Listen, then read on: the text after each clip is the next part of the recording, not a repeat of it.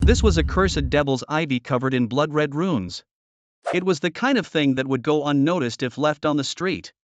But from the moment I first saw it, I decided to nurture it into my guardian beast.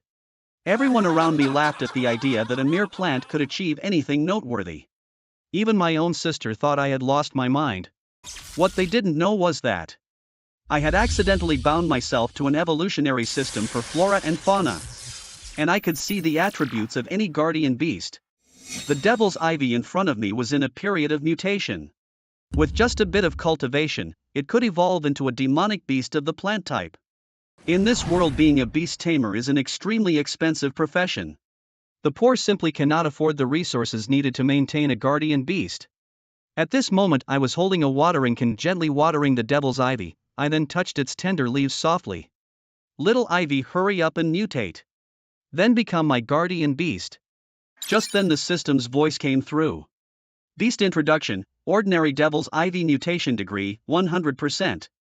Mutation successful, the originally lush green ivy turned into bright red vines with spikes like thorns. At the same time, the information about this beast appeared in my mind. Beast name: Bloodthirst Vine. Beast rank: Warrior. Beast level: 1. Beast attributes: Wood. Beast weakness: Fire. Beast status: Healthy. Beast talent: Bloodthirsty.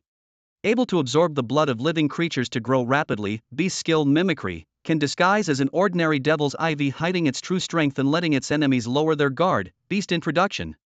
Mutated from ordinary devil's ivy, it can become stronger by absorbing the blood of animals and plants. The host can develop a bond with the bloodthirst vine by feeding it blood.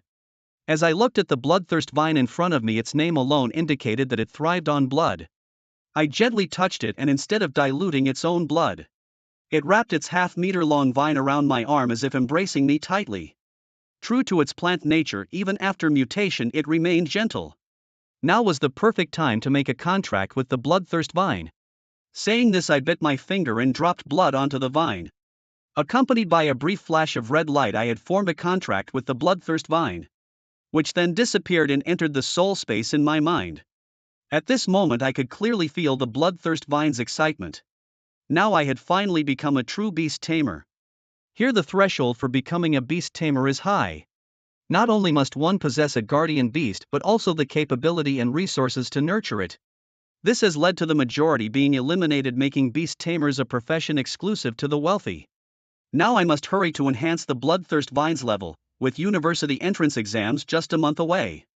Failing to achieve good results would mean no chance to enter a beast taming academy. Since only genius beast tamers can enter high-level academies, I can't afford to rejoice just yet.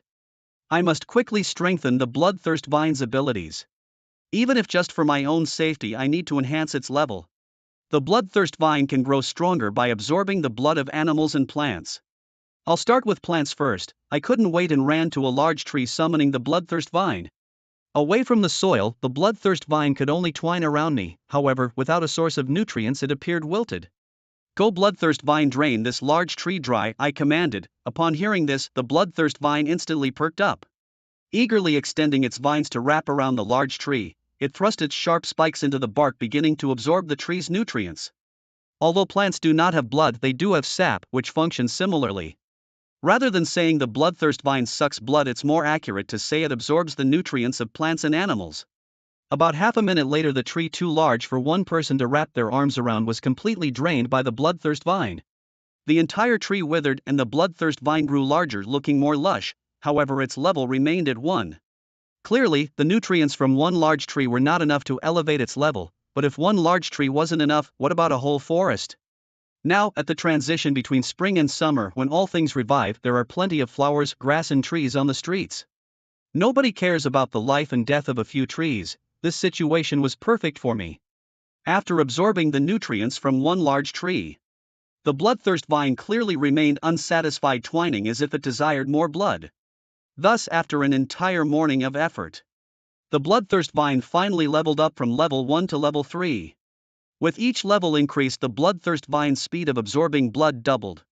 However, at the same time, the amount of blood needed for further upgrades also increased.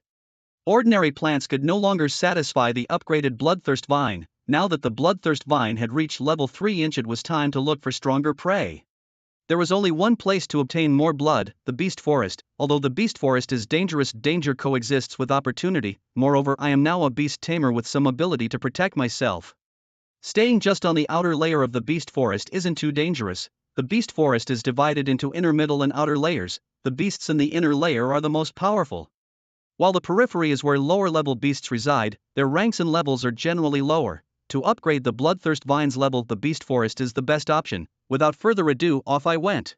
Before even entering the beast forest, Zhou Chen's eyes were wide with astonishment at the sight before him. He had heard terrifying tales of the beast forest, but had always dismissed them as exaggerations. It's just a forest, he thought. How scary can it be? At worst, there are beasts that might eat people. Though dangerous, he didn't find the idea frightening. However, seeing the beast forest with his own eyes, Zhou Chen realized the stories were not false. He hadn't even stepped into the beast forest yet. He was merely 5 kilometers outside its boundary, and already the scene before him was enough to shock. Strewn all around were corpses and debris, human bodies as well as those of beasts, alongside giant beast footprints and fragments of tanks and vehicles. The closer he moved toward the forest, the more corpses he saw. If the outskirts were this littered with bodies, one could only imagine the horrors lying within the forest itself.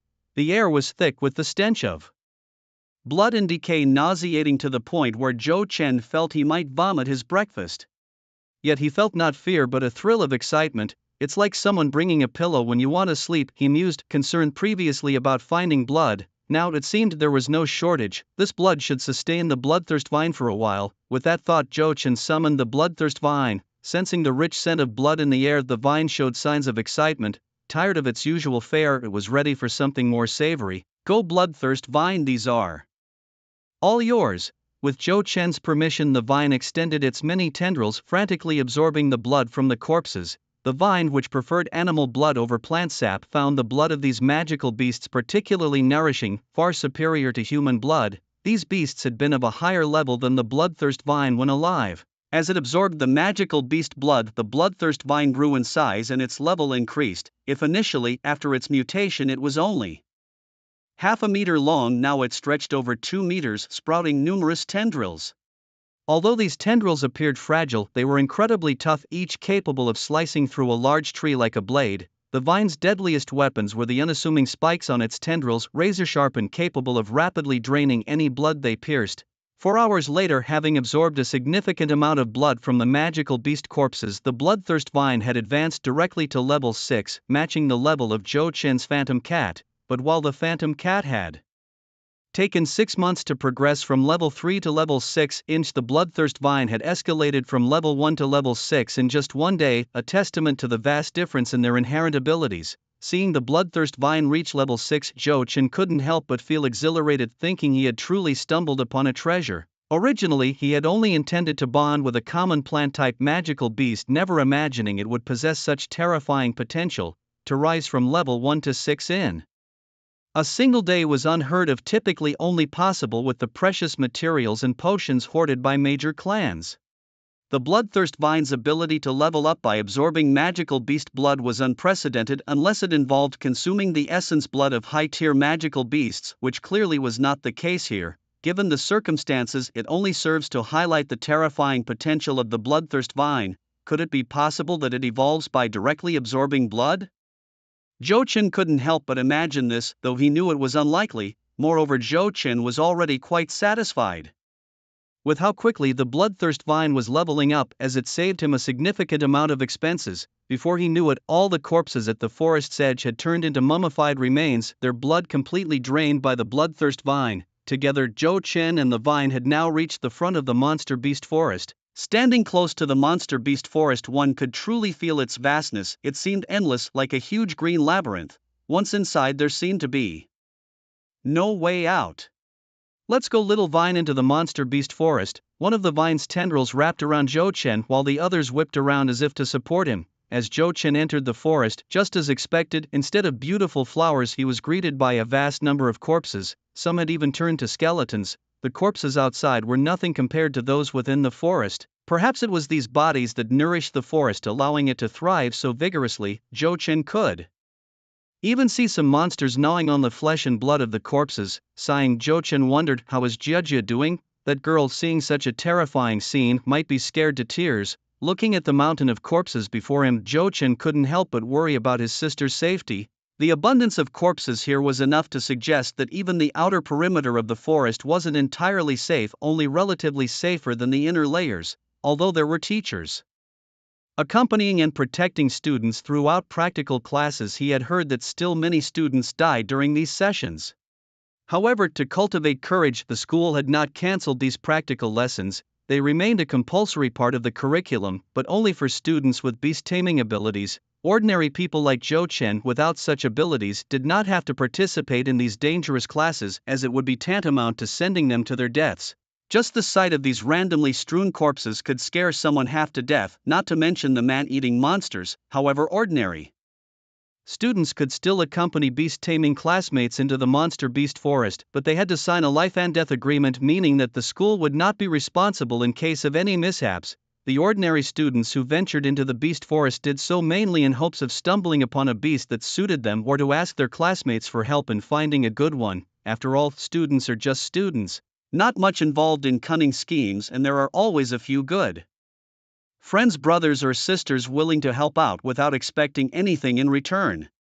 Besides students, many beast tamers from society also visit the beast forest to hunt beasts for money or to gather resources that aid in the evolution of their beast companions. These corpses are just lying here, might as well give them to me, Zhou Chen said, shouting. Drain the blood from these bodies and don't waste a drop. Wasting is shameful. As soon as Zhou Chen finished speaking, the bloodthirsty vine leaped from his arm. A blood-red vine wrapped around a corpse, frantically absorbing the blood within. Other vines also found corpses to drain blood from. As the bloodthirsty vine absorbed the blood, its size increased, though its level did not. Clearly, the blood of these corpses no longer satisfied it. If blood could be likened to a meal, then the blood of these corpses was undoubtedly like leftover food from the previous night. Freshly made food is always more appetizing, and thus the bloodthirsty vine was now desperately craving fresh blood. Hiss, hiss, hiss. Just as Zhou Chen was about to move forward, he suddenly heard rustling sounds, prompting him to stop and carefully look around. Even the outskirts of the beast forest were perilous, a fact that Zhou Chen always remembered, and seeing the corpses outside only reinforced this belief.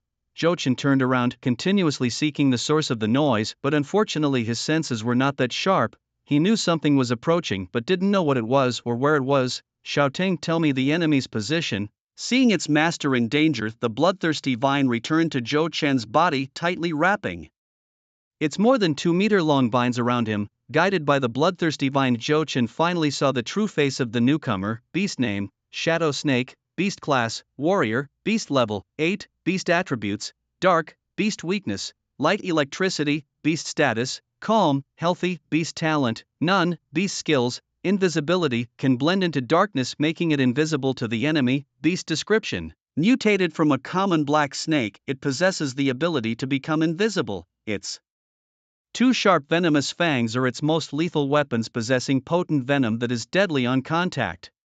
After beheading, it is suitable for roasting and eating. The flesh is crunchy. The gallbladder can be used to brew alcohol. Zhou Chen completely ignored the system's last sentence. Who thinks about eating at a time like this? The shadow snake entered an invisible state. No wonder Zhou Chen had looked around earlier and hadn't seen it. The level of the shadow snake was higher than that of the bloodthirsty vine. Although Zhou Chen had seen many beast tamers fight, he was still a bit nervous about directing the battle himself. Xiao Tong used the mimicry skill. Let the enemy lower its guard first. The bloodthirsty vine stopped its swinging vines and transformed into the appearance of an ordinary green vine, significantly lowering its aura to about a level 3. Hiss, hiss, hiss. Sensing that the bloodthirsty vine was only level 3, the shadow snake no longer hid itself, exposing its 2 sharp venomous fangs. Coiled into a circle, its muscles tense, the shadow snake leaped towards Zhou Chen with a speed akin to an arrow released from a bow. It opened its massive jaws, aiming to bite Zhou Chen, but just as it was about to strike, the bloodthirsty vine disguised as a green ivy sprang into action. Dozens of vines rapidly entwined the shadow snake. Hissing fiercely, the snake thrashed about, struggling with all its might, yet it could not escape the clutches of the bloodthirsty vine. The shadow snake bit into one of the vine's tendrils, injecting its venom, which caused the tendril to wither quickly. However, the bloodthirsty vine simply severed the affected tendril. Losing a tendril was a minor inconvenience for the vine, but its thorns had already pierced through the snake's scales, drawing blood. As the snake lost a significant amount of blood, its body gradually stiffened, and its consciousness began to blur until it finally closed its eyes. the snake's blood was completely drained, leaving behind a corpse. At the moment of the snake's death, a system voice suddenly echoed in Zhou Chen's mind, "Ding, congratulations to the host for successfully killing the shadow snake, earning 8 enhancement points." Enhancement points? What are these and what are they used for? Each time the host kills a demonic beast, they receive corresponding enhancement points. The higher the level and rank of the beast, the more enhancement points are awarded. These points can be used to elevate a beast's level, unlock evolutionary schemes to aid in their evolution, or even directly enhance the host's strength, speed, physique, and mental power. Understanding this, Zhou Chen's eyes lit up. It is well known that, regardless of a beast tamer's level, they remain vulnerable. A common kitchen knife could end their life, thus enhancing a beast tamer's combat capabilities would be incredibly beneficial. As Zhou Chen pondered this, a light screen appeared in his mind. Host Zhou Chen, Beast Tamer, Bloodthirsty Vine. Current stats: Strength 9, Agility 11, Physique 10, Mental Power 13, Enhancement Points 8. Zhou Chen first enhanced his physique and agility, as it was crucial not to engage in combat directly. In case of danger, his main task was to run as far away as possible and strive to survive. After enhancing his physique, Zhou Chen felt as if a day's worth of fatigue had vanished.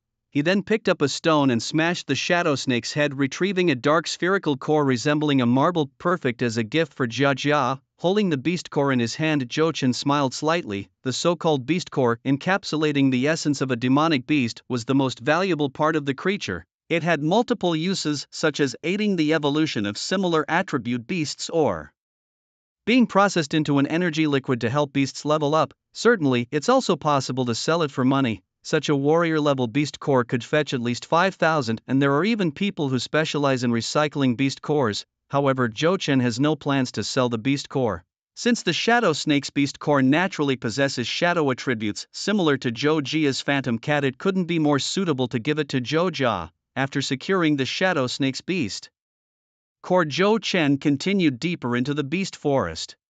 It was now past 6 in the evening, and the bloodthirst vine had successfully killed several beasts, albeit lower level ones, but after draining their blood, it had managed to advance to level 7, elevating a newly mutated beast from level 1 to 7 in just one day would certainly astonish anyone. As the sun set and the splendid sunset became visible, the day darkened into night. At this point, the deeper parts of the forest were dim, making it impossible to see anything. Only faint roars could be heard. The beast forest at night was even more dangerous than during the day, as most beasts chose to hunt at night. One could say that the nighttime beast forest was a vast hunting ground, and no one knew whether they were the hunter or the prey. It seemed best to leave now and return tomorrow. Xiaotang, let's go home, Zhou Chen said, not wanting to take risks and prepared to leave the beast forest with the bloodthirst vine. However, the usually obedient bloodthirst vine did not follow Zhou Shen's command this time.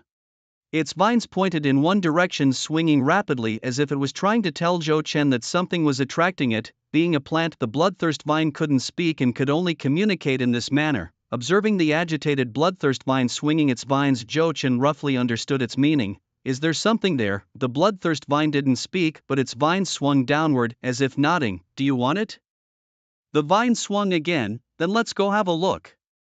After a brief moment of thought, Zhou Chen decided to check it out before it got completely dark. There might be something valuable. Following the direction indicated by the bloodthirst vine's vines, Zhou Chen walked cautiously, also alert to any beasts that might appear around him. Suddenly, Zhou Chen heard a loud roar and a fierce clash, as if some beasts were fighting. Beasts fighting? He moved towards the sounds, curious. It wasn't unusual for beasts to fight, but Zhou Chen hoped they would inflict mutual damage, allowing the bloodthirst vine to take advantage of the situation later? As for why the beasts were fighting, that was irrelevant. Following the sounds of the battle, Zhou Chen saw a green field surrounded by several fallen trees. There, a wild buffalo 2 meters tall and 4 meters long was roaring at a small red flower. But this was no ordinary flower. Next to its petals were sharp fangs resembling a man-eating flower, which indeed it was. So was the wild buffalo trying to eat the man-eating flower? Zhou Chen glanced at the wild buffalo and information about it instantly appeared in his mind. Monster name: Rock Giant Buffalo. Monster rank: Warrior. Monster level: 20. Monster attribute: Earth. Monster weakness: Abdomen. Wood attribute: Monster state: Angry, frenzied, injured. Monster talent: None. Monster skill: Rock. Battle armor: the body becomes as hard as rock, terrifyingly defensive. Monster description: Originating from a normal wild buffalo, this monster has become terrifyingly powerful with a defense that is freakishly high among its peers, and it is particularly sensitive to red objects. Suitable for braising, steak is best served medium rare, and a whole roasted buffalo is also excellent with a delicious aroma. After glancing at the information on the rock giant buffalo, Zhou Chen then looked at a man-eating flower, monster name, ancient carnivorous flower, monster rank, war general, monster level, 10, monster attribute, wood, monster weakness, fire, monster state, healthy, monster talent, devouring, can devour other monsters to increase its level, monster skill, corrosive. Venom fangs, its teeth are coated with a deadly poison that can instantly corrode living beings. Monster description: originating from another world, this carnivorous flower loves fresh meat and its enormous mouth can swallow anything. The venom on its fangs is extremely potent and there is no antidote. Its whole body is poisonous, it's best not to eat it, keep your mouth shut. Seeing the system's last sentence, Zhou Chen couldn't help but mutter to himself, but he still took another look at the carnivorous flower because it wasn't a mutation from a plant on Blue Star but rather from another world. Since the spatial rift appeared, not only the air from other worlds has entered Blue Star but numerous creatures from other worlds have also arrived. This was Zhou Chen's first encounter with a creature from another world, and this ancient carnivorous flower, being a wood attribute monster, its beast core could exactly help the evolution of the bloodthirsty vine. However, Zhou Chen's attention was soon drawn to a vine on the ancient carnivorous flower. This vine looked no different from an ordinary 1-inch, quite inconspicuous, and if it weren't for the system, Zhou Chen would have mistaken it for a normal vine. Xinglua mysterious vine brief: a 150-year-old Xinglua mysterious vine, essence of wood, containing extremely pure wood attribute spiritual energy, often lives near other wood attribute monsters. A 100-year-old Xinglua mysterious vine can evolve a wood attribute warrior rank monster into a war general rank. A 500-year-old vine can evolve a wood attribute war general rank monster into a war marshal rank, and a 1,000-year-old vine can evolve a wood attribute war marshal rank into a war king rank. This item must be obtained at all costs. The moment he saw the Xinglua mysterious vine, Zhou Chen made up his mind to snatch it no matter what. In this world, there are many natural treasures that can help monsters evolve, but these treasures are often controlled by major families and powers, and ordinary people can hardly ever see them. Before us lies the star Luo Xuanting, an undiscovered natural treasure yet to be found by those major families. More importantly, this star Luo Xuanting is 150 years old, just the right age to help the blood-devouring vine evolve into a war general tier. It appears that the ancient man-eating flower must have absorbed the pure spiritual essence from the star Luo Xuanting, hence its evolution to a war general tier beast. Now we wait for these two monsters to fight to the death. Roaring furiously, the rock giant bull charges towards the ancient man-eating flower. Despite its massive size, the rock giant bull is surprisingly fast, shaking the ground with each step it takes. The weaker beasts nearby scatter in terror at its fearsome roar. Not to be outdone, the ancient man-eating flower opens its maw, bristling with venomous fangs, as if waiting for the rock giant bull to charge right in. Although the rock giant bull is 10 levels higher than the ancient man-eating flower, the latter is a war general tier beast with strength more than 10 times that of a same tier warrior beast and has attributes that specifically counter the rock giant bull. Roaring again, as if having previously experienced the potency of the ancient man-eating flower's venomous fangs, the rock giant bull instantly employs its rock armor skill, turning its skin incredibly hard and significantly boosting its defense. It then charges directly at the mouth of the ancient man-eating flower as if to test whether its teeth can shatter its armor. The rock giant bull, like a speeding car, plunges into the mouth of the ancient man-eating flower. To Zhou Chen observing the scene, the ancient man-eating flower seems small, but it swallows the truck-sized rock giant bull in one gulp, a sight so unbelievable it must be seen to be believed.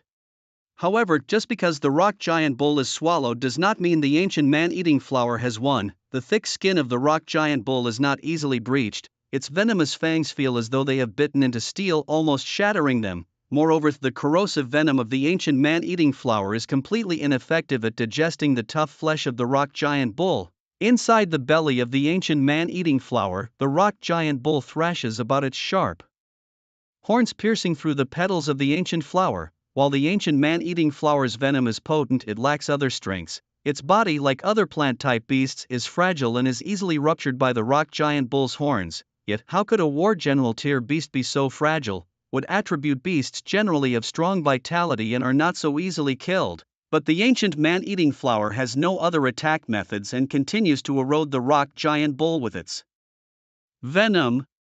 Although the venom is ineffective against the rock giant bull, there are areas that the rock armor cannot protect, such as the eyes, ears, and nostrils. After all, one cannot simply cover the eyes with armor, nor can one block the nostrils and stop breathing. Thus, once these parts come into contact with the venom, the rock giant bull is doomed to die. It is merely a matter of time. The bull's eyes met the venom, causing it unbearable pain, and it struggled even more fiercely, as the rock giant bull thrashed the ancient man-eating flower's bud was torn to shreds, releasing a burst of highly corrosive venom, and eventually the bull broke free from the clutches of the ancient man-eating flower. However, by this time the rock giant bull was on the brink of death and the ancient man-eating flower was barely alive, both having suffered greatly. It was then Zhou Chen's turn to act. Xiao Tango, drain their blood, take your favorite Xinglua mysterious vine.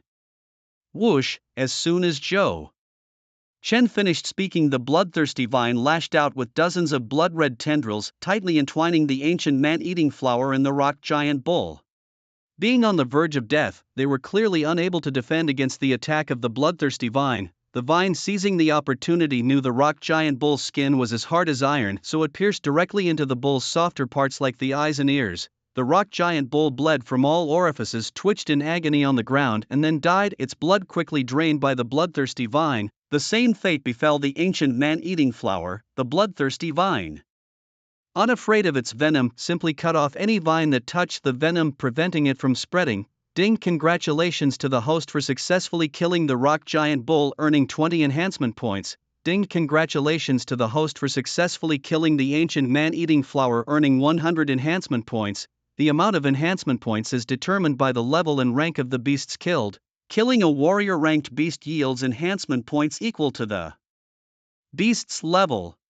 Killing a general-ranked beast yields points 10 times the beast's level. For commander-ranked it's 100 times, and for king-ranked it's 1,000 times, and so on. After killing the rock giant bull and the ancient man-eating flower, Zhou Chen extracted their beast cores. Then he moved to the ancient man-eating flower's corpse and took the Xinglua mysterious vine entwined on its body, which emitted a pleasant fragrance similar to orchids.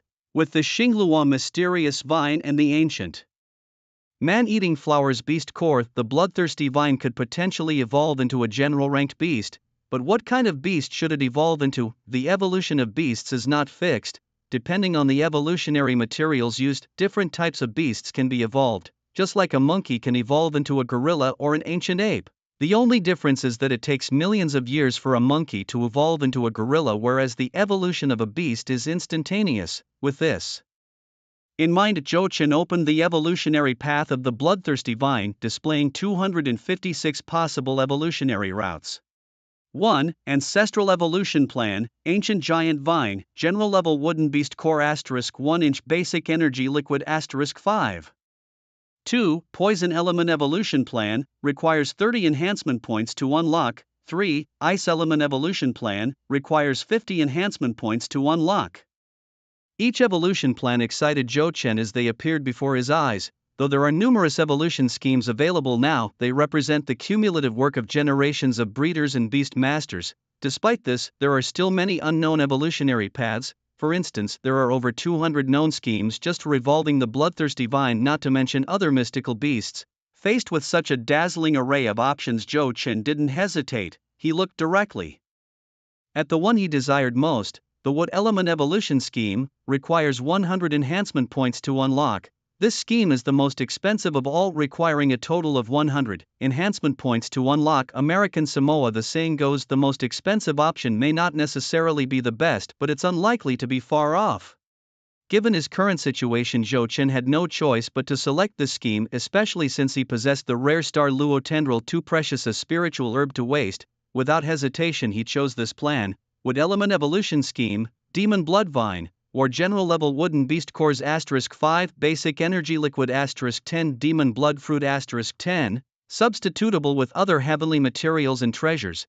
Zhou Chen didn't have the Demon Blood Fruits or Basic Energy Liquids, which meant purchasing them from the Beastmaster shop in War Dragon City at a high price. However, he didn't need to make these purchases. He had the Star Luo Tendril, which could substitute for these items. As for the War General Level Wooden Beast Cores, Zhou Chen already possessed these. the cores from the ancient man-eating flower were indeed wooden beast cores. Of course, Zhou Chen had considered evolving the bloodthirsty vine to level 100 or even 1000 first, then helping it evolve to exploit a bug and save a significant amount of money.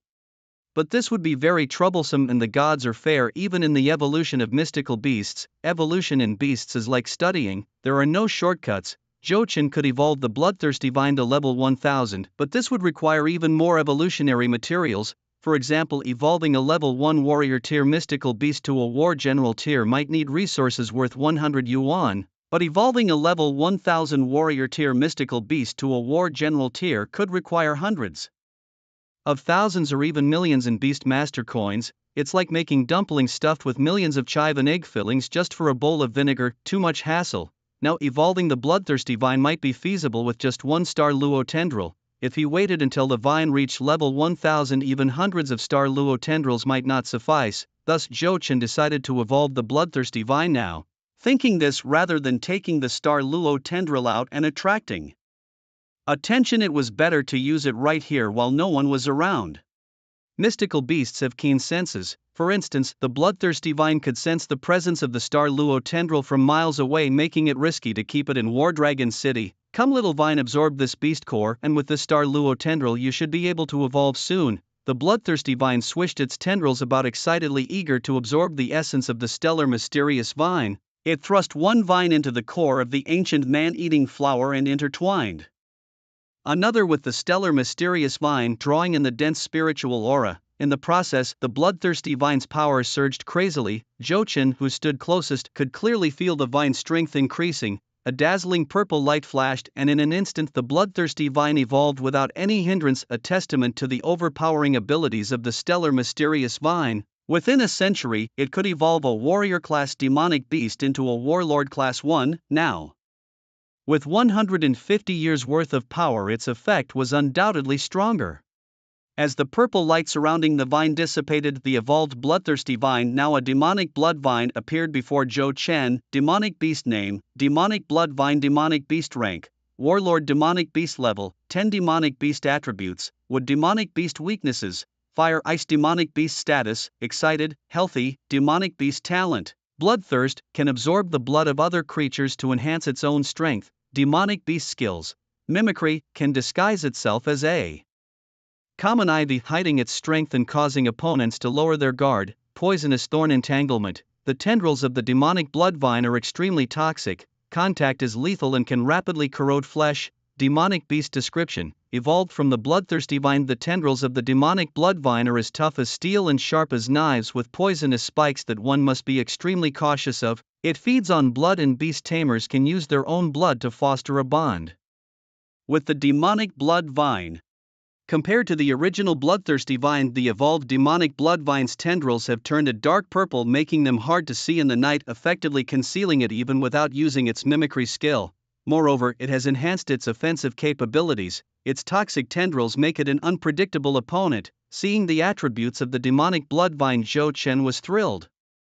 With its mimicry skill combined with the poisonous thorn entanglement skill, the demonic blood vine could become the ultimate hunter. Whether facing a single opponent or a group, it could achieve unexpected results. Alright, I know you're excited, but it's getting dark. Let's head back, shall we? I still need to prepare dinner for Jia. Zhou Chen said. Hearing this, the unusually excited demonic blood vine settled down its swaying tendrils. All its tendrils worked together, and it leaped onto Zhou Chen, who gently stroked the demonic blood vine and then stored it in the soul space within his mind before leaving the perilous demonic beast forest.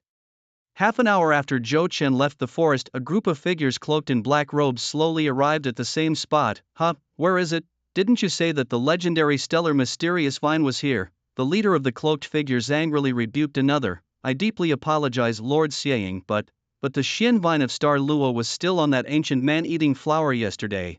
Unfortunately, my beast was no match for the man-eating flower, hence I sought out Lord Xieying, but now I do not know where the Xian vine of Star Luo is anymore. Boom! Before the man in black could finish speaking, the leader Xieying kicked him away. Humph, you useless thing, by now, that precious Xian vine might have already been swallowed by some beast. I deserve to die. Please, my lord, forgive me. The man in black kicked away hurriedly, knelt down to beg for forgiveness, his eyes filled with fear of Xieying. Humph, Xieying snorted coldly. Through his black robe his face was not visible, but his mood was clearly not good.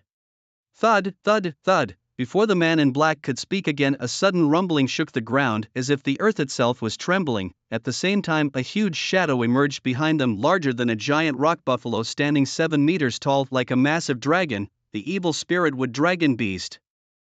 Lord Xieying, spare my life, please, Lord Xieying, spare me. Ah, the kneeling man, just hearing the footsteps of the dragon, hurriedly cried out for mercy. But the evil spirit wood dragon beast paid no heed to his screams, opened its gaping maw and swallowed him whole, leaving behind only a pool of blood and the man's dreadful screams. The other men in black scattered, fearful they might be the next to be devoured.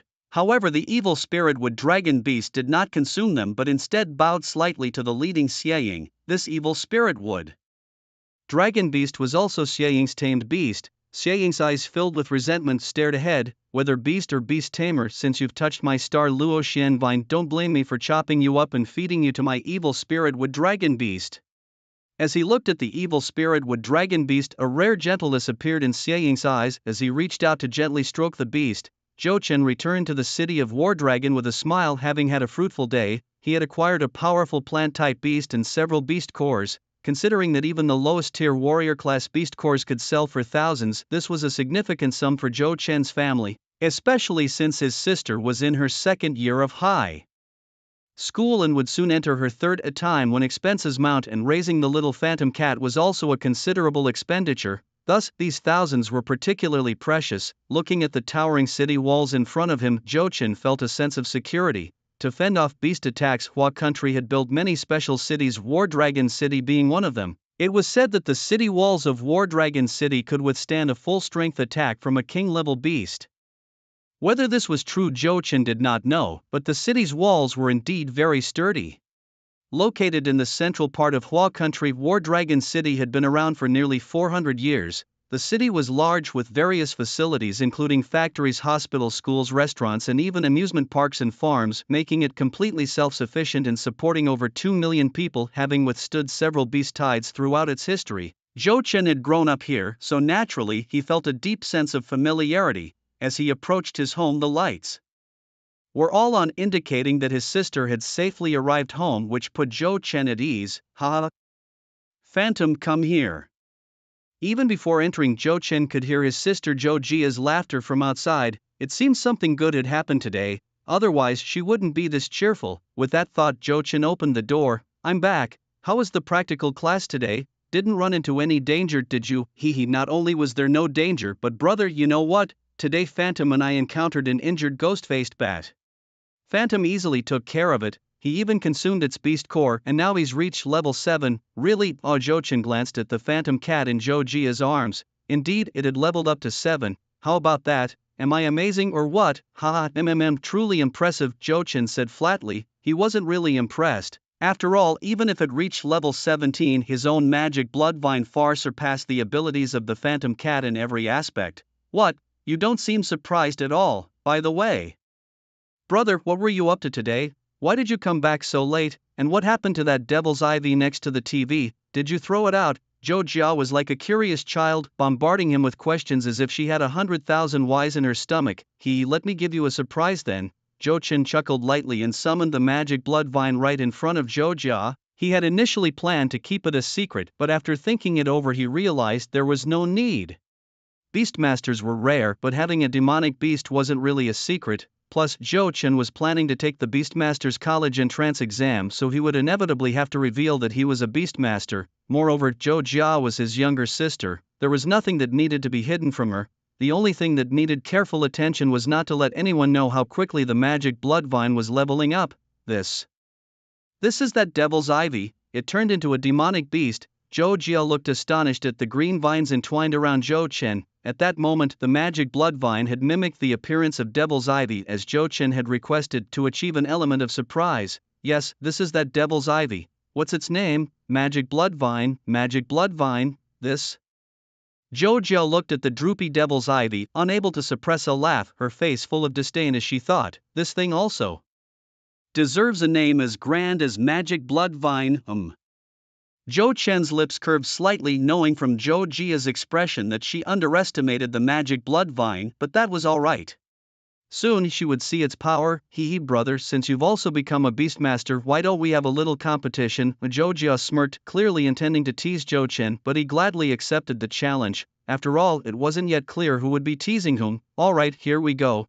Then I won't hold back, let's do this. The Phantom, tear down those vines of the green radish, demon blood vine, leave a survivor. The siblings each issued their commands and the two monsters launched their attacks instantly. The upgraded Phantom Cat moved faster like lightning, leaping in front of the Demon Bloodvine in a single bound. However, the Demon Bloodvine was no pushover. In terms of rank, level and natural talent, it far surpassed the Phantom Cat, and there was no reason for it to be hit by the cat. Casually lifting a vine, he had lightly flicked it, and with a loud bang, the Phantom Cat was whipped against the wall, creating a small dent in the white wall. This was still the result of Zhou Chen ordering to leave a survivor. Had it used full force, the Demon Blood Vine might have defeated the Phantom Cat before it even made a move. Phantom, seeing the Phantom Cat thrown, Zhou Jia called out worriedly, but upon seeing that the Phantom Cat stood up unharmed, she breathed a sigh of relief. She was also even more astonished at the strength of the Demon Blood Vine. At this moment, the Demon Blood Vine also deactivated its mimicry skill, revealing its true form. Its dark purple vines like venomous snakes were daunting, and its power as a battle-class monster was undeniable. Big brother, could it be that the Demon Blood Vine is a battle-class monster? Seeing the true face of the Demon Blood Vine, Zhou Jia couldn't help but ask. Only a battle-class monster could easily whip the Phantom Cat away. Yes, my Demon Blood Vine is indeed a battle-class monster. Zhou Chen smiled, then gently stroked the vine of the Demon Blood Vine, while Zhou Jia looked on enviously as he withdrew the Demon Blood Vine back into his soul space. Big brother, I'm so envious of you picking up a pot of green radish and it turns into a battle-class monster just like that. Zhou Jia's eyes were filled with envy and jealousy for Zhou Chen. She always thought that finding a monster was already a blessing from the goddess of luck, but it turned out that Zhou Chen was the truly favored one, picking up a pot of flowers and it turns out to be a battle-class monster. Luck is such a thing, your envy is useless, but I also have a gift for you. Saying this, Zhou Chen took out the beast core of the dark shadow snake and handed it to Zhou Jia. Big brother, this is. Looking at the beast core in her hand, Zhou Jia knew it could help her Phantom Cat level up. The beast core of the dark element monster, the dark shadow snake, can help the Phantom Cat level up. It's just too low level, otherwise it might have helped it evolve into a battle class monster. No worries, I'm happy as long as it helps the Phantom upgrade. Thank you, big brother. No need to thank me. Zhou Chen smiled and then started preparing dinner. In the kitchen, Zhou Chen cooked dinner while also pondering, now that I'm also a beast master, I must also participate in practical classes like Jia Jia. Although the Demon Blood Vine is already a battle class monster, there are quite a few students who have battle class monsters. The level of the Blood Vine is still too low. The priority now is to quickly enhance its level. Tomorrow, another trip to the Beast Forest is in order. The forest is littered with the corpses of beasts whose blood can aid in leveling up the Blood Vine, while the forest trees can serve as its nourishment. After hastily finishing dinner, Zhou Chen went to bed early. The next day being Sunday and a school-free day, Zhou Chen planned another visit to the Beast Forest. But before that, he stopped by a beast taming shop. As the name suggests, the shop sells items related to beast taming. Inside, there are various items that can enhance beast levels or assist in their evolution. There are even live beasts and beast eggs, though they are exorbitantly priced and Zhou Chen could not afford them. This place not only sells but also buys items related to beasts such as beast cores. Welcome, what would you like to buy? The shop assistant asked with a professional smile. I'd like to exchange these beast cores for energy liquid, Zhou Chen said, taking out 10 beast cores, including one from a giant rock bull he had acquired yesterday. No problem, these are warrior grade cores. Here, one core is worth 5,000 beast coins. If it's above level 100, it's 10,000 beast coins, above 200-inch 20,000 beast coins, above 340,000 beast coins, and so on. Yours are all under level 100, so 10 cores equal 50,000 beast coins. Our basic energy liquid costs 10,000 beast coins per bottle. How many would you like? In the era of beast tamers, all special cities in Huagua had their currency converted to beast coins. 5 bottles of basic energy liquid, Zhou Chen said without hesitation. Energy liquid is a product made from the spirit energy extracted and compressed from beast cores, which can enhance a beast's level. There are 4 types: basic, intermediate, advanced, and super energy liquid. Alright, please wait a moment. The assistant took the beast cores and returned with 5 bottles of basic energy liquid. The basic energy liquid was a vibrant green liquid brimming with potent energy. Jochen took the energy liquid and then took a taxi from Dragon City back to the outskirts of the beast forest. The corpses were still plentiful here, with even a dozen fresh ones' blood still flowing from there.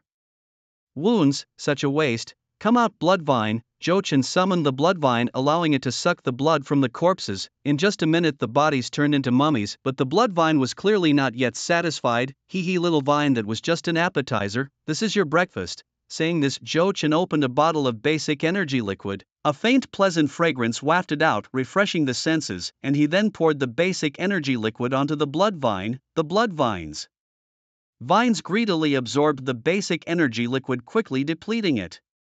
The demon Bloodvine also advanced a level, reaching level 11. Being a beast of the commander tier, it required more energy to level up.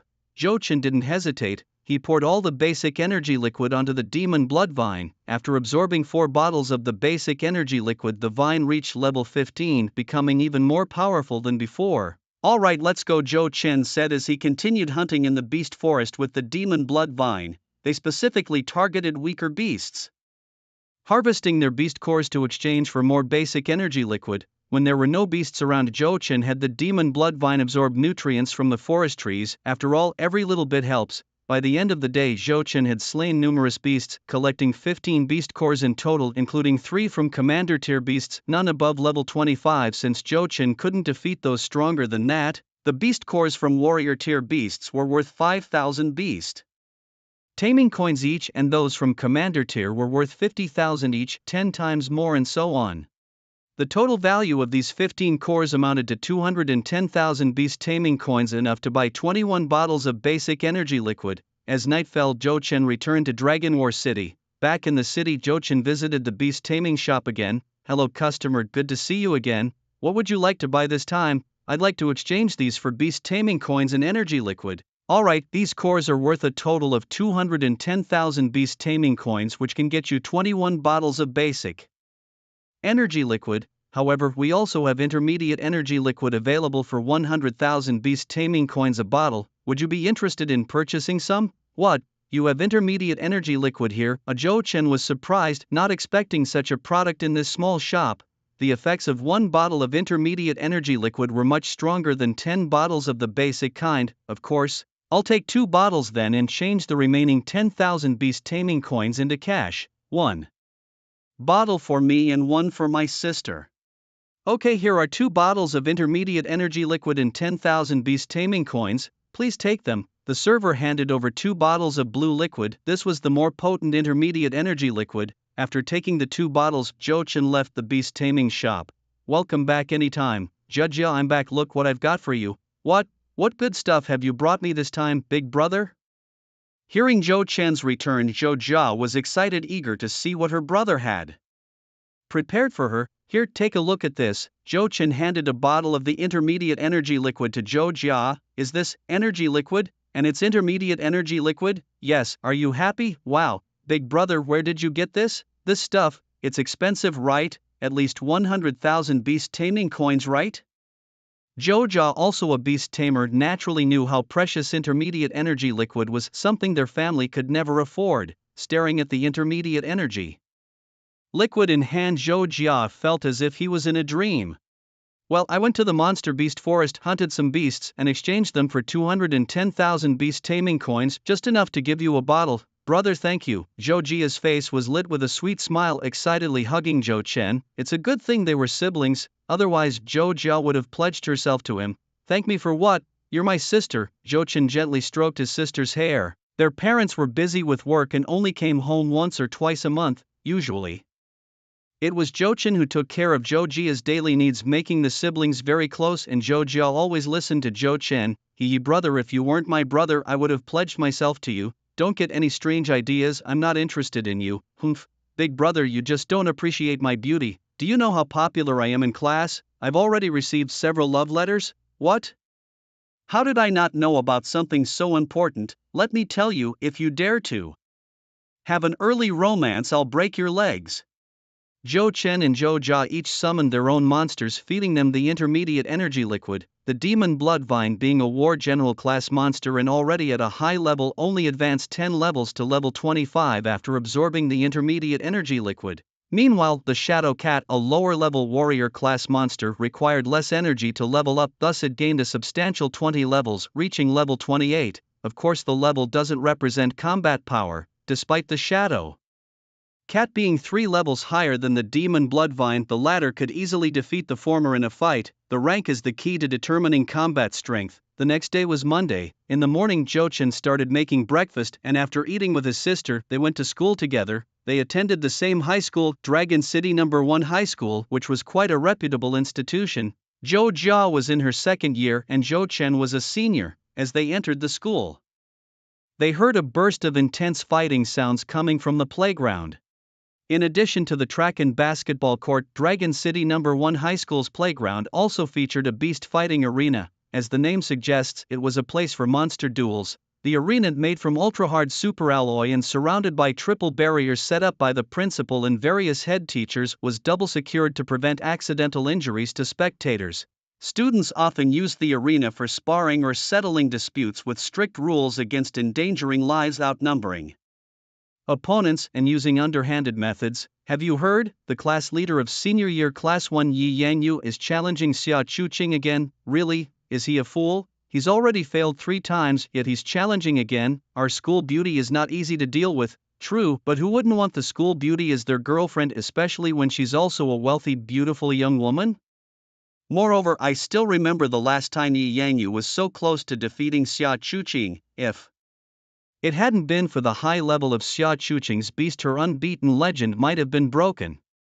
This time Yi Yangyu must have come prepared. I heard his beast has surpassed level 35. Is that even true? The chatter reached Zhou Chen's ears and he knew a bit about the situation. Xia Chuqing is the school beauty of Longcheng No. 1 Middle School, with a sweet face and a tall figure. From her first day at school, she made countless boys fall head over heels for her, becoming the dream girl of many men. Additionally, she comes from a very wealthy family, making her a genuine rich lady.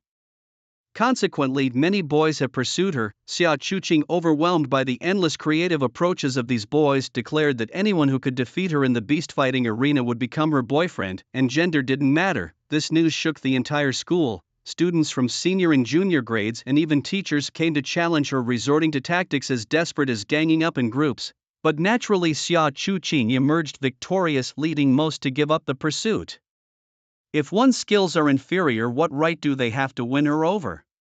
However, some were not ready to give up, and Yi Yangyu was among them, having challenged her 3 times already without losing hope. His persistent spirit is indeed commendable. Brother, shall we go watch? Upon hearing about a Beastmaster duel, Zhou Jia immediately became excited. His love for gossip ignited, especially since the opponent was the school beauty. It was said that many girls in the school also admired Xia Chuqing, writing her love letters and expressing desires for a more romantic relationship, making her a figure of allure for both men and women. Alright, let's go and see. It will be beneficial for you too. Observing other beast masters' fights can be advantageous, especially since the opponent is in the top 10 of the student rankings. The so-called student rankings are based on the strength of the student's beasts, initially ranked by the creature's species and levels. Those dissatisfied could issue a challenge, and if they won, they would take the place of the previous holder, greatly motivating the students. Zhou Jia, being rather weak, was ranked 283rd, and the school had just over 300 beast masters, with the majority of students not possessing any beasts. Zhou Chen, having just become a beast master and not yet registered with the school, was unranked. The two headed to the beast fighting arena, which was quite large, taking up most of the schoolyard and enclosed within a transparent barrier. Inside the barrier, a man and a woman stood, both extremely good looking. The woman was naturally the school beauty Xia Chuqing. Her smooth, beautiful long hair was tied into a single ponytail fluttering in the wind, giving her the air of a heroic woman. With her delicate doll-like face, big pitiful eyes, beautiful nose and small cherry lips, she was irresistibly charming. No wonder she was considered a devastating beauty, capable of captivating both men and women. Who could possibly resist her? The moment Zhou Chen first laid eyes on Xia Chuqing, his heart skipped a beat. Not just him, Zhou Jia too felt an urge to rush forward and confess his feelings to the school beauty. The boy in question was also quite handsome and sunny, capturing the hearts of many young girls. Some of them were practically starstruck, wishing they could break through barriers just to confess to this idol. This boy was Yi Yangyu, the class president of senior year class 1, ranked 4th on the student leaderboard and one of the school's most handsome students, while Xia Chuqing was undeniably the top beauty. Apart from the school's beauty and handsome students, the arena also featured two formidable mythical beasts. They appeared very powerful. The beast's name was Bingyu, who a beast of the war general, rank level 33 with ice attributes. Its weakness was fire and it was currently in a state of fear, injured. The beast's talent Ice Moon allowed it to significantly increase its strength under the moonlight and absorb lunar energy to enhance its level. Its skills included Ice Fox Fire, which emitted a blue flame cold enough to chill to the bone, and 0-degree freezing point, which could freeze everything within tens of meters, restricting the enemy's movement. Evolved from the Moonlight Fox, the Bingyu, who had a deeper understanding of the power of ice, anyone underestimating it would pay a heavy price. It was adorable and charming, making it suitable as a pet. Such a cute little fox, don't eat it. Level 33, that's impressive. Zhou was astonished upon seeing Bingyu, whose attributes.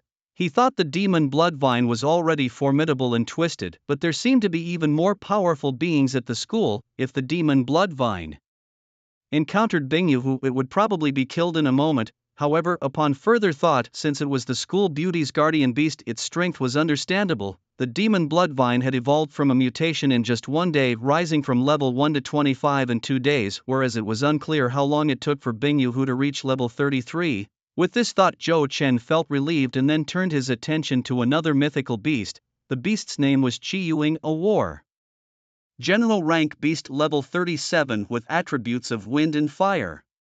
Its weakness was its abdomen, and it was currently excited, lightly injured. Its talent Divine Speed allowed it to move incredibly fast, even creating afterimages that looked like clones. Its skills included Eagle Strike, where it used its sharp beak in combination with high speed to lethally stab enemies, and Fire Feather Meteor, where it burned its feathers and shot them at enemies, the feathers exploding and burning enemies to ashes upon impact. Evolved from the Black Feather Eagle, not only had its size increased, but it had also mastered the power of flame. Its burning posture was as beautiful as a phoenix rising from the ashes. Suitable for making soup, it was considered highly nutritious. The Red Feather Hawk boasts attributes far superior to those of the Ice Moon Fox, not only overpowering it in terms of capabilities but also in level. This Red Feather Hawk, the chosen beast of Yi Yangyu, seemed to have sealed the victory in this duel. Red Feather Hawk, use your Fire Feather Meteor to defeat the Ice Moon Fox. With a piercing screech, the Red Feather Hawk's body burst into flames, resembling a phoenix reborn from the ashes. Countless flaming feathers stormed towards the Ice Moon Fox like a tempest. With no escape and unable to fly, the Ice Moon Fox could only endure the onslaught passively, unable to retaliate. Even if it could counter with its Ice Fox Fire, the Red Feather Hawk's blistering speed made it an impossible target, leading to the Ice Moon Fox's swift defeat. However, its master Xia Chuqing showed no signs of worry. A loud boom resounded as the Ice Moon Fox, struck by several feathers, was grievously wounded, losing the strength even to stand. This was still the Red Feather Hawk showing mercy, otherwise it would not have been just a few feathers, but thousands pelting the Ice Moon Fox. Yi Yangyu's intention was merely to defeat the Ice Moon Fox and win Xia Chuqing's heart, not to kill it and provoke her anger, which would be counterproductive. Everyone knew that the Ice Moon Fox was Xia Chuqing's beloved pet, and harming it could have unpredictable consequences. Classmate Xia Chuqing, you've lost, so can you be my girlfriend now? Yi Yangyu teased. Class president, don't celebrate too soon. Xia Chuqing replied with a slight smile, stunningly beautiful, which dazzled both Yi Yangyu and the audience alike. Her smile was like a piece of exquisite art, captivating and brilliant no matter the perspective. But Xia Chuqing, your Ice Moon Fox has already lost. It doesn't even have the strength to stand. If you let it continue to fight, it might die. Yi Yangyu said gently, seemingly sure of his victory and affectionately calling her by her first name. Yet Xia Chuqing remained unfazed. To tell you the truth, class president, if you had defeated me a week ago, maybe I would have become your girlfriend. But now you're no match for me, Xia Chuqing confidently responded just as Yi Yangyu was about to speak. Who told you I only have one beast? What, you didn't think that? Before Yi Yangyu could finish, Xia Chuqing raised her hands and declared, "Come out, explosive rock mastiff."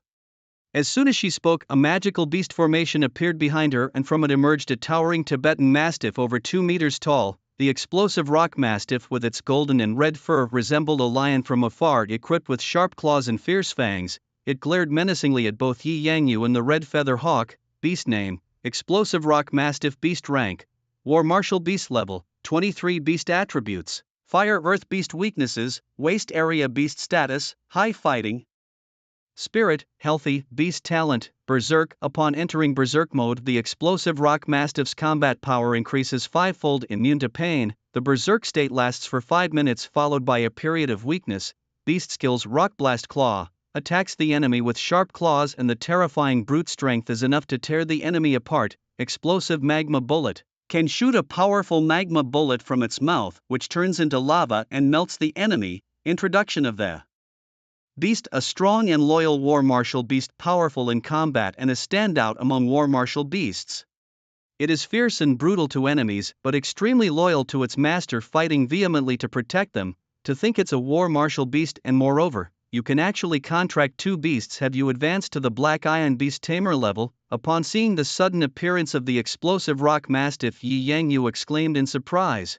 Not only amazed at the strength of the war martial beast, but also surprised that Xia Chuqing has already broken through to become a Black Iron Beast Tamer capable of contracting 2 beasts. The levels of beast tamers from low to high are: ordinary, black iron, bronze, silver, gold, platinum to diamond. Normally people are ordinary beast tamers able to contract only 1 beast, but once a beast tamer's spiritual power breaks through, they become a black iron beast tamer and can contract 2 beasts. In the battle of beast tamers, having 1 more beast is like having an extra life. Being able to break through to black iron level at just 18 years old is truly a genius among geniuses.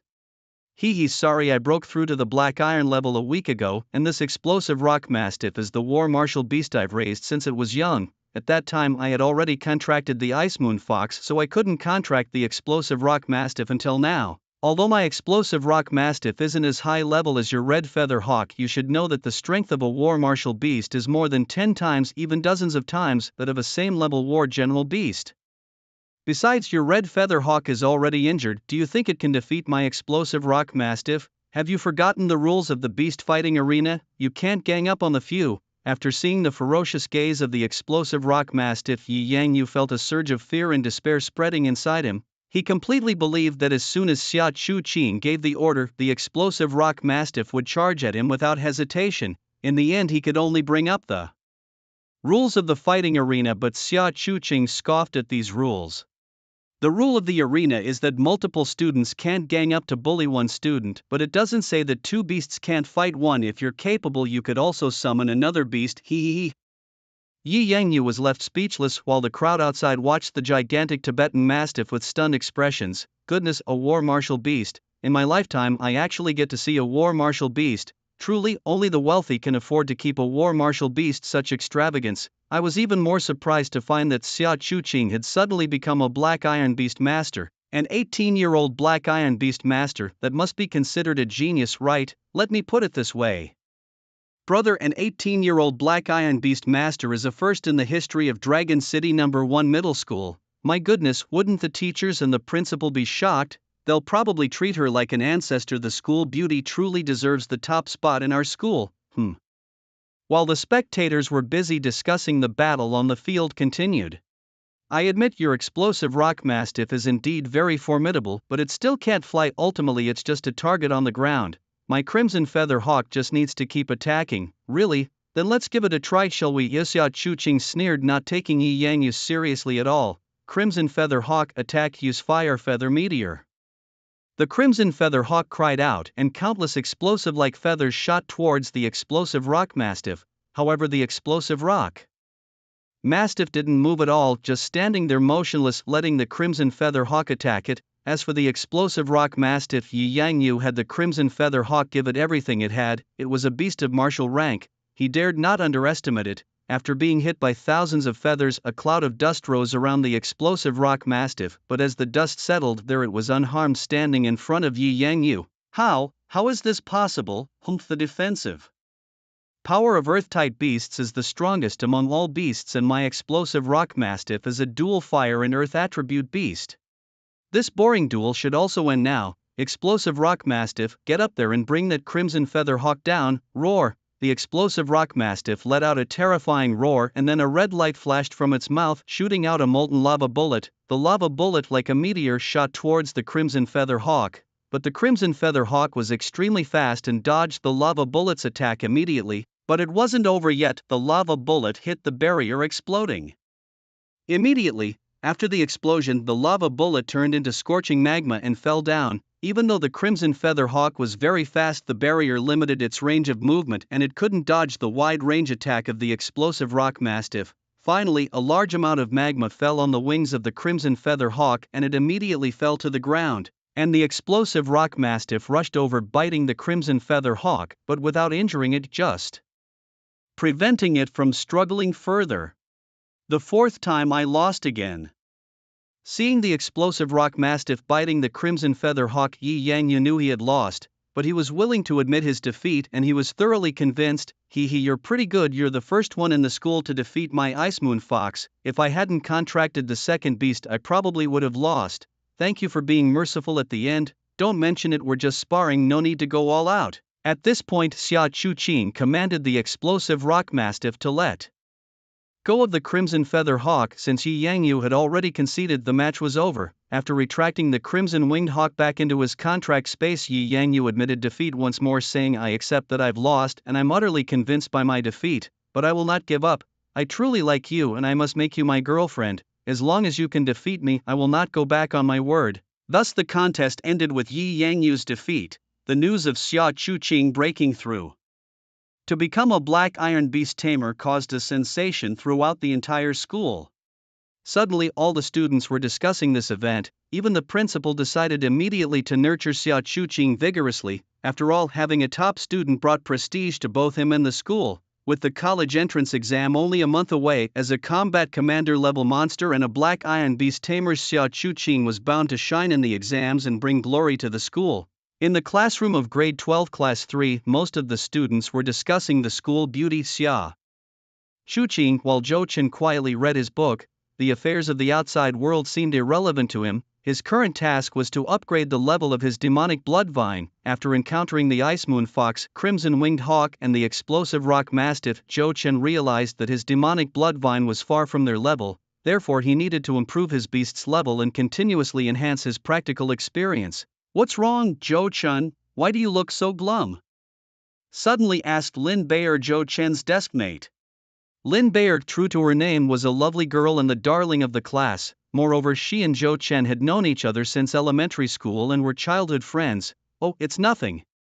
But you might not see me tomorrow, Zhou Chen mentioned, half-jokingly. Why? Zhou Chen asked, suddenly fearing the worst. Don't tell me you've contracted some terminal illness. God, no. Stop spewing nonsense. Tomorrow is just a practical class and I'm going too. I've already asked the class leader to find a suitable beast for me so I can participate in the Beast Tamer College entrance exam, Lin Bear explained excitedly. As the college entrance exam approached, practical classes were almost held 2 or 3 times a week, unlike in the second year when they occurred only once or twice a month. Oh, is that so? Congratulations then, Zhou Chen replied, his expression unchanging. Hey, why aren't you a bit jealous? By the way, are you going tomorrow? The class leader is really nice and she might be willing to find a suitable beast for you too so we can take the Beast Tamer exam together.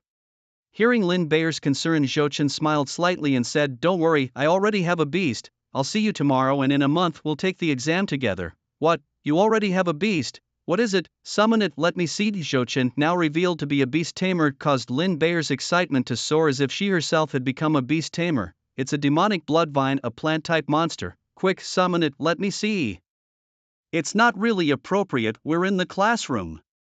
How about this? You're going to the practical class tomorrow, right? I'll show you my demonic blood vine then. How does that sound? Alright. Lin Bear trembled with excitement. She was actually Zhou Chen before bonding with the contract demon bloodvine, filled with admiration for beast tamers. Hey, what are you all talking about? It's so lively here. Right, Bear, tomorrow I'll take you to capture a demon beast. Remember to come to school, okay? At this moment, a beautiful girl named Yi Sikhen approached. While she wasn't a devastating beauty like the school belle Xia Chuqing, who could topple cities and cause calamities with her looks, Yi Sikhen was still very sweet-looking and recognized as the class beauty and the class president of Class 3. Sure, don't worry, class president. I won't forget, Lin Bear responded eagerly. by the way, what were you guys talking about just now, class president, did you know? Zhou Chen has also become a beast tamer, he'll join us in tomorrow's practical class. Oh, really? Yi Sikan asked in surprise, turning to look at Zhou Chen, who nodded in affirmation. Yes, class president, it's true, congratulations. Now our class has one more beast tamer, Yi Sikan said with a smile. As the class president, Yi Sichan's wish was for all her classmates to become beast tamers, each owning their personal demon beast, and she was indeed making it happen. Almost every practical class there would be students who weren't beast tamers asking her to help them find a suitable beast, and Yi Sikan always gladly agreed, asking for nothing more than a meal in return afterward. Perhaps many saw Yi Sikan as a naive girl, but for ordinary people like Lin Bayer and the previous Zhou Chen, Yi Sikan was like an angel. Indeed, she was the angel of Class 3, the elder sister everyone looked up to and the one whose words were law in the class. It was an unspoken rule that one might disobey the class teacher but never Yi Sikan. Zhou Chen, now that you're also a beast tamer, you must join tomorrow's practical class. By the way, what's the name of your beast, what level is it? Yi Sikan asked with keen interest. It's a Demon Bloodvine Award General Stage Plant Type Demon Beast. Award General Stage Beast? Yi Sikan was slightly taken aback, clearly not expecting Zhou Chen to have a beast of such a high rank. You're really lucky, I'm quite envious, but congratulations. Now that you're a beast tamer too, could you help me out tomorrow? Help Bayer find a suitable beast, how about that? No problem, we should help each other as classmates, Zhou Chen replied. With a smile nodding. Even if Yi Sikan hadn't asked, Zhou Chen had already planned to do so. He and Lin Bayer had been friends since childhood, and now that he was capable, he naturally wanted to help his friend become a beast tamer. Thank you, Zhou Chen, Lin Bayer smiled. After the morning classes, Zhou Chen prepared to head home. For beast tamers, practical experience was more crucial than theoretical knowledge. Furthermore, in the beast tamer's college entrance examination, theoretical knowledge only accounted for a small part. Most of it depended on the beast's strength. If the beast was too weak, even scoring full marks in the theoretical exam wouldn't secure admission to a good university. The afternoon session was practical combat simulation where students' beasts sparred with each other. Compared to the hands-on classes, these simulations were minor skirmishes since everyone held back to avoid actually killing an opponent's creature. Practical classes were different, they had been known to result in fatalities. Moreover, the afternoon combat simulation was optional, students could come and go as they pleased. Zhou Chen had no interest in playing these domesticated games. If it was a fight he wanted, he would seek real combat. For instance, entering the beast forest where all manner of fierce creatures roamed. Survival there depended on fighting earnestly. Only in such places could one truly enhance their strength. Just as Zhou Chen was about to leave, his gaze accidentally fell upon the training field's arena. There he spotted his younger sister Zhou Jia engaged in a sparring match with another student. Her opponent's beast was a level 25 Thunder Leopard, a lightning element warrior beast known for its speed. Although the Thunder Leopard was fast, Zhou Jia's Phantom Cat was even faster. Despite having less attack power, the Phantom Cat's ghost-like speed consistently outpaced the Thunder Leopard. It wouldn't be long before Zhou Jia would level up from this victory. Jia, she's not trying for the student rankings, is she? It wasn't unusual for students to challenge the rankings. Such challenges occurred almost daily and the leaderboard was constantly changing. For instance, Zhou Jia had risen from the 283rd to the 161st position, advancing over 100 places. Who knew how many matches she had fought? Seeing this, Zhou Chen's interest was piqued and he decided not to leave the school. Instead, he joined the spectators around the arena to watch the ongoing battle. Wow, that junior's beast is incredible. It's so fast. Yes, the Thunder Leopard is known for its speed. Even Xia Chuqing's Ice Moon Fox falls slightly behind in speed. I didn't expect the Phantom Cat to be even faster. Overhearing the surrounding spectators, Zhou Chen smiled slightly. A beast that had consumed a mid-level energy potion truly was different. About 2 minutes later, accompanied by a loud thump, the Thunder Leopard collapsed from exhaustion while the Phantom Cat lightly landed on Zhou Jia's shoulder, breathing slightly heavily. Clearly, the battle had also taken its toll on the Phantom Cat. With the Thunder Leopard down, Zhou Jia naturally claimed victory. Hee Phantom, well done. Zhou Jia chuckled as she rubbed the Phantom Cat's head, encouraging it. After this duel, Zhou Jia's ranking climbed again, moving from 161st to 150th. But that was her limit. If her Phantom Cat couldn't level up again, she probably wouldn't be able to advance further. Right. Just then Zhou Jia, who had stepped out of the beast fighting Arena spotted Zhou Chen in the crowd and waved at him. "Hey, big bro, did you see me in action just now? I'm now ranked within the top 150 at school. How about that? Am I awesome or what?" She beamed proudly. "Ah, silly girl, you're not ranked 150th, you're 151st. Don't forget there's me too. You're still no match for me," Zhou Chen chuckled. "TCH. Big bro, mark my words, one day I will bond with a warlord-class monster beast and then I'll definitely beat your demonic blood vine," Zhou retorted with determination. Ever since she saw the school beauty Xia Chuqing's warlord-class explosive rock mastiff that morning, she had been incredibly envious and longed for one herself. "If you really do bond with a warlord-class beast, your brother here would be very happy for you. Come on, let's go home. Your phantom cat must be tired," he said, gently ruffling his sister's silky hair and taking her small hand, leaving the crowd together like a young couple heading home. "Bro, aren't you planning to challenge the student rankings? With the strength of your demonic bloodvine, entering the top 100 shouldn't be a problem," Zhou Jia asked softly, tilting her head as Zhou Chen pondered for a moment. "Challenging the student rankings does have its perks, like becoming famous. They say the human fears fame as the pig fears fattening, but who doesn't want to be famous? Look at Xia Chuqing, shining wherever she goes, known by every high schooler in War Dragon City. Just with her exceptional beauty and formidable strength, she didn't have to say a word to gain a horde of fawning admirers.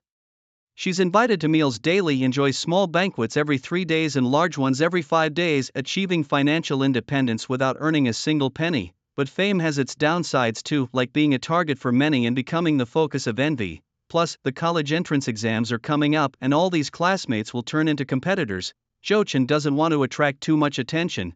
He plans to keep his power hidden and then astonish everyone. I guess I'll pass. I'm not really interested, and besides, tomorrow is my first practical class I need to prepare." The next morning, all the seniors from Longqing First High School arrived early at the school, where 5 buses were lined up at the entrance. The students boarded the buses in an orderly fashion, with class heads and even the grade director following behind. The teacher's task was to ensure the students' safety. There were 10 senior classes, but only 5 buses had been rented.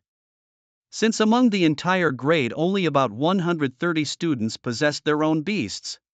Zhou Chen's class 3 had the most beast tamers, thanks in large part to the class leader Yi Sikan, who had selflessly helped those without beasts capture monster beasts to become beast tamers. As a result, presently in class 3, only 3 or 4 students are not beastmasters.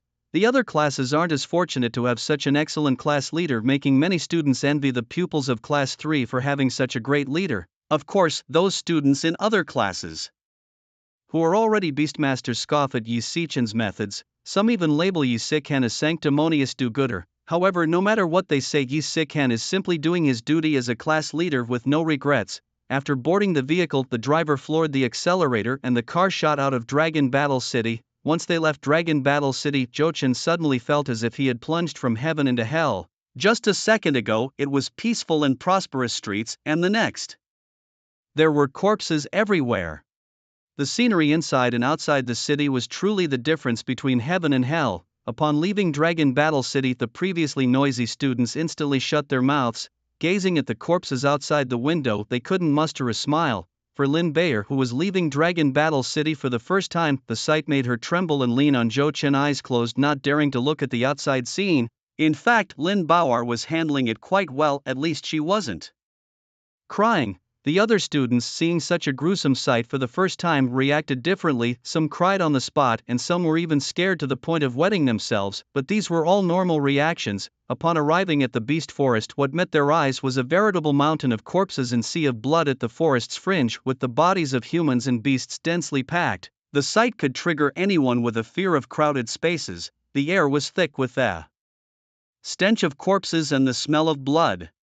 Lin Baoer took out a mask and put it on, otherwise it would be nearly impossible to proceed in such an environment. "How about it, Baoer, are you scared?" Yi Sikan approached Lin Baoer, patting her cheek, and asked. Perhaps accustomed to the environment, Yi Sikan didn't wear a mask and even the smell of corpses didn't seem to bother him. "A bit, but it's okay, I can endure. I want to become a beastmaster, how can I be afraid of mere corpses?" Lin Baoer encouraged herself, then looked at Zhou Chen and forced a smile. "By the way, Zhou Chen, can I see your beast? I've wanted to see it since yesterday." "Sure, no problem." Zhou Chen smiled slightly, knowing that Lin Baoer was trying to distract herself, and summoned his demonic bloodvine. Currently, the demonic blood vine used its camouflage ability, appearing no different from an ordinary pot hose while releasing a faint fragrance that purified the surrounding air. Is this the demonic blood vine? It looks just like an ordinary pot hose. Jo-chan, you aren't fooling me, are you? Looking at the potha-shaped demonic blood vine, Lin Bauer asked skeptically. Even Yi Sikhan looked at the demonic blood vine, not believing that this pot hose could be a war-level beast. You don't believe it? Then let me show you the power of the demonic blood vine, Jo-chan said, and immediately the demonic blood vine's tendrils shot out in all directions, piercing into the corpses of the beasts and humans. The bodies that the tendrils penetrated turned into mummies, and even the surrounding smell of blood weakened significantly. Although the demon blood vine currently looks like a pot hose, its blood-sucking ability is not diminished. In just a few minutes, the corpses around it have turned into mummies. See, that's the power of the demon blood vine. The moment its vines touch you, your blood will be sucked dry, and you'll be turned into a mummy. Jo-chan only mentioned that the demon blood vine could suck blood, but he didn't mention that it could enhance its strength by doing so.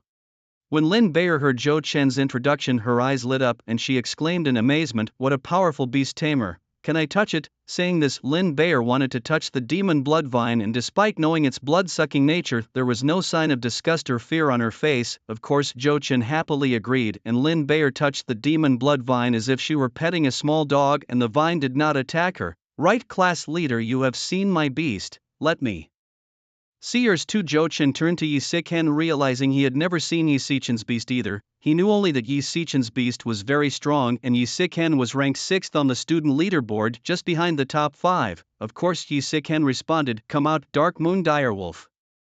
Behind Yi Sikhan, a beast summoning circle appeared, and suddenly a black and white wolf leapt out from the circle, looking fierce like a husky mixed with an Alaskan Malamute, glaring menacingly at everything in front.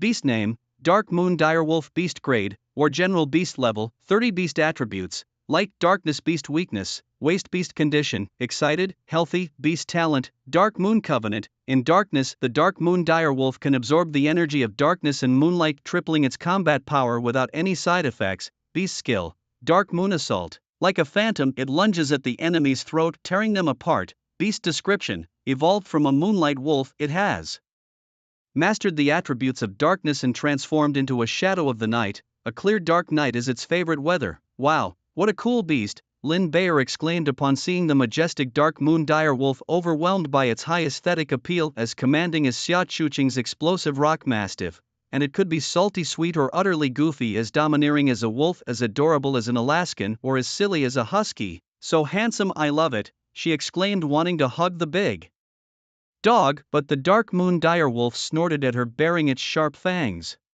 Its loyalty was to Yi Sikhan, and it wouldn't let anyone else hold it. "It's okay, Little Moon Bear really likes you, she won't hurt you." Yi Sikhan petted the Dark Moon Direwolf's head, then signaled that Lin Bayer could touch it, which she did. Then Yi Sikhan looked at Jo-chan, meaning to ask if he wanted to pet her canine too, but Jo-chan slightly shook his head. "Shouldn't we be going? Let's not waste time here," he said. The practical class ran from 8 a.m. to 5 p.m., giving them only 9 hours. "Right, we still need to help Bayer find a suitable beast today. Let's hurry on." Yi Sikhan mounted the Dark Moon Direwolf, and Lin Bayer was seated behind him. Unfortunately, the Direwolf could only carry 2 people, otherwise Yi Sikhan would have liked Jo-chan to join them as well. With no other choice, Jo-chan had to walk on the ground. Quietly, the demonic blood vine entwined around Jo-chan, absorbing the blood from the carcasses of demonic beasts they passed, while Jo-chan also managed to extract a few beast cores, considering it a lucky find.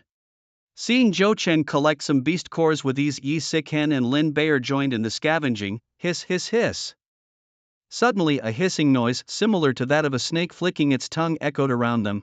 Could it be another shadow snake? As Jo-chan pondered, Lin Bayer suddenly screamed, "Ah, snakes, so many snakes!" In front of Lin Bayer, several green snakes appeared, camouflaged so well they looked just like the leaves. Panicked, Lin Bayer ran behind Yi Sikhan, her face stricken with terror as she noticed her arm bleeding with 2 puncture marks. Clearly, she had been bitten by the snakes. "Bayer, you've been bitten by a snake?" Seeing the bite marks on Lin Bayer's arm, Yi Sichan's face turned pale. It seems so. What's wrong, class leader?" "Those are venomous tier warrior beasts, the green leaf snakes. Their venom is extremely potent. It can kill an elephant in 5 minutes. Only the major hospital in Battle Dragon City has the antidote." Jo-chan noticed blue patches forming on Lin Bayer's arm. The poison was spreading through her body and soon she would be nothing but a corpse. Ah, am I going to die? The thought of dying before even becoming a beast tamer brought tears to her eyes, which rolled down her cheeks as she began to cry softly. Jo-Chen, what should we do? Yi Si-ken was clearly out of her depth, panic-stricken at the thought of Lin Bear's potential death, which would haunt her forever. Don't worry, I have a way. A way. Hearing Jo-Chen's words, both Yi Si-ken and Lin Bear perked up. What do you plan to do? Isn't it obvious? I'm going to draw out the poison from Bear's body, but that would mean you'll. Before Yi Si-ken could finish, Jo-Chen grabbed Lin Bear's arm, ready to extract the poison. However, it wasn't he who would do the extraction but the demonic blood vine. The vine, already capable of blood absorption, had evolved to a warrior-tier demonic beast, and its tendrils now possessed certain detoxifying properties. If it could handle the venom of the ancient man-eating flower, a warrior-tier beast, it could certainly handle the venom from these green leaf snakes. It might hurt a bit, hang in there, little vine, go. With that, 2 tendrils of the demonic blood vine pierced into Lin Bear's arm, causing her to cry out in pain. At that moment, the demonic blood vine revealed its true form, its dark purple vines absorbing the venom and blood into its body. About a minute later, the venom within Lin Bear's body was completely absorbed by the demonic blood vine. She breathed a sigh of relief, feeling thankful for her narrow escape from death. As the vine withdrew from her body, Lin Bauer could finally relax. Nothing felt more gratifying than surviving a close call. Jo-Chen, thank you. I will help you whenever you need me from now on, she declared in her usual straightforward manner, thumping her chest in assurance. Jo-Chen smirked playfully. Any kind of help? Yes, any kind, she replied, as long as I can manage it. Alright then, marry me in the future and have a child with me, how about that? What did you say? Lin Bauer's face changed. Then she protested, I thought of you as a brother and now you want me to bury your child? What do you mean by that? I just thought it would strengthen our brotherly bond with a child. Lin Bauer didn't respond, but to herself she thought, it's not entirely impossible. Enough with the flirting, interjected Yi Si-ken, clearly annoyed. If you want to talk about love, do it outside and spare a thought for those of us who are single. Just moments ago she had commanded the Dark Moon Sky Wolf to deal with the Qingye snakes and had extracted their beast cores. Jo-Chen, here are the Qingye snake beast cores. Consider them a thank you for saving Bauer's life. No need, class leader, we students should help each other out. Saving Bauer was my duty, and besides, you were the one who killed these snakes, so they rightfully belong to you. No, as the class leader, it's my duty to protect my classmates. If it weren't for you, Bauer might have died, so morally and logically you should accept these beast cores. Glancing at the 20 beast cores in Yi Si-chen's hand, equivalent to 100,000 beast taming coins and a bottle of intermediate energy fluid, Jo-Chen decided not to refuse the offer any longer.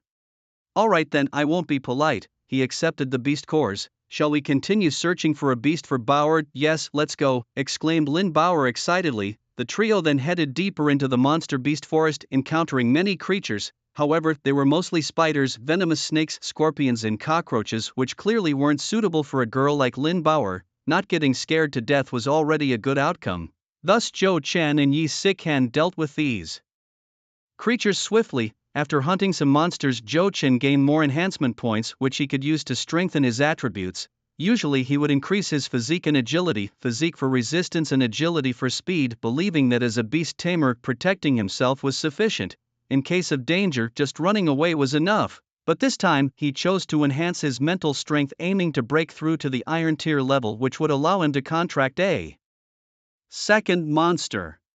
While others needed to practice special mental strength techniques or use various potions like Xia Chuqing, Jo-Chen could enhance his mental strength directly using the enhancement points. However, enhancing one's spiritual power is the most challenging task. Enhancing strength, agility and constitution all require 1 enhancement point each, but enhancing spiritual power requires 10 points per increment. This means it takes 10 enhancement points to increase spiritual power by just 1 point. The average person has about 10 points of spiritual power, but to become an Iron Tier Beast Master one must break through to 100 points. To advance to Bronze Tier, a breakthrough of 300 points is needed. For Silver Tier, 500 points are necessary, and so forth. Currently, Jo-Chen has 30 points of spiritual power. He is 70 points short, which means he needs 700 enhancement points. With some effort, reaching the Iron Tier Beast Master level before the college entrance exam should not be difficult. After enhancing his own spiritual power, Jo-Chen continued to help Lin Bear find mythical beasts. Boom boom boom, Just a few steps later, the trio heard the sounds of a battle accompanied by the roars of wild beasts.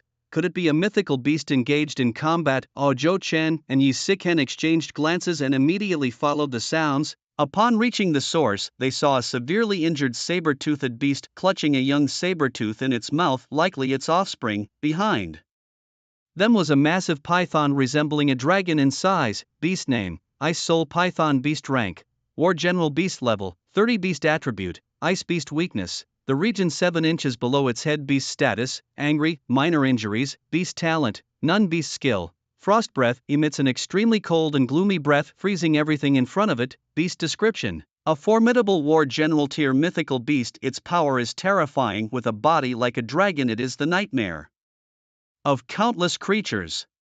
Barbecue, it must be barbecued. Of course it's cold, so barbecue is needed. An ice attribute beast. Zhou Chen was slightly surprised. The Ice Soul Python's attribute was a perfect counter to the Demon Bloodvine. He wasn't sure if the Demon Bloodvine could match it. If not, he might have to join forces with Yi Sichen's Dark Moon Wolf. The appearance of Zhou Chen and his companions gave the saber-toothed beast a glimmer of hope. It immediately rushed toward them with its child, seemingly seeking their help, while the Ice Soul Python closely followed. Oh no, Zhou Chen, class leader, that Ice Soul Python is charging at us. Seeing the Ice Soul Python's assault, Lin Bauer yelled out, I know, class leader, let's go together. Go. Shall you use Dark Moon strikes? Oh, the Dark Moon Wolf howled and then, like a ghostly shadow, charged towards the Ice Soul Python. Roar. Seeing the Dark Moon Wolf approaching, the Ice Soul Python did not dare underestimate it, considering their strengths were nearly equal. However, in terms of speed, the Dark Moon Wolf was superior. With a feint paired with a big leap, it jumped 30 meters into the air and then slammed its sharp claws heavily onto the body of the Ice Soul Python. The Dark Moon Direwolf's claws tore a piece of flesh from the Ice Python's body, causing the python to scream in agony, its mouth gaping open like a black hole. Zhou Chen seized the moment it opened its mouth due to the intense pain, now shouting, use your poison thorns to entangle. Immediately, the demonic bloodvine lashed out dozens of tendrils towards the python's mouth. Although the vine's thorns were sharp, the python's scales were incredibly hard, and it was uncertain if the vine could pierce through. However, the inside of the python's mouth was definitely softer, and indeed the vine's tendrils penetrated unimpeded into the python's body, absorbing its blood while injecting venom. Poisoned, the ice python mustered its strength to exhale a breath of cold air, freezing the surface of the vine's tendrils, but it was too weak. The python, now severely poisoned, struggled a few times before dying. Ding! Congratulations, host, for successfully killing the ice python. You have obtained 300 enhancement points. Beautiful, Zhou Chen roared inwardly. Killing an ice python had earned him 300 enhancement points. By killing a few more demonic beasts, his spiritual power would soon break through to the iron rank. After dealing with the ice python, Zhou Chen and his companions approached the severely wounded Saber-tooth. The Saber-tooth knew its life was nearing an end and looked at Zhou Chen and his group, its consciousness fading. Still, it struggled to spit out a small saber-tooth cub from its mouth, placing it before Zhou Chen, grunting a few times. Do you want us to take care of it? Zhou Chen picked up the young saber-tooth, which had not yet opened its eyes. It is the instinct of demonic beasts to consider the first being they see upon opening their eyes as their mother. The adult saber-tooth growled softly and nodded, tears welling up in its eyes, seemingly saddened by its inability to watch its child grow. It licked its cub for the last time and then spat out its beast core, feeding it to the cub. Its beast core would protect the child for a lifetime. Soon after, the saber-tooth closed its eyes forever, having lost its core and suffering from severe injuries. What a great mother, Zhou Chen thought, reminded of his own mother. Watching the saber-tooth's body, Lin Bayer cried, moved by the scene, while Yi Siken remained silent, apparently touched as well. Isn't it obvious? Mother's love knows no bounds after all. Zhou Chen handed the young saber-tooth to Lin Bayer, believing there could be no better beast for her to command. Bayer, form a spiritual pact with it, and from now on you'll be its mother. Lin Bayer nodded, then bit her finger, and as a flash of white light passed, she had formed a contract with the young saber-tooth. Demonic beast name: Saber-tooth. Demonic beast rank: War General. Demonic beast level: 3. Demonic beast attribute: Earth. Demonic beast weakness: Wood. Demonic beast status: Healthy. Demonic beast talent: None. Demonic beast skill: Saber teeth, teeth incredibly sharp, capable of biting through anything. Demonic beast introduction: a beast mutated from a tiger. It possesses terrifying strength when fully grown. Awu awu. After forming the spirit contract, the little saber-tooth beast slowly opened its adorable little eyes much like a puppy. Due to the soul bond, it immediately started to see Lin Bear as its mother nuzzling against her with its tiny head, which was incredibly cute. Wow, how adorable is this? Haha, now I'm a beast tamer too. Thinking that she had become a beast tamer, Lin Bear was brimming with excitement. Although the saber-tooth was still a baby, its rank as a war-class monster meant that it was destined to become a powerful beast in the future. Boom! Suddenly, before Lin Bear could enjoy her happiness for 5 minutes, a loud explosion sounded from afar, accompanied by the roars of monsters and the screams of students. What happened? Hearing the distant explosion and faint screams, Yo-chan couldn't help but ask in confusion. Yi Si-kan and Lin Bear also shook their heads, clearly unaware of what had occurred. Roar! Oh! For a moment the roars of numerous beasts came from afar, getting louder and closer. While Zhou Chen and the others were puzzled, a pack of gale wolves had already run towards them, surrounding them tightly. There were 20 gale wolves in total, wind attribute war-class monsters, with the leader the Wolf King at level 25 and the others around level 10. The pack of gale wolves with red eyes and fierce faces seemed ready to devour the trio at any moment. Humph, mere gale wolves dare to trouble us, they really don't know what they're up against. Xiao Tang, use your poison thorn entanglement. Zhou Chen snorted coldly and immediately ordered the demonic blood vine to attack, just what he needed to enhance his strength. The demonic blood vine then lashed out its vines at the pack, instantly entangling several gale wolves. Awu! The gale wolves, entangled by the dark purple vines, tried to struggle, but how could they break free from the demonic blood vine's grasp? The lethal thorns of the vine pierced into the bodies of the gale wolves. As the thorns penetrated, they thrashed for a few seconds before turning into corpses, which were then drained of blood by the demonic blood vine. Awu! Seeing his pack easily dealt with by the demonic blood vine, the Wolf King, naturally furious, charged at Zhou Chen. It seemed to know that Zhou Chen was the master of the demonic blood vine, aiming to capture the leader to defeat the group. Unfortunately, its plan was doomed to fail, not forgetting that Zhou Chen wasn't the only beast tamer. There, shall you take down that Wolf King? Awu! The dark moon dire wolf also let out a wolf howl and then charged at the gale wolf like a truck. With a loud crash, the gale wolf was instantly knocked flying, its bones shattered, and the dark moon dire wolf seized the opportunity to crush the gale wolf's head. Yi Si-kan gently patted the large head of the dark moon dire wolf, showing no mercy simply because the opponent was also a wolf. Well done, Xiao Ye. He then proceeded to extract the beast core from the fallen Wolf King. Zhou Chen also managed to harvest the beast cores from the 19 gale wolves, earning him 163 enhancement points and bringing him a step closer to advancing from the iron rank to a higher rank of Beastmaster. However, before he could celebrate, he saw more demonic beasts rushing toward them. How can this be? Why are so many beasts suddenly coming this way?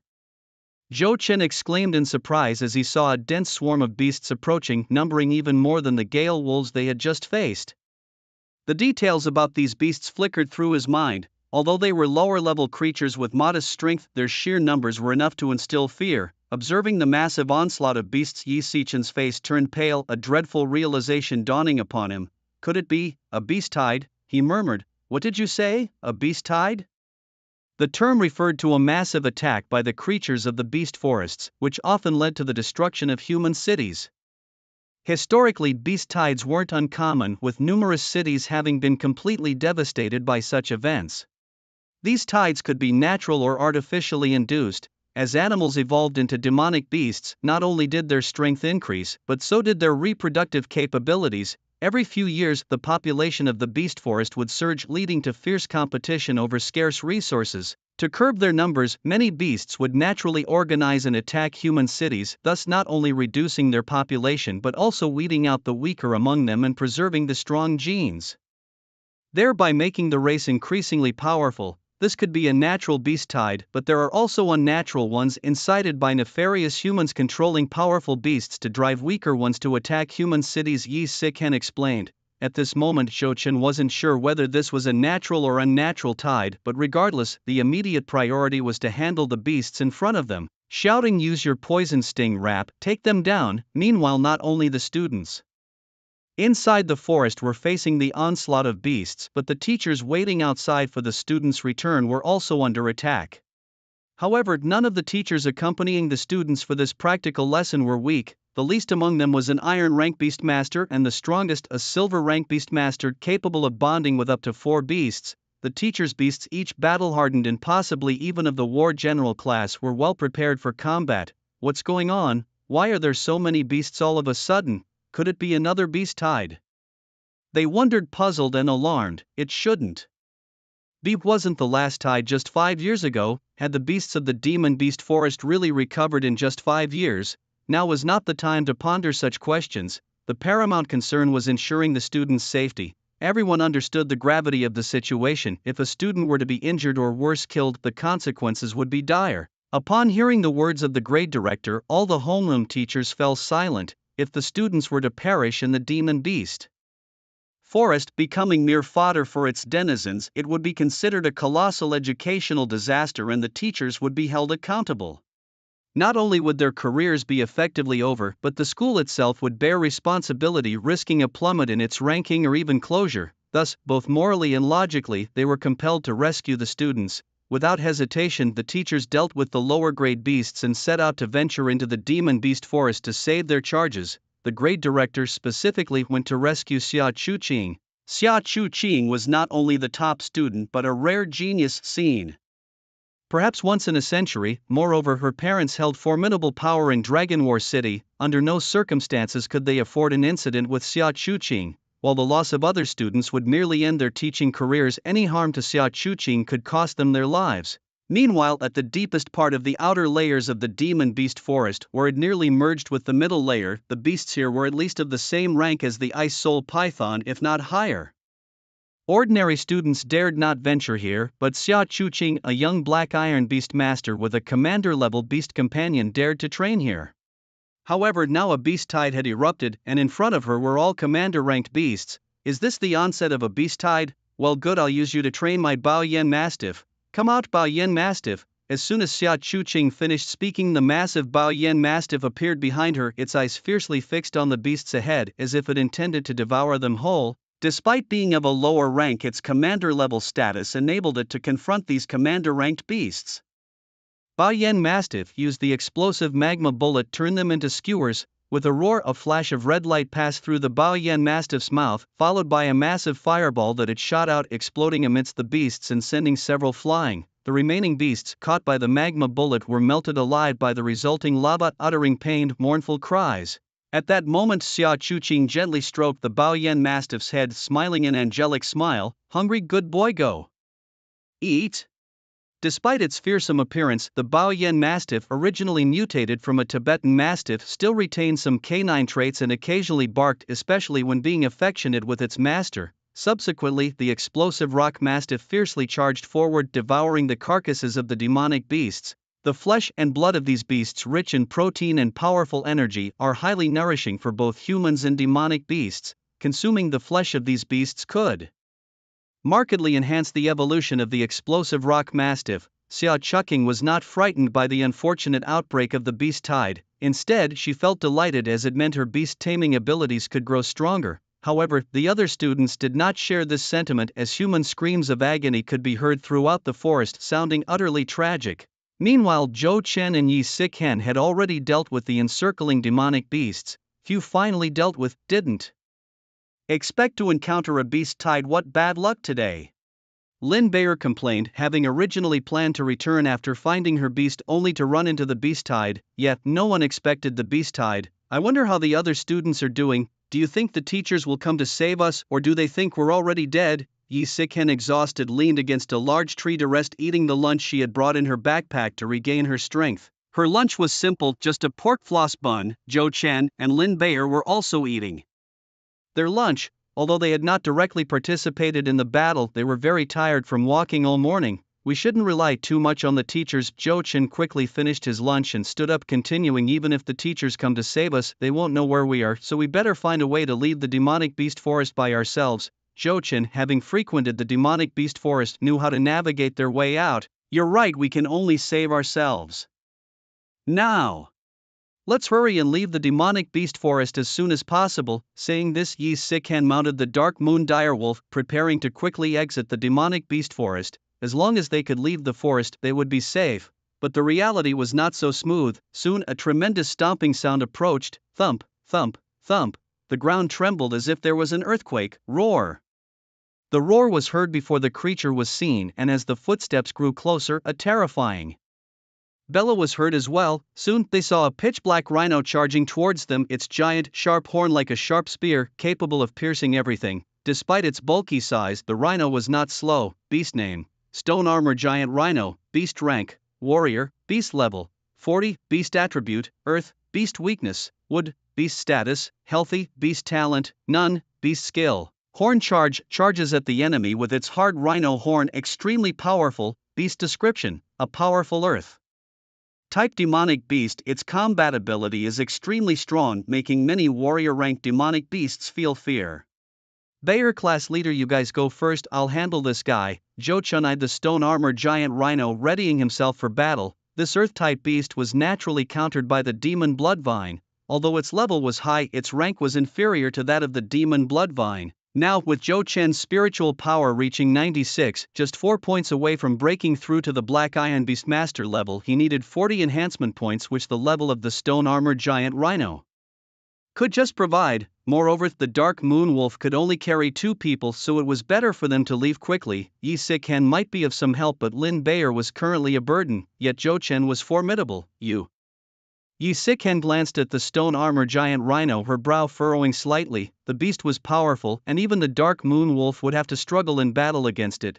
Jo-chun, maybe I should stay and help you. We should leave together. Yi Sik-han wanted to stay with Jo-chun, worried that his demon bloodvine wouldn't be a match for the stone armor giant rhino. But before she could finish, Jo-chun interrupted her. Just go, hurry up. Class leader Bayer's safety is up to you. Make sure she gets back safely. Oh, Jo-chun. Upon hearing Jo-chun's words, Lin Bayer felt warmth in her heart, deeply moved with tears streaming down her cheeks. Despite the danger, she felt a sense of happiness. Okay, I understand, Jo-chun. After I get Bayer out, I'll come back for you. You must be safe too. Xiaoyu, let's go full speed ahead, Yi Sik-han shouted, and then the Dark Moon Wolf accelerated, moving as fast as a shadow, faster than a regular train even with 2 passengers. Now it's just the 2 of us. Let's make you the stepping stone for my breakthrough to the Black Iron Beastmaster level. Little vine attack. Shoo shoo. Numerous vines instantly shot towards the stone armor giant rhino. After a day of hunting, especially after dealing with the ice heart python and absorbing its blood, the demon bloodvine had leveled up from 25 to 26. 20 vines surged towards the stone armor giant rhino, attempting to entangle it. However, the beast was not easily subdued, its thick skin and flesh barely held by the vines. But that was enough. Little vine, use your poison thorn wrap. The demon bloodvine, a wood-type beast, was the perfect counter to the stone armor giant rhino, causing significant damage. Despite the thick skin of the stone armor giant rhino, it could not fend off the vine's attacks. Moreover, the thorns on the vines, like mosquitoes finding a crack, aimed for the weakest spots to pierce through. Dark purple vines thrust into the skin of the stone armor giant rhino, injecting poison into its body. The corrosive nature of the demon bloodvine's venom was potent, causing the stone armor giant rhino to let out a pain scream. As the venom continued to be injected and the vines kept draining the blood of the stone armored rhino, it quickly lost its ability to resist and soon fell, turning into a corpse. Ding! Congratulations to the host for successfully slaying the stone armored rhino and earning 40 enhancement points. Upgrade now. Without hesitation, Jo-chun spent 40 enhancement points to increase his mental strength by 4 points, and his mental strength finally reached 100, advancing him to the rank of an Iron Tier Beast Master. Ding! Congratulations to the host for reaching a mental strength of 100 and becoming an Iron Tier Beast Master. Upon reaching a mental strength of 100, Jo-chun first felt a wave of refreshing clarity. It was like the feeling of finishing all the winter vacation homework on the last day of the holiday, finally being able to sleep without any worries. And after breaking through to an Iron Tier Beast Master, Jo-chun's senses became much sharper, allowing his eyes to see further. More importantly, as an Iron Tier Beast Master, he could now make a contract with a second magical beast. For a Beast Master, having one more magical beast is like having an extra life. If only he could contract a beast of the commander level or even the king level. Jo-chun couldn't help but fantasize, although he was just dreaming and not setting his hopes too high, knowing that one must take things step by step and strength is built gradually. Should I leave the forest now? With the beast tide erupting, there might be high-level magical beasts around, and encountering those powerful beasts could spell trouble. It's better to leave quickly. Saying this, Zhou Chen extracted the beast core from the stone-armored rhino, which was worth 5,000 beast coins, a sum too valuable to waste. Today he had a full harvest, earning a total of 30 beast cores, including some from commander-level beasts worth over 200,000. Zhou Chen had never thought making money could be so easy. No wonder so many people dream of becoming Beastmasters. Being a Beastmaster meant having no worries about food and clothing and enjoying wealth and honor. After the demonic blood vine drained the stone-armored rhino of its blood, Zhou Chen left the magical beast forest. Meanwhile, Yi Sikan, who had left the magical beast forest early with Lin Bear, was sprinting at full speed on his dark moon wolf, escaping the forest in just over 10 minutes. Zhou Chen will be alright, won't he? Lin Bear muttered worriedly to herself, occasionally looking back as if her eyes could penetrate the dense forest and catch a glimpse of Zhou Chen's figure. Remembering Zhou Chen's words, Lin Bear felt a surge of emotion. She hadn't realized Zhou Chen could be so brave. Wow. Thinking of how Zhou Chen had earlier detoxified her, gifted her the saber-toothed beast cub, and faced the terrifying stone-armored rhino for her, Lin Bear's heart fluttered, her cheeks blushing like a girl in love. Don't worry, Bear, his demonic blood vine is very powerful, he won't lose. While that was true, if there were opponents other than the stone-armored rhino, it could still be uncertain, so Yi Sikan still had a trace of worry on her face, but now that they had left the range of the beast forest, they could simply return later to rescue Zhou Chen if needed. At this moment, they finally spotted the school's bus, crowded with many students, most of whom were injured, and some had even perished in the forest. Around the bus, besides teachers protecting the students, there was a group of military-dressed individuals. These were the city guards of Dragon City. As the name suggests, these soldiers were tasked with protecting the city. Their main duty was to defend Dragon City and its civilians during a beast tide. The city guard consisted of beastmasters, including several of Iron Tier and even some with beasts of the King Tier. When the beast tide erupted, the grade director immediately contacted the city guard stationed in Dragon City for assistance. They swiftly arrived to suppress the beast tide and rescue the students trapped in the forest. It was thanks to the city guard's help that they managed to rescue so many students in such a short time. Otherwise, it would have been impossible just with the teachers and the grade director. Yi Sikan found Chen Jing, the homeroom teacher of Class 3. She was a beautiful woman and a powerful Iron Tier Beastmaster, always gentle with her students. At that moment, her arm was wrapped in bandages and her blouse was stained red with blood. Clearly she had been injured while protecting a student. Even though she was injured, she didn't rest but was busy dressing wounds for other students. Seeing Yi Sikan and Lin Bear return, she immediately relaxed and called out to them, "Sikan, Bear, are you both alright?" "We're fine, Teacher Chen. By the way, is this all that's left of our class?" Yi Sikan glanced at the students on the bus. Originally, there were over 30 students, but now there were less than 20. Other classes weren't faring much better. This beast tide erupted so suddenly, no one expected it, and many students encountered a beast tide for the first time. They panicked, which led to casualties, but the city guard has gone to rescue them. All we can do now is pray for their safe return. I see. But teacher, why did the beast tide erupt all of a sudden? Chen Jing glanced at the city guard protecting the bus and sighed. It seems a group of fallen beastmasters deliberately triggered this beast tide. I don't know the details. Fallen Beastmasters, Yi Sikan knew something about them. Not all Beastmasters were inherently good, among them were some with corrupt hearts. After becoming Beastmasters and gaining great power, their ambitions and desires grew. Some became enemies of the state, enemies of humanity, or even allied with powerful beasts to exterminate mankind. Such individuals are known as fallen Beastmasters. They have started to decay from the depths of their hearts, losing even the qualification to be human. Regarding these fallen beastmasters, all nations have adopted the policy of eradicating them, ensuring they do not survive in this world. Alright, Sikan Bear, now that you're back, lend me a hand to take care of the injured classmates. We'll be leaving soon. No, teacher, I must go and bring Zhou Chen back. He faced the beast alone for our sake and I must bring him back. No. Sikan, I know you're capable, but you can't go back there. Do you know how dangerous it is? Chen Jing didn't want Yi Sikan to enter the beast forest again. After all, it was filled with dangerous creatures, and Chen Jing feared that once Yi Sikan went back she might never return. But teacher Chen Zhou Chen was trapped in the forest because he was covering our retreat. I must bring him back. Don't worry, I'll bring Zhou Chen back immediately after rescuing him, then I'll go with you just to be sure. Chen Jing had just taken a step forward when the wound on her calf reopened, soaking her clothes with fresh blood. It was apparent that Chen Jing had sustained severe injuries, now making it difficult even for her to walk. Teacher Chen leave Zhou Chen to me, I promise to bring him back safely. This. Chen Jing hesitated. She knew Yi Sichen's character well. As the class president, no one was more suited to the role. Kind-hearted, loving towards classmates, academically excellent and selflessly helping peers to become beastmasters. Although Chen Jing felt that Yi Sichen was somewhat naive, she was truly kind-hearted. Alright, then you go.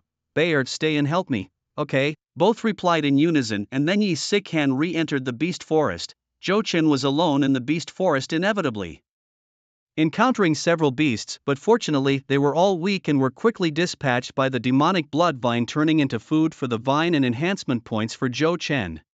Zhou Chen. Just then Zhou Chen heard Yi Sichen's voice and followed it, indeed finding Yi Sichen. Zhou Chen, are you alright? Sorry, I'm late. No worries, it's not late at all. I'm glad you're safe. Let's go back together. Saying this, Yi Sichen pulled Zhou Chen onto the back of the Dark Moon Heavenly Wolf and together they left the beast forest. Sitting on the back of the Dark Moon Heavenly Wolf, Zhou Chen admired Yi Sichen's lovely cheeks. If one had to say, compared to the school beauty Xia Chuqing, Zhou Chen preferred a girl like Yi Sichen. If Xia Chuqing was a dazzling brilliant rose, then Yi Sichen was like a clear water lotus, pure and unblemished. Only upon leaving the forest did Zhou Chen take his eyes off Yi Sichen's face. Thank you for bringing me out, class president. You're welcome. Well, let's get on the bus. We'll be going home soon. Yes. With that, the two boarded the bus, and within the next half hour, other students gradually returned as well. Among them were the school beauty Xia Chuqing and Yi Yangyu, who had challenged her before. Both were safe and sound. Perhaps it's no surprise given their ranking in the top 5 of the student leaderboard. After all the surviving students were rescued, they finally left the beast forest under the escort of the city defense force and returned to Dragon City. This practical lesson resulted in the deaths of dozens of students. Originally there were over 100 students, but now fewer than 50 remained. The atmosphere in the bus on the way back was oppressively somber, devoid of the laughter and chatter that had filled the air on the journey there. The only sounds that could be heard were those of grieving cries. After the students from Dragon City First Middle School left the beast forest, a man in a black robe stood on a nearby low hill, his face grim as he watched the buses. He was the same person who days earlier had cruelly ordered the beasts to kill his subordinates over the Star Luo mysterious vine. The beast attack had been orchestrated by him, aimed at completely exterminating the students of Dragon City First Middle School. These students were the future hope of Hua country, and if they were to die, the country's strength would inevitably decline, presenting an opportunity for their organization. However, he had not anticipated the city defense force arriving so swiftly and rescuing the students. A hesitant man in black spoke to Xia Ying. Lord Xia Ying, our mission has failed. It might be difficult to explain this to Lord Mo Ying. Xia Ying's face remained expressionless as he coldly replied, no matter, I will explain to Lord Mo Ying myself. Next time we must let these green youngsters experience the true terror of our Black Temple. By the time they returned to school, it was already past 3 in the afternoon. After such an event, the students were in no mood for classes and the teachers understood, hence school was dismissed early. Lin Bayer smiled and waved goodbye to Zhou Chen outside the campus. Zhou Chen, see you tomorrow. I'm off to feed my little saber-toothed beast. Despite the terrifying experience, she had successfully become a beast tamer, which excited her. See you tomorrow, Zhou Chen replied, and after bidding farewell to Lin Bauer, he left the school to buy various energy liquids at the beast taming shop to help upgrade his demon blood vine, as well as other items to aid its evolution. Zhou Chen had already planned the next step of evolution for his demon blood vine, adhering to the principle that the most expensive option must be the best. He spent 210 enhancement points to unlock the Dragon Vein evolution plan for the vine. The Dragon Vein evolution plan required a War Commander level would beast core, 10 Dragon Blood fruits, 10 Dragon Vein stones, 1 bottle of pure Dragon Blood, and a beast taming formation. Seeing the materials needed to evolve into the Dragon Blood vine, Zhou Chen was stunned. Dragon Blood fruits, Dragon Vein stones, and pure Dragon Blood, none of these seemed like items that could exist in the real world. Especially the pure Dragon Blood. Were there even dragons in this world? Zhou Chen couldn't help but ask himself. If this were on Blue Star, he could confidently say there were no dragons. However, whether there are dragons in this other world, Zhou Chen couldn't guarantee that. But since the system mentioned the need for dragon blood, it implied that dragons must exist somewhere, perhaps even in this other world. Just because something doesn't exist on Blue Star doesn't mean it's absent in the other world. Who knows, maybe a dragon could fly out of a space rift at any moment. Shaking his head, Zhou Chen decided not to dwell on these thoughts. the priority was to continue enhancing the level of his magic blood vine and then figure out how to collect these evolutionary materials. Just as Zhou Chen was about to leave the school, he inadvertently saw Yi Sikan and the class leader Yi Yangyu together seemingly arguing about something. Zhou Chen didn't pay much attention to it. Both were class leaders, probably arguing over some school affairs, right? After leaving the school, Zhou Chen headed to the Beastmaster shop he had been frequenting these past few days. Ah, here comes our customer again. What are you planning to buy this time? Zhou Chen had become quite familiar with the female attendant here due to his frequent visits. Upon seeing Zhou Chen, the attendant flashed a genuinely warm smile, not merely a polite one, and seeing him genuinely made her happy. Since Zhou Chen was now considered a major customer here, serving him well meant she could earn a commission of 1%. That is, for every 10,000 yuan Zhou Chen spent, the attendant earned 100 Beastmaster coins. Since Zhou Chen always purchased in hundreds of thousands, the attendant could make over 1,000 in a day, equivalent to half a month's salary for her, which explained her happiness. Of course, Zhou Chen didn't have that much money. He always traded various beast cores, but it was all the same. Convert these beast cores into Beastmaster coins for me, and by the way, do you have any dragon blood here? Pure dragon blood? Zhou Chen asked, though he knew it was unlikely for such a rare item like dragon blood to be available here. But still, he asked, what if he actually stumbled upon some dragon blood? Pfft. Upon hearing Zhou Chen's question, the attendant, who had just taken a sip of water, sprayed it out and coughed out. What? Did you say dragon blood? Sir, are you joking? Where would we get dragon blood from? No, really no. The attendant asked with a wry smile, aware that their small shop couldn't possibly have such a precious item as dragon blood. Besides, it was still uncertain whether dragons even existed. Well then, just give me 2 bottles of mid-level energy liquid, Zhou Chen sighed. Since there was no dragon blood, he had no choice but to buy some mid-level energy liquid to help enhance the strength of his magic blood vine. You're looking for dragon blood? Just then, an old man with white hair suddenly appeared behind Zhou Chen. Hello, boss. Upon seeing the elderly man, the waitress suddenly bowed deeply. It turned out he was the owner of the store. Given his age, it was no wonder he needed to hire waitstaff to help manage the place. However, Zhou Chen wasn't concerned about that. What really caught his attention was something the owner had said earlier. Could it be that he had dragon blood or knew where to find it? Old man, do you know where to find dragon blood? I'm sorry, I don't know either. The owner shook his head, dashing the faint hope that had risen in Zhou Chen. However, the owner's next words sparked a glimmer of hope again. But I can tell you about a place where you might find dragon blood. Oh, where? The Mystic Realm. The term Mystic Realm was not unfamiliar to Zhou Chen. These so-called Mystic Realms are places where spatial rifts exist. On the planet Blue Star, many such rifts lead to different worlds, and only creatures with the strength of level 300 beasts can safely pass through these rifts to other worlds. As for what lies in these other worlds, those who have entered them remain tight-lipped, known only to the higher-ups in Hua country. It is known that different spatial rifts connect to different worlds harboring vastly different creatures. To explore these unknown worlds alone and to prevent the beasts from harming people as they emerge from the rifts, many powerful forces have set up large barriers around the rifts within 100 miles.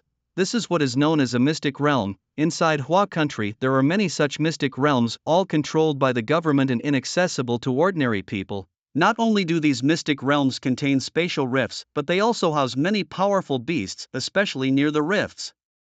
Depending on the strength of the beasts present, mystic realms are categorized into ordinary, low risk, and high risk. The higher the category, the more dangerous the realm. It is said that in some high-risk mystic realms, there are even beasts whose ranks far exceed those of battle kings, with levels at least above 200. So, you mean there might be dragon blood in the mystic realm? If you're lucky, encountering a living dragon is not impossible, but whether you can find a mystic realm with a dragon depends on your fate. Alright, Zhou Chen sighed, realizing that obtaining dragon blood might not be possible anytime soon. Without dragon blood, obtaining dragon blood fruit and dragon vein stones was even less likely. Hence, after buying 2 bottles of mid-level energy liquid, Zhou Chen left the beast tamer store.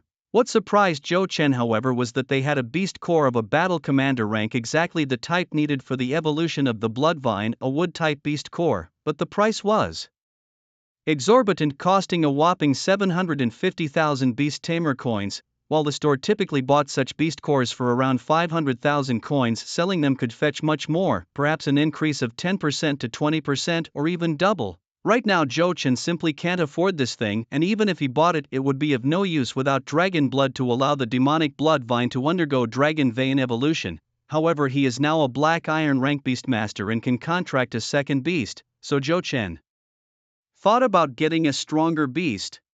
But beasts are more expensive than beast cores. Even a beast of the warrior rank is pricier than a martial rank beast core. After all, as beasts improve in grade and level, their value increases, whereas beast cores remain static and even lose their spiritual energy over time, effectively depreciating in value. Left with no choice, it seems I need to find a way to make money. Only now does Zhou Chen understand the old saying, a penny stumps a hero, and why beast mastering is a game for the rich. Without money you're truly stuck, but where to make money? As he pondered this, Zhou Chen worried. His first option was to hunt beasts in the beast forest and earn money through their cores, but with a beast tide just starting, heading into the beast forest would be suicidal. As he brooded, Zhou Chen suddenly noticed a large building that looked like an ancient coliseum. Indeed, it was a coliseum, but not for ordinary people, it was for beast masters. This was where beast masters dueled, and also a good place to make money.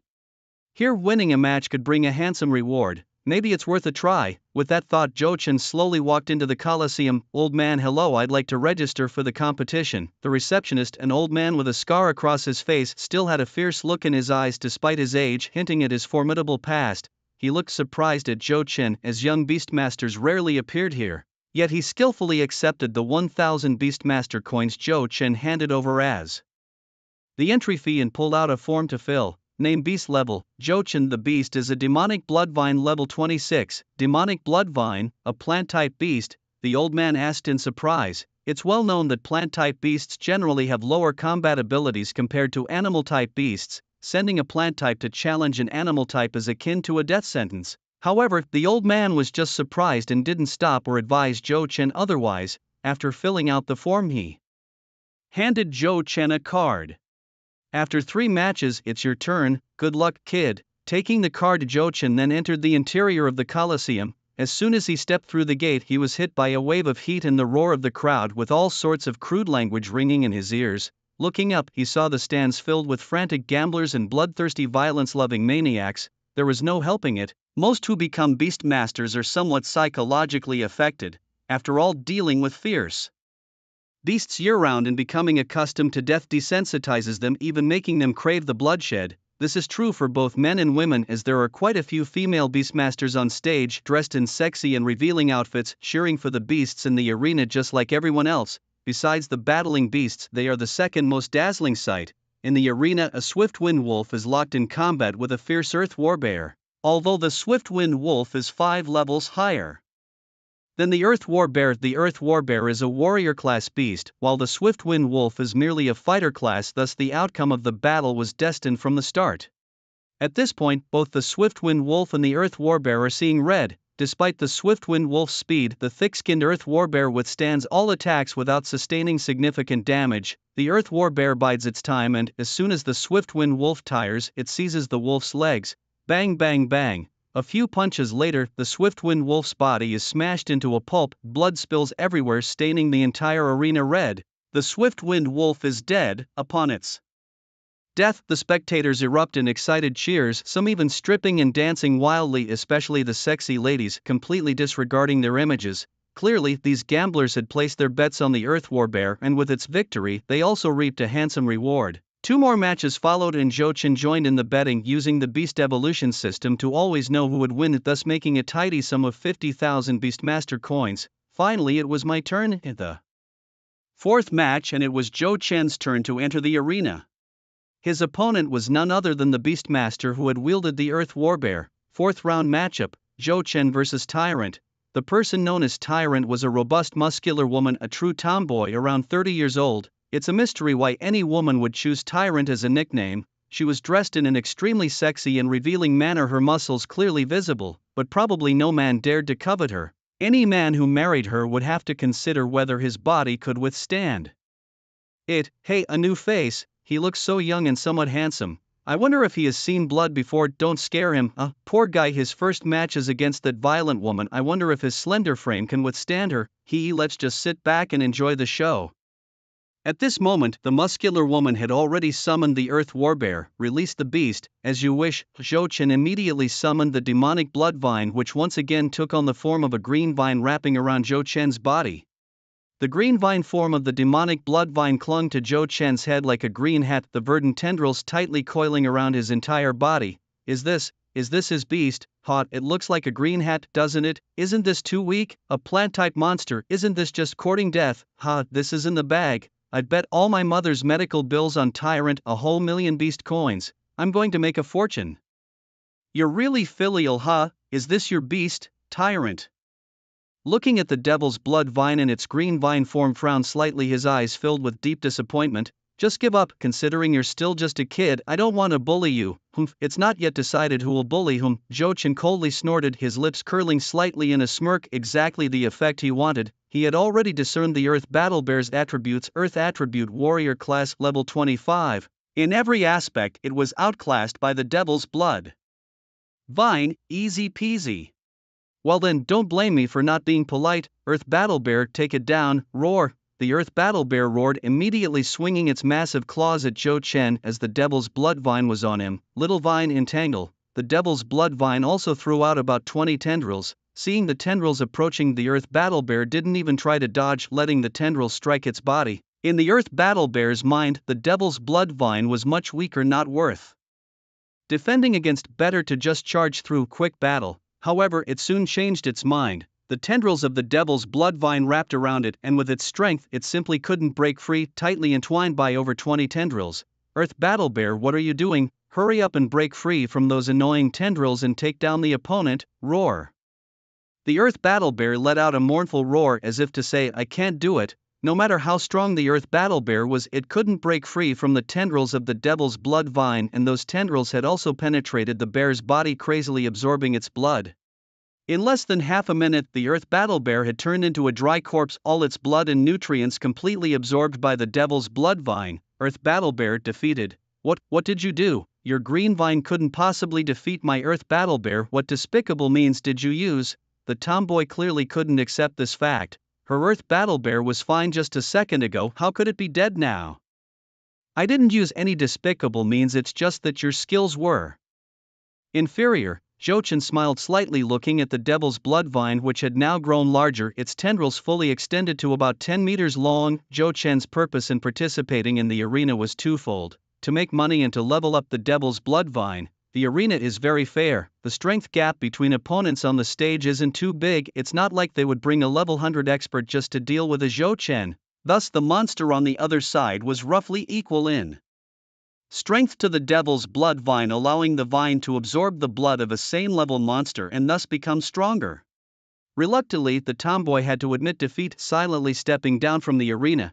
Could it really be that little kid who won? And what kind of beast was that? It looked just like an ordinary green vine, how could it be so powerful? It defeated the Earth Battle Bear with just one move. No one knew, but having such a demon beast suggested that the boy was no ordinary contender. Speaking of which, where had the guy who bet all his mother's medical bills on the Tyrant gone? He seemed to have vanished. Could he be dead? I saw with my own eyes as he jumped off from here. Jumped off? This place is as high as a 5-story building. On the arena, Zhou Chen's next opponent stepped up, a beastmaster who wielded a sand wolf.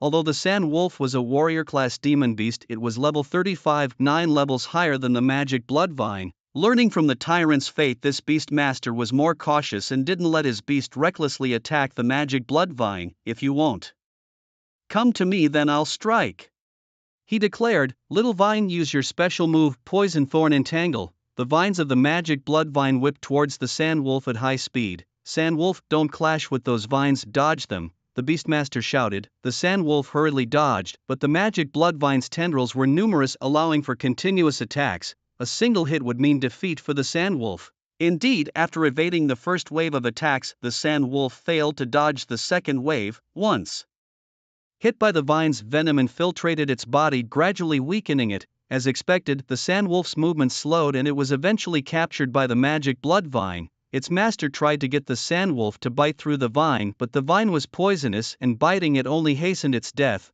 What would have taken 10 seconds took only 1 after it followed its master's command. It's not the godlike opponents you should fear, but pig-like teammates. Another win? Could it be that this Boy, is really that formidable?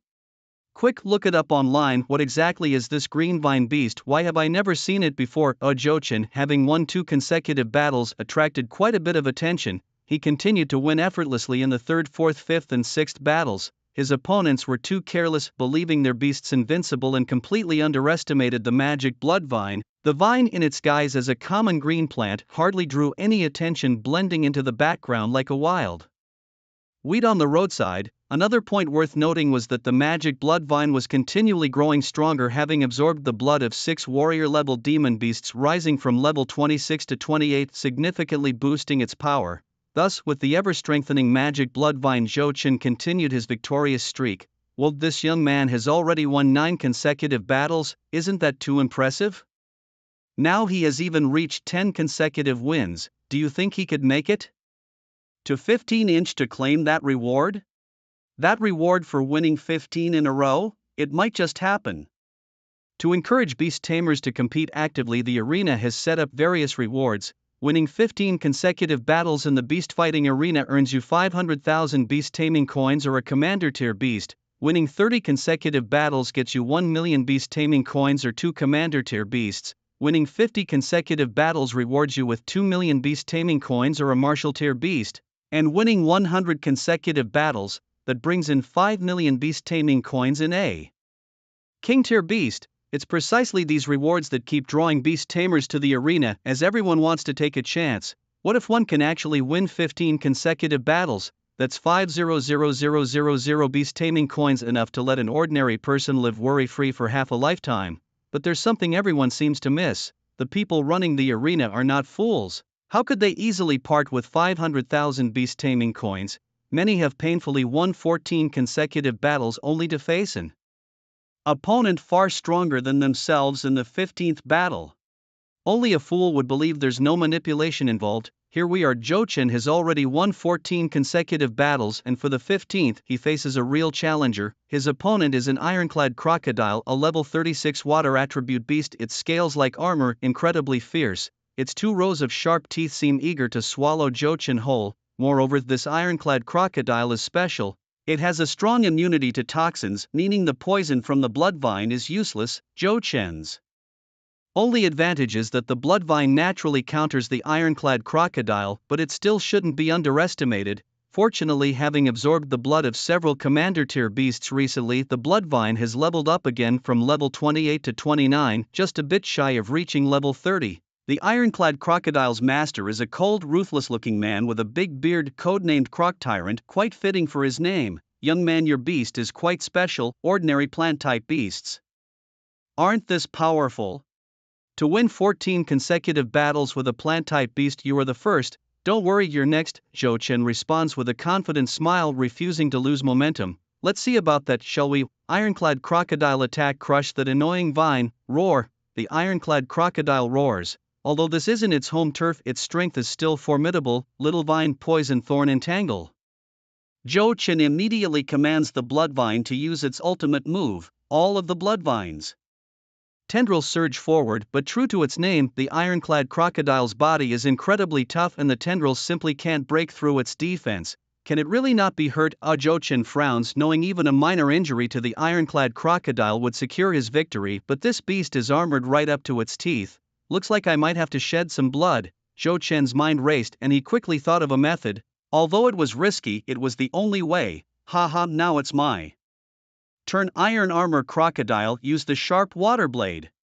With a roar, the iron armor crocodile opened its massive jaws and sprayed out a high-speed stream of water. The water, moving at extreme speed, was as sharp as a knife, instantly severing the vines of the demon blood vine. However, for the fast-growing demon blood vine, this was nothing. It could regenerate in no time, at most costing it a bit of blood. Haha, out of moves, aren't you, iron armor crocodile? Go crush it.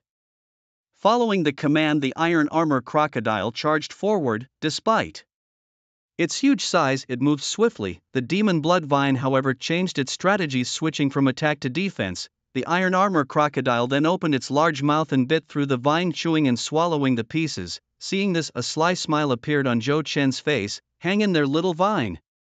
The vines of the demon blood vine grew rapidly, balancing out with the bites of the iron armor crocodile, but ultimately the iron armor crocodile bit faster. However, soon the iron armor crocodile slowed down, stopped attacking the demon blood vine, and lay on the ground howling in apparent pain. "What's wrong, iron armor crocodile? Continue the attack. Your iron armor crocodile is about to die." Jochen smiled as if he had already won the battle. "Impossible. I know your green vine is highly poisonous, but my iron armor crocodile is highly immune to toxins. Your deadly poison can't kill it." "That's right, but your iron armor crocodile isn't poisoned, didn't you know? A tree, even with just one leaf, can still regenerate as long as it has enough nutrients." "What are you saying? Could it be?" Upon hearing Zhou Chen's words, Crocodile Tyrant suddenly thought of something and said, "Could it be the vine it swallowed earlier?" "That's right, my goal was to make the iron armor crocodile eat those vines." The chewed up vines absorbed the blood inside its body, turning the iron armor crocodile's flesh into their best nutrients. This is the blood-eating talent of the demon blood vine. As long as there's a drop of blood, even if it has been chewed up, the demon blood vine can survive and regrow. Soon the iron armor crocodile's body quickly turned into a mummified corpse, its skin cracked and dark purple vines grew out of its mouth. At this moment the demon blood vine revealed its true form, dark purple vines tightly wrapping around Zhou Chen, looking eerily sinister. The battle was still Zhou Chen's victory, albeit with a bit of luck.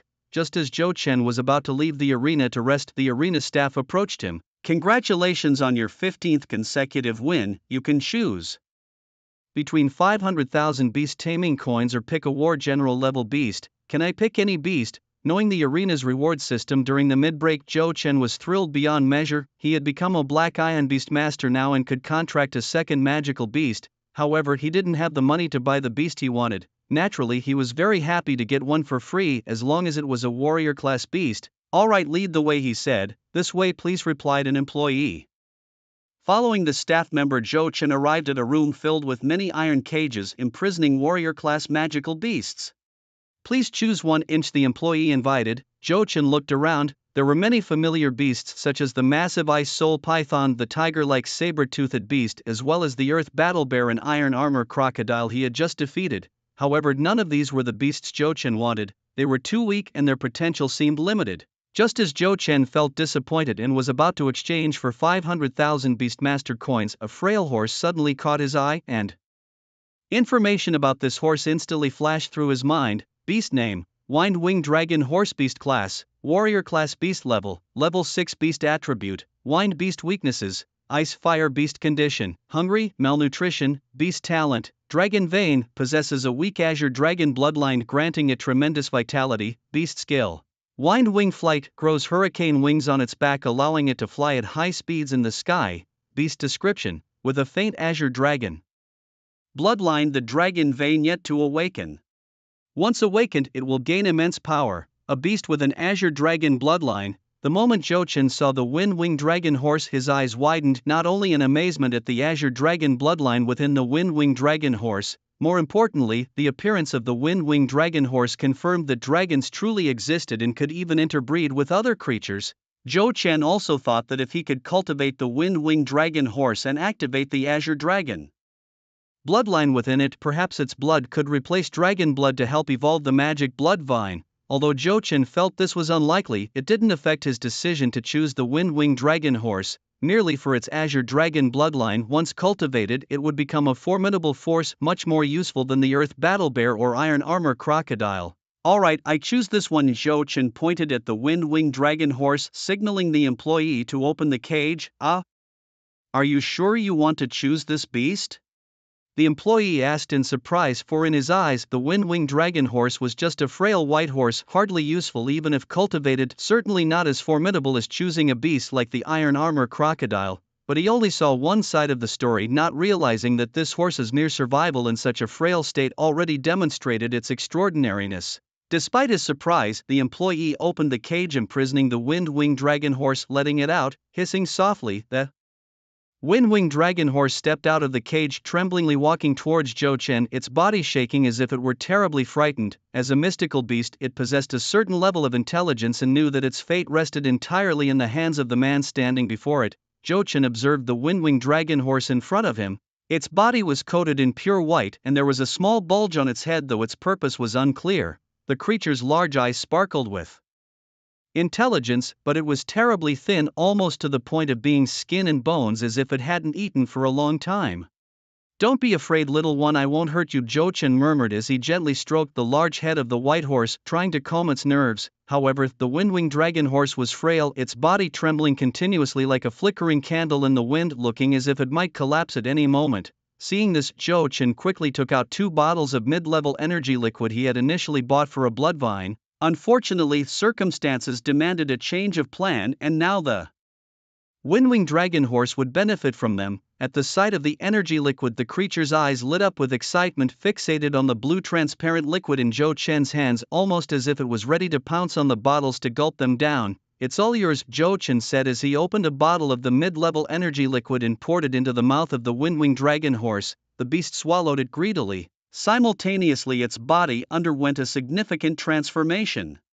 Firstly, the Windwing Dragon Horse appeared much stronger. Though still on the lean side, it was no longer skin and bones. Its body stopped trembling and stood firmly on the ground, and it even grew slightly larger. While the mid-level energy liquid did not increase the beast's level, it did enhance its constitution, making it healthier. Having fully absorbed the energy liquid, the Windwing Dragon Horse regained its vitality, appearing exceptionally joyful. It pranced around Zhou Chen, no longer showing any signs of hostility. "Hold on, there's one more bottle here," Zhou Chen said, and then poured the second bottle of mid-level energy liquid into the creature's mouth. After consuming it, the Windwing Dragon Horse's body became even more robust, almost resembling a normal wild horse, and its level increased by 5, reaching level 11. "Good, let's form a spirit pact," Zhou Chen suggested, biting his finger and pressing his blood onto the forehead of the Windwing Dragon Horse. The beast, now fully trusting Zhou Chen, was enveloped by a flash of white light as the soul contract quickly formed, officially making it Zhou Chen's second tamed beast.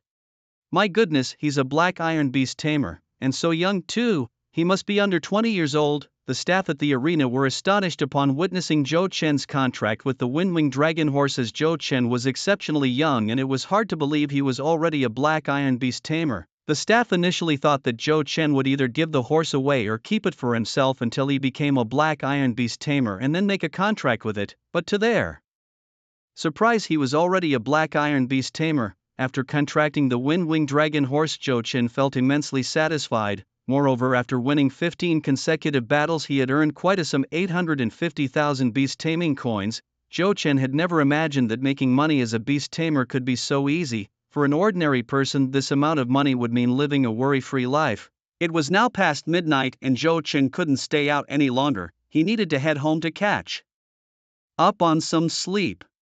Upon arriving home, he found his younger sister Zhou Jia already asleep with his dinner left on the table along with a note. "Silly big brother, coming home so late, making me wait for you for so long. What if you had a girlfriend? Would you make her wait like this too? I've left dinner on the table for you, heat it up and eat." She even drew a cute little ghost face. Zhou Chen couldn't help but give a wry smile. Looking at the dinner prepared by Zhou Jia, he felt a warmth in his heart. The dinner included his favorite dishes like braised pork and white-cut chicken. Zhou Chen couldn't help but reflect on how life was gradually improving. Previously, his family could barely make ends meet, but now their days were becoming increasingly affluent, all thanks to the magical blood vine. Without it, it would have been impossible for Zhou Chen to become wealthy so quickly. With 850000 in his bank account, Zhou Chen believed that the future would only get better and his family would become more prosperous. After quickly finishing his meal, Zhou Chen went to bed and slept until dawn. The next day he went to school as usual, where the class atmosphere was still subdued, clearly not yet recovered from the previous day's heavy ordeal. After arriving at school, Zhou Chen just lay his head on the desk and fell asleep, exhausted from fighting and killing from dawn to midnight. He spent the entire morning asleep in class, and his desk mate Lin Bauer kindly did not disturb him. It wasn't until the school bell rang that Zhou Chen finally woke up. "Zhou Chen, you're finally awake. You've been asleep all morning. What did you do last night that made you so tired?" Lin Bauer puffed up her cheeks and asked, though her mind was racing with other thoughts. Could it be that Zhou Chen was with another woman last night? "I didn't do anything, just slept at home, and remember, I have a younger sister." Suddenly, Lin Bauer's eyes widened as if she thought of something unspeakable, leaving Zhou Chen speechless. "What on earth is on your mind?" you seem so innocent usually, but your thoughts are quite something else, he remarked half-jokingly. Lin Bauer giggled heartlessly and then asked, by the way Zhou-Chen, do you know what happened to Si Chen? She didn't come to school today. Really? The class president didn't come today? Hearing Lin Bauer mention this, Zhou-Chen looked towards Yi Si-Chen's seat, noticing she hadn't come today. As the class president, Yi Si-Chen had never taken a day off before. However, Zhou-Chen didn't pay much attention to it, guessing she might be sick or perhaps she was scared by yesterday's incident. Afterwards, Zhou-Chen left the school to go to the Beast Tamer's shop to buy the needed energy liquid. Beast taming is indeed the most expensive game. He had earned 850,000 Beast Tamer coins just yesterday. Today he bought 7 bottles of intermediate energy liquid, some fruits and hay that the wind-winged horse liked, and was left with just over 90,000 coins. These fruits and hay were all for the wind-winged horse, which was in dire need of nutrients, as relying solely on energy liquid was not enough.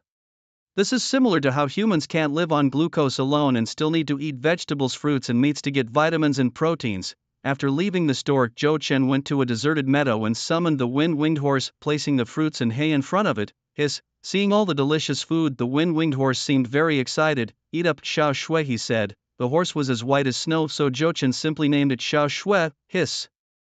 The wind-winged horse seemed to like the name, gently nuzzling Zhou-Chen's chest with its big head before lowering it to joyfully devour the fresh fruits and hay. After eating, the wind-winged horse started to freely run around the meadow, sprinting wildly. Its speed was very fast, almost comparable to Yi Si-Chen's dark moon wolf, truly a steed that covers 1,000 miles in a day. When it got tired, it would return to Zhou-Chen, drink a bottle of intermediate energy liquid to recover its energy and level up, and its condition kept improving. Time passed like this for a week. During this week, Zhou-Chen attended classes in the morning and spent the afternoons playing with 2 magical beasts. It was like taking care of 2 children. Whenever he ran out of money, he would go to the arena to fight a few matches. The earnings weren't enormous, but they were enough to live worry-free. Moreover, Zhou-Chen had now become a celebrity in the arena with 23 consecutive wins without a single defeat, making many people envious. However, Yi Si-Chen had not come to school at all this week, as if she had vanished from the face of the earth. Some classmates were worried about her and asked the class teacher, only to learn she had taken sick leave. This undoubtedly made everyone even more concerned. Hey Zhou-Chen, let's go see Si-Chen together, Bayer suddenly suggested one day. After a week without her, everyone started worrying about her illness. Moreover, she's also helped me find a beast before, it's only right to thank her properly. That day Lin Bayer suddenly wanted to visit Yi Si-Chen and asked Zhou-Chen to come along. Sure, let's go together, Zhou-Chen readily agreed. Since he had nothing else to do in the afternoon, he went shopping with Lin Bayer, buying some fruits for visiting the sick and a lot of Yi Si-Chen's favorite foods. Although these expenses were minor for Zhou-Chen, Lin Bayer insisted on paying, saying it was her way of showing her care for Yi Si-Chen. Zhou-Chen couldn't persuade her otherwise, so he let her pay. Following Lin Bayer to Yi Si-Chen's house, I learned that Yi Si-Chen's family wasn't very wealthy, only slightly better off than Zhou-Chen's family where I had been earlier. Lin Bayer pressed the doorbell and immediately a languid voice came from inside. Who is it? Si-Chen, it's me, Lin Bayer. I've come to see you, open up quickly. Oh, it's Bayer, I'm coming. Yi Si-Chen quickly came to the door, which creaked open, and in that instant all 3 of us were stunned. Yi Si-Chen appeared disheveled, with bandages wrapped around her lower legs and abdomen, wearing only a set of loose underwear, almost bare. Zhou-Chen got a clear view of her entire body. He scrutinized Yi Si-Chen's figure, indeed fitting for the class beauty, adorable even without makeup. The only imperfection was her face, which seemed injured, covered with medical gauze. Her skin was as white as snow, her figure both sexy and charming, especially now, she seemed like a little seductress. Seeing Zhou-Chen, Yi Si-Chen's face instantly turned red with embarrassment, her ears reddening adorably. Suddenly, she screamed in embarrassment and slammed the door shut, shouting loudly, Zhou-Chen, how could you be here? Why even ask? I came with Bayer to see you, but what's with the outfit? Even at home, this is too revealing, isn't it? I didn't want to dress like this either, but my doctor told me to wear loose clothing. Alright, just put on some clothes. After a while, Yi Si-Chen put on a nightgown and opened the door again, her face red as an apple, looking very cute. Seeing Zhou-Chen again, she shyly lowered her head, too embarrassed to meet his eyes. Indeed, a beauty like her looks good in anything. Despite the situation, Yi Si-Chen still exuded a hint of charm. Zhou-Chen was annoyed. I was holding my phone just now. How did I forget to take a picture? Zhou-Chen, you didn't see anything just now, right? Yi Si-Chen asked with a flushed face, worried he would spread the word, which would be too embarrassing for her. Don't worry, I didn't see anything. Zhou Chen had just finished speaking when he whispered, didn't see, who wouldn't notice? That, Zhou Chen. Hearing this, Yi Sichen's face turned even redder as if it would bleed. Seeing the two about to start arguing, Lin Bayer quickly intervened. Enough, both of you stop it. Sichen, what exactly happened to you? How did you get so badly injured? As you can see, I'm injured, but it's nothing serious. I'll be fine in a few days. After all, I still have to attend the college entrance exams. But how did you get these injuries? How could this happen? Looking at Yi Sichen's body wrapped in bandages and gauze, Lin Bayer felt a pang of heartache. Especially seeing the scars on Yi Sichen's face, there was a risk they might leave permanent marks, potentially disfiguring her. Yi Sichen was her favorite person without a doubt. You all should stop asking about this, it's my family matter. Yi Sichen said, lowering her head as she began to explain, but before she could finish, Zhou Chen interrupted. Is it about Yi Yangyu? Zhou Chen recalled seeing Yi Sichen with Yi Yangyu seemingly arguing about something. The very next day, Yi Sichen didn't show up at school. He firmly believed these two incidents were connected. Did you see that? Yi Sichen asked softly. Sichen, your problems are my problems. Just tell us, and if you're in trouble, I'll definitely help you. Bayer, thank you. Moved by Lin Bayer's words, Yi Sichen slowly nodded and then began to recount the whole story. Actually, Yi Yangyu is my twin brother. What? This revelation surprised both Zhou Chen and Lin Bayer. On closer inspection, Yi Yangyu and Yi Sichen did indeed look strikingly similar, almost as if they were cast from the same mold. Sichen, is this really true? Yes, he is my brother. We used to be very close, but everything changed when we were 6. My mom had an affair which led to a huge fight between her and my dad, and eventually they divorced. I went with my mom and my brother with my dad, and from then on we were like strangers. Both mom and dad remarried, creating new families. He got a stepsister and I got a stepbrother. His stepmom wasn't kind to him and often treated him as an outlet for her anger. I felt the same neglect after my stepbrother was born, as both my stepdad and mom didn't seem to care about me anymore. So I can understand why my brother resents our mom, and if I were in his shoes I might have felt the same way. However, no matter what our parents did, it can't change the fact that we are twins, and I've always wanted to mend our relationship. That day was no different. I tried inviting him over for dinner, but he refused and we ended up arguing. During the argument, he summoned his red feather hawk and I summoned Xiaoyu and we fought, but Xiaoyu was no match for the red feather hawk, and in my attempt to protect Xiaoyu, I got hurt by one of the hawk's special moves. Perhaps this is where the relationship with my brother ends. After hearing Yi Sichen's story, Zhou Chen and Lin Bayer fell silent. Zhou Chen in particular understood Yi Sichen's pain, as he too had a sister he was very close with. It would devastate him if one day she refused to acknowledge him as her brother. Let's not talk about this anymore. Have you guys had lunch yet? I'll go cook something for us, Yi Sichen said with a slight smile, preparing to head to the kitchen, clearly confident in her cooking skills. No need, we can just snack on something. It's better for you not to engage in strenuous activities right now. Yes, Sichen, we're not hungry, you don't need to bother. Zhou Chen and Lin Bayer hurriedly tried to stop Yi Sichen from cooking, as she was still a patient. No worries, my injuries have healed a lot, plus, we still have some pork belly at home. Just wait for my delicious braised pork, Yi Sichen said with a smile, then slowly made her way to the kitchen.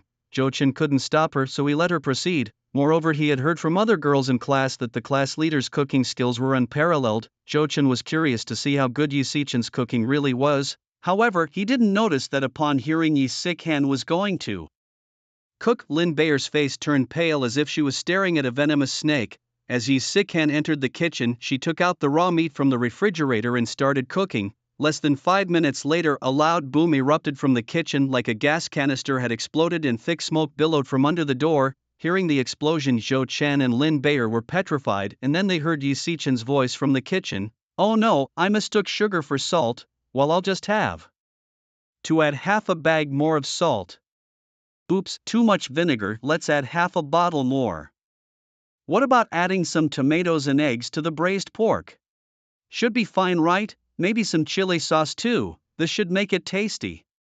Tasty, my foot, Zhou Chen was dumbfounded. Was this even edible? Eggs and tomatoes and braised pork? Only a carbon-based life form could come up with such ideas. Adding half a bag of salt, wouldn't that kill someone? Upon hearing Yi Sichen, Lin Bayer asked in a panic, it's over, Zhou Chen, why didn't you stop her? Even dogs wouldn't eat her cooking. I didn't know her cooking was this bad. I heard from classmates that her cooking was unparalleled. Zhou Chen replied, unparalleled in being awful, eat this today, descend to hell tomorrow. It doesn't matter what, even if it's just instant noodles, anything in Yi Sichen's hands turns into a culinary disaster. Now we're doomed. At that moment the kitchen door creaked open and Yi Sichen came out looking dejected, carrying a plate of charcoals. What was supposed to be a plate of braised pork had been turned into a lump of charcoal and you could still smell the burnt scent. Sorry, I messed up. Make do with this. Meat is so expensive these days, we can't waste food. Zhou Chen rolled his eyes at her, letting her realize who really was wasting food. Still, Zhou Chen gave Yi Sichen some face, picked up a piece of the braised pork, or rather a piece of charcoal, and tried tasting it. As soon as it entered his mouth, Zhou Chen couldn't help but spit it out. The half bag of salt was killing him. Class leader, you sure made a nice salt dish, with a faint hint of meat flavor. Is it that bad? Yi Sichen also put a piece in her mouth, only to spit it out in less than a second. Wow, this is awful. Even you think it's bad? Let me do it. Zhou Chen went into the kitchen and prepared a table of what looked like normal braised pork, placing it in front of Yi Sichen. Here, eat up. It might not be 5-star chef quality, but it's definitely better than yours. Giggle. Thank you, Yi Sichen chuckled. Yi Sichen laughed, her smile as charming as ever.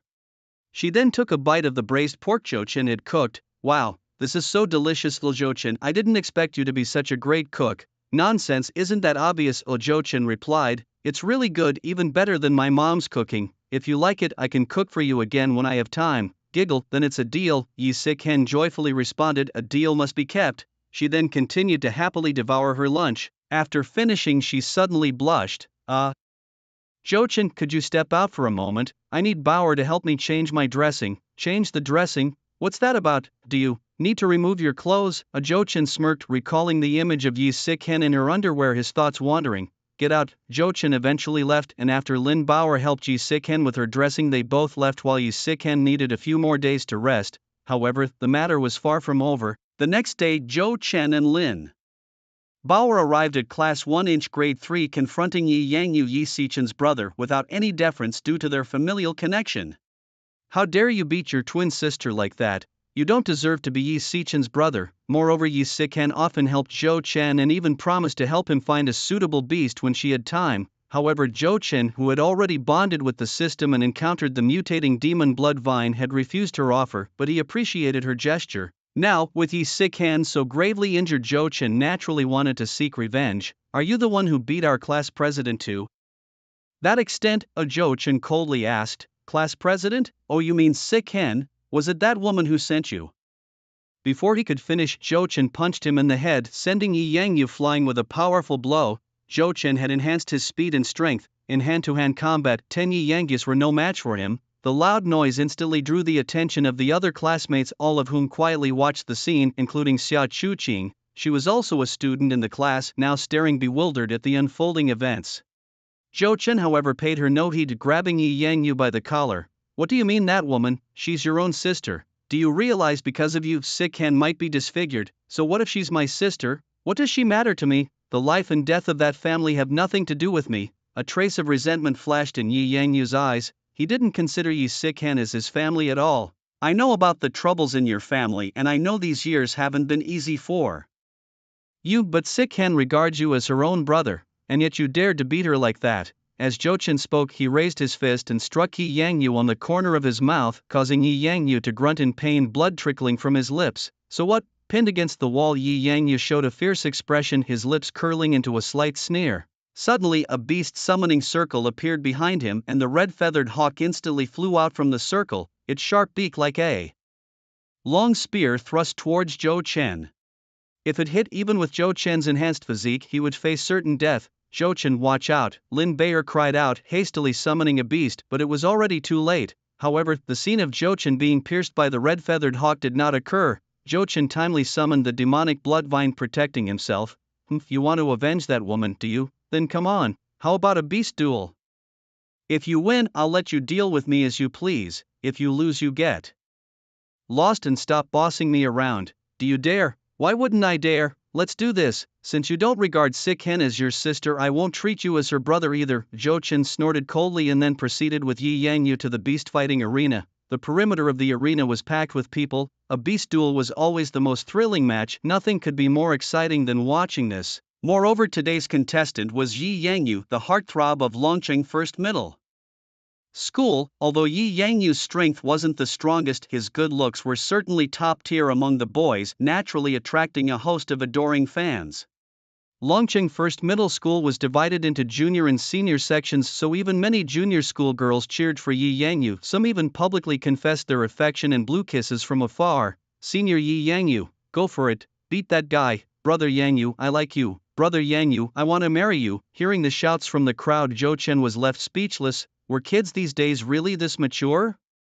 It must be said, being handsome really does allow one to do whatever they want. With Yi Yangyu's looks, the original right and wrong of the matter no longer seemed to matter. Sister Chuqing, good morning. At the outskirts of the arena, a beautiful girl suddenly walked up to Xiao Chuqing and greeted her with a smile. Good morning, Xiao Jing. Xiao Chuqing looked at the newcomer, revealing a wry, helpless smile. The girl named Tang Jing was in her second year of high school, but was already very strong, ranked 5th among the students, and was the only second-year student in the top 5. She had a good relationship with Xiao Chuqing. They were childhood friends who grew up together. Tang Jing had a sweet, innocent look, not less attractive than Xiao Chuqing, and her beast-taming skills were also formidable. With her natural beauty, she naturally attracted many boys, but for some reason, this girl had no interest in boys. She was a lesbian who only had eyes for Xiao Chuqing. The first love letter Xiao Chuqing ever received was from Tang Jing. After writing the love letter, Tang Jing pursued Xiao Chuqing passionately with an intensity that rivaled even Yi Yangyu's. Over time, everyone at school knew she was a lesbian, and she openly admitted it herself. Isn't that Yi Yangyu that jerk? What's wrong with him? Who is that person opposite him? Why do they seem to have a deep hatred for Yi Yangyu? I don't know what happened, but this morning that person charged into our classroom and knocked Yi Yangyu to the ground with a punch, startling me. I don't know who he is, but he did a great job. Damn Yi Yangyu daring to steal my wife. If I could beat him, I would have dealt with him long ago. Nonsense, who is your wife? Hearing Tang Jing openly call her wife in public, Xiao Chuqing's face instantly turned red and she shyly scolded her. Wife, why is your face red? Come, let me kiss you. Stay away, don't come over. It's not like we haven't kissed before. Come on wife, give me a kiss. Help, there's a pervert here. In the arena, Zhou Chen and Yi Yangyu both released their beasts. Over the past week, Yi Yangyu's red feather eagle had increased significantly in level from level 37 to 39 and was about to break through to level 40. Meanwhile, the demon bloodvine had also advanced to level 33. Though its strength had increased, it probably was no match for the red feather eagle. Just a plant-type beast, it can't possibly be a match for the red feather eagle. Seeing Zhou Chen's demon bloodvine, Yi Yangyu scoffed disdainfully. Plant-type beasts inherently have weaker attack power and can't compete with animal-type beasts.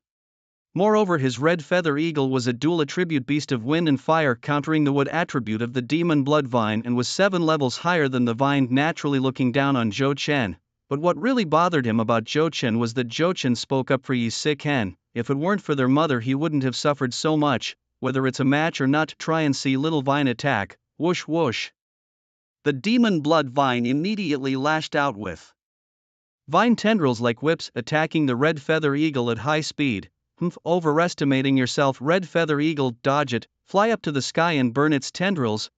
With a piercing scream, the red feather eagle soared into the sky like a rock, spreading its wings, flying up to a height of 100 meters. Due to the triple barrier, the red feather eagle couldn't fly out of the barrier, so it could only fly up to 100 meters. However, even so, the red feather eagle had already evaded the demon blood vine's tendril attacks. The tendrils of the demon blood vine could only stretch up to a height of 60 meters, unable to hit the red feather eagle. How could a ground mouse ever beat an eagle soaring in the sky? Red wing hawk, it's time. Unleash the flaming meteor and incinerate his demon blood vine. The red wing hawk was engulfed in blazing flames like a phoenix undergoing rebirth, its feathers shooting towards the demon blood vine. No, little vine, dodge its attack. If the fire catches you, you're done for. Zhou Chen certainly knew about the demon bloodvine's vulnerability to fire and immediately instructed it to evade. However, the flaming meteor was a wide-range attack, not so easily avoided. Boom! The demon bloodvine quickly retracted its tendrils, dodging the attacks from Red Wing Hawk. It being a plant, its movement was slow and it eventually got hit by the fiery feathers. Soon more tendrils caught fire, and if this continued, the demon bloodvine would soon turn to ashes. Little Vine cut off the tendrils. Following Zhou Chen's command, the demon blood vine immediately severed its burning parts, narrowly avoiding total incineration. Humph, overestimating your abilities. In front of me, all your struggles are futile. If you don't want your beast to turn to ash, you better concede defeat and disappear from my sight. This was it, that person was going to lose.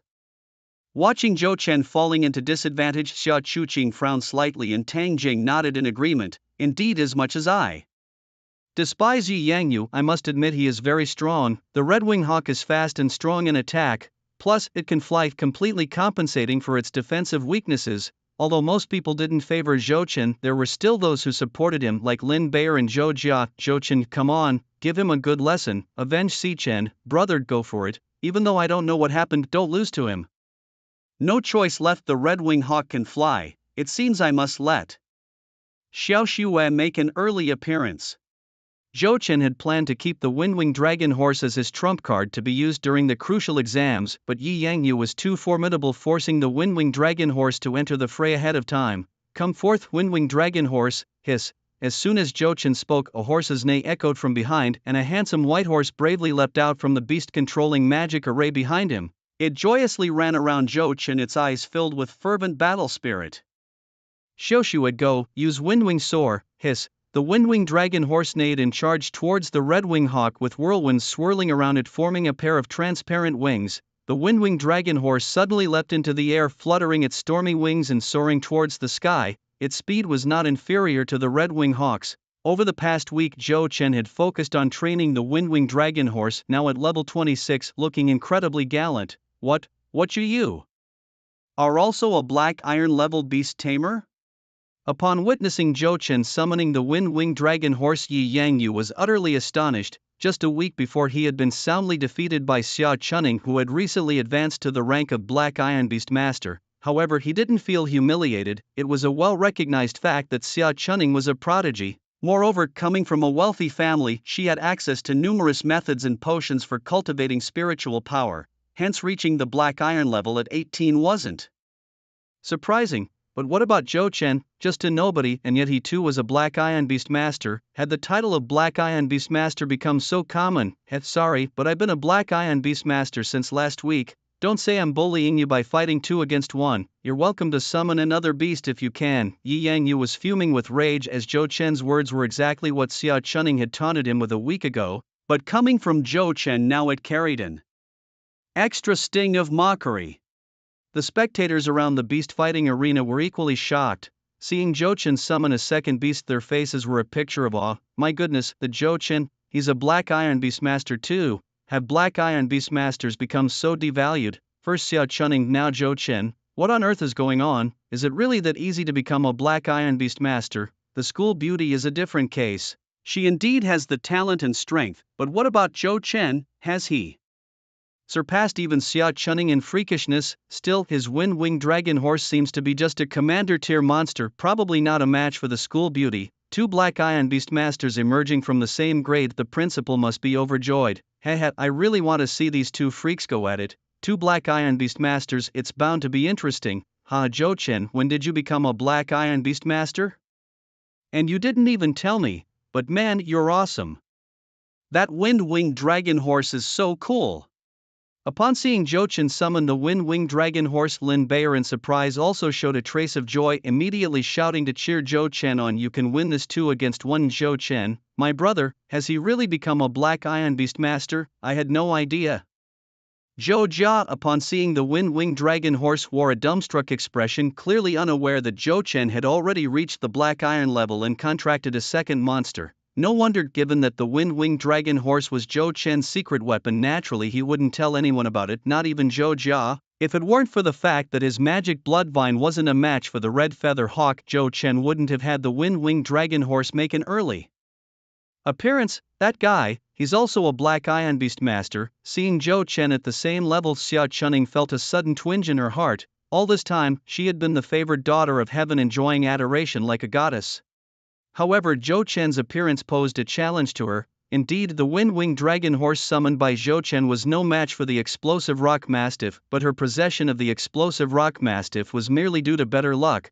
Had it not been for her fortune in finding a War Commander level beast, she might have been at the same level as Zhou Chen, or perhaps even inferior. Therefore, when she looked at Zhou Chen, there was a spark of combativeness in Xia Chuqing's eyes. In the beast fighting arena, the Wind-Winged Dragon Horse and the Crimson Feather Eagle were evenly matched in their exchanges. Although the Wind-Winged Dragon Horse lacked the attack power of the Crimson Feather Eagle, their speeds were comparable. If they were of the same level, the Wind-Winged Dragon Horse might even surpass the Crimson Feather Eagle. Boom, boom, boom. A series of fighting noises continuously echoed through the air. Although the battle was still undecided, the Wind-Winged Dragon Horse was clearly at a disadvantage. If it weren't for its speed, which allowed it to dodge the Crimson Feather Eagle's attacks, it might have already been defeated. Even if you have become a Black Iron level beast tamer, your beast is still at the commander level. Even if it's 2 against 1, my Crimson Feather Eagle won't lose to you. Tisk, let's give it a try then. Zhou Chen smiled slightly and then looked towards the demon blood vine. Little vine, lay on little snow just like we practiced before. As long as you cooperate, the Crimson Feather Eagle will not be your match. Hearing Zhou Chen's words, the Wind-Winged Dragon Horse immediately flew down, allowing the demon blood vine's tendrils to wrap around its body. The tendrils of the demon blood vine enveloped the Wind-Winged Dragon Horse's body and limbs, almost as if it was donning a layer of armor. This enhanced the Wind-Winged Dragon Horse's defense without affecting its speed. Although the tendrils of the demon blood vine carried toxins, let's not forget that the Wind-Winged Dragon Horse had the bloodline of the Azure Dragon, granting it formidable vitality. Moreover, the demon blood vine would suppress its own toxins, so its poison wouldn't harm the Wind-Winged Dragon Horse. This was a trick Zhou Chen had stumbled upon while playing with the two beasts. By arming the Wind-Winged Dragon Horse with the demon blood vine, Zhou Chen called this form the Demon Blood Warhorse. The demon blood vine increased the defense and attack power of the Wind-Winged Dragon Horse, while the horse enhanced the speed of the demon blood vine and gave it the ability to fly. The synergy between the two beasts created an effect greater than the sum of their parts. Seeing the combined form of the demon blood warhorse, Zhou Chen had a sudden idea. What if he wrapped the tendrils of the demon blood vine around himself to enhance his own combat abilities? Could he then match the strength of a beast? He even thought of a name, Demon Blood Warrior or Demon Blood Brave, and if he rode the Wind-Winged Dragon Horse, he could be called the Demon Blood Knight. The thought of fighting beasts himself was thrilling, yet Zhou Chen dared not try it just yet. The Wind-Winged Dragon Horse might not fear the intense poison of the Demon Blood Vine, but Zhou Chen did. When Zhou Chen's physique reached a level where he was immune to all poisons, then he might let the Demon Blood Vine arm him.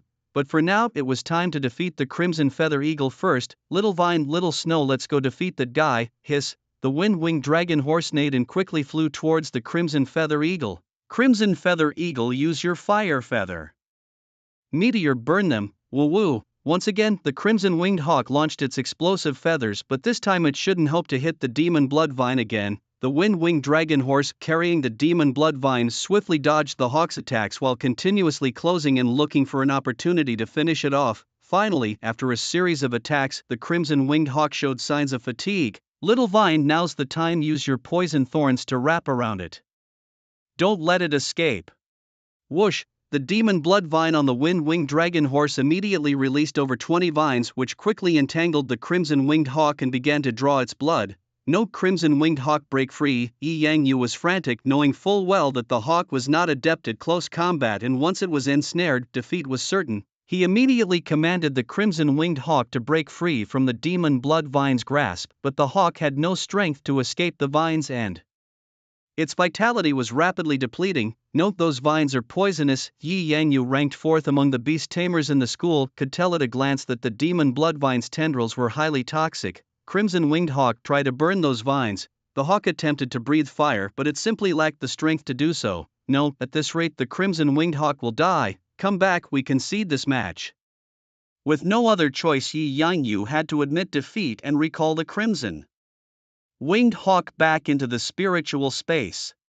What, conceding already? Seeing Yi Yang Yu suddenly retract the Crimson Winged Hawk, the duel was decided in favor of Zhou Chen. Now Zhou Chen was ranked 4th in the student leaderboard, causing Yi Yang Yu and those below him to drop a rank. Yi Yang Yu was now 5th, Tang Jing 6th, Yi Siken 7th, and so on. You may have won this duel, but this is just the beginning. During the college entrance exams I will return the favor twofold.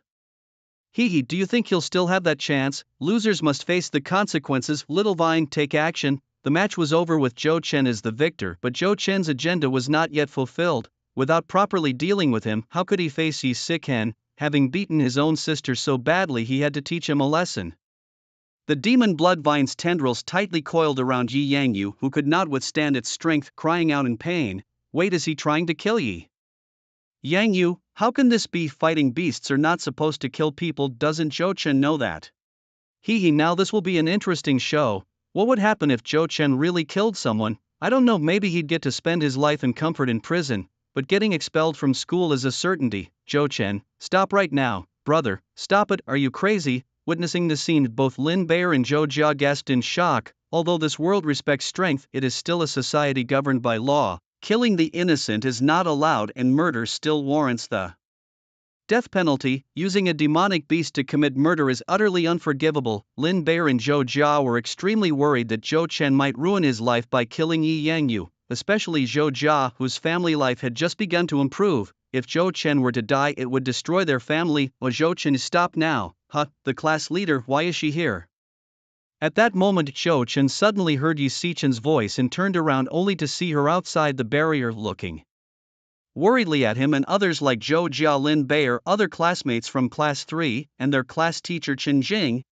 Everyone else seemed to be watching him as if they were watching a drama. At this moment, Zhou Chen seemed to become the center of the world. Zhou Chen glanced at Yi Yangyu, who had been injured by the demonic blood vine, but his injuries were not severe and would probably heal in about 10 days to half a month. Zhou Chen had not let the demonic blood vine strike fatally. He was no fool to commit murder in front of a crowd, risking his life over someone like Yi Yangyu. That was not something he would do. His real intention was merely to stand up for Yi Sichen, not to escalate it to public murder. Seeing that enough was done, Zhou Chen commanded the demonic blood vine to release Yi Yangyu. At this time, Yi Sichen limping walked in from outside the barrier. She had rushed over after hearing from Lin Bear that Zhou Chen was fighting Yi Yangyu because of her worried that Yi Yangyu might hurt Zhou Chen. However, she did not expect that the victor would be Zhou Chen, who had even become a Black Iron level Beastmaster.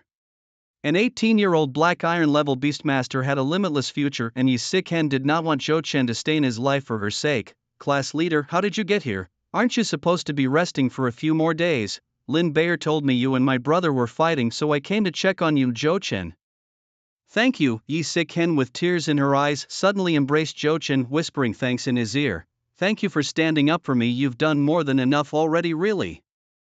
I'm so grateful, class leader." You suddenly embraced by a beautiful girl, Zhou Chen felt quite awkward. He had never hugged any girl other than his sister Zhou Jia when they were children. Then Yi Sichen released Zhou Chen and limped over to Yi Yangyu. "Brother? Huh, are you here to pity me?" Yi Yangyu was ungrateful and continued with an indifferent attitude. "Brother, what are you saying? Do we really need to escalate things to this extent? No matter what our parents did, it doesn't change the fact that we are twins. I never forced you to forgive Mom, I just hope we siblings can reconcile. We used to be so close as children, why must it become a life and death struggle after our parents divorced? Last time you hurt me, and now you are injured too. We are even now. If you insist on severing our sibling ties completely, then I will respect your wish," Yi Sichen said as he grabbed Zhou Chen's hand and left the beast fighting arena. Before leaving, Zhou Chen approached Yi Yangyu. "Since you are an older brother, then don't make your sister cry." Having said that, Zhou Chen left the arena without looking back. As soon as they stepped outside, a petite figure threw herself into Zhou Chen's arms. It was Zhou Jia, of course. "Brother, do you have any idea how scared I was? Did you ever consider my feelings? What would I do if something happened to you? What would happen to our home? You better not do something like this again," Zhou Jia said, crying in his embrace. Zhou Chen could only chuckle helplessly. He had just told Yi Yangyu not to make his sister cry, yet here he was making Zhou Jia cry.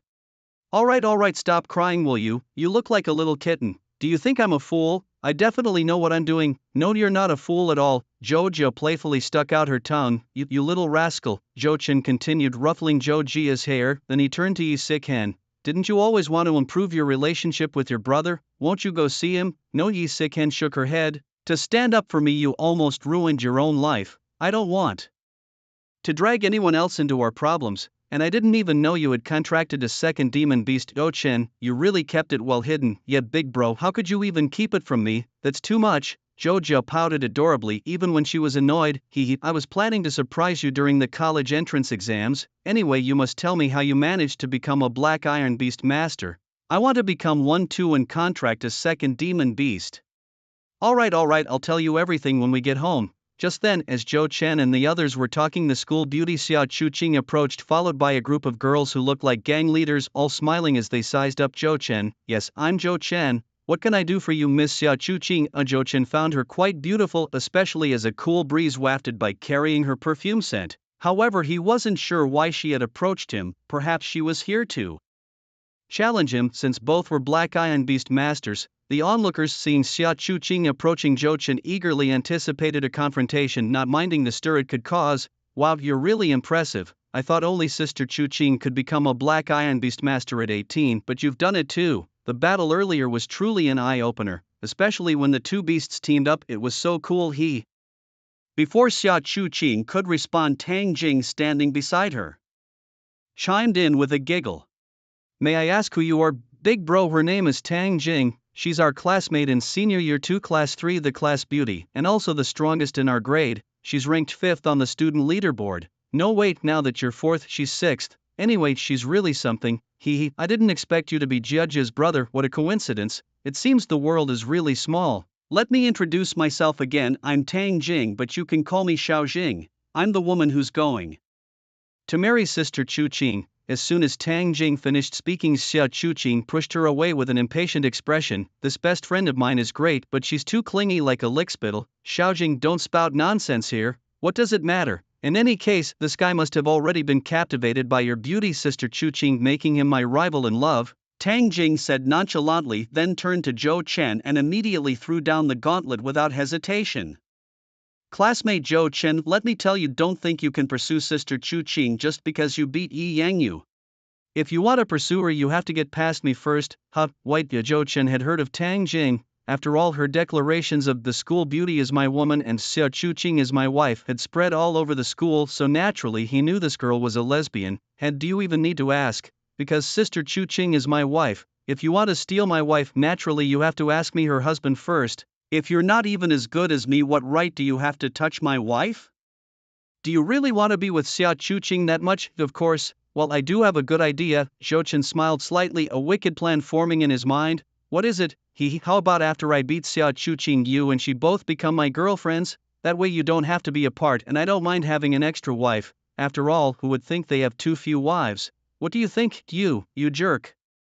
After hearing Zhou Chen's words, Tang Jing's face turned red with embarrassment, looking quite adorable.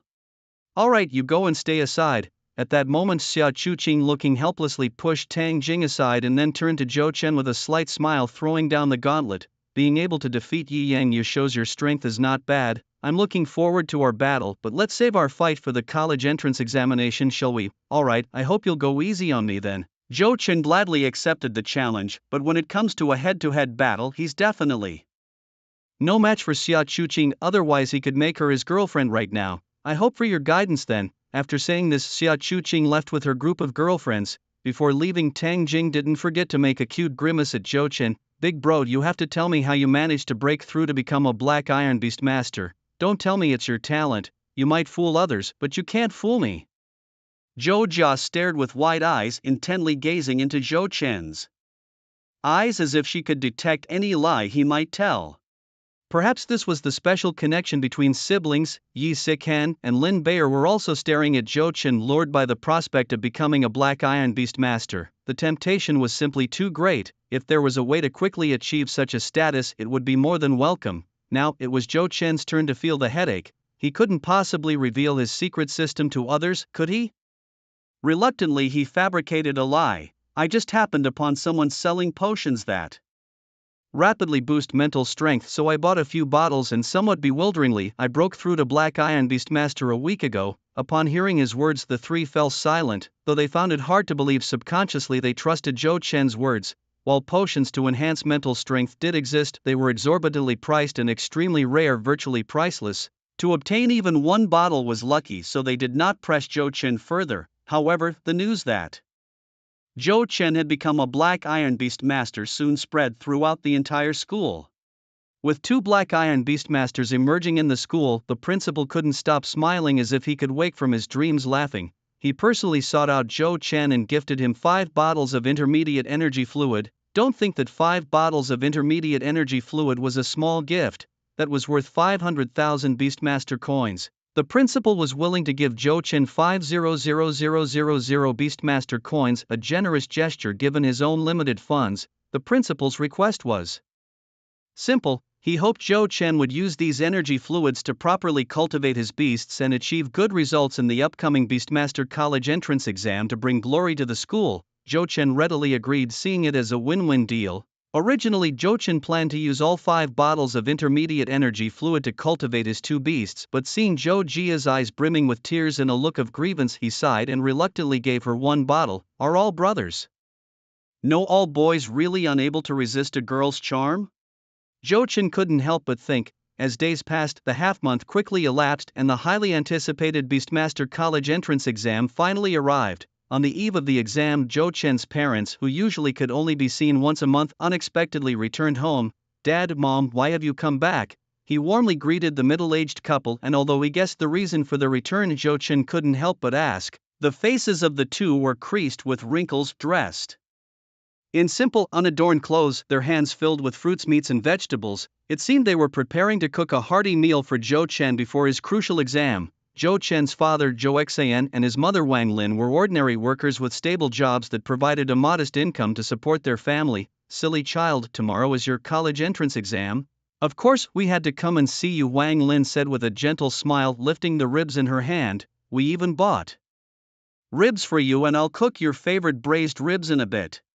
You became a beast master and didn't even tell us. Didn't you want us to be happy? If Jia hadn't told us you'd become a black iron beast master and are now well off, we would have thought you were still the same as before." Zhou Xian also chuckled. Both his children had become beast masters, and he had every reason to believe that the days ahead would only get better. "Mom, Dad."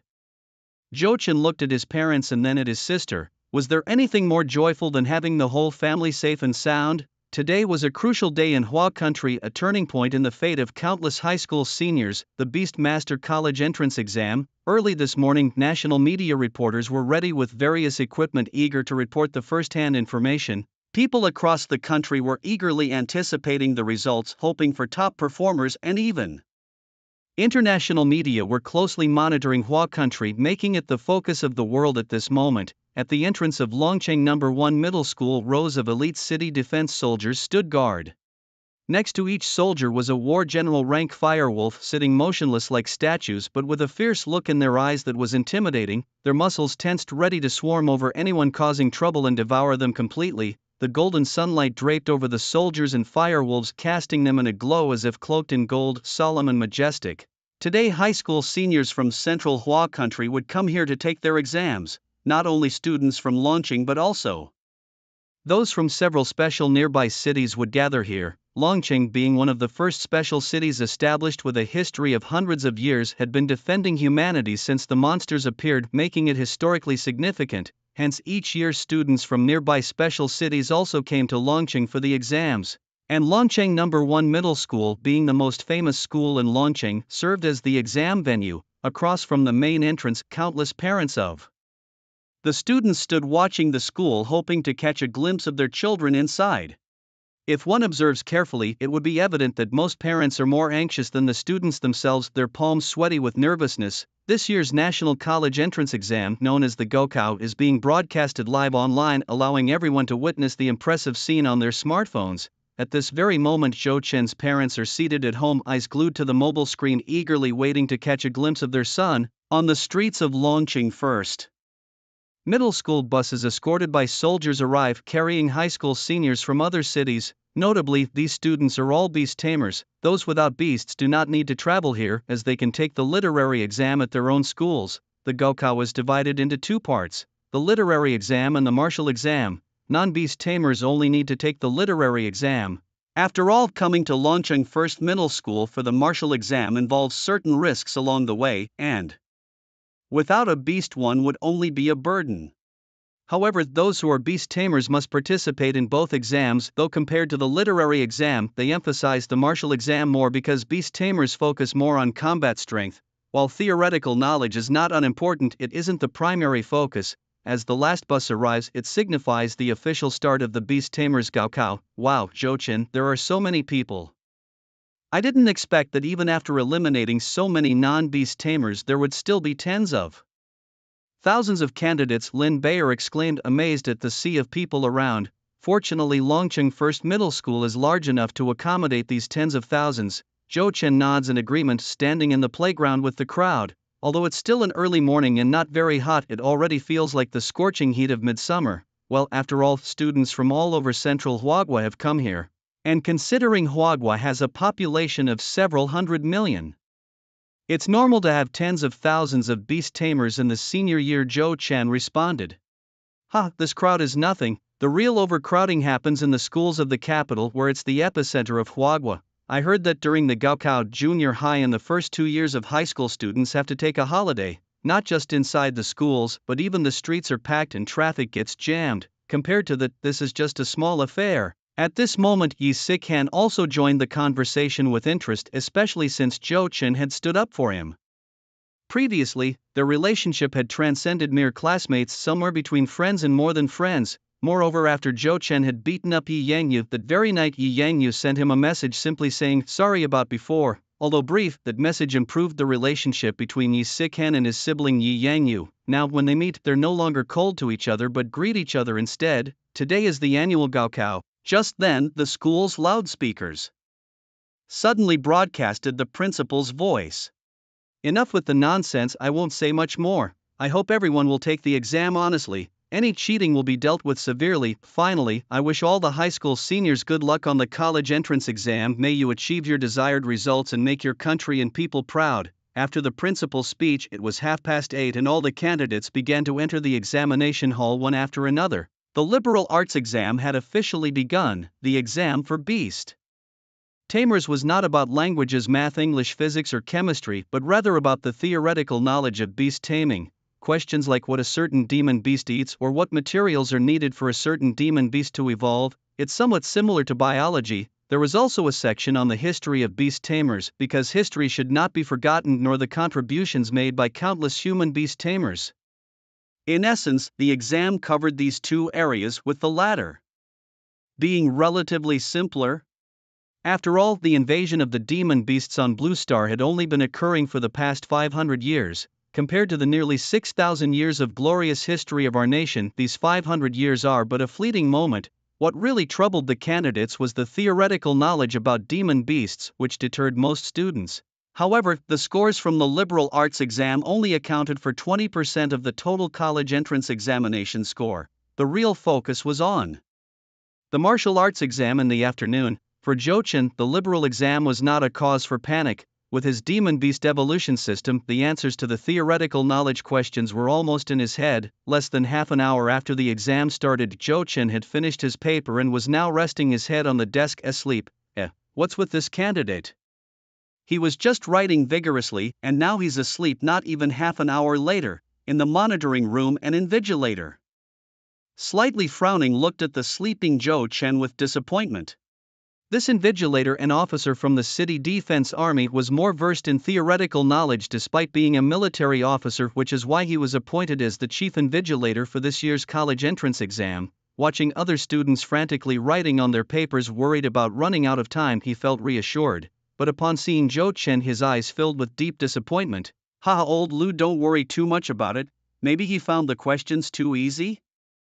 Perhaps, but if he has given up on himself, then he will have to fend for himself in society. After the liberal arts exam, Zhou Chen, Yi Sikan, and Lin Bayer had lunch together, waiting for the afternoon's martial arts exam. "So Zhou Chen, Bayer, how did you do this morning?" After lunch, Yi Sikan asked with a sweet smile, clearly pleased with her own performance. "Me? It was okay, so." Zhou Chen smiled modestly, not wanting to boast too much and discourage others. "Tsk Zhou Chen, stop pretending. I saw you with my own eyes.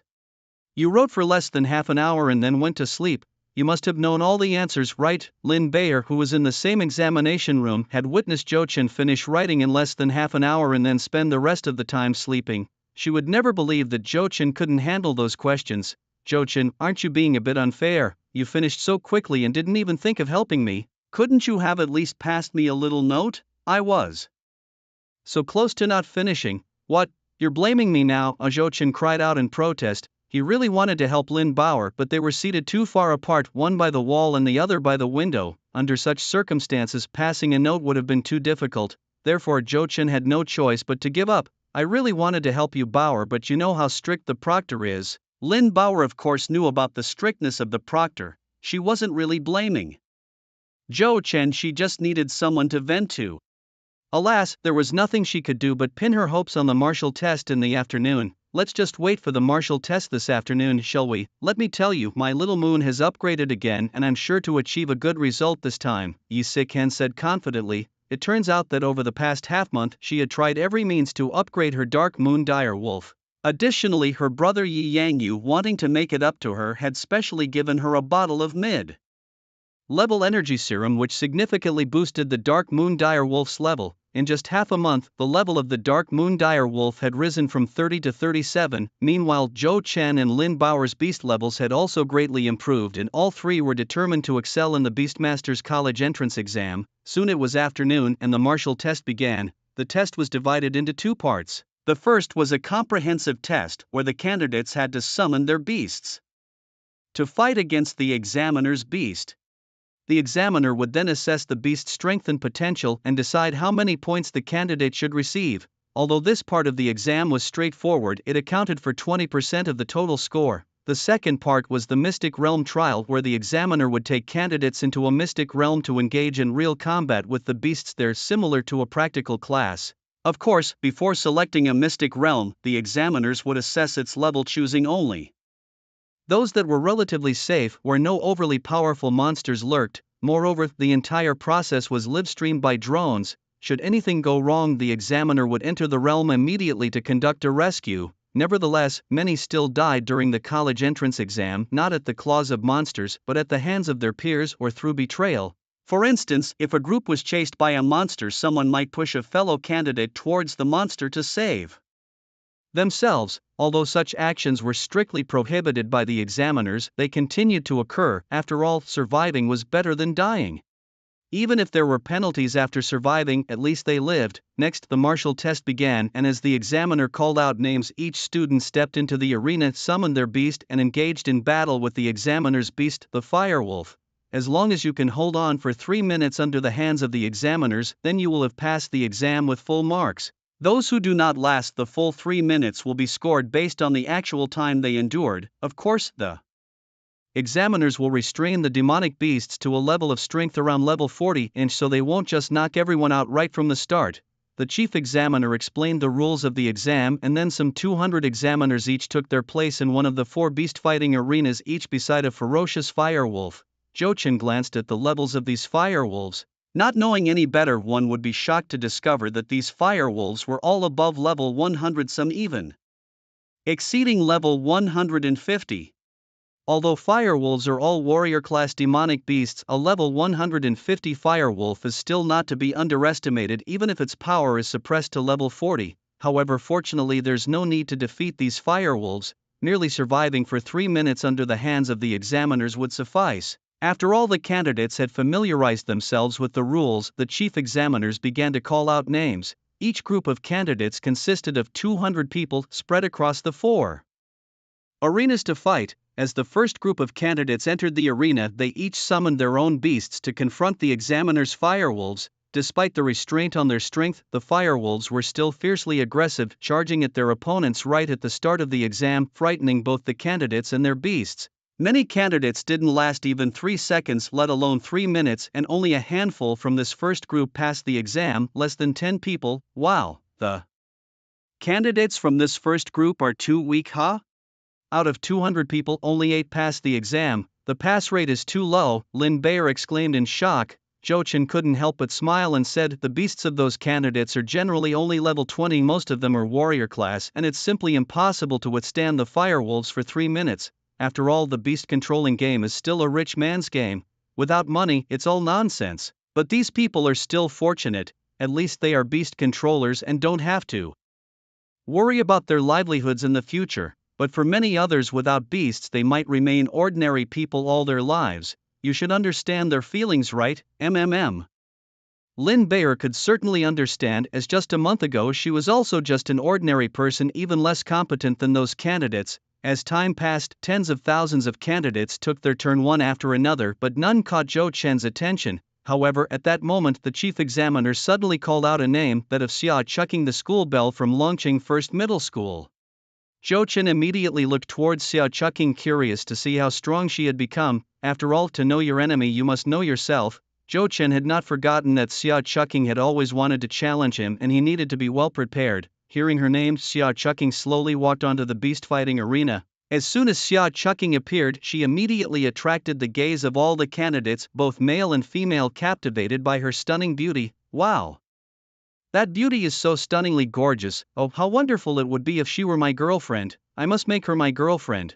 But what if she's already someone else's? What if she's already married? Oh, the thrill of it, a married woman, that's exactly my cup of tea, hee hee hee.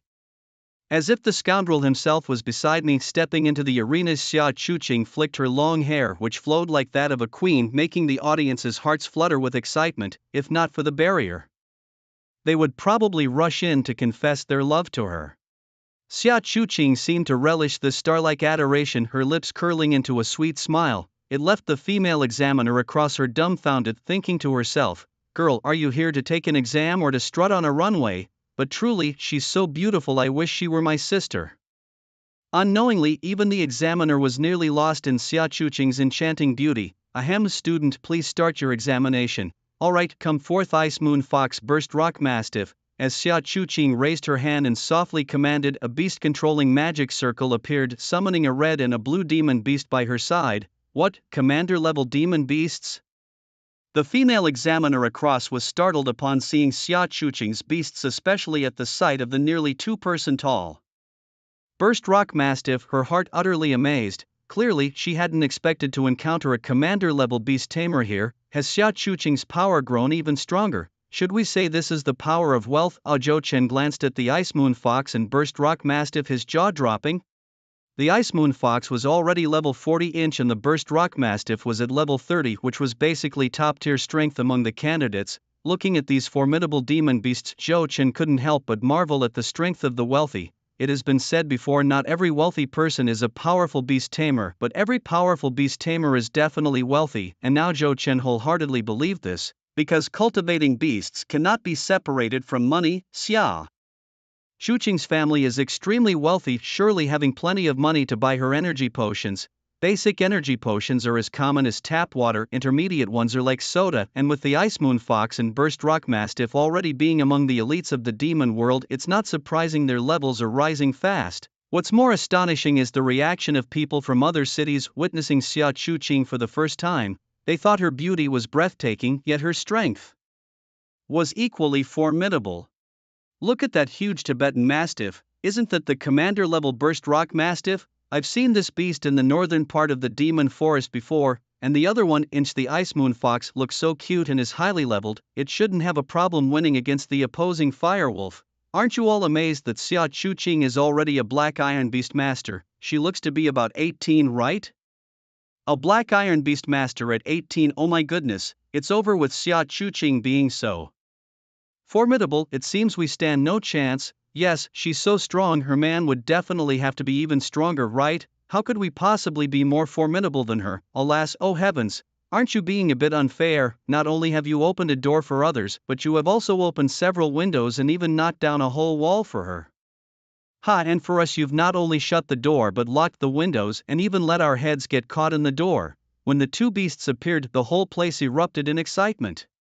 And this battle, it held no suspense, as the strongest contender from Dragon City First Middle School, Xia Chuqing's Burst Rock Mastiff easily defeated the opposing Firewolf. Even the Firewolf dared not directly withstand the molten blasts from the Burst Rock Mastiff, for it didn't want to end up as roasted wolf meat. Xia Chuqing also smoothly scored full marks. After this group of candidates, several more groups went up, including Yi Siken and Lin Bayer, who both achieved quite impressive results. Yi Siken managed to last 3 minutes earning full marks, while Lin Bayer wasn't as lucky. Her saber-toothed beast was only level 20 and still very young, but thanks to its strong defense, it barely lasted 2 minutes, scoring over 70 points, which was enough to pass. Among them, there were many strong beast masters such as Yi Yangyu, who had recovered from his injuries after half a month of rest. His red feather hawk had now reached level 40. Another candidate, Zhao Lei, owned a level 42 Abyss Thunder Leopard, a commander-class demon beast showing great strength.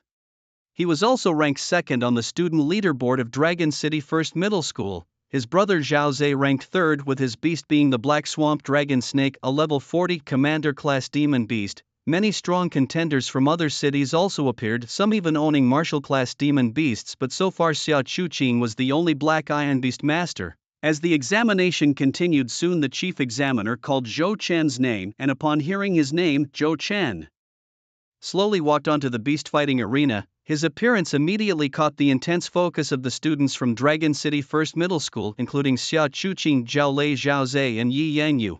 Being in the top 5 of the student rankings, they were naturally curious about Zhou Chen's strength, especially the brothers Zhao Lei and Zhao Zhe, who did not want to be surpassed by Zhou Chen like Yi Yangyu. "Release your beast," said the examiner in front of Zhou Chen, who was the same one who examined Xia Chuqing, her beast now awake and glaring menacingly at Zhou Chen.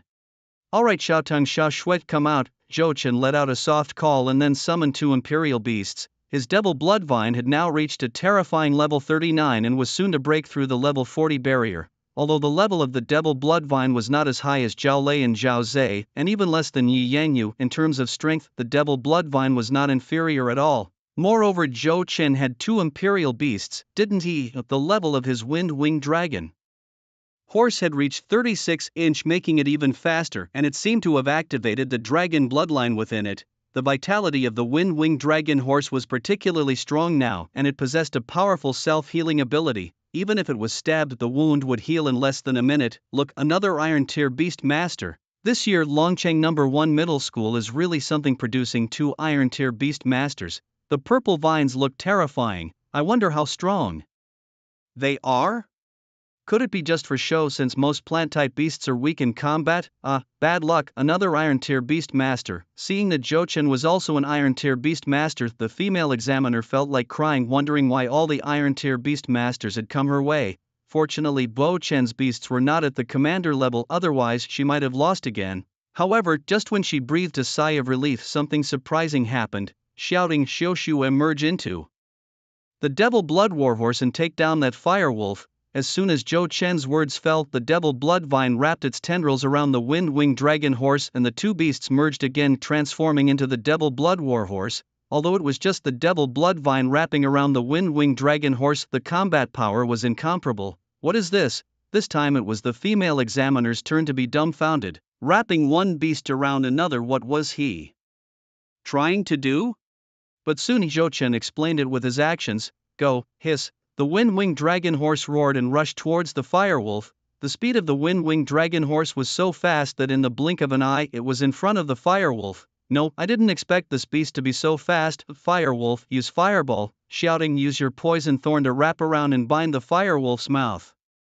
Before the firewolf could open its huge mouth to start spewing fire, Zhou Chen had already commanded the devil bloodvine to use its special move. The devil bloodvine instantly shot out tendrils, tightly wrapping around the firewolf's body. Despite the firewolf's scorching hot body, the devil bloodvine did not loosen its grip. Instead, it pierced its tendrils into the firewolf's body, beginning to absorb its fresh blood. The devil bloodvine absorbed blood very quickly, and the firewolf quickly became weak, but Zhou Chen did not let his guard down. At the moment, the firewolf had only suppressed its strength to level 40-inch, and it could break free from the devil bloodvine's binding at any time.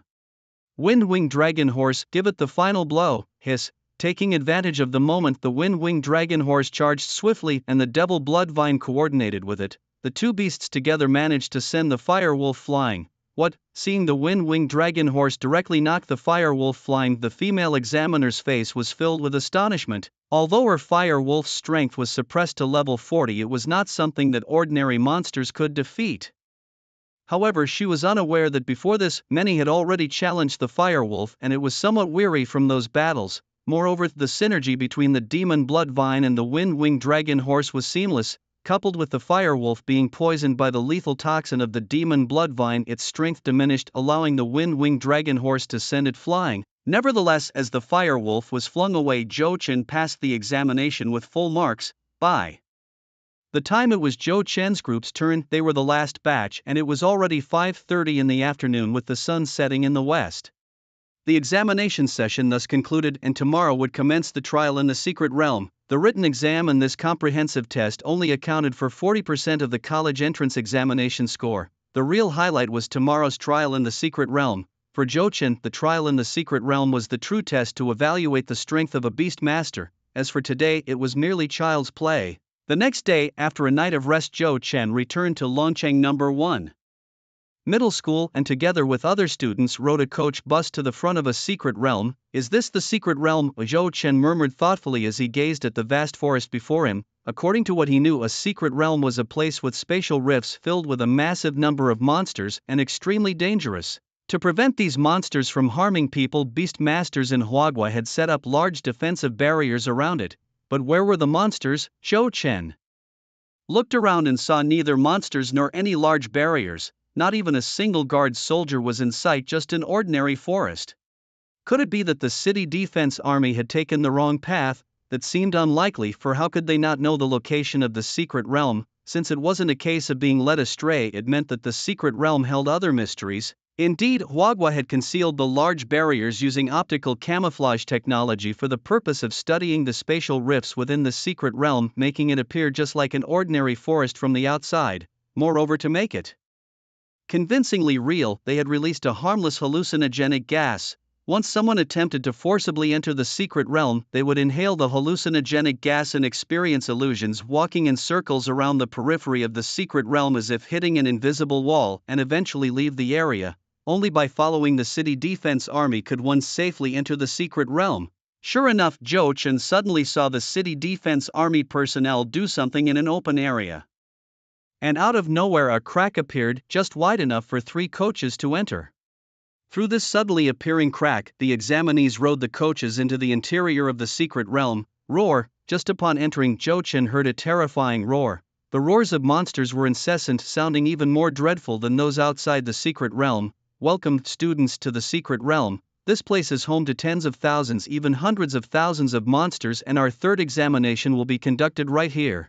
Your task is to hunt down demonic beasts and earn points. Before the exam, the teachers will distribute electronic scoreboards to you which will record your scores. Killing a warrior-ranked demonic beast earns you 1 point, a general-ranked beast earns 10 points, and a martial-ranked beast earns 100 points. Additionally, we won't make it too difficult for everyone. This is just a common secret realm with no beasts exceeding the martial rank. The strongest beast here is merely a level 50 martial-ranked iron shell magic turtle, which moves slowly. Even if you encounter it, you can run away. However, if you have the skills, you might as well take it down. Let me think. Whether individually or in a team, if you can defeat this iron shell magic turtle, how about I award you 500 points? If it's a team effort, you'll need to distribute these 500 points among yourselves. How does that sound? Not a bad reward, right? Moreover, to make this exam more interesting, students can also snatch other scoreboards, and the points on those scoreboards will become yours. Of course, you are only allowed to snatch points, not harm lives. The entire exam will be broadcast live, and if someone is in danger, the examiners will come to the rescue in time. The exam runs from 9 a.m. today until 9 a.m. tomorrow, so please do your best to survive. Don't become food for the demonic beasts. Finally, I wish all candidates the best of luck in achieving your desired scores. Now I declare the high school secret realm trial has begun. At the command of the chief examiner, each class teacher distributed the electronic scoreboards to their students, and the exam officially started. As soon as the exam began, Lin Bayer, this carefree fellow, came running to Zhou Chen seeking his protection, as Lin Bayer was too weak on his own. Zhou Chen the Great, please take care of me during this exam. If we succeed, I'll treat you to a buffet. Bayer, do you think I'm a beggar satisfied with just a buffet? Zhou Chen looked at Lin Bayer with a speechless expression. Although teaming up in this secret realm trial was the most cost-effective strategy, and Zhou Chen did want to team up with Lin Bayer, just offering a meal to brush him off was really taking him lightly, wasn't it? Then, what would you like? If one buffet isn't enough, 10 are also possible. Lin Bayer asked with a flushed face, secretly thinking, he's not going to ask me to have his child again, is he? Last time he asked me to bear his child, this time he might want me to have a second one for him. Let me think. Zhou Chen pondered for a moment, then suddenly a wicked idea popped into his mind. How about you call me Daddy first? What? Hearing Zhou Chen's words, Lin Bayer's face instantly turned red and she stared at him with wide eyes. Despite feeling embarrassed, she was relieved. Thankfully, he wasn't asking for a second child. "Jo-chan, you're really going too far. Can you not call me daddy? Calling you brother would also work, or maybe we could agree on a different condition?" Lin Bauer's cheeks were flushed red, making her look very cute as she shyly lowered her head. She was only a few months younger than Jo-chan, so calling him brother was reasonable. He changed the condition. "That works too. How about you have a child for me?" That's not right. You already owe me one child, so why don't you just have a second one for me, daddy?" Upon hearing about having a second child, Lin Bauer directly called Jo-chan daddy. "There, are we good now? Good girl, this exam is so interesting. I've got a daughter out of nowhere, huh, Jo-chan?" Ruffled Lin Bauer's hair and her ears turned red as she kept her head down, not daring to look at Jo-chan. I've already called you daddy, you have to take me flying now." Alright, if you want to flirt, save it for later. Don't forget the drone is broadcasting live." Yi Sik-hen pointed to the helicopter overhead. As Yi Sik-hen mentioned, Jo-chan and Lin Bauer's conversation had already been broadcasted online, amusing everyone on the web, especially with Lin Bauer's shy and cute demeanor earning her a bunch of new fans, including Jo-chan's parents and sister. At this moment, the family of 3 was sitting on the couch watching Jo-chan live. "Bro, what are you doing? Isn't this supposed to be a time to find me a sister-in-law? You are supposed to be in an exam, right? Is it really okay to be romantic during an exam?" Jo Jiao watched the live broadcast with a speechless expression. Since it was the day of the college entrance examination, they had a day off. Looking at Lin Bauer, Jo Xin asked Wang Lin, "Little Lin, what do you think of this girl? I've seen her during parent-teacher meetings before. She has a good personality and has been Jo-chan's classmate since primary school. Would you agree to have her as our daughter-in-law?" "Why wouldn't I agree? I quite like this girl. She's known Jo-chan for 12 years. I'd be happy if Jo-chan married her." "No, Dad, Mom, is this the time to choose a daughter-in-law?" Jo Xin Wang Lin. "What's wrong with that? We are satisfied with this daughter-in-law." As the candidates were preparing to head to the secret realm to hunt demonic beasts, the vice examiner next to the chief examiner suddenly spoke up. "Also, please pay attention to one more thing. Do you see the sign behind me?" It was then that Jo-chan noticed a wooden sign standing behind the vice examiner. "To help students achieve better results, we have prepared many tasks. These tasks are issued by teachers from various colleges, and completing them can greatly increase your chances of getting into those colleges. I wish everyone good luck in their exams." After the vice examiner finished speaking, all the candidates rushed forward to the large wooden sign which listed many tasks, divided into S, A, B, C, and D levels based on their difficulty. Completing an S-level task awards 100 points and A-level task 80 points, with the points decreasing for lower levels. The top S-level task involves hunting down a formidable beast, the Iron Shell Magic Turtle, and retrieving its beast core. Successfully completing this task alone would earn 100 points, plus an additional 500 points for slaying the Iron Shell Magic Turtle, totaling 600 points. This task is issued by Bay Academy, a prestigious university located in the capital city, renowned for producing powerful Beastmasters annually over its century-long history. Jo-chan, which task should we choose? Lin Bayer looked at the board filled with numerous tasks, feeling overwhelmed, and turned to Jo-chan, who had become the decision-maker of the group. However, before Jo-chan could respond, Yi Sik-hen spoke up. Choosing tasks that are too easy is pointless, and those that are too difficult might be impossible to complete. I think we should go for an A-level task. It increases our chances of success." "Jo-chan, what do you think?" "I think we could take on multiple tasks. No one said we are limited to just one, nor that we must complete any we take on. We could just hoard all the tasks, and even if we don't complete any, it doesn't matter. It's the total points that count in the end." Yi Sik-hen nodded in agreement with Jo-chan's strategy, and they took on many tasks across all levels, even the most challenging ones. Without wasting further time, the trio ventured deep into the forest to hunt beasts. The roar of monsters within the secret realm was incessant, more abundant than outside, as the trio summoned their own beasts. Soon a pack of thunder leopards, 20 in total, approached Jo-chan looking for trouble. These warrior-class beasts, around level 20, were incredibly fast. The leading thunder leopard roared and charged at Jo-chan and his friends. The thunder leopard's muscles, tensing like released arrows, surged toward them at a speed too fast to react to. However, Jo-chan remained calm. Despite the thunder leopard's speed, his bloodvine wasn't just for show. Before Jo-chan could even speak, the bloodvine, sensing its master under attack, sprang into action like a Venus flytrap. dozens of tendrils wrapped around the leaping thunder leopards, frantically draining their blood. Now at level 39, the bloodvine's absorption rate was astonishingly fast. In an instant, several thunder leopards were reduced to mummified corpses. Xiaoyu used the dark moonstrike to take out those thunder leopards.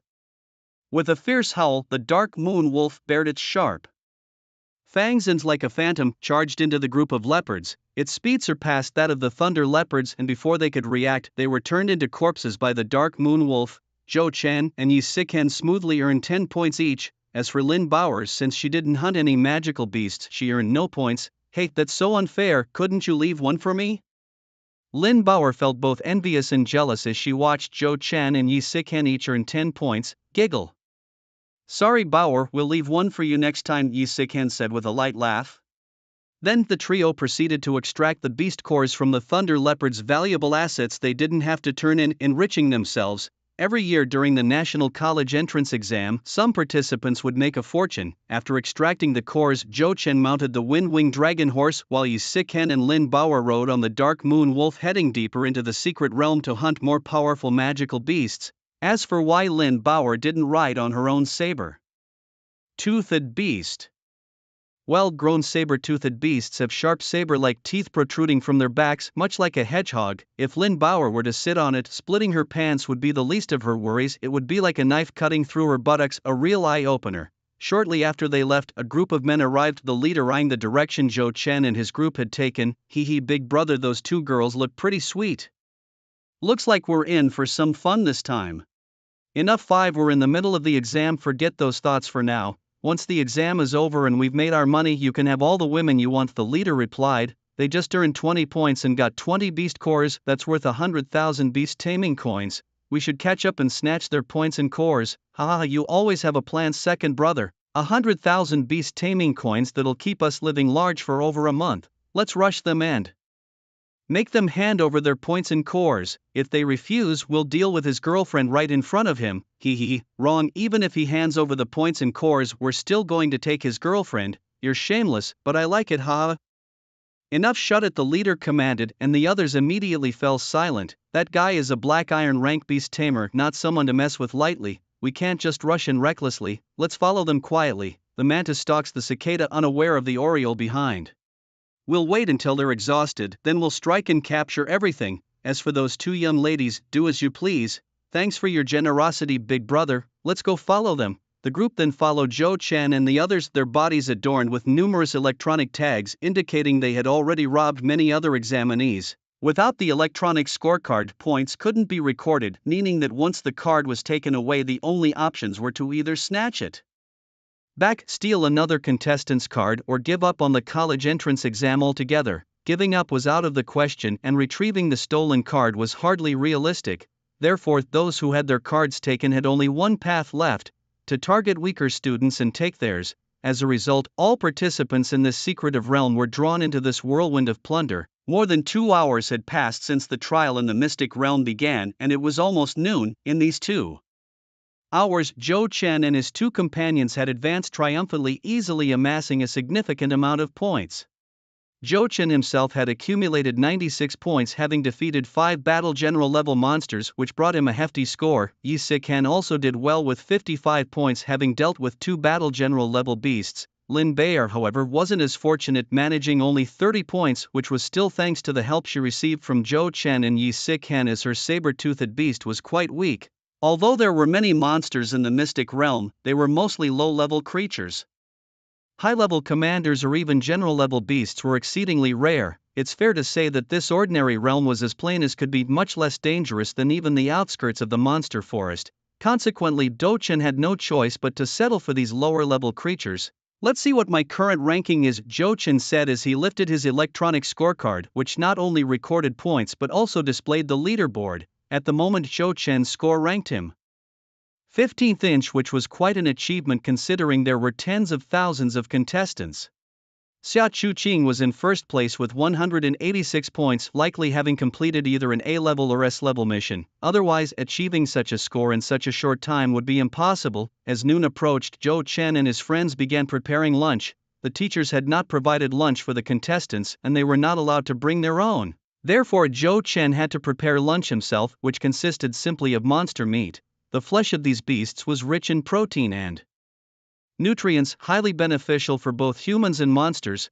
Zhou Chen was currently processing the meat of a swift wolf. He skinned it first, then started a fire by friction. With his strength and speed enhanced multiple times, starting a fire was effortless for him. With his legendary fast hands, it took less than a minute for sparks to appear on the wood, and soon the sparks grew into a full blaze. Zhou Chen then set up a rack next to the fire and placed the meat over it to roast. Wow, Zhou Chen, you're amazing! You started the fire so quickly, Lin Bayer startledly asked. Isn't that obvious? As Zhou Chen was making fire by friction, they were not idle either. Lin Bao gathered firewood while Yi Siken went to find water. Come over here, once Siken is back we'll start lunch, okay? Sure.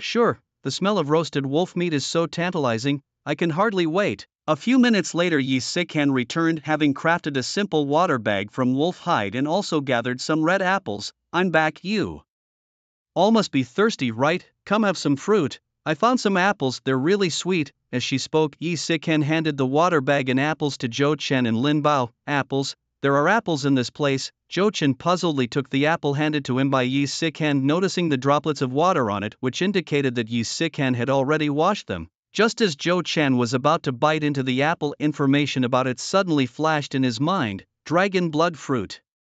Description: a fruit cultivated with dragon's blood, tastes similar to apples, sweet and non-toxic. Consuming it strengthens one's physique and can also be used for demonic beast evolution. Dragon blood fruit? This is actually dragon blood fruit. Holding the red apple in his hand, Zhou Chen murmured in shock, all this time searching to no avail, and here I find it without even trying. I spent so much effort looking for dragon blood fruit with no luck, and unexpectedly, I found it in this secret realm. Zhou Chen, what's wrong? Why aren't you eating? Could it be that you're worried? It's poisonous. Don't worry, I've tried it myself, it's perfectly fine. These apples are really sweet. Yi Siken thought Zhou Chen was worried about the toxicity of the dragon blood fruit and started to explain, but before she could finish, Zhou Chen suddenly grabbed her hand as if he was about to propose. Zhou Chen, what are you doing? She wondered why he suddenly grabbed her hand. Could it be a confession or was it something else? As her face flushed red, similar to the color of the dragon blood fruit in her hand, she pondered.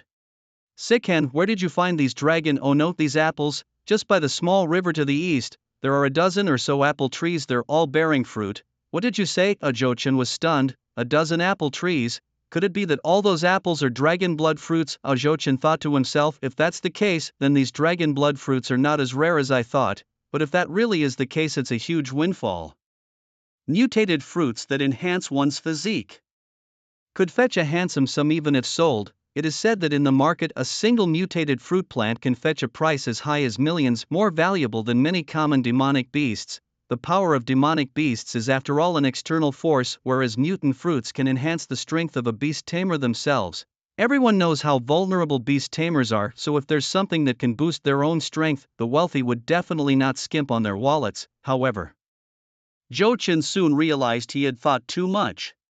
Yi Siken picked 10 apples, among which only 2 were dragon blood fruits. The rest were just ordinary apples that looked exactly like the dragon blood fruits. I knew it, dragon blood fruits couldn't be that common. Zhou Chen, what are you talking about? What dragon blood fruit? Oh, it's nothing. By the way, Siken, could you take me to the place where you found these apples later? Sure, of course. Thank you, you've really helped me out a lot.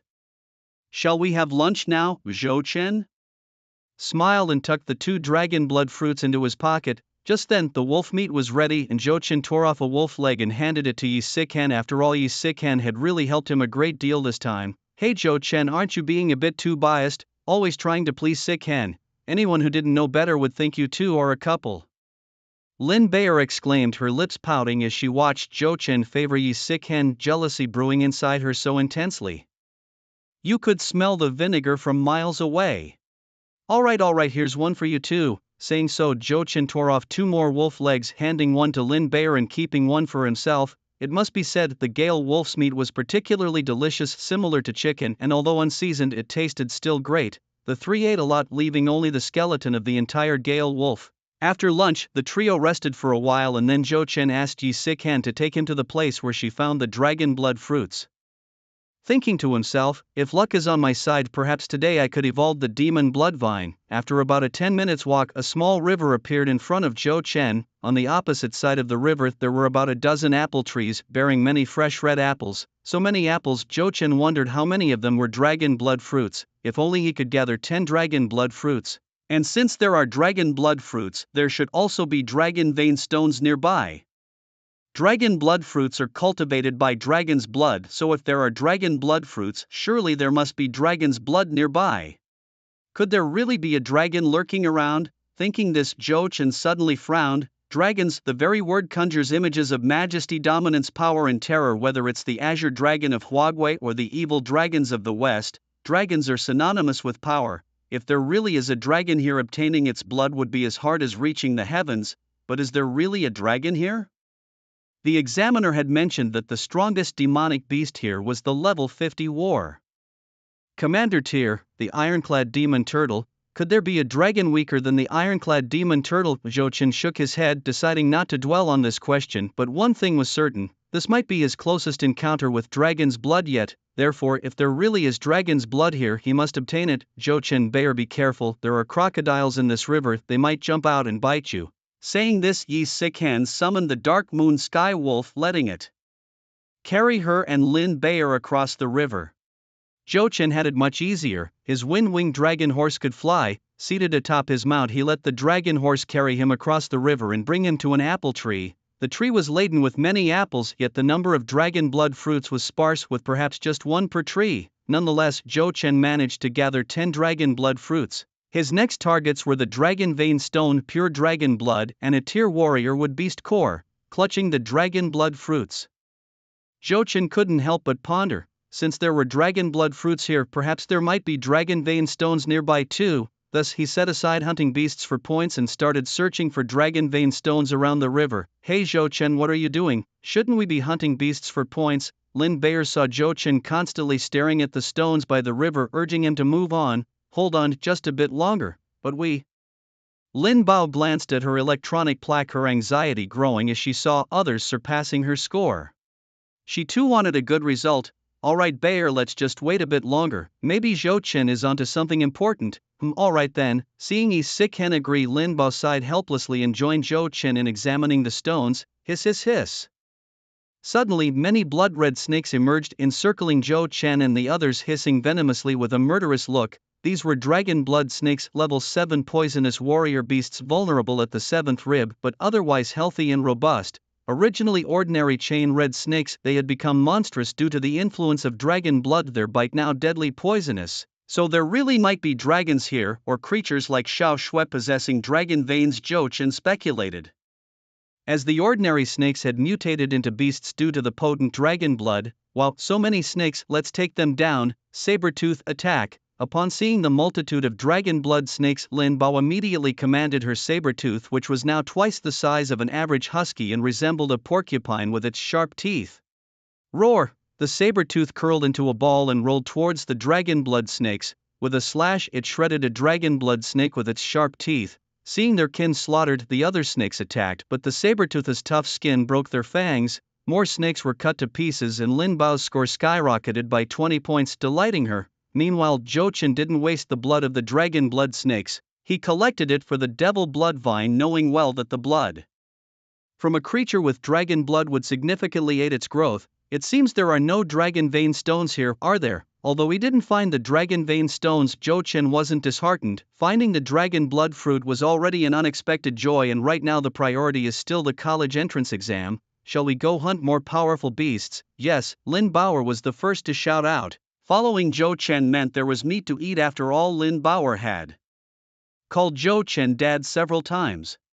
What father wouldn't dote on his daughter? Every time Lin Bauer called him dad, Zhou Chen felt an unusual sense of satisfaction, as if he really did have a daughter. Boom! Just as Zhou Chen and his two companions were preparing to search for other beasts, a huge python suddenly burst out from the river behind them. It was 15 meters long and the sunlight shone on its green body, reflecting a bluish light all over. At the front of the python, there were two small claws, short and seemingly useless like the arms of a Tyrannosaurus rex, but coupled with its huge body, it inevitably made Zhou Chen think of one creature, a dragon. the giant python roared skyward and its tail was tightly coiled around a large crocodile. Without any courtesy, the python opened its mouth wide and swallowed the crocodile whole, then it crawled onto the shore and swallowed the body of the dragon blood snake. What kind of monster is this? This beast is so powerful. Is Xiaoye actually scared? Yi Sikan glanced at the dark moon sky wolf beside him and found it trembling. No doubt the dark moon sky wolf was also terrified of this beast. This creature was attracted by the bloody scent of the dragon blood snake. It seems this is the beast with the dragon vein. Looking at the python that resembled a dragon, Zhou Chen's brows were tightly furrowed. Beast name: Qingmu dragon serpent. Beast rank: warlord. Beast level: 30. Beast attribute: wood. Beast weakness: the 7th inch. Beast condition: healthy. Beast talent: dragon vein, possesses 1/4 dragon lineage, granting it formidable defense and vitality. Beast skills: venom spew: the Qingmu dragon serpent can spew 3 types of venom: green venom with strong corrosive properties, blue venom that can burn, and red venom that explodes. Dragon's intimidation: the pressure released by the Qingmu dragon serpent can instill fear in other creatures and even cause physical damage such as organ rupture. Note: ineffective against plant-type beasts. Dragon taint: the blood of the Qingmu dragon serpent can mutate ordinary animals into beasts and cause beasts to evolve. With the information about the Qingmu dragon serpent floating in his mind and seeing the data, Zhou Chen cracked a smile. It looks like this is the guy I was looking for. Zhou Chen believed that its blood could definitely help the devil blood vine evolve, and even if it couldn't, he could still obtain a warlord level wood-based beast core. No matter what, Zhou Chen always makes a profit. Zhou Chen, shouldn't we just run away? This is a commander level monster, we're no match for it, better not to court death. Yes, Zhou Chen, there's still time to escape. Seeing the Qingmu dragon serpent, Yi Sikan and Lin Bayer were terribly frightened, their eyes filled with intense fear and their bodies trembling uncontrollably. Their legs were weak, and although they wanted to run away, it was as if they had been acupunctured, completely unable to move, just trembling continuously while watching the Qingmu dragon serpent crawl towards them. In their minds, they could already see themselves being swallowed by the Qingmu dragon serpent. This is the dragon serpent's dragon deterrence skill, which can instill fear in people's hearts, thus causing them to lose the will to fight. Once the will to fight is lost, it becomes impossible to defeat the Qingmu dragon serpent. Not to mention Yi Sikan and Lin Bayer, even the Dark Moon Direwolf, Windwing Dragon Horse, and Sabertooth Beast were trembling, clearly affected by the dragon's deterrence. At this moment, only Zhou Chen and the demonic bloodvine were unaffected by the dragon's deterrence. The dragon's deterrence is a type of mental attack, and Zhou Chen's mental strength has reached 125, more than 10 times that of an average person, hence the dragon's deterrence had little effect on him. As for the demonic bloodvine, being a plant-type monster with low intelligence, it does not fear the Qingmu dragon serpent's dragon deterrence. The so-called ignorance is bliss, and having a low intelligence has its advantages. Zhou Chen once saw a video, a Siberian husky daring to fight a tiger in the zoo.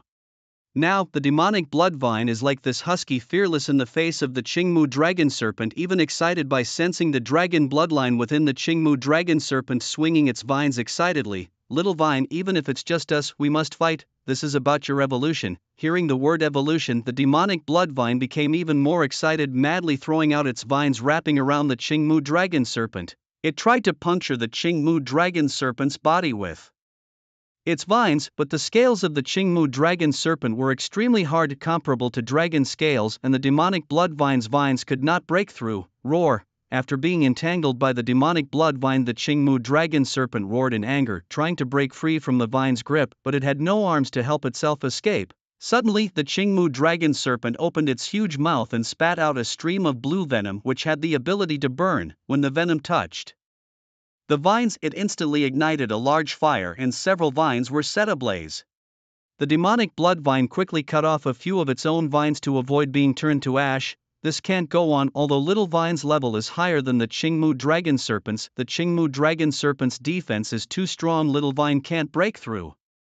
The demonic bloodvine's strength lies in its venom and rapid blood-sucking ability, but this all presupposes that the vines must be able to pierce the opponent's skin, which is currently not possible for the demonic bloodvine. At this moment, Zhou Chen looked towards the Dark Moon Direwolf, whose physical attack power was the highest among them. He thought that perhaps the direwolf could break through the scale defenses of the Qingmu dragon serpent. If they could just tear a crack, Zhou Chen would have a way to secure victory. Xiao Shuai, fly up and draw the Qingmu dragon serpent's attention, he commanded. Despite its fear, the wind-winged dragon horse obeyed Zhou Chen's command, soaring into the sky and continuously harassing the Qingmu dragon serpent, which quickly shifted its attention to the dragon horse. The wind-winged dragon horse deployed its special move, conjuring the storm wings and flying high. The Qingmu dragon serpent, unable to hit the dragon horse, could only keep spewing venom. However, with the dragon horse's incredible speed, the venom stood no chance of reaching it up in the sky. Seeing that the Qingmu dragon serpent was distracted, Zhou Chen breathed a sigh of relief and then turned to Yi Siken and Lin Bei'er. "Siken, can I borrow Xiaoye for a bit?" he asked. "Huh? What do you need Xiaoye for?" Yi Siken asked, puzzled. Although she had become somewhat accustomed to the fear, her body was still frozen in terror. "Let the Dark Moon Direwolf sneak attack the Qingmu dragon serpent's vital spot, its weak point. The direwolf has the strongest attack among us, and it's the only one that might break through the Qingmu dragon serpent's defenses."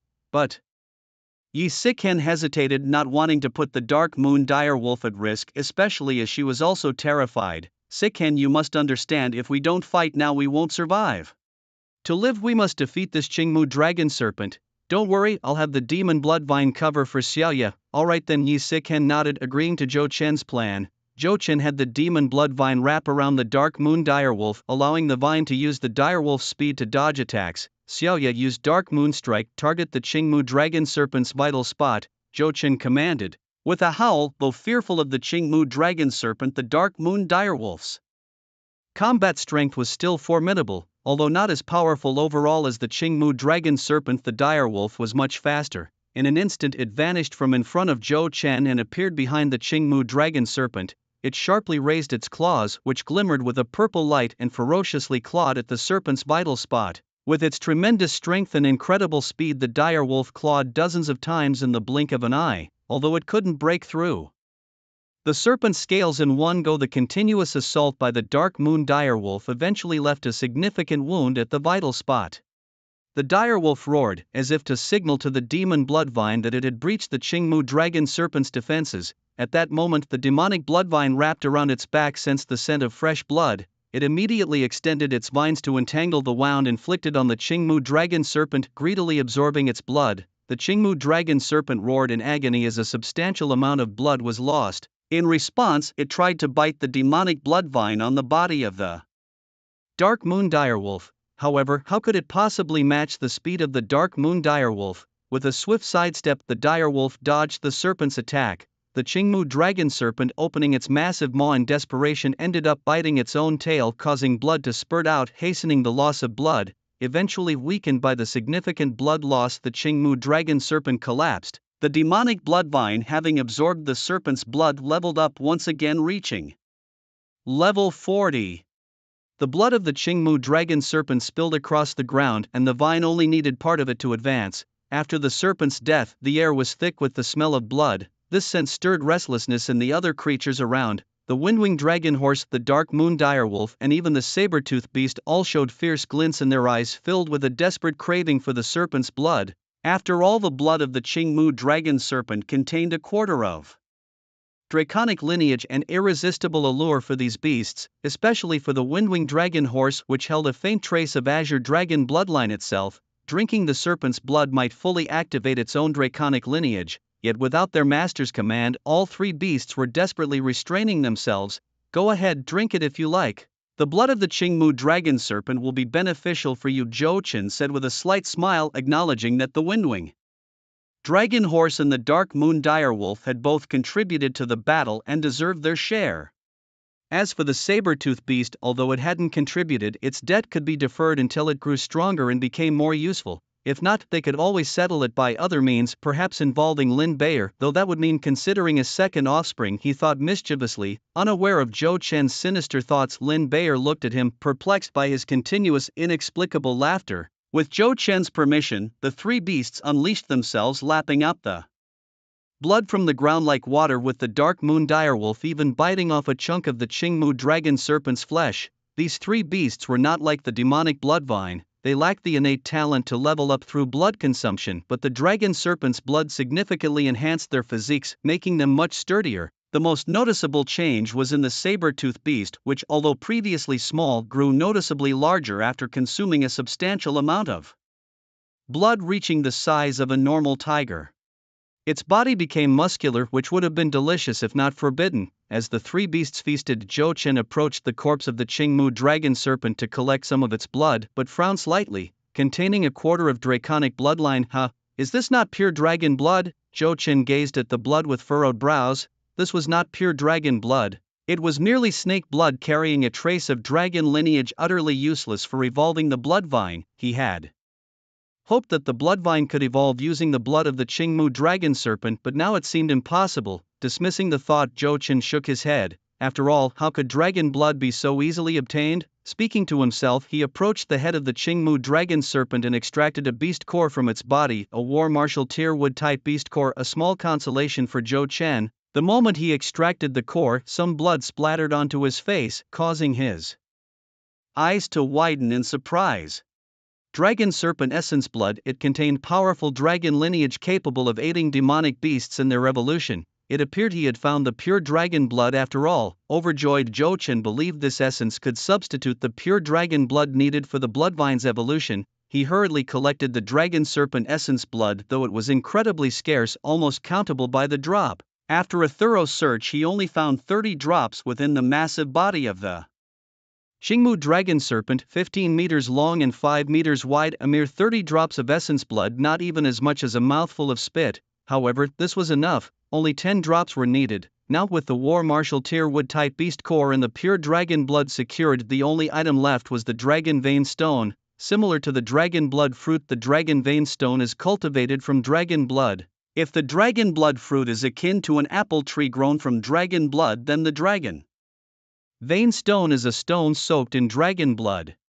Since the Qingmu dragon serpent's blood could cultivate dragon blood fruit, it could surely produce dragon vein stones as well. Zhou Chen moved to the underside of the Qingmu dragon serpent's corpse and unearthed several stones stained red with fresh blood, soaked in copious amounts of blood. These stones had undergone some changes. Not only were they thoroughly red, but they also contained some energy. However, these were not yet true dragon vein stones, which might need to be soaked in the Qingmu dragon serpent's fresh blood for a week, a month, or even a year. Perhaps using the dragon serpent essence blood could speed up the process. Its effect was hundreds of times stronger than ordinary blood. Zhou Chen dripped 10 drops of the dragon serpent essence blood onto 10 stones the size of a pinky finger. After the essence blood was fully absorbed by the stones, he soaked them again in the blood of the Qingmu dragon serpent. About an hour later, the 10 stones had transformed into dragon vein stones. Dragon vein stone, inferior, brief, stone soaked in dragon blood, capable of helping a war general tier demonic beast evolve into a war martial tier. Despite using 10 drops of dragon serpent essence blood, the resulting dragon vein stone was of low quality, far inferior to a true dragon vein stone in effectiveness. Zhou Chen sighed, realizing that obtaining a dragon vein stone was not as easy as he had hoped. Yet even though it was a substandard product, he was satisfied, as it could still aid in the evolution of the demon blood vine. Without hesitation, Zhou Chen decided to proceed with the evolution, especially since the demon blood vine had reached level 40 and had absorbed a lot of fresh blood from the Qingmu dragon serpent. It was the perfect time for evolution. Sichen Bauer, stay close to me, Zhou Chen instructed. I'm about to evolve the demon blood vine, and try to keep a little distance. I don't want to frighten you. Evolve. Oh, Zhou Chen, can you really cultivate magical beasts? Maybe we should wait until after the exams and ask a professional breeder for help. If something goes wrong, it could not only waste resources but might also cause irreparable damage to the magical beast. Yi Sichen looked incredulously at Zhou Chen. Evolving a magical beast was a complex science, typically left to chance, but only those with specialized knowledge known as breeders could assist in such evolutions. Breeders akin to veterinarians, but for magical beasts, treated injuries or aided in their evolution. However, even the most professional breeders couldn't guarantee a successful evolution. A failed attempt could waste resources and potentially cause irreversible harm, reducing the beast's innate talents and potential. Therefore, most beast masters preferred not to risk their beast's evolution. After all, in this era, a beast was a beastmaster's lifeline. Don't worry, I'm completely confident, Zhou Chen reassured them. Besides, I was the one who helped Xiao Tang evolve into a battle general level magical beast, remember? Zhou Chen looked towards the demon blood vine, which swayed its vines as if nodding in agreement. Just stand guard around me and keep other people and beasts from disturbing us. Zhou Chen then began drawing the beast-controlling array on the ground and positioned the demon blood vine at the center of the array. He then fed it all the evolutionary materials including the dragon serpent essence blood, dragon vein stone, dragon blood fruit and the beast core of the Qingmu dragon serpent. As the demon blood vine absorbed the materials, its body suddenly burst into a dazzling red light which looked quite eerie. What's happening? What's happening? Lin Bauer widened her eyes in shock, her face filled with astonishment and a hint of fear as if doomsday had arrived. Oh Bauer, calm down. Yi Sichen pressed her shoulders, trying to calm her. The demon blood vine is evolving. Once it successfully evolves, it will become a battle commander level magical beast and we can earn more points. Yi Sichen stared intently at the red light enveloping the center where the demon blood vine was undergoing its transformation, a sight rarely witnessed by ordinary people. Whether evolution succeeds or fails, it is always an experience for those watching. A success garners experience while a failure provides lessons, and all this without any loss. Isn't that wonderful? The red light flickered for about a minute before it slowly faded away, growing weaker. Was it a success, or perhaps a failure? Lin Baer and Yi Sikan both watched the demonic blood vine with nervous expressions, silently praying for its successful evolution. Only Zhou Chen stood confidently, trusting that the system wouldn't let him down. As the red light dissipated, the demonic blood vine successfully evolved. Now named the Dragon Blood Vine, it had reached a combat rank of 45 and was classified as a battle commander beast. Its attributes were wood-based and it had no known weaknesses. The vine was in an excited and healthy state. Its talents included Blood Devour, which allowed it to absorb the blood of other creatures to enhance its strength, and Dragon Vein, which granted it powerful regenerative abilities, allowing it to instantly regenerate even if all its vines were severed. The abilities of the Dragon Blood Vine were formidable. Mimicry allowed it to disguise itself as a common ivy, concealing its true power and causing opponents to lower their guard. Its vines were laced with a deadly poison capable of corrosion, combustion and explosion through its ability Poisonous Thorns Entangle. Dragon Blood Thorn, another skill, ensured its vines were incredibly hard, able to pierce through steel with ease, and when used in conjunction with Poisonous Thorns Entangle, its power was immense. Moreover, having absorbed dragon blood, the Dragon Blood Vine could emit a powerful dragon's presence, instilling fear in its enemies. The vine evolved from the demonic blood vine by absorbing dragon blood, had vines tougher than before, impervious to both weapons and natural elements, and unbothered by extreme weather conditions. It fed on blood, allowing beast tamers to feed it controlled amounts of their own blood to foster a bond, though its taste and texture resembled seaweed and was suitable for cold dishes. It was not recommended for consumption unless one was unafraid of being poisoned. Compared to the demonic blood vine, the Dragon Blood Vine resembled the earlier Blood Devour vine, with its entire body comprised of bright red vines, except now a large red flower bloomed at the center of its vines, and all over its body red flowers bloomed, releasing a fragrance reminiscent of roses, making it appear more like a delicate young girl. Besides its appearance, the Dragon Blood Vine's level had also increased by 5 levels. Its vines tightly coiled around Zhou Chen continuously, rubbing its red flower against his face as if kissing him. It also did not forget to gently touch his lips with vine tendrils, resembling a queen with her personal attendant. Oh boy, I've seen people fall in love with cats, dogs and fish, but falling in love with a flower is a first for me. Watching the passionate kisses between the Dragon Blood Vine and Zhou Chen, Lin Baer was speechless and quite full of jealousy, although she knew that the Dragon Blood Vine was just a plant. Seeing their intense kissing scenes still made her incredibly jealous.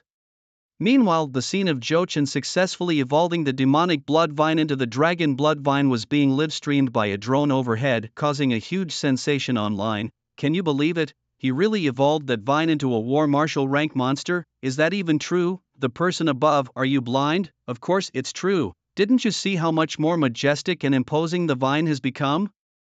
But isn't he only 18 years old? To evolve a war general rank monster into a war marshal rank so easily, isn't that a bit too incredible? You should know even those veteran beast tamers might not be able to evolve a war marshal rank monster so effortlessly, right? This can only mean he is a genius.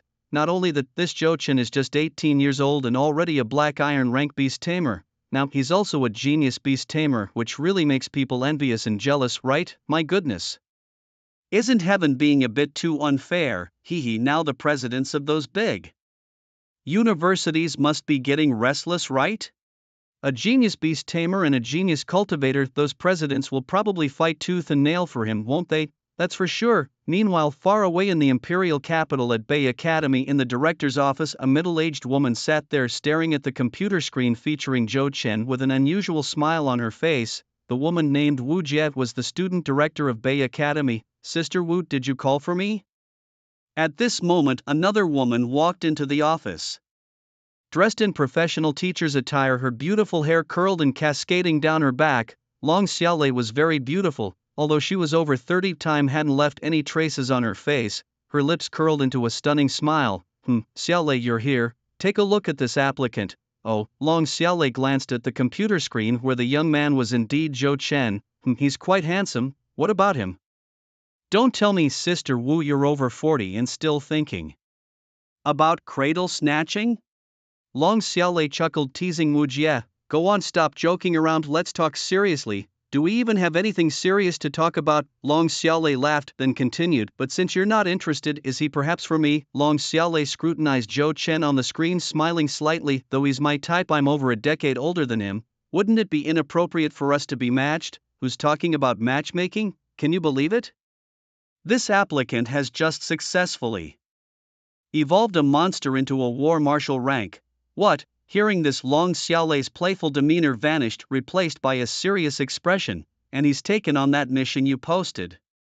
Xiaolei, perhaps he could save your beast, even if not now, maybe he could help you in the future. Perhaps, thinking of her own beast, Long Xiaolei sighed deeply. Sister Wu, did you call me here just for this? Of course not. Wu Ji shook her head, continuing, I hope you can make a trip to Zhanlong City and invite this applicant to our Bay Academy.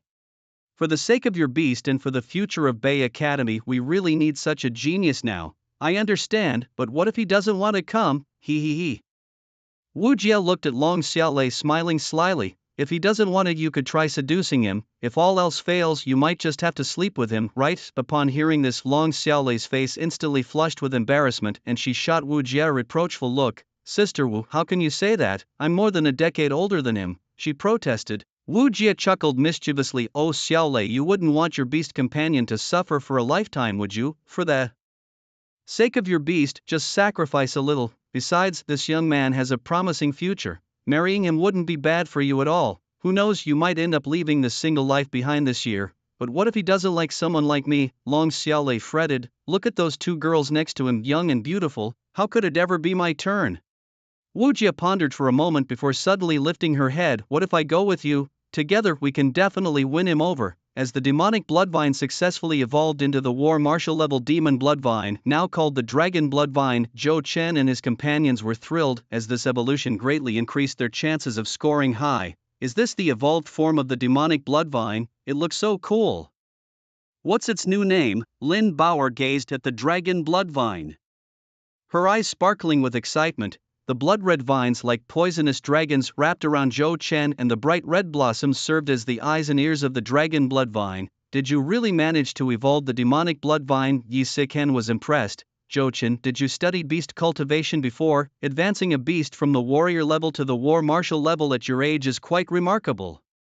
Beast cultivators have levels too, advancing a warrior level beast to war marshal level makes one a second level cultivator. In Hua country, the strongest cultivators are only 4th level, capable of advancing a king-level beast to the emperor level. A 5th level cultivator has yet to appear. Yes, I studied a bit before, and this success was just a bit of luck, Zhou Chen casually mentioned, careful not to reveal too much about his system, lest he becomes a subject of dissection and study. Regardless, congratulations. Now that you have such a powerful beast companion, you'll have to help us out too, Yi Siken giggled, looking quite charming. Of course, without your help, how could I possibly have obtained the blood of the greenwood dragon serpent? I'll definitely help you achieve good results in the exam. Zhou Chen certainly wouldn't forget the help Yi Sichen's dark moon direwolf had provided. By the way, Zhou Chen, since you're already a second-level cultivator, could you evolve my saber-tooth beast to the war marshal level too?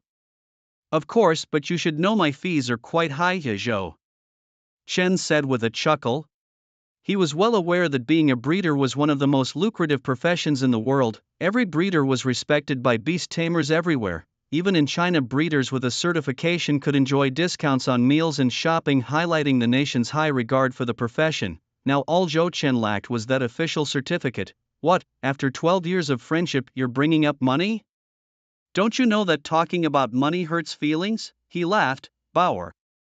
Haven't you heard the saying even brothers settle accounts clearly? Besides, we're not even related. Why don't you give me another child? I'll evolve your saber-tooth beast into a war marshal level monster right now, but then you'd owe me for 4 kids. Get lost, owing you 4 kids? It's only 2.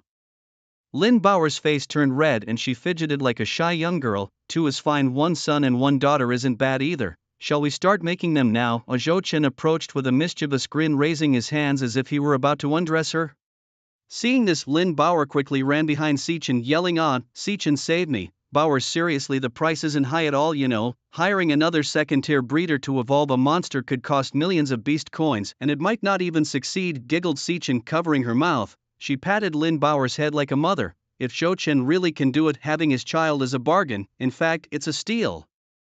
I'd even consider having a child for him if he could evolve my Little Moon into a war marshal level monster. Then you go have his child, Lin Bauer complained. Hey Sichen, you could too, right? How about it? Come on, let's do it after the exam, okay? Sichen flirtatiously threw Zhou Chen a glance, making him blush. It was his first time seeing Sichen so endearing. Look at you blushing, Zhou Chen, she laughed. Isn't it just because you're too beautiful? Alright, no more jokes, let's continue hunting monsters. We're falling way behind in the scores. Sichen checked her electronic tag. Her ranking was now 55th, not much of a drop, but Lin Bauer had plummeted over 1,000 places to rank beyond 5,000.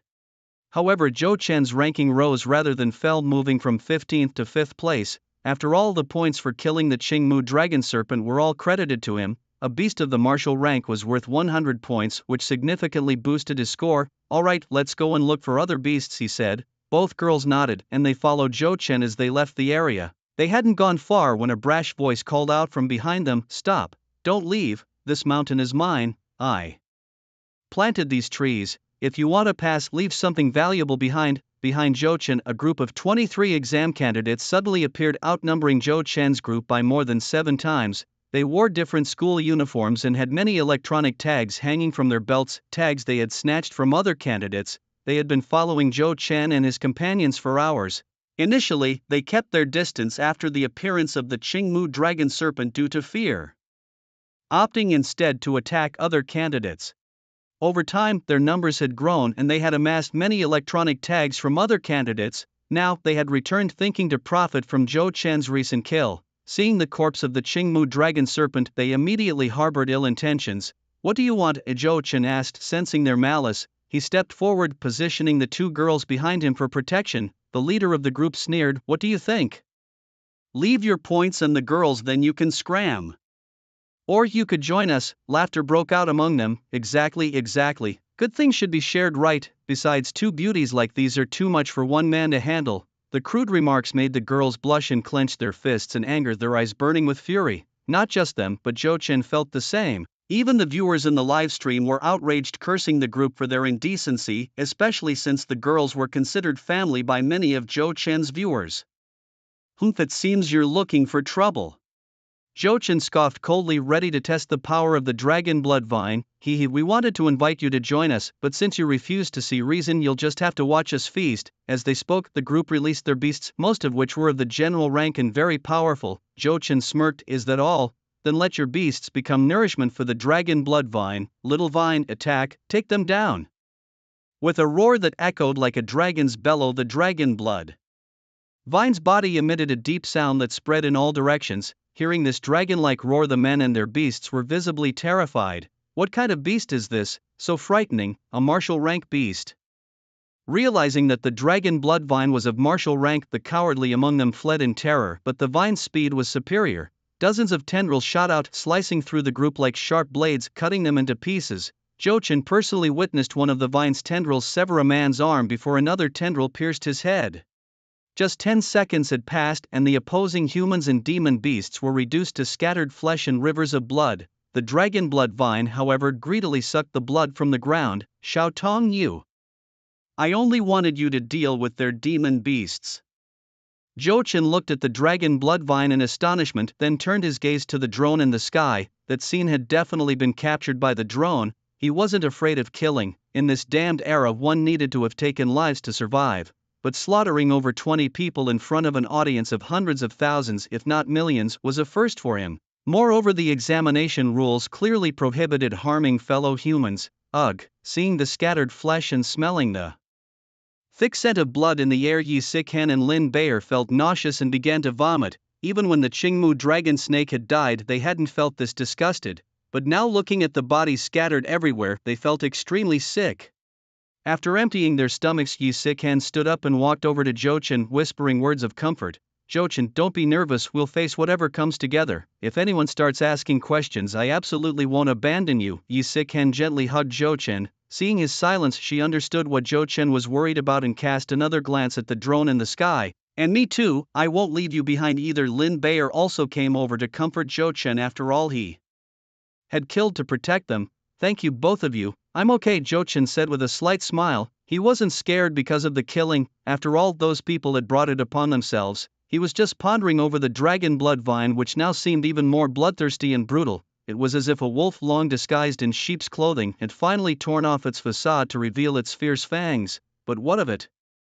Xiao Tang is my beast, the stronger it becomes, the better. Looking at the two women who were worried about him, Zhou Chen felt a warmth in his heart. In such circumstances, it wouldn't have been surprising if they had chosen to abandon him. However, they hadn't. Not only were they not afraid of him, but they were also concerned about him, even willing to share the burden with him. What could be more touching than that? Alright, shall we go? Let's find other prey. Zhou Chen led the way with the two women following behind. Over the next few hours, the trio searched for stronger prey. They were no longer interested in warrior-level demon beasts and went directly for commander-level ones. With the commander-level dragon blood vine, Zhou Chen and his companions easily defeated 3 commander-level demon beasts, earning 300 points. Zhou Chen was generous, giving Yi Sikhan and Lin Bayer 200 points, significantly boosting their rankings. Now Zhou was ranked second, only 20 points behind Xia Chuqing in first place.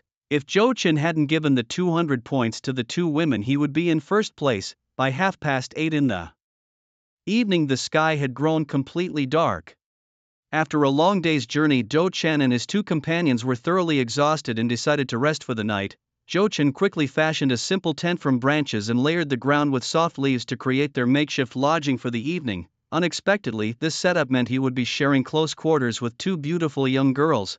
Zhou Chen was busy preparing dinner, handling a thunder battle ox he had earlier defeated. The thunder battle ox, a formidable beast from the thunder lineage, had fallen prey to the dragon blood vine, providing a substantial feast. Weighing several hundred pounds, the ox's meat would suffice for several days. Excited by the prospect of a meaty dinner, the two girls' eyes sparkled with anticipation as Zhou Chen began to cut the ox's legs with the vine, which proved as sharp as any blade. With the ox's legs secured over the fire, Zhou Chen initiated the barbecue while the girls spread the ox's hide inside the wooden shelter.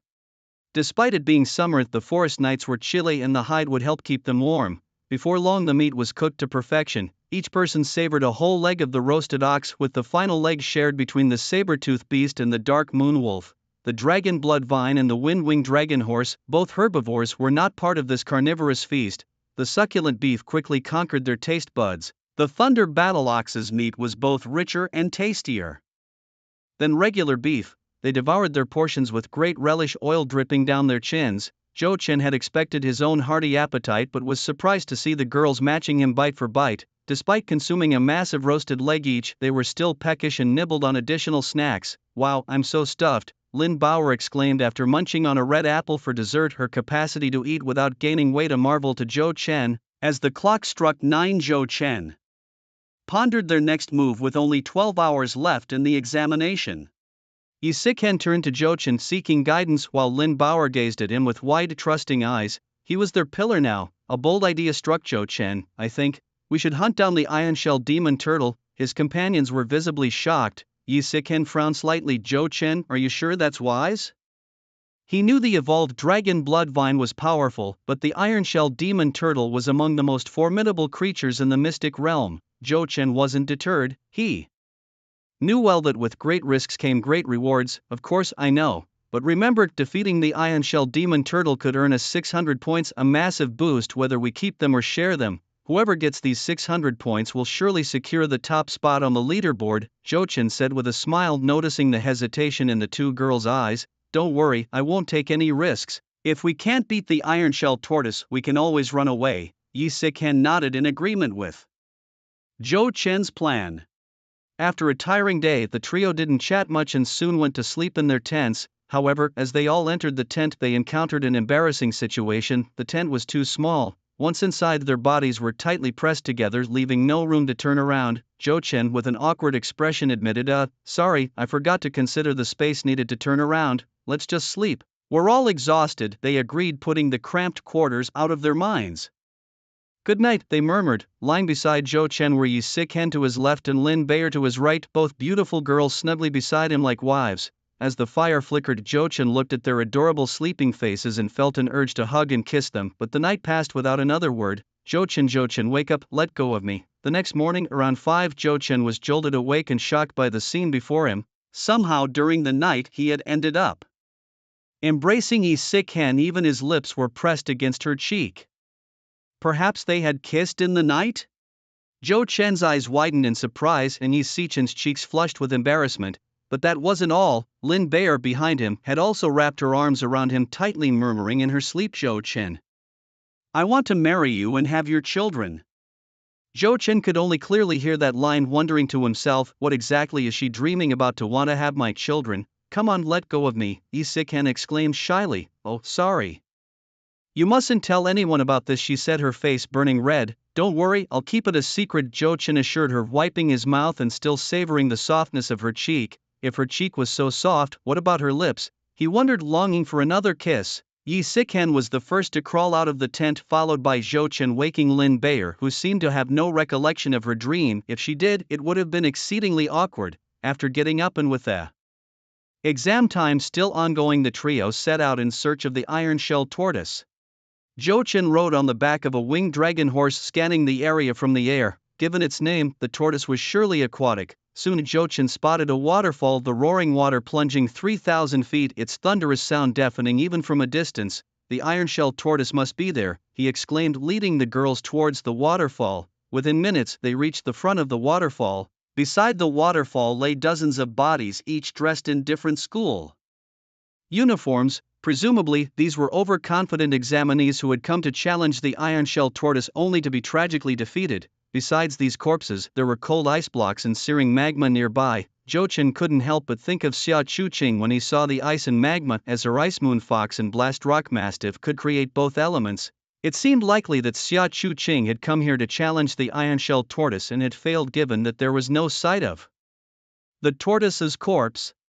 Although Zhou Chen might have been overthinking, if it were true, it would be an excellent opportunity. Even if Xia Chuqing wasn't a match for the iron shell tortoise, she must have injured it, potentially leaving an easy victory for him. Just then, a roar echoed from within the waterfall. A massive figure slowly emerged from a cave behind the waterfall. It was the iron shell tortoise. Its shell was scorched and had remnants of ice, clearly the work of Xia Chuqing's beasts. Zhou Chen's guess was right. He then looked at the iron shell tortoise, recalling its details from his mind. Name: iron shell tortoise. Rank: general, level 50. Attributes: earth and water. Weakness: wood. State: enraged. Healthy. Talent: hardening, able to make its body extremely hard, increasing its defense. Skills: earth armor, condenses the power of the earth to form an indestructible layer of armor, and piercing water spear, a high-speed stream of water sharp as a blade, capable of cutting and piercing through anything.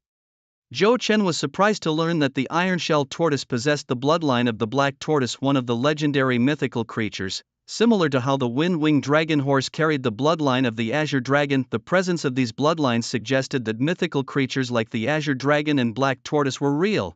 This revelation led Zhou Chen to wonder if other mythical beasts like the vermilion bird, white tiger, or qilin might also exist. Shaking off these thoughts, he refocused on the iron shell tortoise in front of him. With a thunderous roar, the iron shell tortoise glared at Zhou Chen as if it wanted to crush him and swallow him whole. It had been harassed continuously since the day before, disturbing its rest.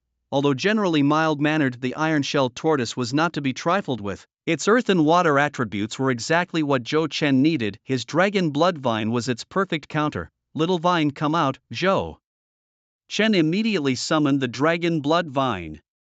At its appearance, the iron shell tortoise instinctively took a step back, a hint of fear in its eyes. having absorbed the blood of 3 general-rank demonic beasts. The dragon blood vine had reached level 46, making it nearly as powerful as the iron-shell tortoise. Meanwhile, Yi Siken and Lin Bayer also summoned their own beasts. Although theirs were only commander rank, they could still play a supportive role. Little vine, take down this iron turtle, the dragon blood vine immediately whipped its tendrils, shooting them like venomous snakes towards the ironclad tortoise. At all times, the dragon blood vine exuded a terrifying dragon's aura, launching a mental assault on its enemies. Although this was almost ineffective against the ironclad tortoise, the ironclad tortoise, having a lineage of the black tortoise, was not inferior to the dragon blood vine in terms of bloodline. Thus, the dragon's aura did little against it. With a loud thud, the vine's tendrils harshly struck the back of the ironclad tortoise, leaving dozens of small holes in an instant.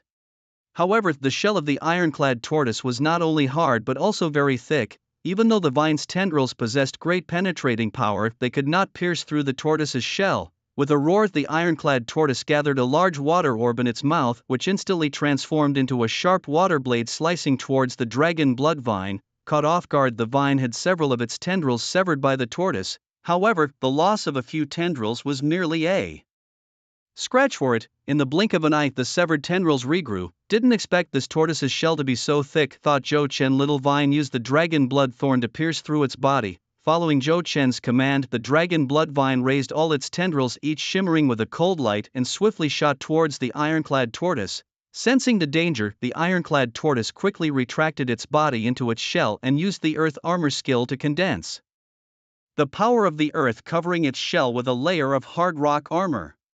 Boom! When the dragon blood vine's tendrils struck the ironclad tortoise's shell, a sound like an explosion echoed. The vine's tendrils successfully broke through the rocky armor of the ironclad tortoise, but they could not penetrate the inner shell.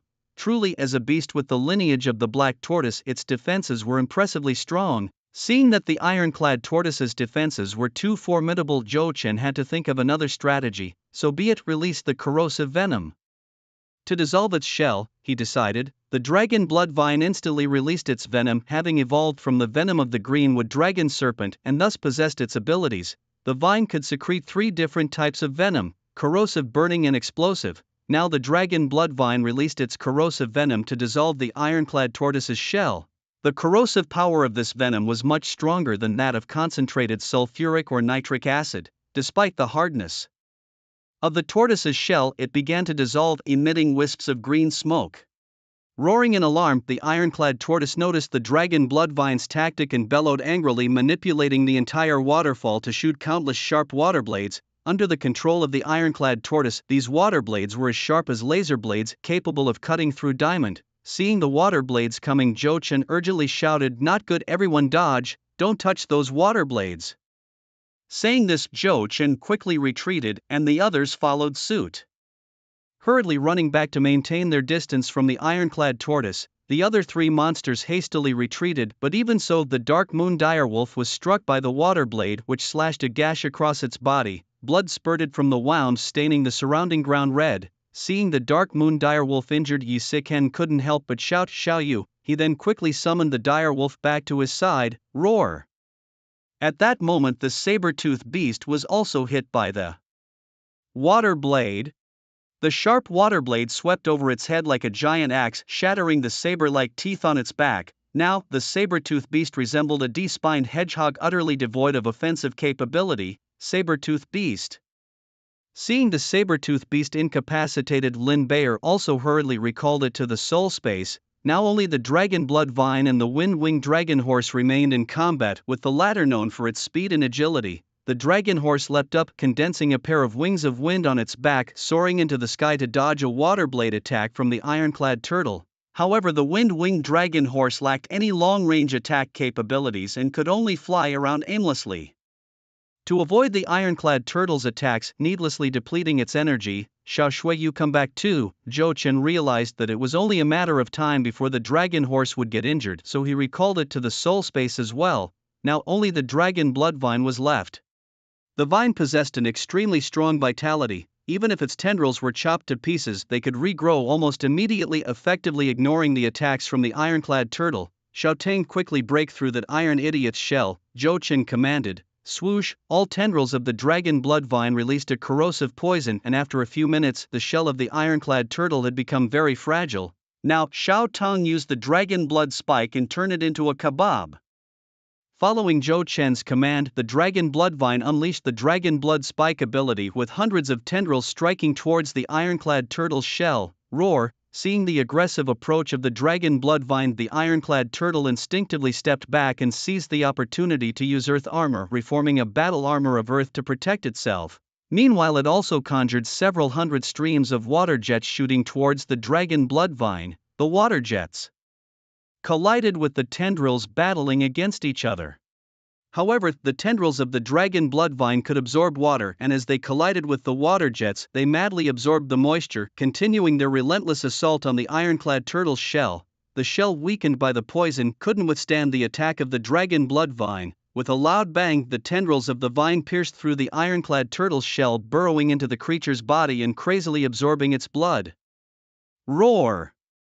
The moment the tendrils pierced into the back of the ironclad turtle, it let out a painful roar, but as it rapidly lost blood, it soon ceased to feel pain. Soon after, as its blood was completely drained, the ironclad turtle closed its eyes forever. After absorbing the blood of the ironclad tortoise, the dragon blood vine's level rose once again. The ironclad tortoise, possessing the bloodline of the mythical Xuanwu, significantly enhanced the vine's level. Remarkably, it broke through 4 levels in succession, reaching the fearsome level 50, making it the strongest beast in this secret realm without a doubt. Ding! Congratulations to the host for successfully slaying the ironclad tortoise and obtaining 5,000 enhancement points. 5,000 points, that much? Zhou Chen murmured to himself. The ironclad tortoise was a battle martial tier beast, and slaying one granted enhancement points equal to the beast's level times 100, hence the 5,000 points. Having hunted so many beasts, Zhou Chen's total enhancement points had now exceeded 8,000. With such a large accumulation of enhancement points, Zhou Chen couldn't help but think he might immediately advance to a bronze-level Beastmaster. He chuckled joyfully. Becoming a bronze-level Beastmaster required a spirit power of 300, a feat impossible for most people in their entire lives, but for Zhou Chen it was something he could achieve in an instant. Why not break through to bronze-level Beastmaster now? With that thought, Zhou Chen immediately spent 2,000 enhancement points to push his spirit power past the 300 mark. Now, as a bronze-level Beastmaster, he was ready to contract his third beast. Now lacking only the third beast, Zhou Chen thought it might be wise to use the remaining time to contract a battle martial tier beast. He chuckled endlessly at the thought of soon contracting his third beast. Seeing Zhou Chen laughing foolishly, Lin Bayer stumbled over and shouted, tapping him on the shoulder, Zhou Chen, what are you laughing about? Quick, check your electronic badge. Huh, what's up with the badge? Hearing Lin Bao's voice, Zhou Chen snapped back to reality and quickly checked his electronic badge. He discovered that his score on the leaderboard had undergone a significant change. Having slain the ironclad tortoise, Zhou Chen directly earned 600 points. His total now stood at 1255, making him the undisputed leader, more than 500 points ahead of the second place Xia Chuqing. He was also the only one among over 20,000 candidates to break 1,000 points. Look, someone successfully killed that ironclad tortoise. They got 600 points for it. Oh my god. That's equivalent to slaying 6 battle martial tier beasts. What's the big deal? The person really has the capability. Having slain the strongest beast in the secret realm, they deserve such high points. Unless something unexpected happens, Zhou Chen is likely to be this year's top scholar, right? But will it be that smooth? Don't forget, he killed 23 people yesterday, right? Will the top scholar title really go to him? Heck, I don't think Zhou Chen did anything wrong. Those people were trying to harm his girlfriend. Who could tolerate that? If it were me, I'd have killed them too. Moreover, Zhou Chen is a genius beastmaster and a genius breeder. The country won't let such a talent go to waste. At most, they'll ask him to apologize or something. The winner of life. Not only possessing such outstanding talent in taming beasts but also having 2 beautiful girlfriends, truly enviable. One girl is pure and quiet, the other cheerful and cute. Which one do you think Zhou Chen will choose to marry in the end? Choose, kids make choices, adults want it all, and the second place school beauty isn't bad either. If it were me, I'd take her too. Upstairs, I respect no one but you. Ha, hee, Zhou Chen, brother Chen, daddy Chen, grandpa Chen, you've got so many points already, why not share some with me? I don't need much, just 200 points will do. Seeing Zhou Chen with so many points, Lin Bayer immediately shamelessly ran over to ask for points, and she started big by asking for 200 points right away. For points she was willing to lose face, even calling him grandpa. Zhou Chen and Yi Sikan both showed disdain, giving her a silent, scornful look. What are you thinking? How could I possibly give you so many points? Considering you called me dad and grandpa, at most I'll give you 50 points. Thanks, daddy. From now on you are my real dad. After saying this, Lin Bayer not only hugged Zhou Chen but also blew him a kiss. Zhou Chen rolled his eyes at her again, and as for Yi Sikan, she had way more points than Lin Bayer and didn't care about these 50 points at all. Moreover, calling Zhou Chen daddy was just too embarrassing for her. Zhou Chen then went to the back of the iron-armored magic turtle and dug out its beast core. Is there a cave behind the waterfall? After the iron-armored magic turtle died, Zhou Chen saw a huge cave behind the waterfall from which the turtle had emerged. This must be the lair, right? There might be treasures inside. Thinking this, Zhou Chen walked into the cave, followed by Lin Bayer and Yi Sikan. The cave was spacious. As it was the living place of the iron-armored magic turtle, it had to be large. The walls of the cave were lined with glowing stones, so even inside it was not pitch dark. Yi Sikan walked deeper into the cave, where the floor was covered with a lot of weeds, forming a warm and soft nest. On top of the weeds there were 3 white eggs, larger than ostrich eggs, almost the size of dinosaur eggs. Zhou Chen, look, there are 3 eggs here. Could they be the iron-armored magic turtle's eggs? Let me see. Zhou Chen stepped forward, picked up an egg, and instantly information about this egg popped into his mind. Iron-armored magic turtle egg description. An egg of the iron-armored magic turtle, which can hatch a small turtle at the right temperature, the optimal temperature being 50 degrees. Yes, these are indeed the eggs of the iron-armored magic turtle, and they haven't fully hatched yet. In a temperature of 50 degrees, they can hatch iron-armored magic turtles, able to hatch small turtles. Isn't that a beast of the commander level? Hearing Zhou Chen's words, Lin Bayer's eyes widened instantly, and she stared at the 3 eggs with a peculiar look in her eyes. Not just her, even Yi Sikan felt the same. 3 eggs of the ironclad magic turtles, once hatched, would directly become battle commander level demon beasts. Anyone could see the value in them. Lin Bayer immediately shouted, Dad Chen. Before she could finish, Zhou Chen knew what she wanted. All right, I know. If you want it, just take it. Really, you have no vision. A mere turtle egg has you this excited. Zhou Chen, already possessing the dragon blood vine, certainly didn't care about the ironclad magic turtle. Even if he hatched the ironclad magic turtle, it would just be a level 1 little turtle. To raise it to level 50 would require a lot of money, a significant amount of energy liquid, and a waste of so much time. He would rather focus on cultivating the dragon blood vine and the wind wing dragon horse. However, giving it to his sister seemed like a good choice. Zhou Chen thought about it. His sister Zhou Jia's shadow cat was too weak, and the ironclad magic turtle could just protect her. Thank you, Dad Chen. Thank you, Zhou Chen. Lin Bayer and Yi Sikan each picked up an egg of the ironclad magic turtle, their faces filled with happy smiles, as if they were holding a small baby. Although they were not yet black iron level beast tamers, they could keep the ironclad magic turtle as a pet like Xia Chuqing did, and make a contract with it after breaking through to the black iron level. Meanwhile, Zhou Chen's gaze shifted to the deepest part of the cave, where there was no longer any glowing. It was pitch black. However, he could see a blue light flickering, resembling will-o'-the-wisp.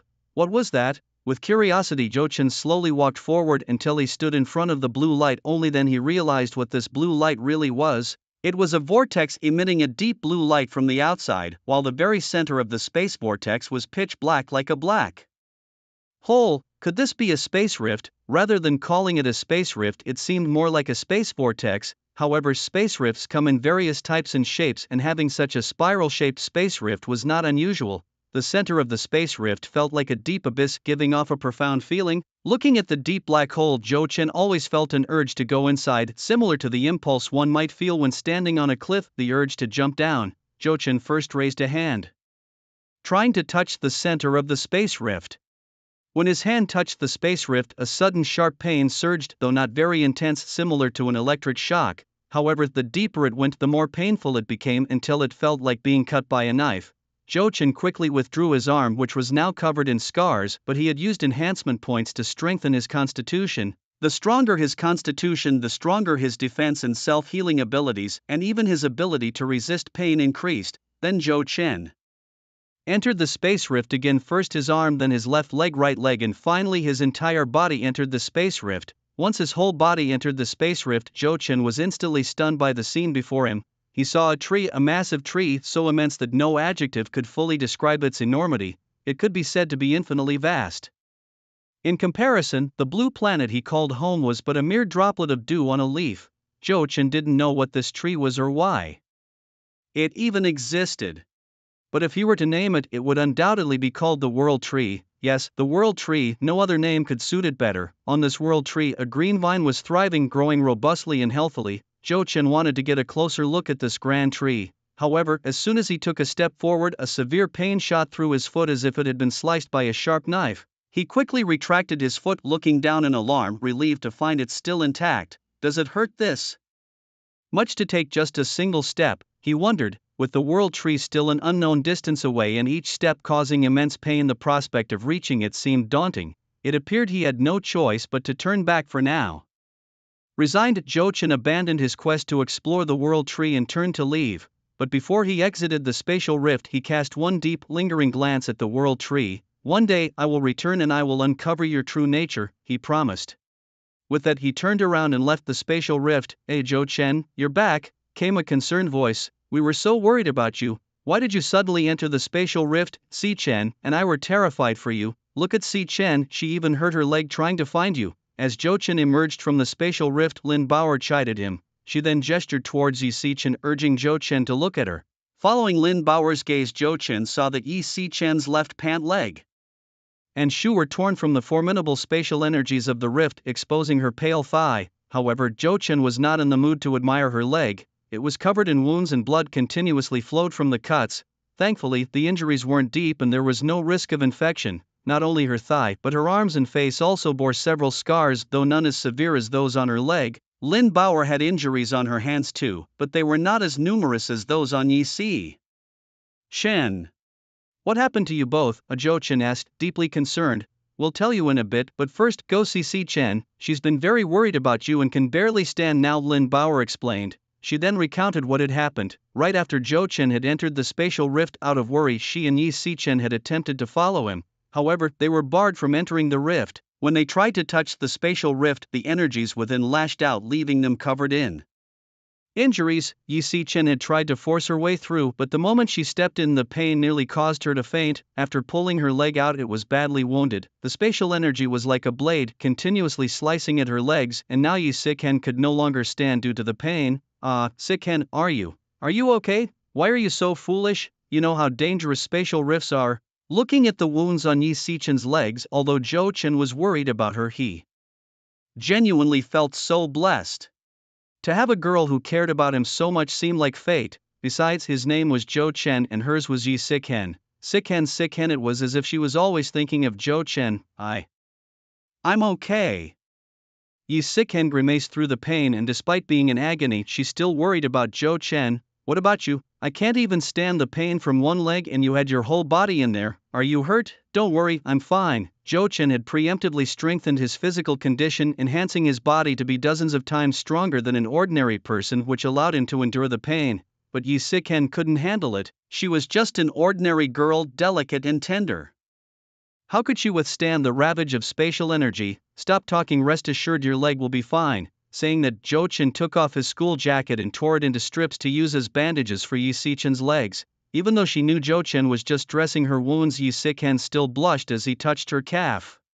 Jochen didn't look at Yi Si-Chen, otherwise he would surely be mesmerized by her current state. Even after bandaging, the wound continued to bleed profusely, staining Jochen's school jacket red. Seeing the blood not stopping, Jochen grew increasingly anxious, knowing that this could lead to infection. With still 2.5 hours to go before the exam ended, but Yi Si-Chen might not last that long. Seeing Yi Si-Chen in such pain made Jochen's heart ache, especially since she was injured because of him. If only her body was as strong as mine.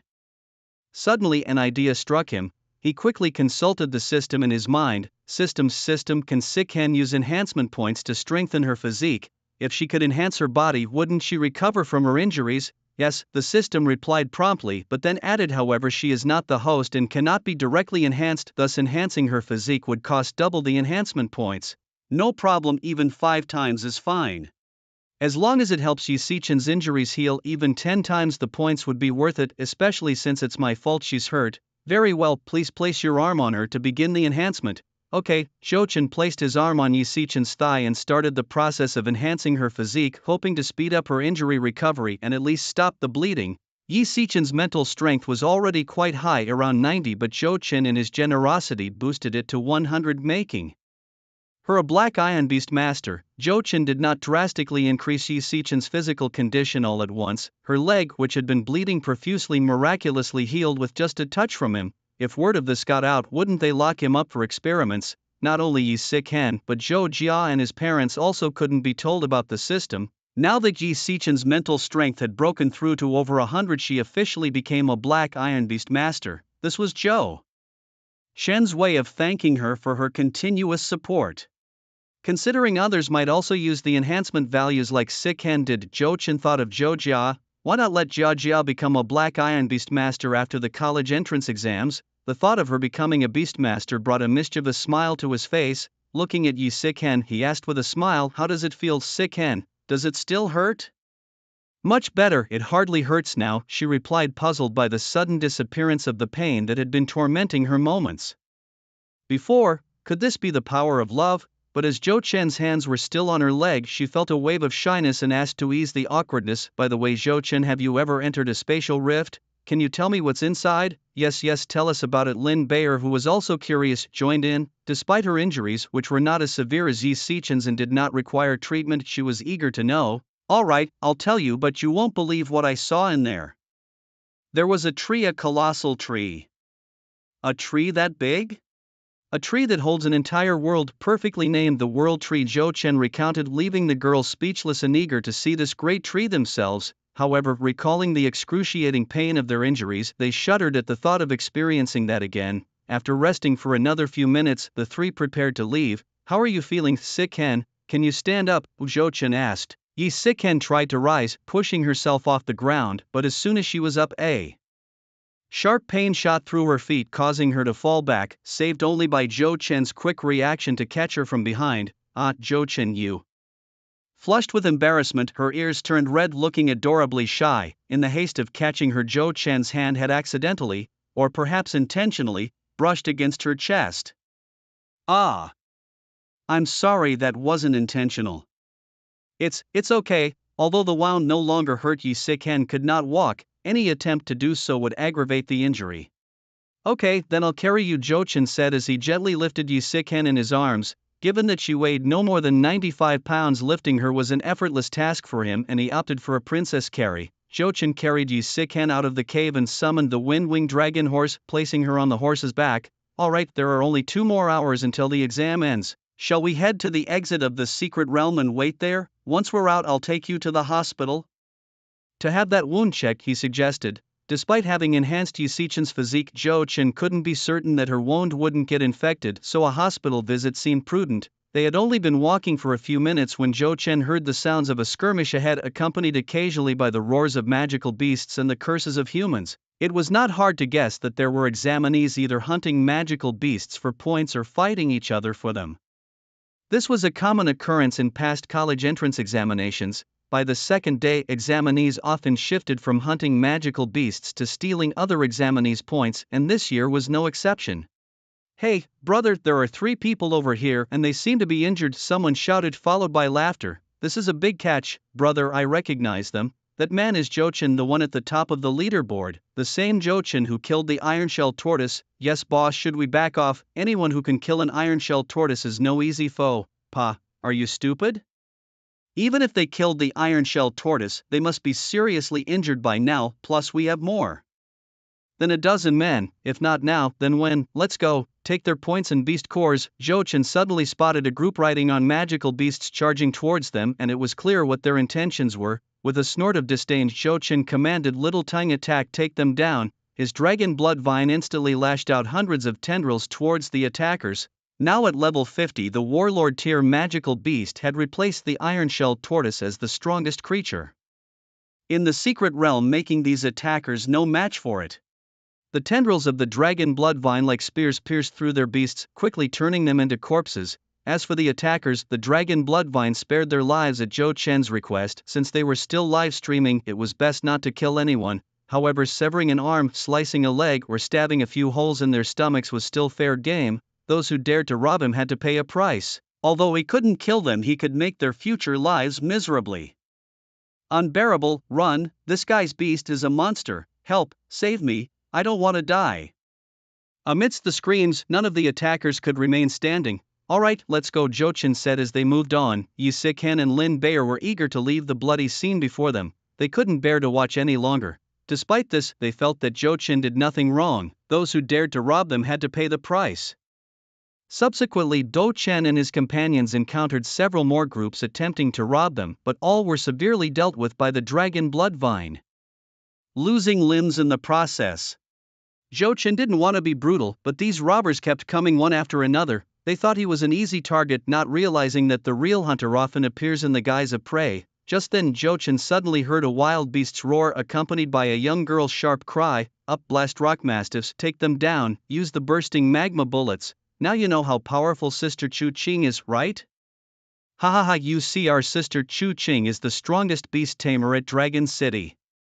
First Central, snorted one voice mockingly, "A bunch of filthy toads wanting to eat swan meat, they're just perverts, trash." As Jochin continued on his way, he saw a group consisting of 3 girls and a boy. One of the girls was Xia Chuqing and the boy was Yi Sichen's brother Yi Yangyu. Both Xia and Yi were classmates and collaboration between them wasn't out of the question. At that moment Yi Yangyu seemed to be fawning over Xia Chuqing, who not only came from a wealthy family but was also beautiful with long fair legs. Not just Yi Yangyu, even Jochin admitted he wouldn't mind being smitten by her. The other 2 girls were unknown to Jochin, likely Xia's close friends. Meanwhile, Xia Chuqing's tamed beast, the Blast Rock Mastiff, was fiercely dealing with a few sleazy men, sending them scrambling in defeat. "Huh, it's you guys?" Xia Chuqing turned around and spotted Jochin, her brow slightly furrowed in displeasure. Yi Yangyu also looked displeased upon seeing Jochin. However, seeing that Yi Si-ken was injured, his expression softened slightly, showing a hint of concern. Although he wouldn't admit it, his relationship with his sister Yi Si-ken had improved slightly since Jochin had beaten him up. According to Jochin, this behavior was typical tsundere, which could ruin one's life. "Bad luck running into you guys here," Jochin sighed helplessly. He hadn't forgotten his prior arrangement to confront Xia Chuqing, but he was not in the mood for a fight now, especially with Yi Si-ken injured. Before Xia could respond, her 2 admirers immediately became indignant. "Hey, what do you mean by that? Our sister Chuqing is willing to talk to you, and that's a blessing you've earned over many lifetimes, and yet you disdain her like this. Exactly, how dare you speak to Sister Chuqing that way? We need to teach you a lesson." Jochin couldn't help but laugh at these 2 naive girls. "Are you too serious? Do you have something wrong with your brains?" Just now those people were staring unblinkingly at your sister Chuqing, accusing them of being toads lusting after a swan's flesh. "If I ignore her, you say I'm disrespectful. What exactly do you want from me?" One of the girls was about to retort to Jochin when Xia Chuqing interrupted her. "The ironclad tortoise was slain by you." "Yes," she smirked slightly. "Timing is everything, isn't it? It so happens that we 2, both iron rank beastmasters, are due for a duel. If I win, all your points are mine, and if you lose," Jochin countered, "then my points, along with myself, are yours," Xia Chuqing declared boldly. "Great, I love straightforward people like you. But don't cry and deny it if you lose later. Don't worry, I always keep my word. Let's see what skills you have to kill the ironclad tortoise." Bingxue, the name of the ice moon fox, heard its master and immediately ran to Xia Chuqing's side, making threatening gestures with its teeth and claws. It might have thought itself fierce, but to Jochin it looked no more threatening than an angry rabbit, almost cute in its fierceness. Not to say it has no lethal power, it might just kill with its cuteness, especially to girls. Lin Bayer and Yi Si-ken were completely captivated by the little fox, almost wishing they could rush over and cuddle it. Suddenly, the windwing dragon horse let out a neigh, stepping forward steadily, matching beast against beast. Both creatures were battle-class monsters, naturally pitting it against the ice moon fox. "Bao bao Xia!" Chuqing called out, and the nearby burst rock mastiff roared in response, Bao Bao being the name she had affectionately given it. The burst rock mastiff slowly walked beside the ice moon fox, glaring with wide eyes at the windwing dragon horse, baring its teeth as if ready to devour it. Seeing the burst rock mastiff approaching, the dragon horse took a step back, a hint of fear in its eyes. However, this fear soon vanished, overshadowed by something even more terrifying: the dragonblood vine with its snake-like tendrils, each vine exuding a terrifying murderous intent. Unlike the previous demon blood vine, which had dark Purple vines, these were blood red with a large red flower blooming. It didn't take much to guess that the demon blood vine had evolved. If it had indeed evolved into a battle commander class monster, then it wasn't impossible for it to slay the ironclad tortoise. Xia Chuqing didn't speak, but her furrowed brows revealed her concern upon overhearing Yi Yangyu's mutterings. The current level of the Blast Rock Mastiff is 35, a formidable force indeed, but it pales in comparison to the dragon blood vine. Xiuxue, there's no need for you to join the fight. Just take care of Sikhan and leave this to shouting. Zhou Chen directed calmly as the sound of the wind-winged dragon horse's dissatisfied neigh echoed, seemingly complaining about being left out of the battle. Despite its complaints, the creature obeyed Zhou Chen's commands. How so? You think you can defeat my two beasts with just that vine? Aren't you underestimating me a little too much? The challenger scoffed in disbelief. Zhou Chen just smiled slightly, confidence filling his heart. Not at all. It's just that there are injured to attend to here, and this way you'll be utterly convinced by your defeat without claims of unfairness. With the dragon blood vine at his command, how could he possibly lose? Well, don't blame me for not warning you when you lose, shouted Xia Chuqing as her beasts Bingshui and Baobao launched a pincer attack on the dragon blood vine, shouting, use dragon's might. At Zhou Chen's command, the dragon bloodvine unleashed a formidable aura, the dragon's might, which immediately sent a powerful oppressive force towards the two attacking beasts. Feeling the terrifying aura of the dragon bloodvine, both beasts halted their advance. Even Xia Chuqing and her companions behind the beasts paled at the sight, their faces turning white with fear. Could a vine really emit such a deadly aura? Was this truly the malice that a plant-type beast could unleash? But in the end, a plant is just a plant, a brainless being, Xia Chuqing thought. Bingshui Baobao use long-range attacks. Freeze it into an ice block, then burn it to ashes. Her lips curled into a smirk, certain of her victory. After all, it was a well-known fact that plants fear both cold and heat, and she believed the dragon blood vine was no exception. However, she was about to be proven very wrong. With a squeal, the ice moon fox opened its mouth and spewed out a stream of blue flame, its ice fox fire skill. Though it appeared as fire, it was bone-chillingly cold, frosting the ground around it. The ice fox fire struck the dragon blood vine, instantly freezing its tendrils. Just then, a scorching hot magma bullet struck, turning the frozen tendrils to ash. Ha, well done, Xia Chuqing exclaimed. A plant-type beast is still just a plant-type beast, weak no matter its level. As the two beasts charged towards the dragon blood vine to deliver a fatal blow, did anyone really think the vine would be defeated so easily? Clearly not. In an instant, the dragon blood vine sprouted a mass of tendrils, binding both the ice moon fox and the blast rock mastiff securely. It had feigned weakness, waiting for just this moment to strike. This wasn't Zhou Shen's command, but the dragon blood vine's own strategy, indicating an intelligence on par with humans. Thus, Xia Chuqing's initial thoughts were completely wrong. The dragon blood vine was not only unafraid of extreme temperatures but also possessed a cunning equal to any human. The crimson tendrils pierced into the bodies of the ice moon fox and the blast rock mastiff, their fates now entirely in the grip of the dragon blood vine. So, what do you think? At the beginning of summer, Xia Chuqing found herself in a dire situation, faced with a choice by Zhou Chen: either concede defeat or watch as the dragon blood vine killed her two demon beasts before her very eyes. Zhou Chen couldn't help but feel ecstatic. Although Xia Chuqing wasn't exactly his type, who would mind having another beautiful wife, he thought to himself, bewildered by his own success, as Xia Chuqing still couldn't fathom why she was losing. As Xia hesitated to surrender, the dragon blood vine began to draw blood from her demon beasts, slowly at first and then accelerating. The beasts, terrified, widened their eyes and let out faint roars, their bodies trembling uncontrollably. The vine seemed to thrive on their fear of death, using it to pressure Xia Chuqing into submission. It was as if the vine was saying, if you don't give up now, I'll kill them right before your eyes and let you watch your most precious companions die in agony. Xia Chuqing, just an ordinary girl, couldn't possibly stand by and watch the creatures she had grown up with suffer so terribly. Wait, I give up, I'll be your girlfriend, just make it stop, she cried out, effectively surrendering in a tone close to pleading, begging Zhou Chen to spare her beasts. All right, little vine, let them go, Zhou Chen commanded, acknowledging the end of the contest without wanting to push things too far. Besides, he did not want to upset a school beauty with wealthy connections. Upsetting her could potentially bring the wrath of her influential father upon him. After the dragon blood vine released the demon beasts, Xia Chuqing immediately retracted them into her soul space. She then walked up to Zhou Chen, her face flushed with embarrassment, her demeanor awkward. Yet endearing, though it was difficult for her to say. She steeled her heart and spoke. Jo-chan, I accept my loss. If you don't mind, I am willing to be your girlfriend. Jo-chan chuckled. Hey, though I'd like that. I already have someone I like. Glancing at Yi Si-kan and Lin Bayer behind him, causing both girls to blush and shyly lower their heads, Jo-chan preferred the company of Yi Si-kan or Lin Bayer, who he talked with more frequently throughout the year rather than an acquaintance like Xia Chu-ching. To him, love at first sight was merely superficial attraction. True love developed over time. Of course, if you're willing to be my secondary wife, I'd be happy too.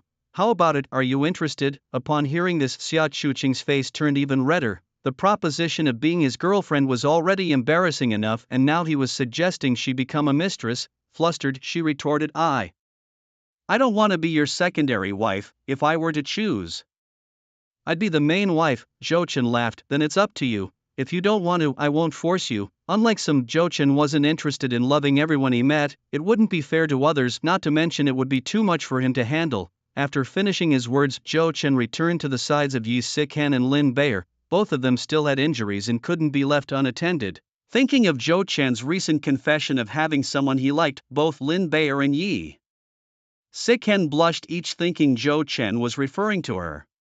They were deeply touched when they saw Jo-chan refuse Xia Chu-ching's advances for their sake. Meanwhile, Xia Chu-ching found it incredibly unbelievable that Jo-chan so easily let her go. Am I not attractive enough, she thought, but immediately shook her head to dismiss the idea. How can I, who have thousands of admirers, not be attractive? It must be that Jo-chan's reason has overcome his desires. She giggled. What an interesting man. Sighing to herself, Xia Chu-ching mused, isn't Jo-chan too foolish? Such a beautiful woman literally threw herself at him and he refused. Could it be that he is lacking in certain abilities? If it were me, not only would I make Xia Chu-ching my wife, but I wouldn't spare her two younger sisters either. The world is indeed declining. Some are dying of drought and others from floods. Shut up, all you sleazy men. This is what a real man looks like. Yes, to be able to give up other ambiguous relationships for the one he loves, that is a true idol in a girl's eyes.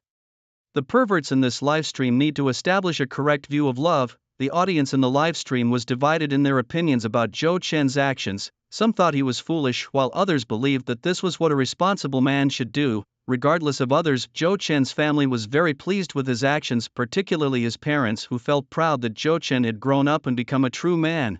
Outside the secret realm, in a forest unknown to others, a group of 15 people dressed in black robes appeared stealthily moving around. Their robes were stained with human blood. Beside them, the bodies of city guards were strewn about haphazardly. One of the robed figures, holding a severely injured soldier, spoke coldly. Lord Shadow, the city guards have been dealt with. The soldier, badly wounded, opened his mouth as if to speak but was silenced forever by the robed man before he could utter a word. Lord Shadow raised an eyebrow and asked coldly, Oh? Any casualties on our side? The robed figure chuckled. Lord Shadow, how could these mere city guards be a match for us? We are unscathed. Good, then follow me into the secret realm and eliminate all those candidates from Hogwood. Lord Shadow commanded coldly, his face obscured by his hood, leaving his expression unknown. Yes, Lord Shadow, we will give it our all. However, there is one thing I still don't understand. Another subordinate ventured cautiously. What is it? Lord Shadow inquired. Why must we relentlessly pursue these candidates from Hogwarts? They are just kids. Killing them is as easy as crushing ants. Why do our superiors insist on us undertaking such a pointless task? The man in the black robe spoke with a tone full of dissatisfaction, complaining that the organization had assigned him such a simple task, as if his talents were being buried. How foolish. Can't they see how simple this is? Sneered Xiang coldly. Please enlighten me, master. In Hogwarts, beast tamers are more numerous than in any other country, and new talents emerge every year. No one can guarantee how strong they will become as they grow. It's not the geniuses who are frightening, but what happens when these geniuses grow up. If they are allowed to reach their full potential, they will surely hinder our plans. Our task is to strangle these geniuses in their cradles before they can grow. So that's it, I understand now. And you should stop complaining. The organization will not forget anyone who contributes, nor will it forsake any talent. Your efforts will surely be rewarded. Xiang continued. Yes, I understand. Let's move into the secret realm and show these naive youngsters the terror of us fallen beast tamers. With a grand gesture, Xiang tore a rift into the barrier of the secret realm, just large enough for these 15 fallen beast tamers to enter. To ensure efficiency, we'll split up and must resolve this quickly. The city's defense forces will soon arrive for backup, and before they do, we must eradicate all these little brats, understood? This mission must succeed, not fail. And don't forget the motto of our Black God Temple: the way of heaven is unpredictable, souls fall, worlds end, evil spirits and demonic shadows, the Black God endures forever. Move out. Yes, his subordinates responded in unison, then scattered quickly, disappearing from Xia Ying's sight while Xia Ying himself slowly moved forward. I heard that this year's exam has produced a genius beast tamer and a genius cultivator. It's time to meet him, if I can persuade him to join the Black God Temple. That would be a significant achievement indeed, Zhou Chen. Don't think I can't tell your plant-type beast must have absorbed my Xinglua Xuanting. Stealing from Xia Ying comes with a hefty price. Submit or die, the choice is yours. Xia Ying chuckled menacingly, slowly heading towards Zhou Chen's location. Meanwhile, the other fallen beast tamers also began their attacks on the other candidates, turning the secret realm into a slaughterhouse. Ha ha ha, what luck! Another prey has delivered itself to our door. Hey, you in the black robe, stop skulking around, I see you. Hand over your points and beast cores. A few candidates spotted a man in a black robe, mistaking him for an isolated candidate, and burst into laughter, thinking they had found an easy target, unaware that they were indeed the real prey. Yes, what luck indeed! The man in the black robe let out a cold laugh, his presence emanating a strange and terrifying aura. The candidates felt a bone-chilling coldness creep up on them, causing goosebumps all over. Yet the leading candidate, trying to muster courage, said, "What are you laughing at? Did we scare you, silly? Hand over the points now. Otherwise we'll release the beasts. Beware, our beasts will flay your skins." He sneered. "A bunch of green kids, let's see what you're capable of. Come forth, dark demon." With a cold snort, the man in the black robe summoned his beast. A demon-like creature appeared behind him, its body covered in black scales, its claws sharp as blades, and a beastly face with sharp fangs behind which a pair of demonic wings unfolded. "Dark Demon, you're a fallen Beastmaster." Upon seeing the terrifying figure of Dark Demon, several of the candidates were frightened, their facial muscles distorted by extreme fear. "Bingo, you're right, but alas, there are no prizes. Go, Dark Demon, finish them." Barely a second later, the agonizing screams of the candidates could be heard. The man in the black robe let out a cold laugh, then turned to a drone not far away, giving it the middle finger as if to taunt it. He then commanded Dark Demon to destroy the drone. Incidents like this were happening in every corner of the forest. Indiana, just 5 minutes, hundreds of candidates had perished, becoming lifeless corpses. These fallen beastmasters were true demons, killing without a blink, mercilessly striking down their victims and then moving on to the next target. Hey, what's with these people in black robes? How could they kill so many? Are they really candidates? The creature, it must be the fallen beastmasters. They surely must be, only they would kill without blinking an eye. Damn it, how could fallen beastmasters appear here in the secret realm? Where is the city's defense army? My son is dead. Can someone tell me what exactly is happening? The audience in the live stream was in chaos, frantically sending messages and comments trying to draw the attention of the authorities to rescue the candidates. At this moment, in the office of the High Command of the War Dragon City Defense Army, the leading officer slammed his fist on the desk with fury. Bang! His powerful strike cracked the desk, nearly smashing it. His anger was palpable. Damn it, these fallen beastmasters are too audacious to brazenly appear in the secret realm and slaughter our candidates. Alright, old Zhang, now is not the time to lose your temper. The priority is to send troops to rescue the candidates immediately. They are the future of our nation and we cannot afford any mishaps. The officer who struck the desk was named Zhang Hongyuan, the commander of the War Dragon City Defense Army and the highest authority in War Dragon City. Although not the strongest beastmaster in Dragon Battle City, when it comes to commanding in battle he was second to none in the city. That's right, as of now, aside from the city's security personnel, all other city defense forces should head into the Mystic Realm. He declared his intention to eradicate all those damned fallen beastmasters in one fell swoop.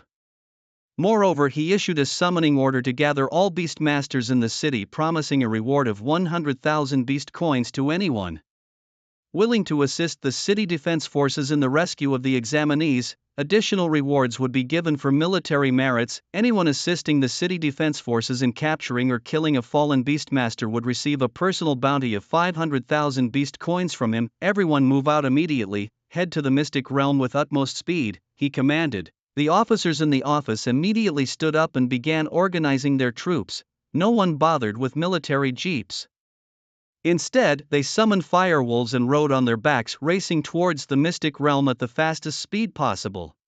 The firewolf, a demon beast issued by the state to all who join the city defense forces, possesses above-average combat abilities among currently known military-grade demon beasts. They are highly aggressive, highly mobile, and their ferocity is matched by their loyalty. Moreover, they are prolific breeders, capable of producing 10 to 20 pups a year. Due to these advantages, the country heavily breeds them, making them the standard beast for the city defense forces. At this moment at the Xia family residence, a middle-aged couple stood anxiously at the door. They were the parents of Xia Chuqing. Her father Xia Xiujie was the strongest beastmaster in Dragon Battle City, a silver-tier beastmaster capable of contracting for beasts each more powerful than the last. Xia Chuqing's mother, Qin Momo, was a merchant and the wealthiest person in Dragon Battle City. She was also a beastmaster, albeit not as formidable as Xia Xiujie, but still a respectable black iron tier beastmaster. "Hurry to the mystic realm, please save our daughter," she implored. "Don't worry dear, I will bring Chuqing back safely," Xia Xiujie reassured her, gently rubbing her head to ease her worry. He then summoned a hawk-like demon beast, mounted it, and flew towards the mystic realm, his speed surpassing even that of the firewolves, nearing the speed of sound. Meanwhile, other civilian beastmasters in Dragon Battle City also spontaneously headed towards the mystic realm, not just for the 100,000 beast coin reward. The fact that their children were in the mystic realm was motivation enough for them to go. Outside the mystic realm, if one were to look up into the sky, they would see a gigantic dragon circling overhead. This dragon wasn't from Chinese mythology but a Western mythological fire dragon resembling a large winged lizard with fiery red scales all over, exuding a sense of divinity and immense power. If Zhou Chen were to see this fire dragon, he would undoubtedly be speechless in awe, for this fire dragon was a war king tier demon beast. Standing atop a fiery dragon was none other than Dragon Xiaolei, a teacher from the Northern Ya Academy. She had come to invite Zhou Chen, and with the dragon's speed, it took her less than a day to travel from the imperial capital to the secret realm near the city of battle dragons. This was even as she took her time to enjoy the scenery. Had the dragon flown at full speed, the journey from the imperial capital to the city of battle dragons would have taken less than an hour. "Little dragon, have you seen what's happening in the secret realm?" asked student director Wu Jie over the phone. Hearing this, Dragon Xiaolei's brow furrowed with concern. "Yes, I've seen everything through the livestream. I didn't expect those corrupt beastmasters to find the secret realm. I suspect there's a traitor within the city of battle dragons defense forces. Otherwise, it would take those corrupt beastmasters at least a week to find a realm hidden by a barrier," replied Dragon Xiaolei. "That's possible, but now is not the time to worry about who the mole is. You should be nearing the city of battle dragons, right? Hurry and rescue those examinees. They are the future of our nation." Dragon Xiaolei understood the urgency. No reminder was needed from Wu Jie. As a teacher, protecting her students was always her foremost duty and responsibility. Immediately, Dragon Xiaolei commanded the fire dragon to rush towards the secret realm. With her cultivation level, the barriers guarding the realm posed no challenge to her entry. "Also see if there's a chance to save Zhou Chen. If I'm not mistaken, the corrupt beastmasters will have taken a special interest in him due to his talents shown during the livestream. They'll either try to coerce him or kill him. If you manage to save him, he'll surely be grateful, and then inviting him to join our Northern Ya Academy might be easier due to his gratitude. By then your own beast might be saved." Even at such a critical moment, Wu Jie couldn't help but scheme for Zhou Chen's recruitment, causing Dragon Xiaolei to roll her eyes, though Wu Jie couldn't see it. "I understand," she responded. At that moment, a slaughter was unfolding within the secret realm, with many candidates being brutally killed by the corrupt beastmasters. Many others, though not yet harmed, were surrounded by the chilling screams of agony, fully aware of the grave situation they were in. Meanwhile, Zhou Chen and others were hiding behind a small hill due to Yi Xichen's leg injury, which required rest. Xia Chuqing and others stayed with them, knowing there was strength in numbers. Although the specifics of the unfolding events were unclear, Zhou Chen knew something terrible was happening in the realm. Everyone had summoned their beasts early on to avoid being caught off guard. Yi Sikan and Lin Bayer also summoned their Dark Moon Dire Wolf and Saber-Toothed Beast respectively, though both creatures were only superficially wounded. Xia Chuqing took out some medicinal supplies to help heal the beast's injuries. This is also a way to thank Zhou Chen for giving her the right to choose. "Zhou Chen, what do we do next?" Do we just wait here? Xia Chuqing asked, puzzled. As the screams continued to echo around them, Xia Chuqing's mood worsened. Although she was the school beauty and ranked second on the leaderboard, she was still just a young girl. The tragic sounds made her increasingly fearful, while Zhou Chen seemed much calmer by comparison. Yes, we'll just wait here. If something bad really happens, the people outside won't just let us perish here. And if nothing happens, the city's guards will come looking for us, Zhou Chen replied, sitting on a clean rock calmly biting into an apple, genuinely unconcerned. With so many people around and numerous guardian beasts, even including 2 battle commander level monsters, what was there to fear? However, just then a fallen beastmaster found him and cackled eerily. Finally found you, Zhou Chen. I didn't expect you to be hiding here. Is it really okay for you to be so calm eating an apple while your fellow countrymen are being slaughtered? You're really taking it easy. This fallen beastmaster was the same one who had summoned the dark demon to kill the examinees and provoked the city's guards. Zhou Chen laughed coldly. What do I care if they live or die? If they're dead, it's their own lack of strength or bad luck. All I can do is live well and maybe avenge them later. But who are you? Why do you know my name? Wearing a black cloak in broad daylight, are you that ashamed of showing your face? Zhou Chen retorted slowly, standing up and moving next to the dragon blood vine ready for combat. At this moment, Xia Chuqing whispered to him, Zhou Chen, be careful, this guy's attire suggests he's a fallen beastmaster. Zhou Chen frowned slightly. He knew well what a fallen beastmaster was, a group of remorseless killers. The fallen beastmaster laughed. That's right, I am a fallen beastmaster and you're quite the celebrity. There's not a person in our nation who doesn't know of the 18-year-old iron-ranked beastmaster, with almost freakish nurturing talent and such a unique monster. Honestly, you even scare me a bit. If you were to grow stronger for another year, I might not stand a chance against you. Now, I'll give you 2 options. First, join the Black God Temple and serve us as a fallen beastmaster, or second, death. Is this how your Black God Temple recruits people? Not even showing a bit of sincerity. And why should I submit to someone weaker than me? I don't need a year, I can handle you right now. Little Tang attack. Don't give him a chance to summon his beasts. Without hesitation, Zhou Chen commanded the dragon blood vine to attack. A beastmaster who couldn't summon beasts was no different from an ordinary person. The dragon blood vine instantly lashed out dozens of tendrils, attacking the fallen beastmaster from all directions. However, the fallen beastmaster remained calm and composed, even curving the corners of his mouth into a sinister smile. Suddenly, a shadow appeared in front of the fallen beastmaster, blocking the lethal strike from the dragon blood vine. You just said something quite interesting, he taunted. You asked, why should I submit to someone weaker than me? Let me refute that statement with my strength. Dark demon attack. Kill everyone else along with their beasts. The dark demon responded in a deep hoarse voice. Being a demon-type beast, it possessed the ability to speak human language, which was the first such beast Zhou Chen had encountered. The profile of the beast read as follows. Name: Dark Demon. Class: War General Beast. Level: 55-inch. Attributes: Darkness. Weaknesses: Electricity. Light condition: Healthy talent: None. Skills: Shadow Tier. Claws condense dark energy to instantly shred enemies into pieces. Blood Shadow. Poison Fog emits a poison fog mixed with dark energy from its mouth, capable of corroding human flesh and eroding souls. A formidable dark element demon-type beast from another world. The dark demon was capable of speech. Its sharp claws and pointed tail were its most effective weapons, while the demon wings on its back enabled it to fly freely in the sky, bringing darkness and despair to the world. Zhou Chen, observing its repulsive appearance, thought, so disgusting, it makes me want to vomit. A war general class beast, only 5 levels higher than the dragon blood vine. Upon seeing the rank and level of the dark demon, Zhou Chen breathed a sigh of relief. Although the dark demon's level was relatively high, its comprehensive strength was still not as great as the dragon blood vine. He felt more assured. Foolish humans, die. The dark demon roared, spreading its huge demon wings and charging at Zhou Chen. However, its target was Yi Siken next to Zhou Chen, who was injured.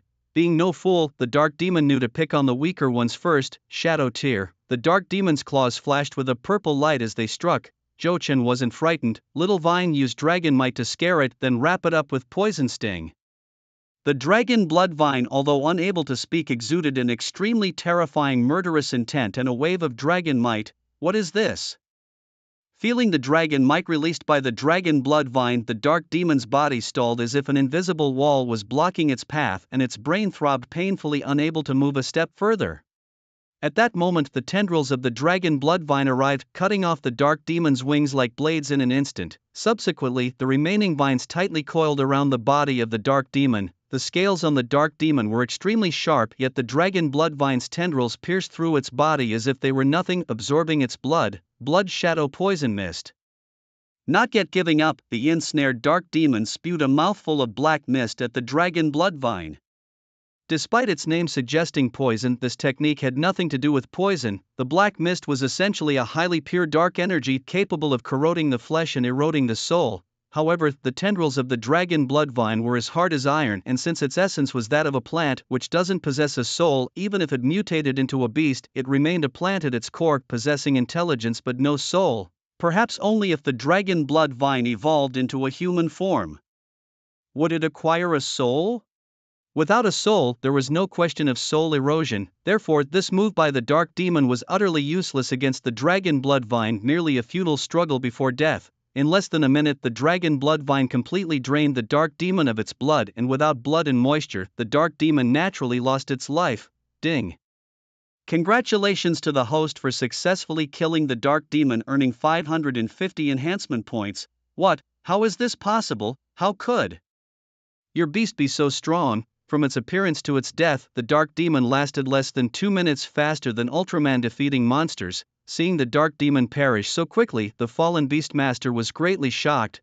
The face beneath his black robe gradually twisted as he attempted to summon a second beast. However, the dragon blood vine did not give him the opportunity. After absorbing the fresh blood of the dark demon, 2 tendrils instantly wrapped around the body of the fallen Beastmaster, leaving him no time to summon another creature. The spikes on the vines pierced the skin of the fallen Beastmaster, and within seconds his blood was drained. But just before dying, the fallen Beastmaster uttered these words: "Evil Lord Shadow, avenge me." After these words, the fallen Beastmaster lost all signs of life, his blood drained, turning into a desiccated corpse. What was somewhat frightening was that the corpse still had its eyes open, staring deathly as if harboring a great resentment. That's really unlucky. Bao burn that corpse, it's too scary. I don't want to be stared at by a dead person. Watching the fallen Beastmaster's corpse still staring this way, Xia Chuqing got goosebumps and quickly asked Bao Yanao, the explosive rock mastiff, to burn the body. Roar! Bao Yanao roared loudly, gathering spiritual energy in its mouth and spitting out a lava bullet ready to incinerate the corpse of the fallen Beastmaster. However, just as the lava bullet was about to hit the corpse, another man in a black robe suddenly appeared in front of the body, blocking the lava bullet with his bare hands.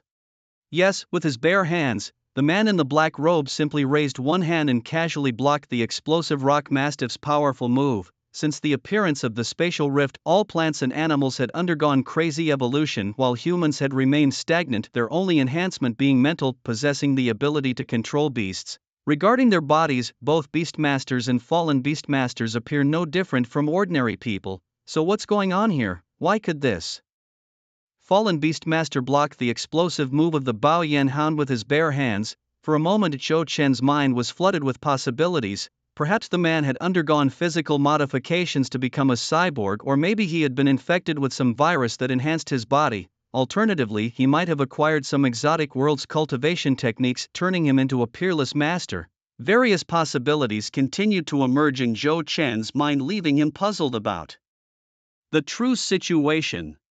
However, one thing was certain: this fallen Beastmaster was definitely stronger than the one they had encountered earlier. It's likely he was the Lord Xiaoying mentioned just before the latter's death, having died at the hands of a group of youngsters. How weak could you be, little Wang? Xiaoying looked down at the corpse at his feet, gently closing the dead man's eyes.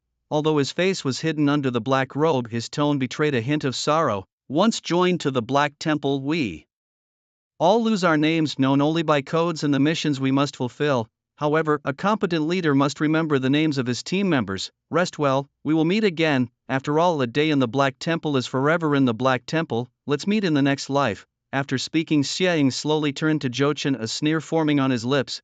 Are you surprised that I could block the beast's deadly move with my bare hands? Zhou Chen didn't answer him directly, instead he countered, are you the Lord Xiaoying he mentioned? Do you seek revenge for him? At the same time, he signaled to the dragon blood vine to prepare for battle, as they couldn't afford to underestimate this man who had the power to contend with a war-class monster. Zhou Chen thought Xia Ying would attack immediately to avenge his subordinate, but instead he shook his head. Yes and no. This man died failing his mission due to his weakness. I have no duty to avenge him. However, my orders were to either recruit or eliminate your group of emerging talents. If you agree to join the Black Temple, I can spare your lives and overlook the death of my subordinate, but if you refuse, then I must kill you as revenge for my fallen follower. As expected, all fallen beastmasters are heartless creatures. Zhou Chen snorted coldly. For these self-degrading fallen beastmasters, killing them wouldn't weigh on my conscience at all. Even carrying their heads to claim bounties, no matter who it was, as long as one could capture or kill a fallen Beastmaster, they would immediately receive a government reward of 200,000 beast coins. This was encouraged by the state, clearly showing that in the eyes of the nation, fallen beastmasters no longer deserved to be treated as humans. Indeed, this statement was faultless. After all, being heartless and soulless, one would live without weariness. If I still retained a shred of conscience, seeing my comrades in arms who shared life and death with me die, I wouldn't be as indifferent as I am now.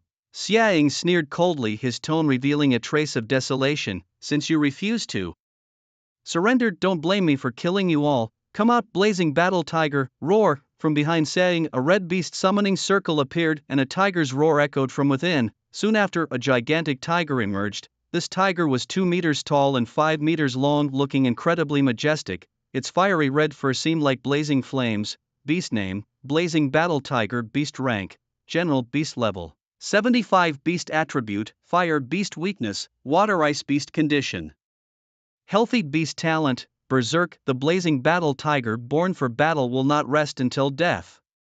When it enters the berserk state, its abilities continuously enhance, potentially increasing up to 20 times its normal combat strength. Beast skills: Tiger Roar. Dragon chant: emits an ear-splitting roar that can harm people through the air, shattering their internal organs. Flame claw: its claws wrapped in the power of flames, scorchingly hot, capable of turning enemies to ash. Explosive charge: burns the internal flame power, charging at the enemy at full speed, capable of exploding with the force of a meteor impact. Beast introduction: a fire-type beast, large in stature, the king of the beast clan, highly proficient with the power of flames. It can even bathe in magma. It particularly despises cold elements. The blazing battle tiger, 20 levels higher than the previous dark demon and also a general ranked beast. Seeing the blazing battle tiger, Zhou Chen's originally calm heart suddenly became anxious. After all, the tiger's attributes were too high, 25 levels above the dragon blood vine.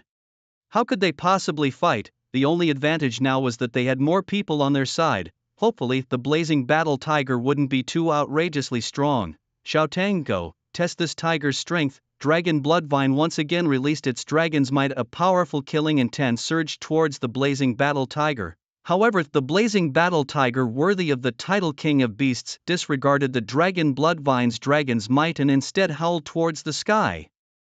Roar, roar, roar! A massive tiger roar came forth, and Zhou Chen and the others covered their ears, but even so they felt a splitting headache, as if they were going deaf. This was the blazing battle tiger's tiger roar dragon chant skill. Not just Zhou Chen and his companions, but even the other beasts were not faring any better, all lying on the ground moaning in pain. We can't let this tiger keep roaring, said Xia Chuqing. Let your ice moon fox freeze its mouth. Okay, ice, no use. 0 degree ice point. The ice moon fox emitted a beam of cold light, freezing a large fan-shaped area in front of it with icy frost. Even the body of the blazing battle tiger was frozen solid, transforming into a sculpture of ice. The deafening roar finally ceased, allowing Zhou Chen and others to finally uncover their ears. Xia Chuqing, have the ice moon fox increase its strength. We must not let the blazing battle tiger break free from the ice, Zhou Chen instructed. Following his orders, Xia Chuqing complied immediately, as Zhou Chen was the mainstay of their team. Alright, ice and snow, continue using the 0 degree freezing point. Xiaoya, come help me. Okay, Sister Chuqing. Xiaoya, the younger sister of Xia Chuqing, controlled an ice spirit bird, a level 32 ice-type warrior beast. Although not a very powerful beast, it possessed the ability to freeze enemies. Now, they had no choice but to ask for her assistance. Everyone else attacked the evil shadow. I refuse to believe he can handle so many beasts alone. Alright, little moon, use dark moon strike. Saber-tooth beast, quickly use your saber-tooth skill. In an instant the remaining beasts charged towards Evil Shadow, hoping to deal with him while the blazing battle tiger was still frozen. However, seeing so many beasts rushing towards him, Evil Shadow was not the least bit panicked, not even taking a step back, but instead he smirked with a cold laugh. Let's see what you beasts are capable of." As soon as Evil Shadow finished speaking, a small blue flame emerged from the palm of his hand, growing larger and fiercer until it became the size of a basketball. Zhou Chen and the others were stunned by this sight. "What kind of ability is this? I've never heard of anyone who can breathe fire. Is this guy really human?" Watching the burning fireball in Evil Shadow's hand, Zhou Chen suddenly felt a sense of foreboding. "Watch out for my evil fireball." Whoosh whoosh. Evil Shadow hurled a fireball at the saber-toothed beast. The fireball, moving at high speed, was unavoidable and struck the beast directly.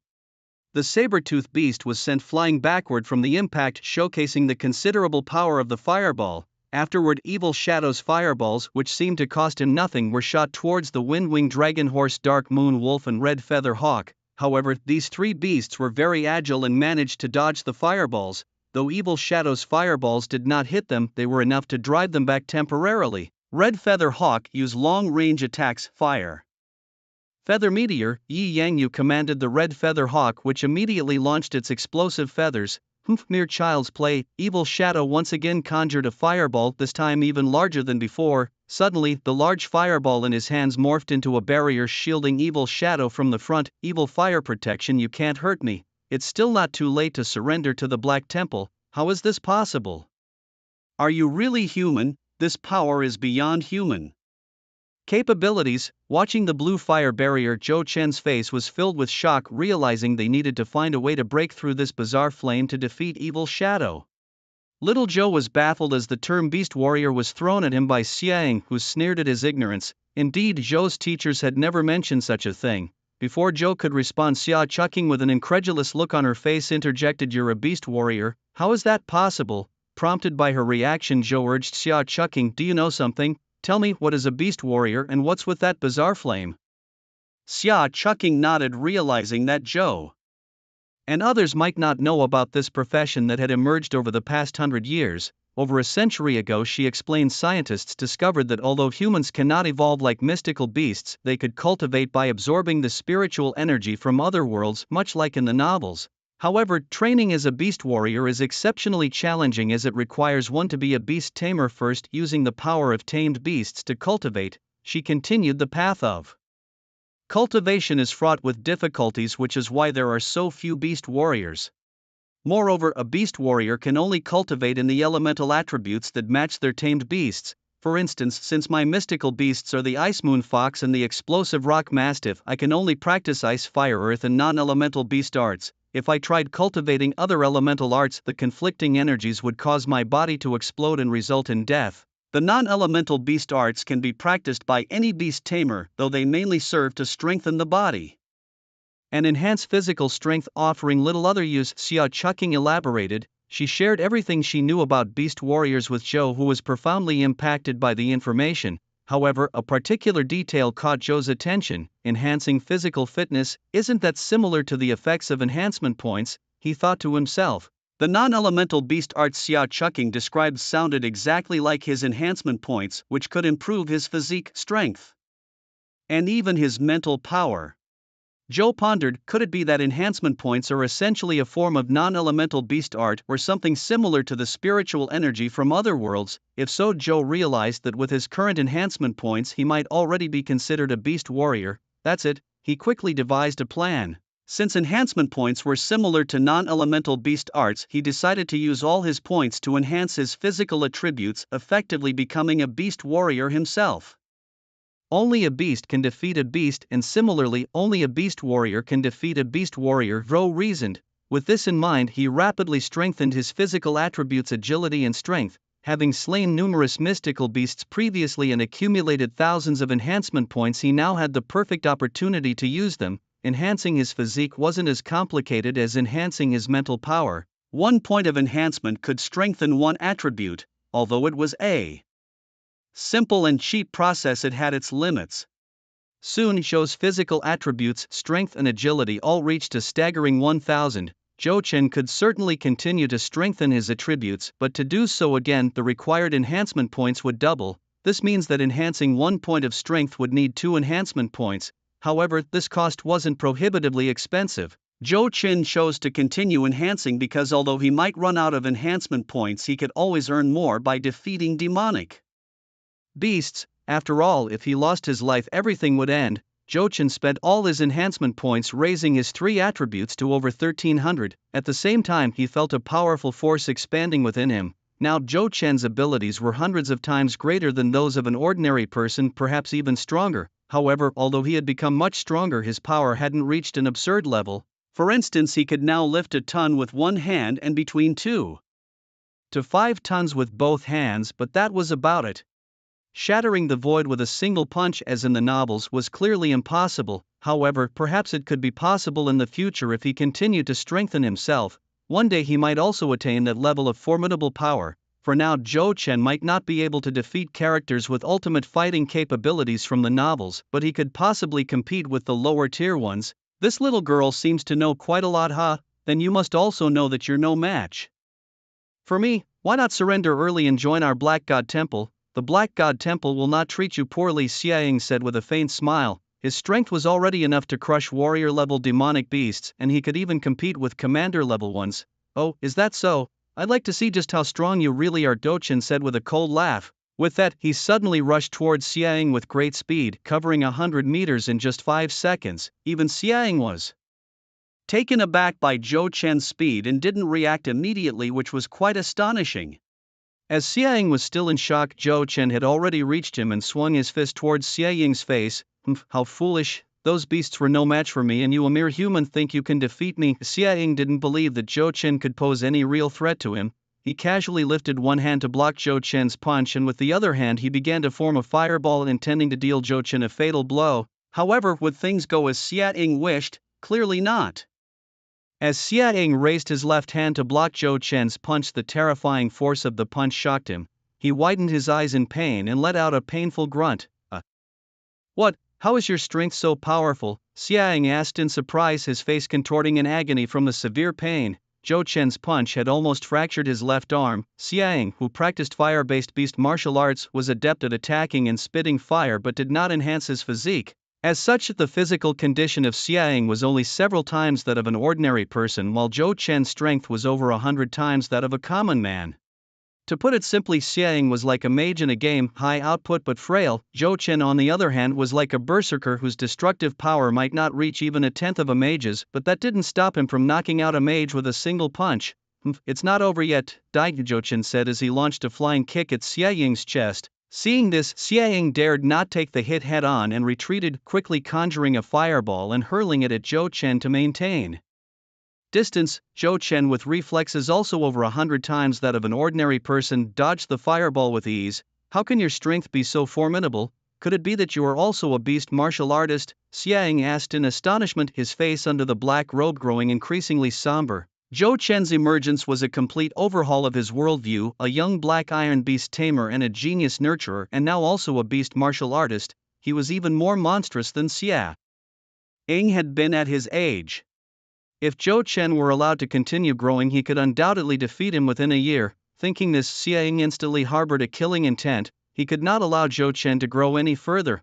Since you refused to join my Black God Temple, then die. Xiaoying then turned to the ice-sealed Fiery Battle Tiger and said, Fiery Battle Tiger, have you cooled down enough? If so, come over and help, I'm about to get serious.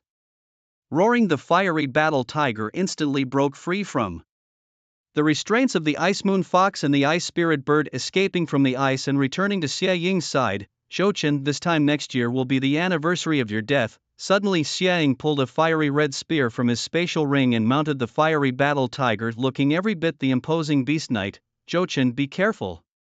Once a beast martial artist combines with a monster beast, they can unleash a combat power greater than the sum of their parts, Xia Chuqing urgently warned Zhou Chen. You have a monster beast, do you think I don't have one too? Little vine, little snow, let's go, Zhou Chen commanded as the dragon blood vine wrapped its tendrils around him, now able to control the venom within the tendrils so it wouldn't harm Zhou Chen. The dragon blood vine tightly wrapped around Zhou Chen, leaving only his eyes visible. The vines were incredibly tough, like armor. Now Zhou Chen was completely covered in red vines resembling a Cayman rider, is Zhou Chen. Looks like a Cayman rider now, Lin Bayer exclaimed suddenly, her big adorable eyes fixed on Zhou Chen as if a fan spotting her idol. Cayman rider? Bayer, what is a Cayman rider? Yi Sikan asked, puzzled. As a normal girl, she never watched things like Cayman rider, even Ultraman was something she had only seen on TV, she usually watched Pretty Cure. How to explain, it's a tokusatsu series.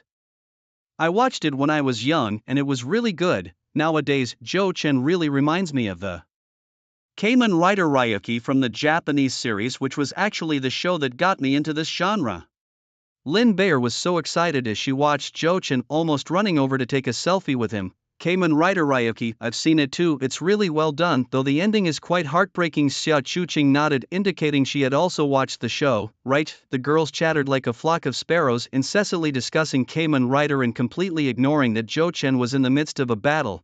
It's not over yet, Xiao Tan. Dragon Blood Vine understood, and its vines rapidly grew, weaving together to form a dragon saber. Though made of vines, it was much sharper than an ordinary saber. Zhou Chen then mounted the wind-winged dragon horse, and the vines grew once more, forming a set of armor that protected the dragon horse's body and legs. Now equipped with both weapons and a motorcycle that could fly, Zhou Chen was hardly distinguishable from Kamen Rider Ryuki. Armoring yourself with vines to enhance your defense, always playing smart, sneered Xia Ying, dismissing the tactic.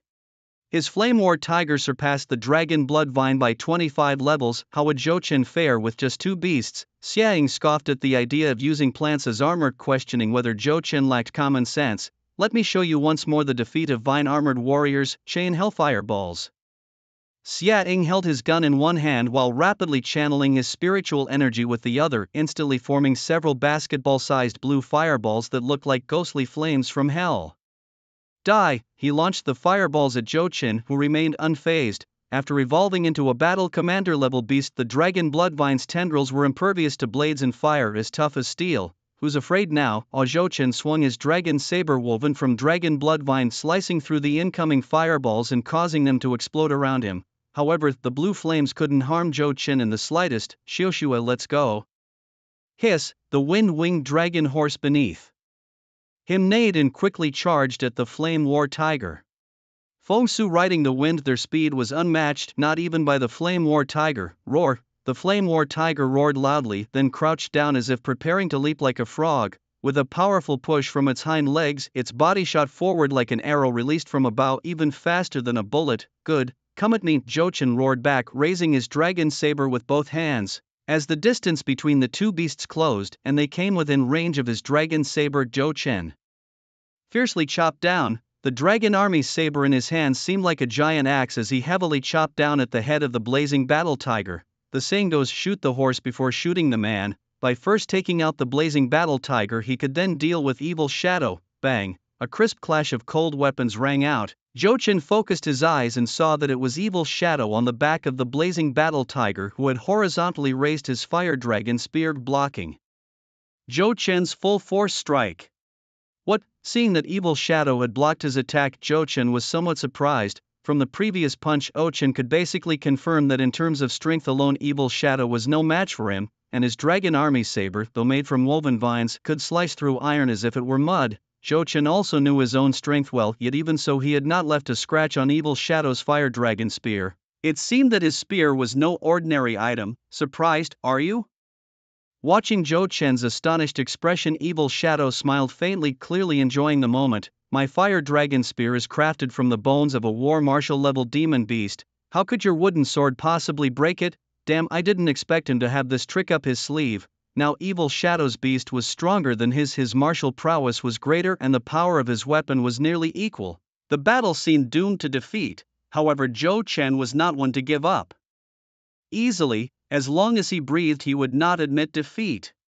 Zhou Chen was mounted on his horse, battling Evil Shadow. Beneath him, his wind-winged dragon horse also contested with the blazing battle tiger. Though they had reached a stalemate in the short term, continuing this way, Zhou Chen would eventually lose. Oh no, Zhou Chen might not be a match for Evil Shadow, we must go help him. Seeing Zhou Chen at a disadvantage, Xia Chuqing wanted to assist, but Lin Bayer said despondently, our beasts couldn't even defeat Evil Shadow, let alone a blazing battle tiger. It's still better than doing nothing. Xiaoyu used Dark Moon Strike. Take this chance while Zhou Chen has Evil Shadow occupied and strike him now. Roaring, despite not being fully recovered from its injuries, the Dark Moon Skywolf charged fearlessly towards Evil Shadow like a dark shadow. No sooner had Yu Siken given the command than her brother Yi Yangyu also spoke up. Sister, I'll cover you. Red Feather Eagle, Fire Feather Meteor. Brother. This was the first time in half a month since their reconciliation that Yi Yangyu had called her sister, making Yi Siken smile. Immediately the siblings shouted together, Xiaoyu, Red Feather Eagle, go! As their masters reconciled, the Dark Moon Sky Wolf and Red Feather Eagle, two demon beasts that had previously fought each other, teamed up for the first time. Although it was their first collaboration, their coordination was remarkably seamless. Bao Bao, use explosive magma bullet to cover Zhou Chen. Sabretooth, use your finishing move, bite that fallen beast tamer to death. Xia Chuqing and Lin Bei'er also commanded their beasts to attack the Blazing Battle Tiger. God help have they, but what of it? Blazing Battle Tiger, finish them. Use your ultimate move, Flame Beast Fierce Claw. The Blazing Battle Tiger roared skyward, its eyes flashing with a frenzied battle intent. This was its berserk battle talent, born to fight, ceasing only at death. As the Flame War Tiger entered its berserk state, its abilities increased exponentially. Unlike the berserk talent, the War Berserk talent enhances the combat power of the beast without losing sanity, making it far superior.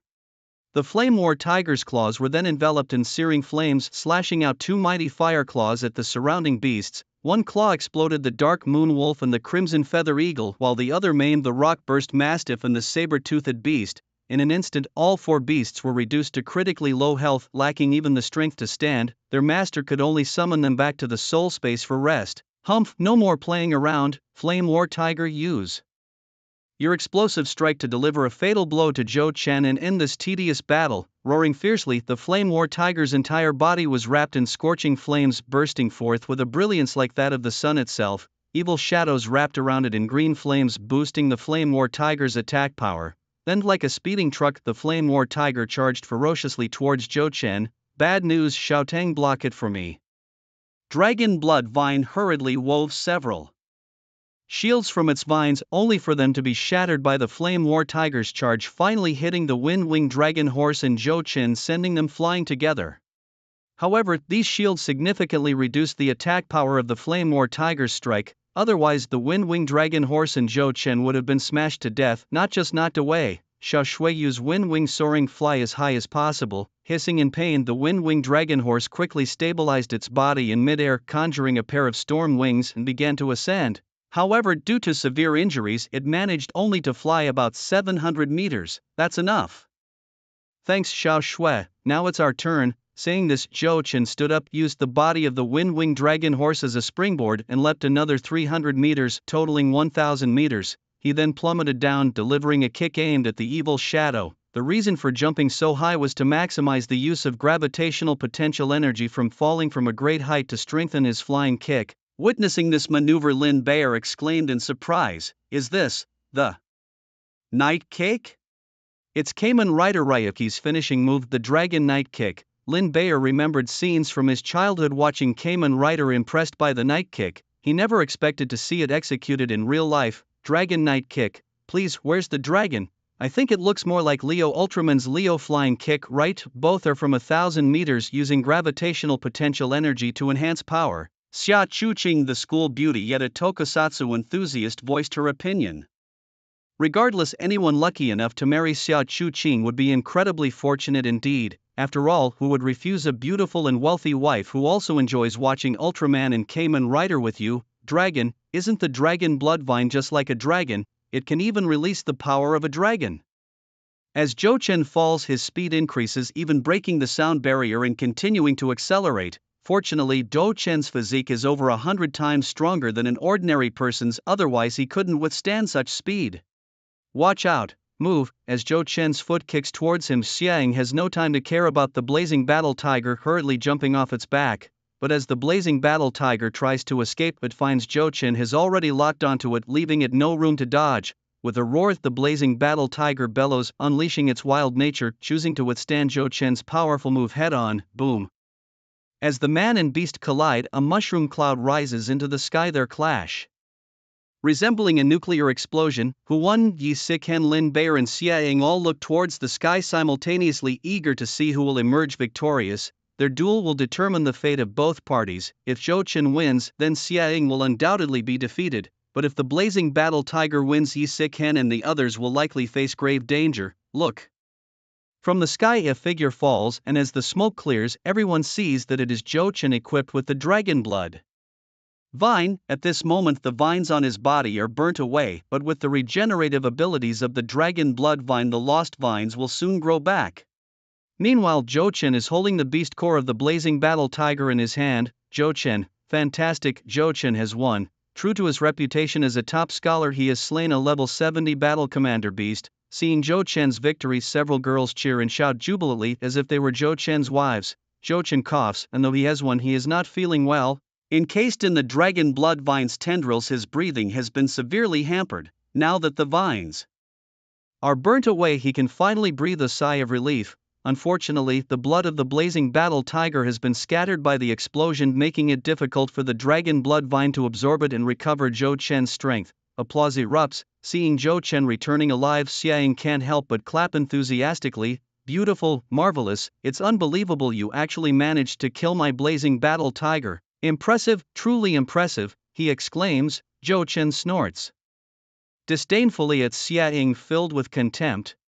He despises those who abandon their beasts, even going so far as to intentionally cause their deaths. Zhou Chen has only been a beast master for a little over a month, so he understands all too well how inferior those who aren't beast masters feel. However, some people, despite having beasts willing to accompany them for life, still choose to abandon their own creatures.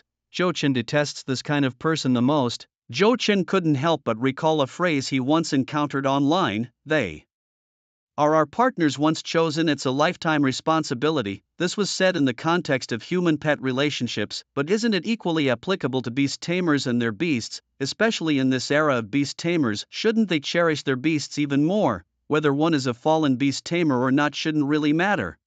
Upon hearing Zhou Chen's remarks, Xiaoying suddenly burst into loud laughter as if he had just heard the world's funniest joke. What's so funny? Is there anything wrong with a beast tamer cherishing their beast? Zhou Chen asked, somewhat annoyed. No, you're not wrong, Xiaoying replied, and I'm not mocking you, I just find it interesting because you remind me of my younger self. I too used to regard my beast not just as a partner but as family, even as a brother. Stop talking nonsense, Zhou Chen retorted sharply. If you were really like me, you wouldn't have joined an organization like the Black God Temple, would you? Haha, you're still young, feeling proud because you think you have a bit of talent. I was like that once too. After all, if we're blessed with such abilities by the heavens, it's hard not to show off. But one day the beast I treated as my closest kin was gravely injured because of my arrogance and pride. That's when I realized that my talents were limited. It was then that a demon appeared. Join the Black God Temple, he told me, and I can heal your family member and give it even greater strength. Is that why you joined the Black God Temple? Zhou Chen asked. Yes, that creature was my only kin. For its sake, even if I had to offer my soul to the demon, I was willing, Xiaoying declared, his voice filled with a bitter resolve. That sounds noble, Zhou Chen said sarcastically, but didn't you just give up on your family member? Give it up? No, I love it too much to ever give it up, right? Xiaoying retorted as a sinister chuckle escaped his lips. At the same time, a dark green beast taming formation appeared behind him, from which a terrifying dragon roar could be heard. Roar. Following the roar, a majestic dragon emerged from the beast taming formation. Its name was the malevolent wood dragon beast, and it was at the peak of the war marshal tier, on the verge of breaking through to the war king tier. It had a level of 150 and wielded the attributes of wood and darkness. Its weakness was fire, but its health status was robust. This dragon possessed incredible vitality. Even if its body was pierced, it could regenerate. It could absorb the forces of nature, with Heart of Nature, rapidly recuperating and temporarily enhancing its strength. Its skills included Cataclysmic Dragon Might, which involved not just psychic attacks but also physical damage to objects. Its regeneration ability allowed it to quickly heal from any injury, while its Dark Dragon Claws corroded anything they touched. Finally, its Darkwood Dragon Breath, a fundamental skill among dragons, held immense destructive power. Introducing the mythical beast, a dragon-type creature with ancient dragon lineage from another world. This beast boasts dual attributes of wood and shadow, granting it formidable attack power and vitality, making its strength utterly terrifying. When the evil spirit wood dragon beast makes its appearance, it lowers its noble dragon head while the shadow gently caresses the massive head of the evil spirit wood dragon beast. Little one, I truly wish I didn't have to summon you, the shadow murmurs. But I must admit, compared to that useless flame battle tiger, we are a far better match. The evil spirit wood dragon beast, at level 150 in the peak of the battle commander tier? How could one even fight against that? Upon seeing the attributes of the evil spirit wood dragon beast, Zhou Chen feels a deep sense of despair. The abilities of the evil spirit wood dragon beast completely overshadow those of the dragon bloodvine, tripling it in level alone. Moreover, the evil spirit wood dragon beast is on the verge of evolving into a battle king tier beast. This battle seemed impossible. Zhou Chen suppresses his shock and despair, feigning calmness. He asks, is this creature truly your kin? Yes, because it's kin. I didn't want it to join the fight, which is why I made a pact with the flame battle tiger. But now that the evil spirit wood dragon beast has appeared, you all might as well say your goodbyes today. Zhou Chen remains silent, casting a regretful glance behind him where everyone has lost their ability to fight. Even the wind-winged dragon horse has fallen due to severe injuries and has been taken into Zhou Chen's soul space. Now the only ones still capable of fighting were Zhou Chen and the dragon bloodvine, but they were both exhausted from the recent battle and unlikely to perform at their peak. Het, don't say I didn't give you a chance. Come at us with a dragon knight kick, the shadow taunts arrogantly, and even the evil spirit wood dragon beast shows a hint of disdain, issuing a challenging roar. Roar. Well then, let's see you try. Just be careful your evil spirit wood dragon beast doesn't end up like the flame battle tiger. Zhou Chen once again wraps his entire body with the dragon bloodvine and leaps up. This time without the aid of the wind-winged dragon horse, he only jumps 300 meters, yet the impact is still significant. He kicks towards the evil spirit wood dragon beast, and the shadow, in his arrogance, does not instruct the beast to dodge, defend or counterattack. Instead, he allows it to stand still and take Zhou Chen's attack head-on. Zhou Chen's kick targets the throat of the evil spirit wood dragon beast, typically the most vulnerable part of many creatures. And indeed, Zhou Chen's kick penetrates the throat of the evil spirit wood dragon beast. But would the evil spirit wood dragon beast die so easily?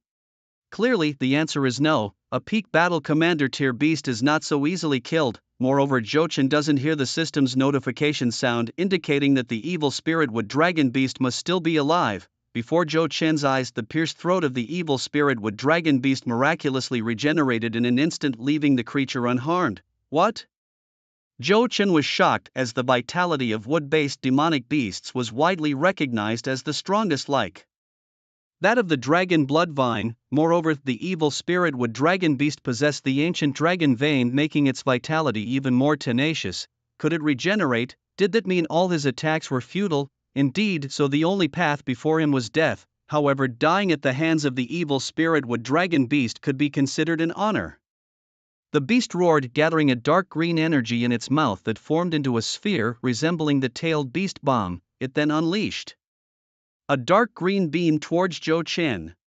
As the beam approached, Zhou Chen closed his eyes, quietly awaiting the arrival of the Grim Reaper. However, contrary to his expectations, the anticipated pain of being pierced did not occur. Opening his eyes in confusion, Zhou Chen found himself still alive. What? Am I still alive? Could someone have saved me? He looked around to see who it could have been and noticed a sword stuck in the ground before him. The sword, blazing like fire, had a hilt carved with a lifelike fire dragon. Are fire dragons this popular now? Why does everyone seem to engrave a fire dragon on their weapons? Imperial Beastmaster from Hua Country, cease your depravity. A melodious and pleasant voice suddenly rang in Zhou Chen's ears. Judging by the voice, its owner must surely be a great beauty. As the sky suddenly darkened, Zhou Chen slowly looked up, only to be stunned by the sight before him.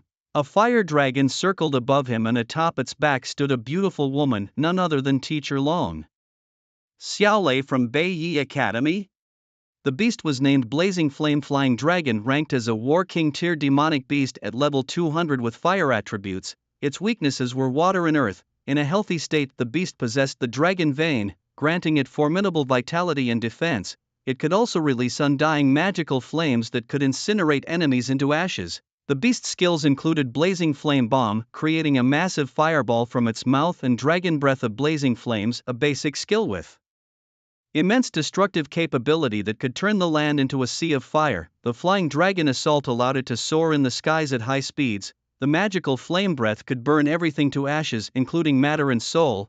this was not just any dragon beast but a true fire dragon whose power was unimaginable, capable of apocalyptic destruction. As Zhou Chen gazed at the fire dragon circling overhead, he was overwhelmed with awe. This was the first dragon he had ever seen and also the first War King tier demonic beast. He also felt immense envy towards Long Xiaolei, who stood proudly on the dragon's back. How wonderful it would be if I could ride a dragon too. Imagine how impressive that would look. Zhou Chen also breathed a sigh of relief, for the power of this fire dragon absolutely overwhelmed that of the evil spirit wooden dragon beast. Though he did not know who this woman was, she had mentioned she was a Beastmaster from Hua country, which meant she was not an enemy. This was truly a narrow escape from death, but fortunately he had survived. It was a close call indeed. Not only did Zhou Chen breathe a sigh of relief, but Long Xiaolei did as well. If she had arrived even a second later, Zhou Chen might have been burned to ashes by the Darkwood dragon's breath. With a scoff she questioned, corrupt beast masters of the Black Temple, do you dare massacre the candidates of Hua country? Are you seeking war with Hua country? Picking up the sword lying in front of Zhou Chen, Long Xiaolei swung it forcefully, sending a fierce sword chi whistling through the air, slicing off the neck of the evil spirit wooden dragon beast. Yet, with its abnormal vitality, the beast quickly regenerated back to its original state. As expected of teacher Long Xiaolei from Beiyi College, even after 5 years, not only has her charm not diminished but her strength has even improved. 5 years ago. Just who are you? Alas teacher, you don't recognize your own student? I'm truly heartbroken. Xiaoying chuckled lightly, then lifted his black robe to reveal his face beneath. Xiaoying looked young, not much older than Zhou Chen, but his black eyes carried a hint of malevolence. Now, do you remember me, teacher Long Xiaolei? You are Li Youyu. Thank you for remembering my name, teacher, but ever since I joined the Black Temple, Li Youyu died, and only Xiaoying remains. Don't call me teacher. From the moment you joined the Black Temple, our mentor-student bond was severed. Watching Xiaoying, who was once Li Youyu, Long Xiaolei's eyes filled with anger and deep disappointment. There was no choice. Who else but the Black Temple could heal my beast?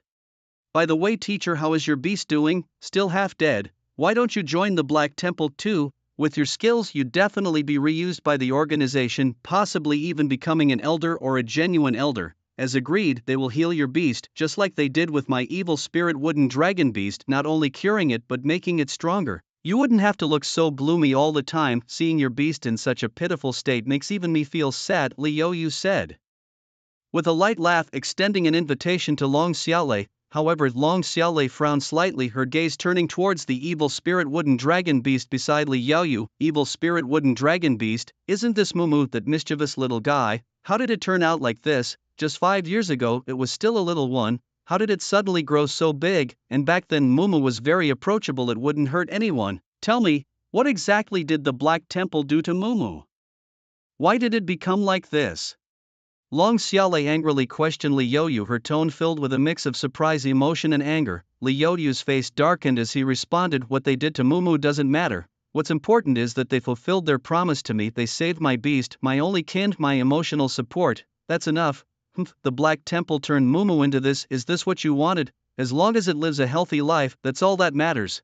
It doesn't matter what it becomes, Li Youyu continued. Teacher, I ask you once again, will you join the Black Temple? If you join, I can guarantee your beast will be healed, it won't have to suffer anymore. Impossible, Long Xiaolei said without hesitation, a flicker of determination in her eyes. Unlike you, I won't let my kin become a demon who kills without blinking an eye.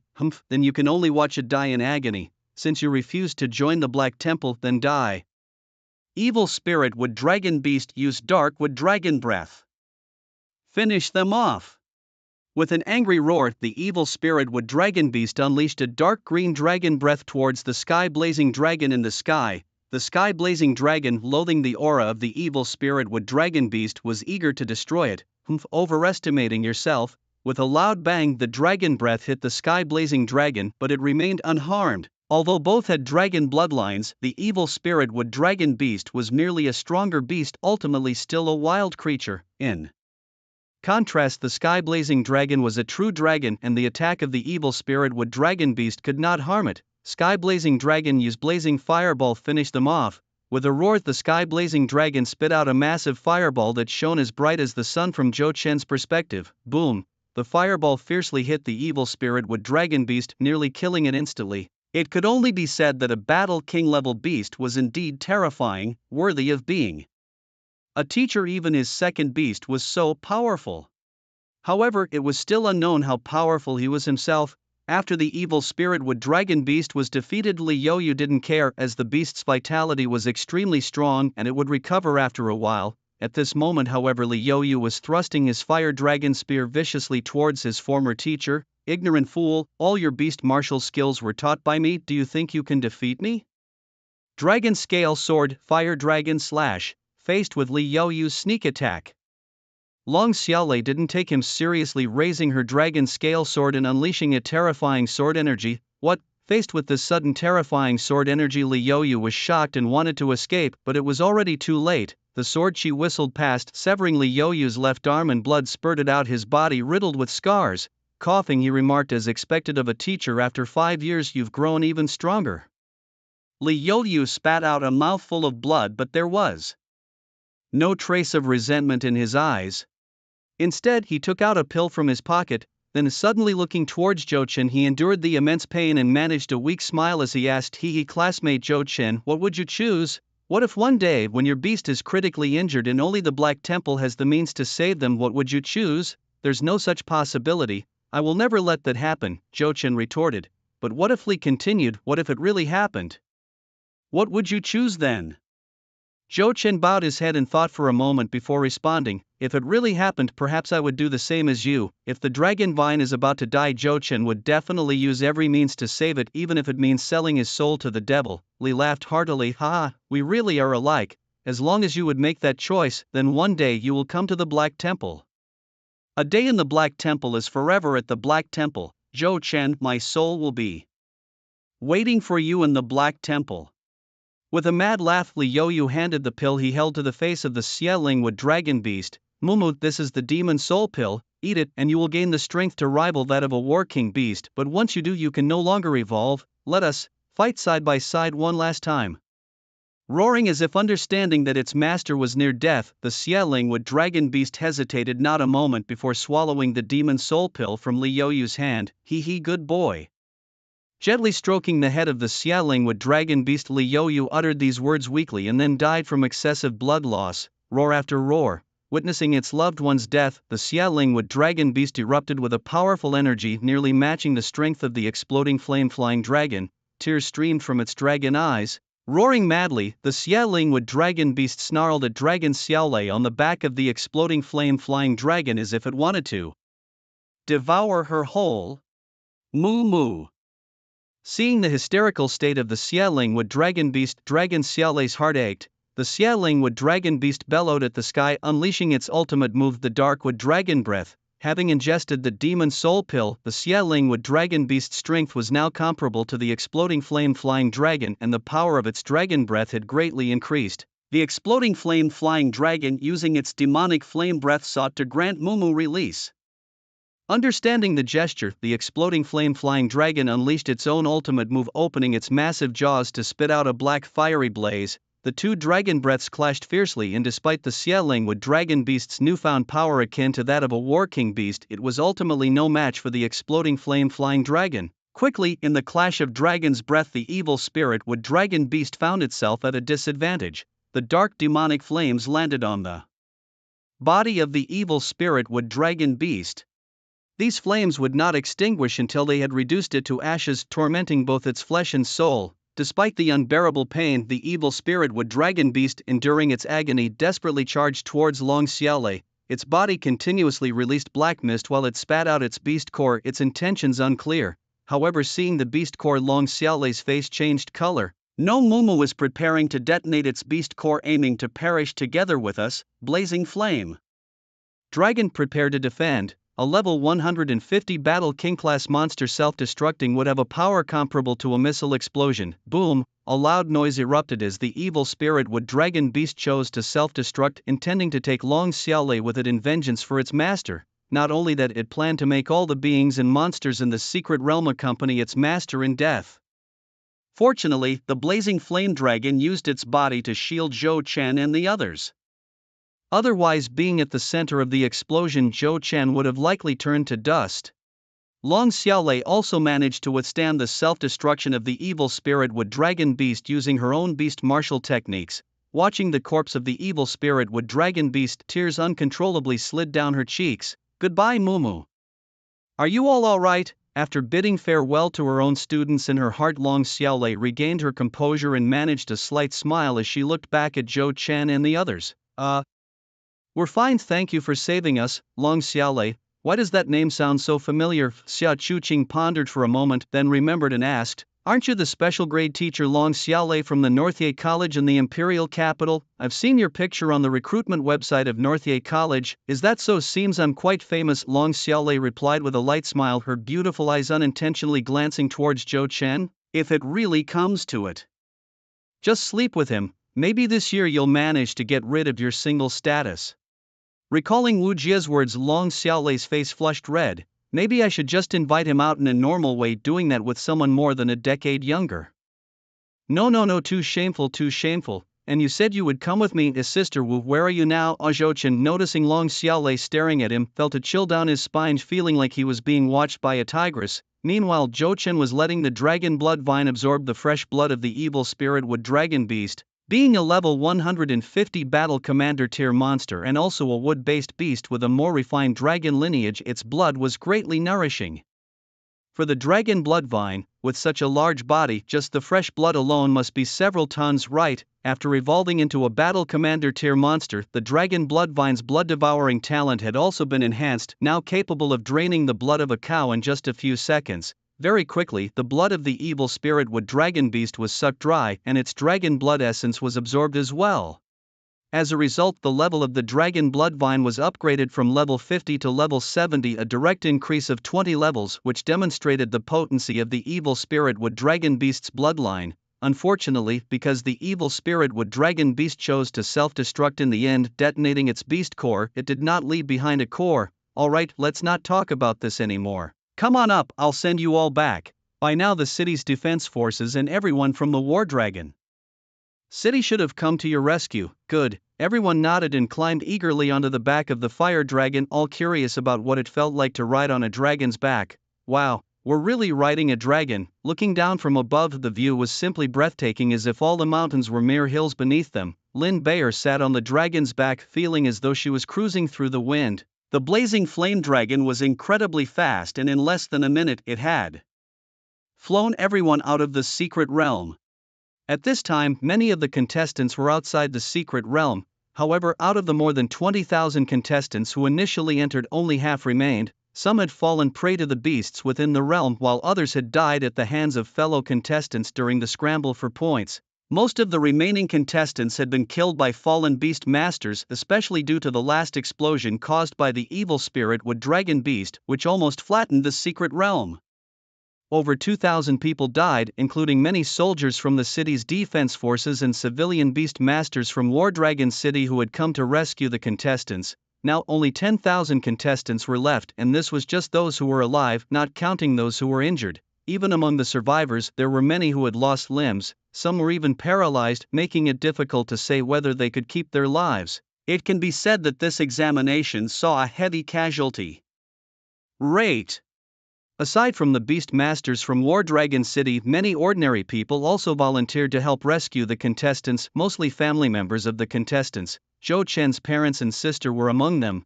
Dad, Mom, look, its brother is back. Zhou Jia, who was dressing a wounded person's injuries, saw the blazing flame dragon flying towards them and recognized Zhou Chen among the riders on the dragon's back. She smiled and told her parents. Zhou Chen's parents also looked towards the blazing flame dragon and saw their son on its back. Seeing him return safely, the worry on their faces turned into smiles of relief. It's good that you're back, it's good that you're back.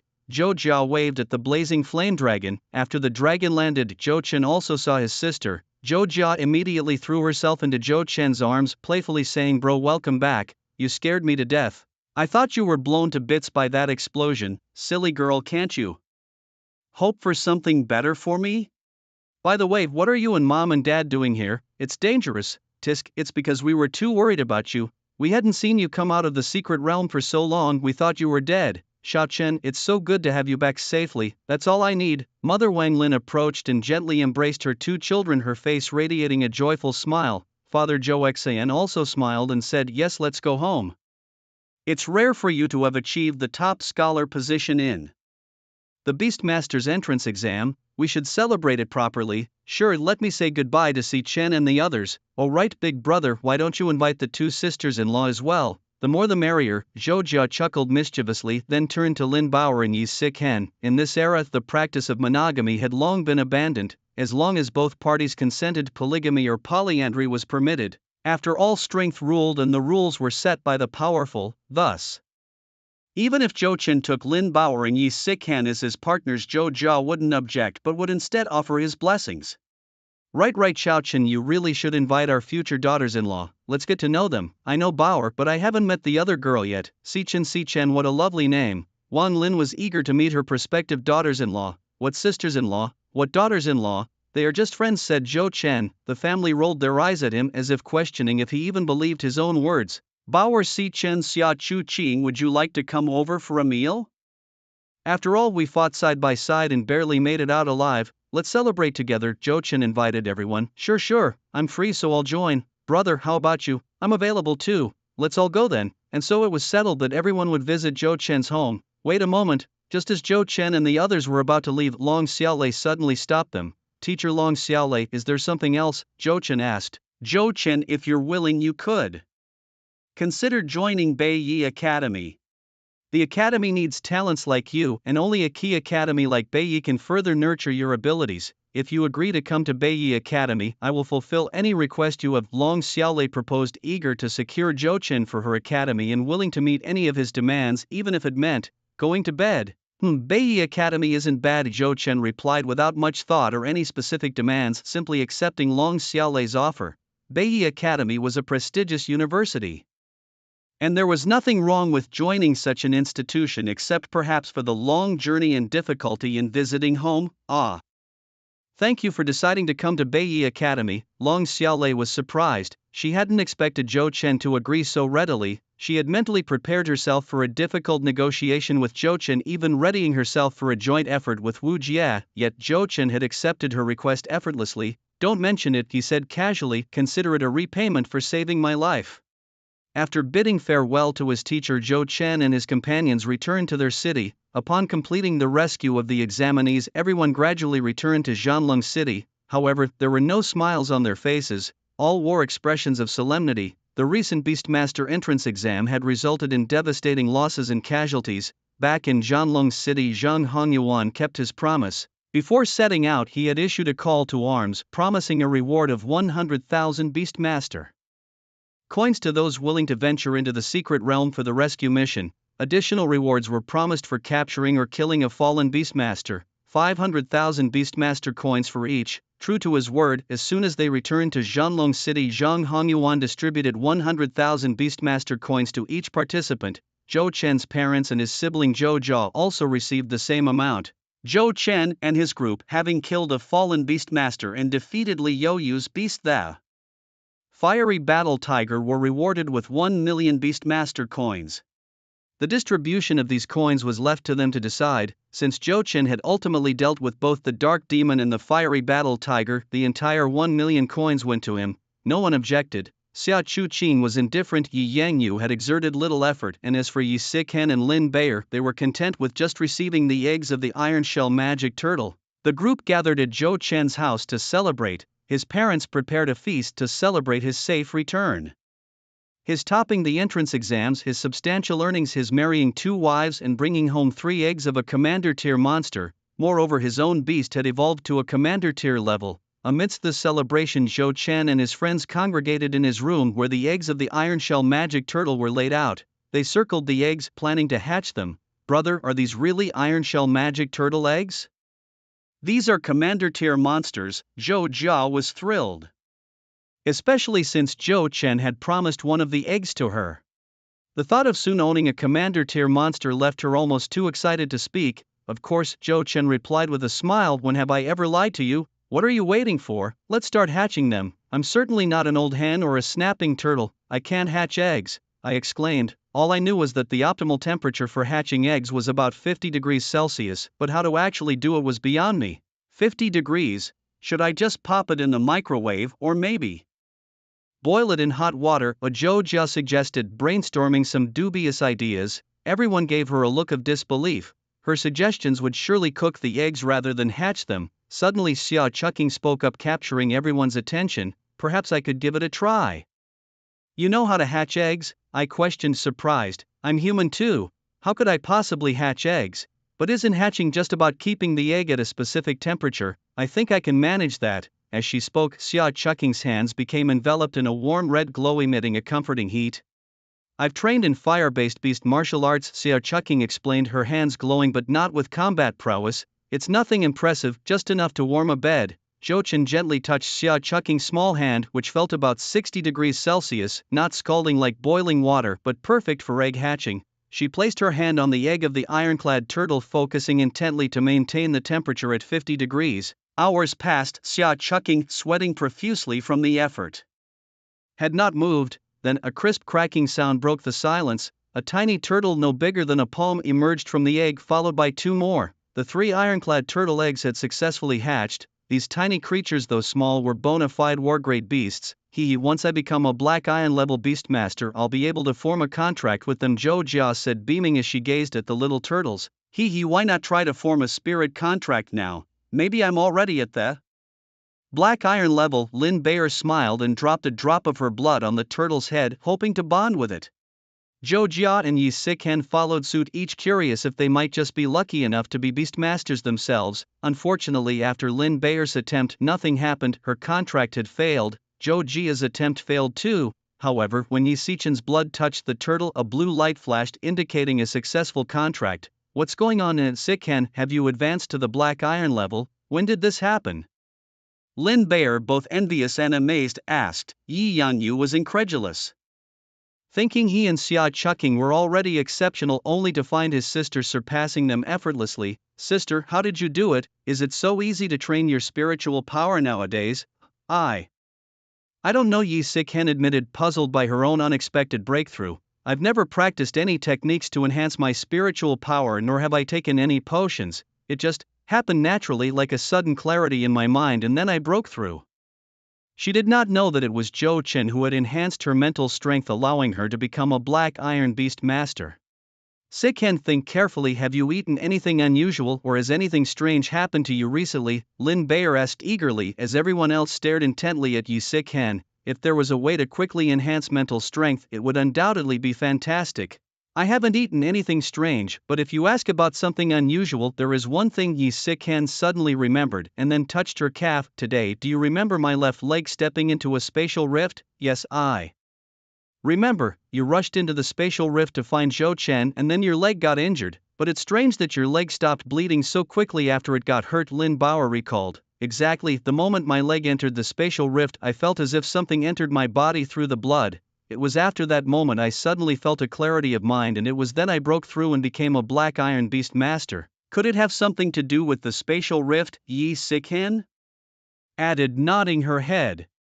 Siken, are you saying something in the spatial rift could help us rapidly enhance our mental strength? Lin Bayer asked in astonishment, to which Yi Siken nodded. Yes, after all, if we're talking about something strange happening to me, this is the strangest thing. Xia Chucking then spoke up. I think what you're saying makes a lot of sense. Xia Chucking nodded, agreeing with Yi Sichen's words. The reason why Blue Star has magical beasts is because the spiritual energy from another world mutated the ordinary animals into magical beasts, and humans awaken their mental strength, gaining the ability to form spiritual contracts with these beasts, also due to the spiritual energy from another world. Perhaps this otherworldly spiritual energy can help us enhance our mental strength.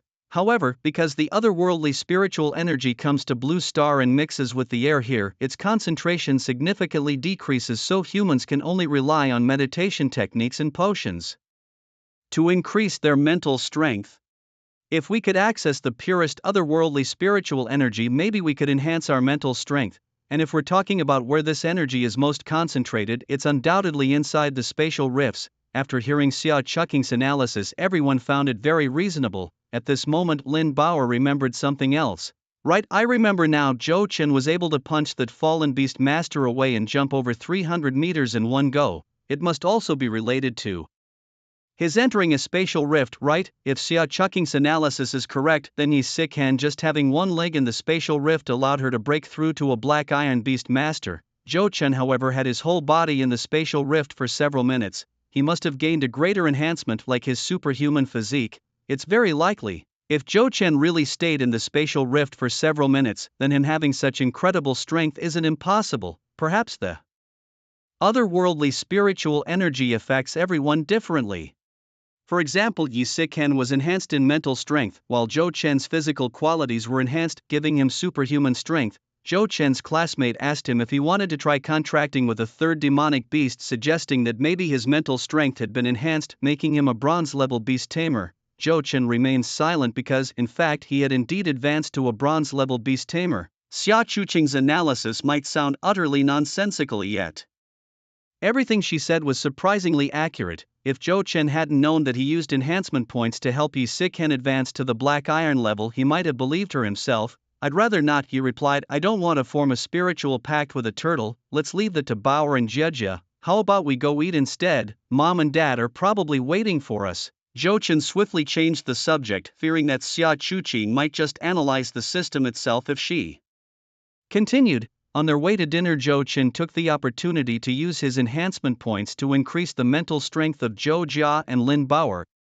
After all, one was his own younger sister and the other his childhood friend of 12 years. Naturally, he wanted to assist them. The next day, the catastrophic events of the Battle Dragon City College entrance examination spread across the entire nation of Hua and even made headlines in international media. The death of over 10,000 students was indeed a major incident. 10,000 was not a small number, especially when the global population was barely over 500 million. Moreover, these were all beast tamers, the future pillars of the country, and losing so many at once was devastating. In addition to the tragedy involving the fallen beast tamers, Zhou Chen's name became widely known as a genius beast tamer, a genius breeder, and a genius beast warrior. His name became household. Several prestigious universities offered him attractive conditions to join them. However, Zhou Chen had already decided on North Yi Academy, which was renowned for its excellent educational standards far surpassing other institutions. On that day, he visited the largest beast taming shop in Battle Dragon City to purchase some items that would help evolve his Wind-Wing Dragon Horse into a battle commander level demonic beast. Currently, the Wind-Wing Dragon Horse was quite underwhelming, lacking any form of attack, serving merely as a common mount. Therefore, Zhou Chen wanted to give it some offensive capabilities and thus unlocked the Dragon Vein evolution plan for the Wind-Wing Dragon Horse. The evolution required 1. Battle Commander level Wind Beast Core, 10 drops of pure dragon blood and 10 storm stones. Fortunately, Zhou Chen still had a few drops of pure dragon blood, and the juice from the dragon blood vine could serve as a substitute for the dragon blood. Do not forget that the dragon blood vine has absorbed all the blood of the evil spirit Wood Dragon Beast, strengthening the dragon bloodline within the vine. As a result, the sap of the dragon blood vine can replace dragon blood. Zhou Chen purchased an ordinary commander level Wind Beast Core and some storm stones.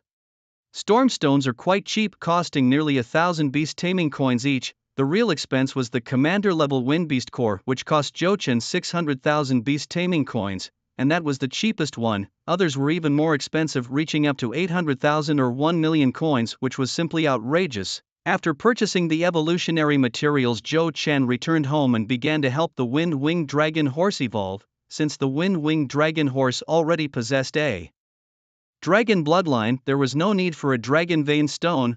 Only the pure dragon blood was needed to activate and strengthen the bloodline. Zhou Chen carefully crafted the beast taming array and then allowed the Wind-Winged Dragon Horse to absorb the dragon blood and evolve. Accompanied by a flash of white light, the Wind-Winged Dragon Horse completed its transformation. The beast's name was now Storm Dragon Horse. Its rank was commander level and its level was 42. Its attribute was wind, with weaknesses to fire and ice.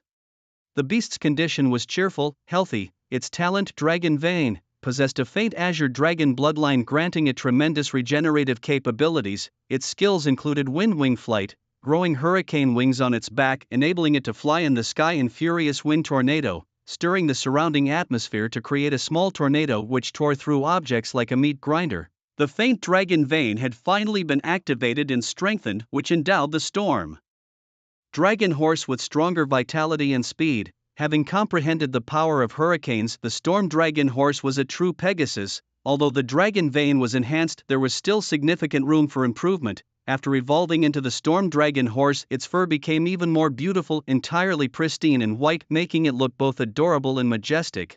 Small neat wings had grown on either side of its back, and a sharp dragon horn sprouted from a bump on its head, resembling the legendary unicorn.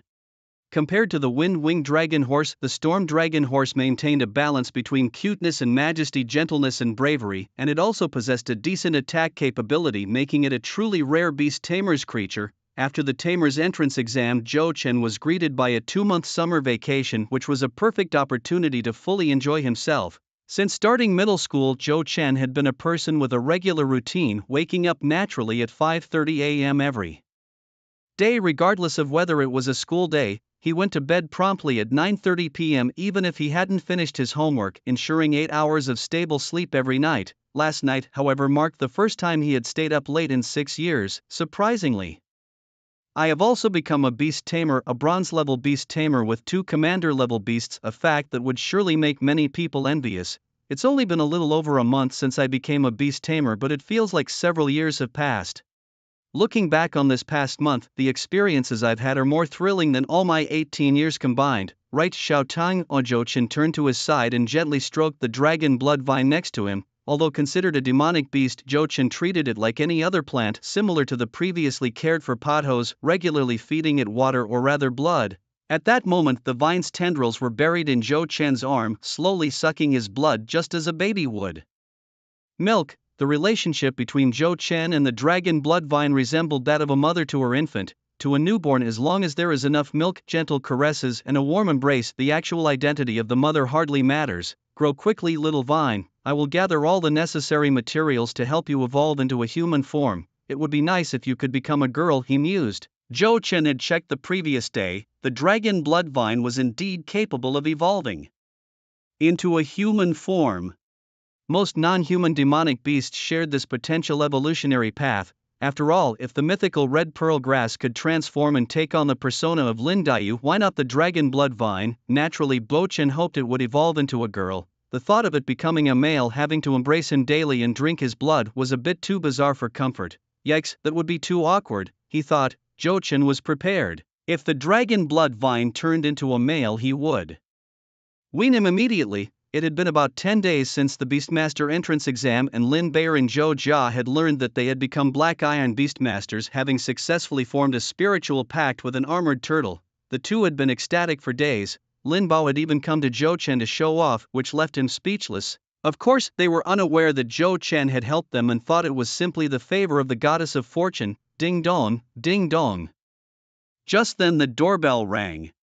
Who could it be? Zhou Chen, who was in the living room, immediately went to open the door only to find an unexpected figure. Xia Chuqing, what brings you here? Oh, are you not happy to see me? Were you hoping it was Si Chen or Bao instead? Why wouldn't I welcome you? Zhou Chen replied awkwardly, though he indeed wished it had been Si Chen or Lin Bao. Xia Chuqing smiled slightly, her cheeks flushing, a near miss at becoming Zhou Chen's girlfriend. Truth be told, Xia Chuqing wasn't without feelings for Zhou Chen. It was just that she was somewhat reluctant to be his girlfriend at the time due to her lack of understanding of him. This was understandable. Any woman, especially one who had been single for 18 years, might resist suddenly becoming someone's girlfriend. Not to mention women, even Zhou Chen would be nervous about marrying a stranger, he admitted. So what brings you here? Zhou Chen poured a drink for Xia Chuqing and asked her to sit down and slowly explain her visit. It wasn't anything serious. She mentioned that there was a large underground auction happening in the black market tonight and was wondering if he was interested in joining. An underground auction? About what exactly? The Zhou Chen hoped it wasn't an antique auction. Auctions could vary widely, including those for antiques, jade, and even gaming accounts. Despite humanity's grim situation, there were still many who cherished collecting ancient artifacts and paintings, most of whom hailed from prominent families. Although Zhou Chen was wealthy, he had no interest in such collections. Xia Chuqing gave Zhou Chen a look as if he was an unsophisticated bumpkin and clarified, how could it be an antique auction? It's a Beastmaster auction, of course. Related to Beastmasters, what's included in it? Zhou Chen had never attended an auction. As a former poor lad, such places were out of his reach. The auction boasted a variety of items, including beast cores, demon beast eggs, live demon beasts and even traded beast bone soldiers. Beast bone soldiers, as the name suggests, are formidable weapons forged from the bones and teeth of demon beasts like the fire dragon spear of Liu or the dragon scale sword of Long Xiaolei. The main materials for crafting these weapons are beast core's bones and various durable alloys. Depending on the beast core used, the soldiers differ in attributes and levels. For example, a soldier made from a warrior class beast core would be of the warrior class, one made from a commander class beast core would be of the commander class, and so on. These weapons significantly enhance the user's combat abilities, a fact Zhou Chen had experienced firsthand in his fight with Liu. These beast bone soldiers are specially crafted for beast masters and can be used in conjunction with beast martial arts to unleash various combat techniques. Moreover, some humanoid demon beasts could also wield these weapons. Additionally, there were armor-type beast bone soldiers which could be fitted onto a beast master's beast, significantly enhancing its defense. Perhaps it was time to get a beast bone soldier himself. Though Zhou Chen's physical strength was over 100 times that of an ordinary person, he was still fragile compared to demon beasts and needed a weapon for protection. Seeing Zhou Chen's interest piqued, Xia Chuqing continued enticingly. Moreover, I heard that the black market has somehow acquired a king-level demon beast for tonight's grand finale. A king-level demon beast? Zhou Chen was surprised. Owning a commander-level demon beast was enough to strut around in Dragon Battle City. As for a king-level demon beast, there were no more than 5 in Dragon Battle City. Xia Chuqing's father Xia Shuji owned one. Not sure where the black market had sourced a king-level demon beast from, but with such an attraction, tonight's event was bound to be lively. Let's go and see if there's anything I like, Zhou Chen decided. Although he coveted the king-level demon beast, he was well aware of his limits. A king-level demon beast would start at 5 million beast master coins, possibly even more. The final bid might skyrocket. Zhou Chen currently has only a little over 1 million, so naturally he wouldn't compete for the War King beast. Besides, with the beast evolution system, he would eventually acquire a War King beast. Alright, the auction starts at 9 p.m. and will go on until midnight. You can take a nap in the afternoon and I'll pick you up in the evening, Xia Chuqing announced before she left. After preparing lunch for his sister, Zhou Chen went back to bed for some more sleep. He slept until 6 in the evening, just in time for Xia Chuqing to arrive and pick him up. Here, this is for you, Xia Chuqing said, handing him a mask. She wore a beautiful mask herself and dressed up strikingly in a sexy black dress paired with black stockings. Anyone unaware of their destination might think they were heading out on a date. Given the chaotic mix at the auction, especially since it was an underground event organized by the black market, attendees wore masks to keep their identities concealed. I see, but why a Ultraman mask for me? Zhou Chen asked, puzzled as he looked at the Ultraman mask in his hand. Xia Chuqing burst into laughter. Because I think you'd look especially cool in an Ultraman mask. Come on, change it. If I wear this mask there, I'll definitely be taken for a fool. Zhou Chen could imagine himself becoming the butt of jokes if he wore the Ultraman mask to the auction. Alright, Xia Chuqing conceded and swapped it for a more ordinary mask as long as it covered his face. They then drove to the auction in her car. Miss Xia Chuqing, Mr. Zhou Chen hello greeted 2 maids standing beside the car. They were Xia Chuqing's personal maids. Since Xia Chuqing's parents were often busy with work and couldn't look after her, they had hired 2 maids to take care of her daily needs. Both maids were very beautiful and identical twins, making them standout beauties in any crowd, their maid outfits enhancing their attractiveness and allure. Isn't she just living like a little princess of a great family? And then there's me, practically a beggar in comparison, Zhou Chen thought to himself. The maids drove them to the entrance of the auction. As they entered the auction hall, it was not yet 9 o'clock, but the place was already packed with almost every seat in the front occupied. Left with no choice, Zhou Chen and Xia Chuqing found a secluded corner to sit down. Everyone in the auction wore masks, though their attire revealed gender. Surely no man would wear a dress to an auction, or would they? As the clock struck 9, the auction officially began and a sweet-looking woman slowly made her way onto the stage. The beauty entered the room wearing a sexy miniskirt fully embodying a youthful vibe. As soon as she appeared, she captured the attention of countless men in the room, some even whistling at her, her cheeks flushed with embarrassment, seemingly unaccustomed to exposing so much in front of such a large crowd. Ahem. Welcome everyone to the pre-sale auction. I'm your host Tang Nan, but you can call me Xiao Nan.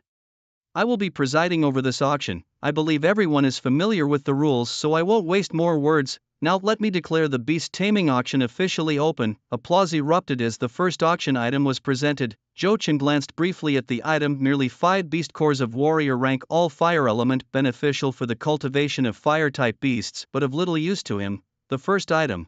These are beast cores from a warrior ranked flame beast, helpful for enhancing fire-type beasts. The starting bid is 200,000 beast taming coins. Let the bidding begin. 210,000, 220,000, only raising that much. If you don't have money, don't embarrass yourself at the auction. I bid 270,000. As Shannon finished speaking, the crowd below began to zealously bid. To Zhou Chen's surprise, the cores eventually sold for 300,000, a testament to the fervor of the beast taming auction. 5 warrior ranked beast cores, at most worth 300,000 beast taming coins. Anything more would be a loss.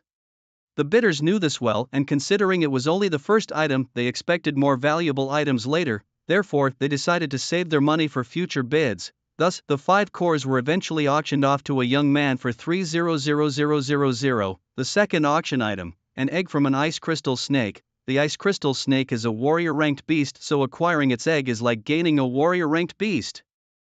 Xiaonan announced, "No worries if you can't hatch it, as our breeders at the auction house will incubate it for free." The starting bid is 250,000 beast taming coins. Let's start the bidding. The ice crystal snake, being one of the weaker warrior ranked beasts and costly to raise, didn't even catch a glance from Zhou Chen. However, what Zhou Chen disregarded, others found valuable. It's a warrior ranked beast. I'll pay 300,000 beast taming coins.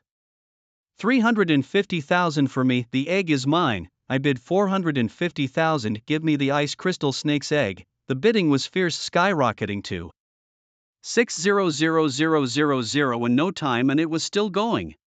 In the realm of warrior ranked beasts, the ice crystal snake was quite decent. However, for Zhou Chen and Xia Chuqing, who possessed commander ranked beasts, the egg of an ice crystal snake was of no interest. Eventually, the egg sold for 750,000 to a somewhat attractive woman. Over the next few hours, the host introduced many items, but either Zhou Chen found them unappealing, unusable, or unaffordable. Nonetheless, having come this far, he decided to see it through to the end. Moreover, he was also curious to see what kind of beast a War King tier monster really was. Speaking of War King tier monsters, Zhou Chen had only ever seen one, the explosive flame dragon. If today he could encounter a second War King tier beast, it would certainly make his trip worthwhile. The 25th auction item was announced: War General tier beast bone soldier, Wind Cloud Spear. From its name one could tell that it was forged from the beast core and bones of a wind elemental monster. The spearhead of the Wind Cloud Spear was extremely sharp, capable of slicing through metal as if it were mud, and it was surprisingly light, weighing less than 10 pounds, making it very convenient to use. Beastmasters could harness this Wind Cloud Spear to execute wind elemental martial techniques. The starting bid for the Wind Cloud Spear was 300,000 Beastmaster coins, and the bidding began. I bid 330,000, 360,000, 370,000. There were few contenders for the Wind Cloud Spear, as only beast warriors attuned to the wind element could wield it. For others, even if they possessed the Wind Cloud Spear, it would be no different from a regular spear. Beast warriors were already a rarity, and those who were attuned to the wind element were even rarer, thus only a handful of people participated in the bidding. But this item was perfect for Zhou Chen. Seeing the Wind Cloud Spear, his eyes immediately lit up. His purpose for attending the auction was to acquire a beast bone soldier weapon, and this Wind Cloud Spear was exactly what he could utilize. Although he hadn't yet trained in any beast martial arts, he could train in wind elemental beast martial arts, as the Storm Dragon horse was a wind elemental monster, which qualified him to train in this discipline.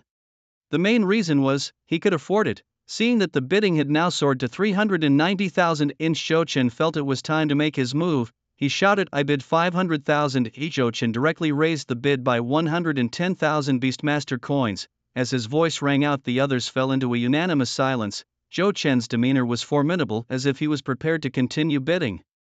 Seeing Zhou Chen's aggressive bid, the others stopped competing. It wasn't that they couldn't afford it, anyone who didn't have several million Beastmaster coins wouldn't dare to show up at such a place, but they didn't think it was worth it. The Wind Cloud Spear was only a War General tier beast bone soldier weapon, meticulously forged from the beast core and bones of a War General tier monster in super alloys.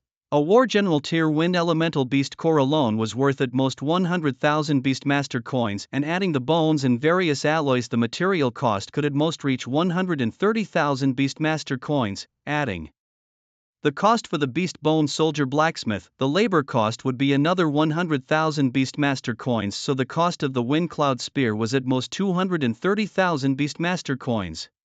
Now that Zhou Chen had driven the price up to 500,000 each, it was more than twice the value of the Wind Cloud Spear. They could choose to continue bidding, but spending the money for 3 Beast Bone Soldiers on one would indeed be foolish. Thus, after Zhou Chen raised the bid to 500,000 Beastmaster coins, the voices dwindled significantly. 500,000 once, 500,000 twice, 500,000 3 times, sold. Congratulations to this gentleman for acquiring the Stormcloud Spear. The host, Xiao Nan, made the final decision with a strike of the hammer, announcing Zhou Chen as the winner of the spear. After paying 500,000 beast coins, Zhou Chen joyfully took possession of this beast bone weapon. He examined the spear closely. It somewhat resembled the famed Dragon's Heart silver spear wielded by Zhao Yun during the Three Kingdoms period. Although he wasn't sure about the weight of Zhao Yun's spear, the Stormcloud spear was definitely lighter. Indeed, Zhou Chen could lift the spear with just 2 fingers, a testament to its lightness, which also spoke volumes about Zhou Chen's strength, over 100 times that of an ordinary person.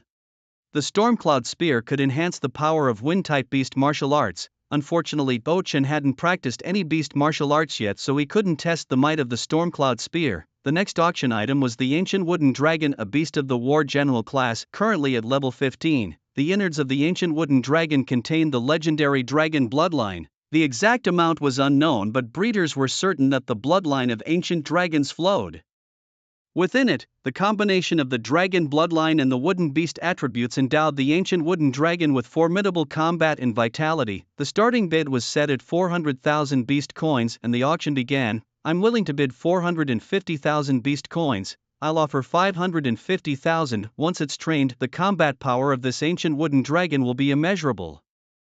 I bid 600,000 beast coins. I'll go 700,000 beast coins. This ancient wooden dragon is a must-have for me. Please show me some respect and give me this chance. Pa, how much is your face worth? Why should we respect you? Are you asking to be my dad or what? I bid 750,000 beast coins. Indeed, the ancient wooden dragon was an impressive beast, much more powerful than the wind-winged dragon horse. Zhou Chen glanced at the trembling ancient wooden dragon in the cage and nodded slightly, somewhat tempted himself. However, what truly intrigued him was the evolutionary scheme of the ancient wooden dragon, the product of the evil spirit dragon vein. Evolution was the evil spirit wooden dragon beast owned by Li Yaoyu. Zhou Chen was well aware of the horrifying combat power of the evil spirit wooden dragon beast. Even if he managed to pierce its neck with his ultimate move, it could regenerate instantly. Its self-destructive power was comparable to an atomic bomb. If only Zhou Chen wasn't short on money, he would have loved to buy the ancient wooden dragon himself. But now, with the price soaring over 1 million beast coins, Zhou Chen, despite his desire, had to give up. Typically, a War General class beast wouldn't be worth this much, but the dragon bloodline elevated the value of the ancient wooden dragon significantly. Eventually, a woman wearing a mask purchased the ancient wooden dragon for 125 million beast coins.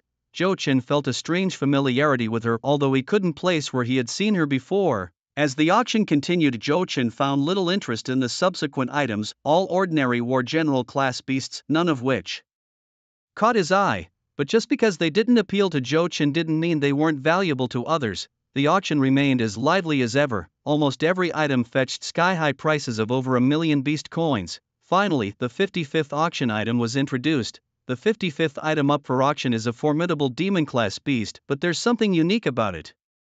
This beast is humanoid, however I believe you might not find her appealing.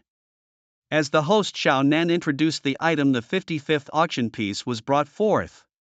Indeed, it was a humanoid beast resembling a demon with a pair of wings similar to those of a succubus on her lower back. She had long, dark purple hair reaching her waist and a seductive figure that was quite alluring. From the back, she indeed looked like a stunning beauty capable of ensnaring countless men's souls. But if you were to see her from the front, you might be taken aback, because this beast is exceptionally ugly.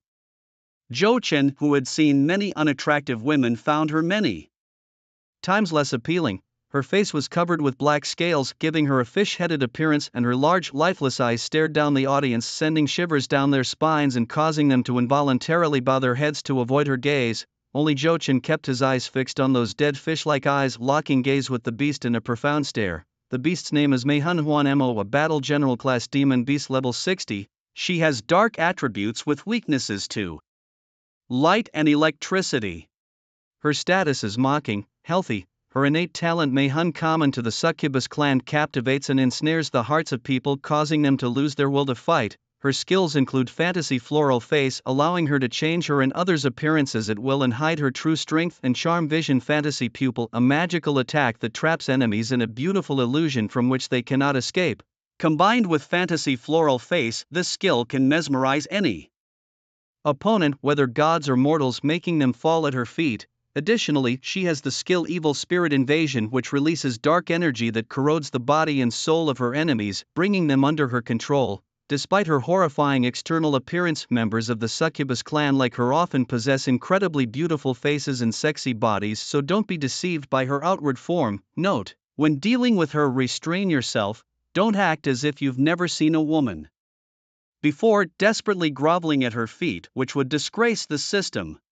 If you're a man, conquer her. Reading the system's final remark, Zhou Chen was left speechless. However, if Mei Hun Huan Mo truly possessed a face that could launch 1,000 ships, perhaps Zhou Chen might indeed find himself kneeling at her feet. The starting bid for Mei Hun Huan Mo was 500,000 beast taming coins. In reality, her value is much higher than 500,000 beast taming coins. As a battle general class demon beast, her base price should be at least 15 million beast taming coins. The mesmerizing phantom demon employed the technique of illusionary beauty, altering her appearance while concealing her true strength, much like the mimicry skill of the dragon blood vine, which is why the beast tamer at the auction identified her merely as a warrior tier monster and set such a low starting price. The bidding starts at 500,000 beast taming coins. Do I hear any bids? I bid 510000 beast taming coins. Zhou Chen didn't hesitate and started the bidding right away, setting aside the possibility that the mesmerizing phantom demon might be a great beauty. The opportunity to acquire a commander tier monster delivered right to his doorstep was too good to miss. Upon hearing the bid, the crowd was stunned. Someone actually wants this creature. Brother, your taste is quite unique, isn't it? You can actually go through with this. While humanoid monsters are generally popular, the prerequisite is that they aren't too unpleasant to look at. However, the mesmerizing phantom demon in question was practically a disgrace to her own kind. As Zhou Chen continued bidding, the people around him looked at him as if he were a freak, especially Xia Chuqing, who quickly distanced herself from him, thinking, could Zhou Chen actually be into this? No wonder he so straightforwardly refused to be my boyfriend. He must be a weirdo. 510,000 beast taming coins going once. On any further bids, if no one else bids, then the mesmerizing phantom demon will belong to this gentleman here. Xiaonan glanced at the audience, and aside from Zhou Chen, no one else made a bid, clearly intimidated by the unparalleled beauty of the mesmerizing phantom demon. Reluctantly, Xiaonan had to declare that the mesmerizing phantom demon was sold to Zhou Chen. 510000 twice 510,000 3 times sold. Congratulations, sir, on acquiring the commander tier monster, the mesmerizing phantom demon. After paying 510,000 beast taming coins, an auction house staff member handed over a key, the key to the cage holding the mesmerizing phantom demon. Zhou Chen, I've just realized you really are a freak, Xia Chuqing exclaimed. No wonder you refused to have me as your girlfriend. I need to keep my distance from you. Watching Zhou Chen, Xia Chuqing felt goosebumps all over her body, her mind involuntarily imagining Zhou Chen with the mesmerizing phantom demon in unspeakable acts. It was simply too much for the eyes. How am I the weirdo? You're willing to handle such an ugly monster, aren't you the true freak? No, I need to tell Si Chen, Bauer and Jia Jia about this so they know your true colors. Wait, telling Si Chen and Bauer is one thing, but why involve Jia Jia? She's my own sister. Humph, you freak.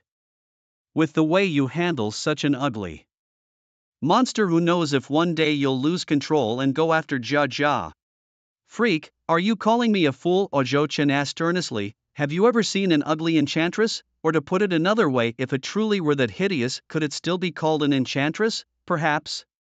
Xia Chuqing, ever so clever, caught the undertone in Zhou Chen's words, seeming to realize something, but before she could inquire further, Zhou Chen had already gone to find his mesmerizing phantom demon. Zhou Chen approached the cage of the enchanting demon, taking out a key to unlock it. Showing no disdain for her ugliness, he extended a hand and smiled, saying, "Hello, let me introduce myself. My name is Zhou Chen. Unless something unexpected happens, I will be your Beastmaster for a long time." The enchanting demon, possessing high intelligence and the ability to speak human language, understood what Zhou Chen was saying. She looked at him with surprise and slowly reached out a slender soft hand to grasp his. After pulling the enchanting demon out of the cage, Zhou Chen said, "From now on you'll be called Xiao Mei. No, let's call you Mei Ling, shall we?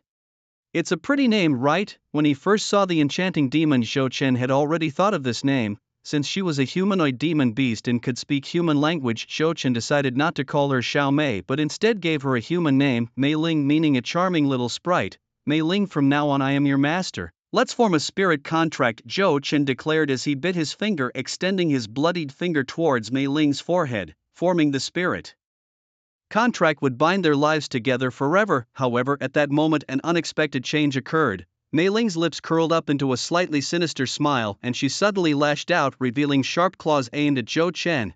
But Zhou Chen's face remained calm and he too revealed a knowing smile. "Xiao Tun, shoo shoo." Just as Mei Ling's claws were about to pierce Zhou Chen's heart, a dragon blood vine that had been hidden all along shot out, its vines binding her limbs and tying her up in an extremely humiliating position. How is this possible? What kind of beast is this? How can it be so powerful?" Mei Ling exclaimed in a hoarse voice, struggling fiercely. Although the enchanting demon clan belonged to the demons, they were the weakest in terms of physical strength among the demon beasts. They were no match for the dragon blood vine, a beast that had evolved by absorbing dragon blood. Furthermore, the strongest attack of the enchanting demon was mental assault, and since the dragon blood vine was a plant without a spirit or soul, it was completely immune to the enchanting demon's attacks. Essentially, the dragon blood vine was the natural nemesis of the enchanting demon clan. Observing the bound Mei Ling, Zhou Chen smiled slightly, gently lifting her chin and chuckling. "So it is. At first I was puzzled as to why you would change your appearance to make yourself so ugly and hide your strength. Now I understand. You never wanted to become anyone's beast. You wanted to escape from here, right? If I'm not mistaken, the iron cage that held you must be a war-grade beast bone soldier, and even with all your strength you couldn't break free.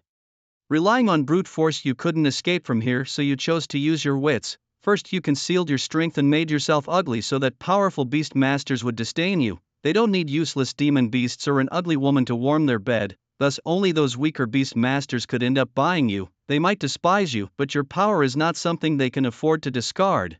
As a result, those who purchase you are weak beast tamers who stand no chance against you. You are ready for a sneak attack, planning to strike the moment your cage is opened, right? However, it seems you didn't anticipate that someone could see through your disguise." With each word Zhou Chen spoke, the shock on Mei Ling's face intensified and her body trembled slightly. She dared not meet Zhou Chen's eyes, as if continuing to do so would expose even the color of her underwear. "Who are you exactly? Why can you see through my disguise?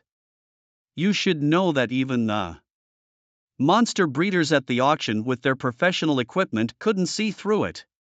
Mei Ling was a bit frightened, but she also realized something. High-end hunters often appear in the form of their prey. "I just told you, didn't I? My name is Zhou Chen. As for why I can see through your disguise, that is my secret. Now you have two choices. First, submit to me and become my third beast tamer. Second, see my little vine. You will be drained of your blood and become its nourishment, the third beast tamer."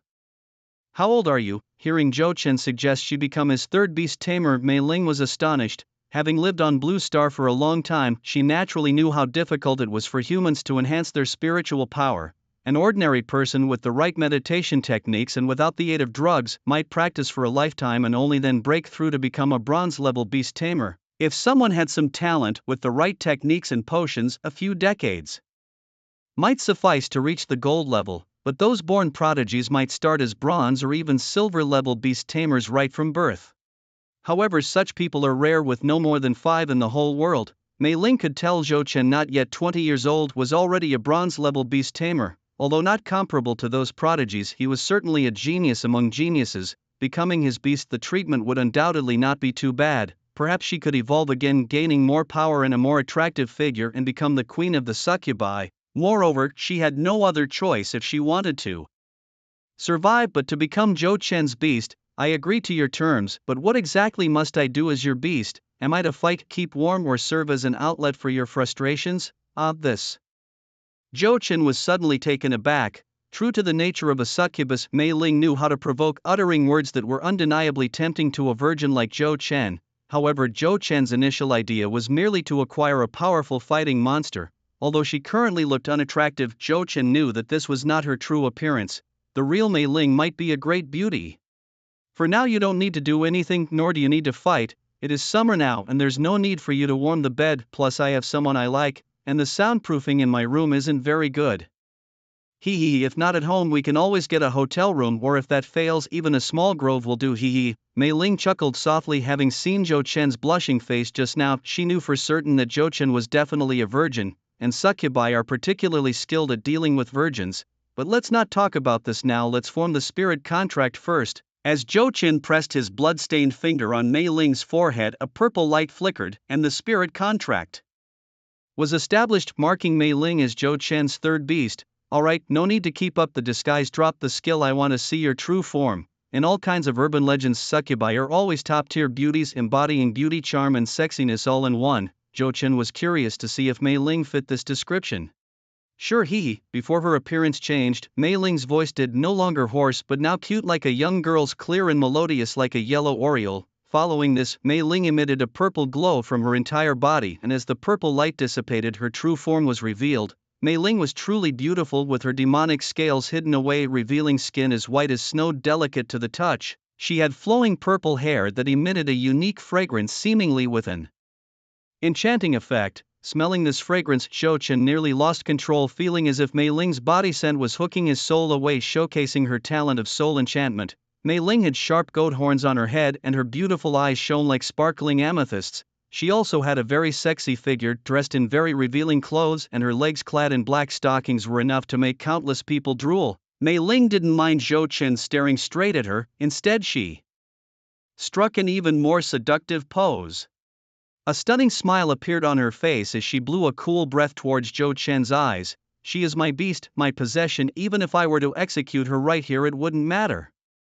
Watching Mei Ling, the sinful thoughts in Zhou Chen's mind were instantly magnified, nearly pushing him to overpower the succubus right then and there. However, at that moment a sudden sharp pain transmitted through his arm, snapping him back to reality. Looking at his arm, he found that the vine of the dragon blood creeper had pierced his arm, bringing him back to his senses. After recovering, Zhou Chen felt a bit frightened. No wonder succubi are symbols of the devil. The ability to instantaneously magnify desires is truly terrifying. It seems I must strive to enhance my mental power in the future. Zhou Chen believed that by increasing his mental strength he could resist Mei Ling's psychic seduction attacks, but for now he dared not look at Mei Ling's face, fearing he might lose control and execute her right then and there.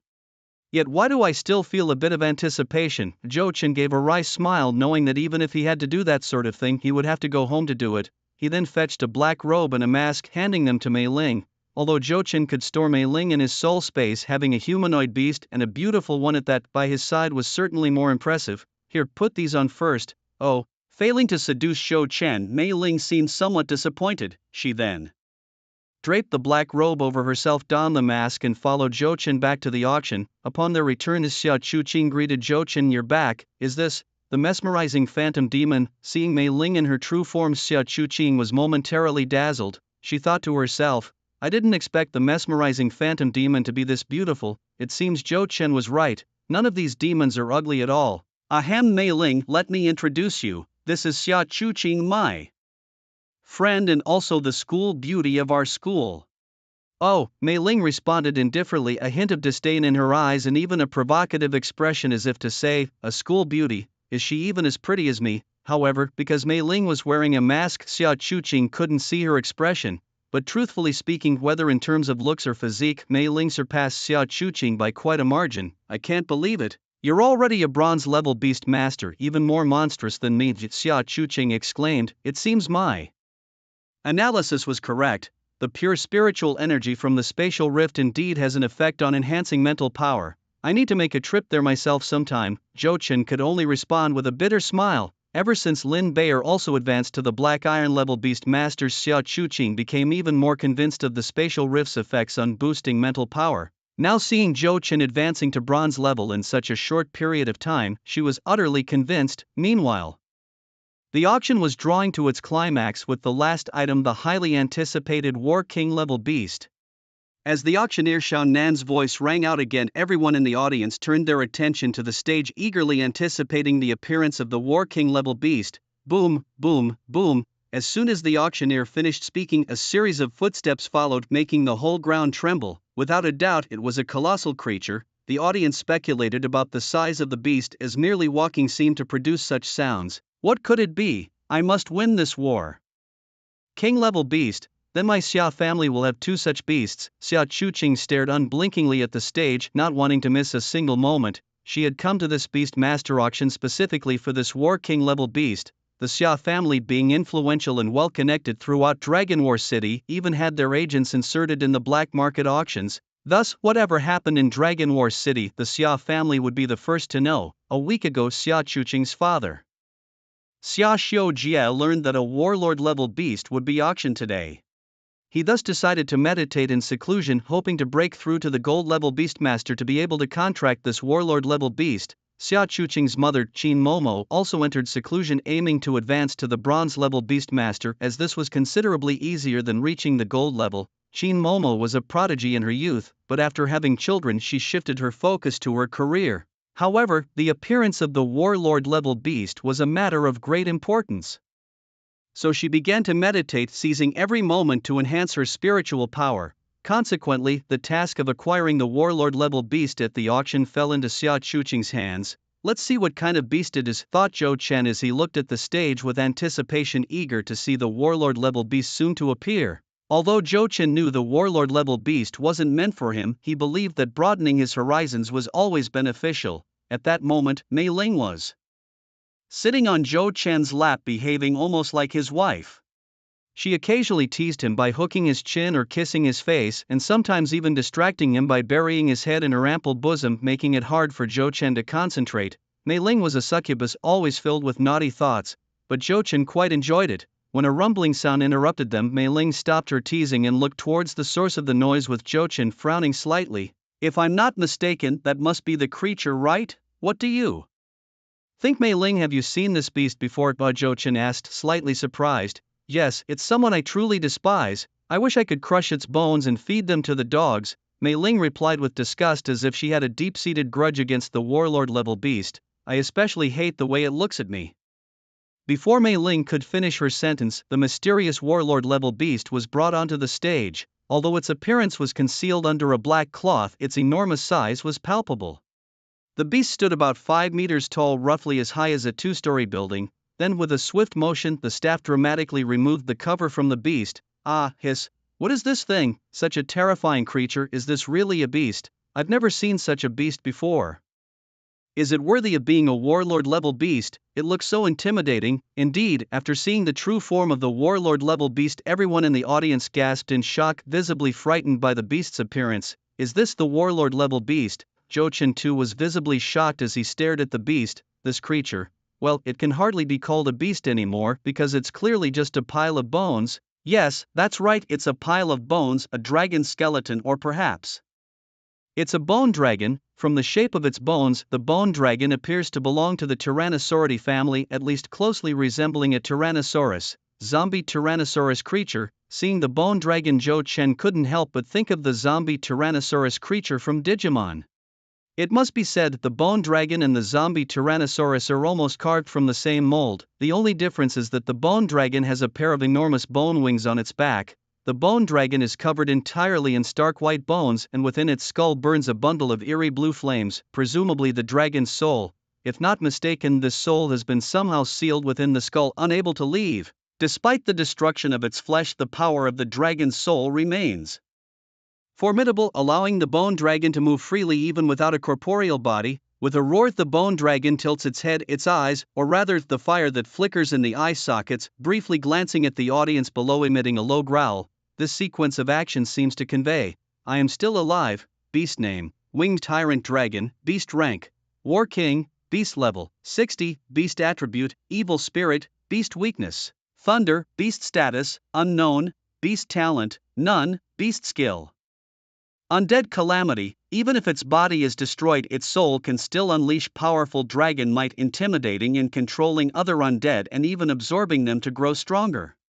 Evil spirit dragon breath condenses necrotic energy to release a devastating dragon breath. This monster, an evil spirit type whose soul is inexplicably sealed inside its skull, resembles a lich, possessing no intelligence, only instinct. Even if all its bones are shattered, as long as the soul remains, it can be resurrected. To destroy it, one must either break the seal on the dragon bones or shatter its soul. Bone soup is truly delicious. With bones, the soup is even more flavorful. 2. Revive the stone statues. First, boil the ancient bones into soup. Typically, monsters are alive, although there are also lively state beasts. After all, a soul state is also a form of life. However, such monsters typically come from other worlds and are not found on Blue Star. Now, the bone-winged tyrant dragon belongs to the undead, which is quite shocking, but such creatures have already appeared in novels and animations, so they are not exactly rare. At this moment, Li Kai, the chairman of the auction, suddenly approached the bone-winged tyrant dragon and gently tapped its shin bone. Since the dragon was wrapped in heavy chains, it posed no danger. Everyone behold the star beast of this beast taming auction, the War King level beast, bone-winged tyrant dragon. Mr. Chairman, is this really a beast? It's all bones. Yes, and it's uncertain whether a spirit pact can be made with it. Li Kai chuckled lightly, then continued, let me answer the questions from our guests. First, the bone-winged tyrant dragon is indeed a beast, as has been verified by our auctions professional beast tamers and breeders. Moreover, undead-type beasts have appeared in this world before. Although they are very rare, they certainly exist. Regarding whether a spirit contract can be formed with this beast, Chairman Li Kai revealed a bitter smile, then continued, unfortunately, this beast cannot currently form a spirit contract, or to put it another way, our beast tamers are unable to establish such a contract with it. What, even you can't form a contract with it? If we can't form a contract, doesn't that mean we have no way to control this skeletal dragon?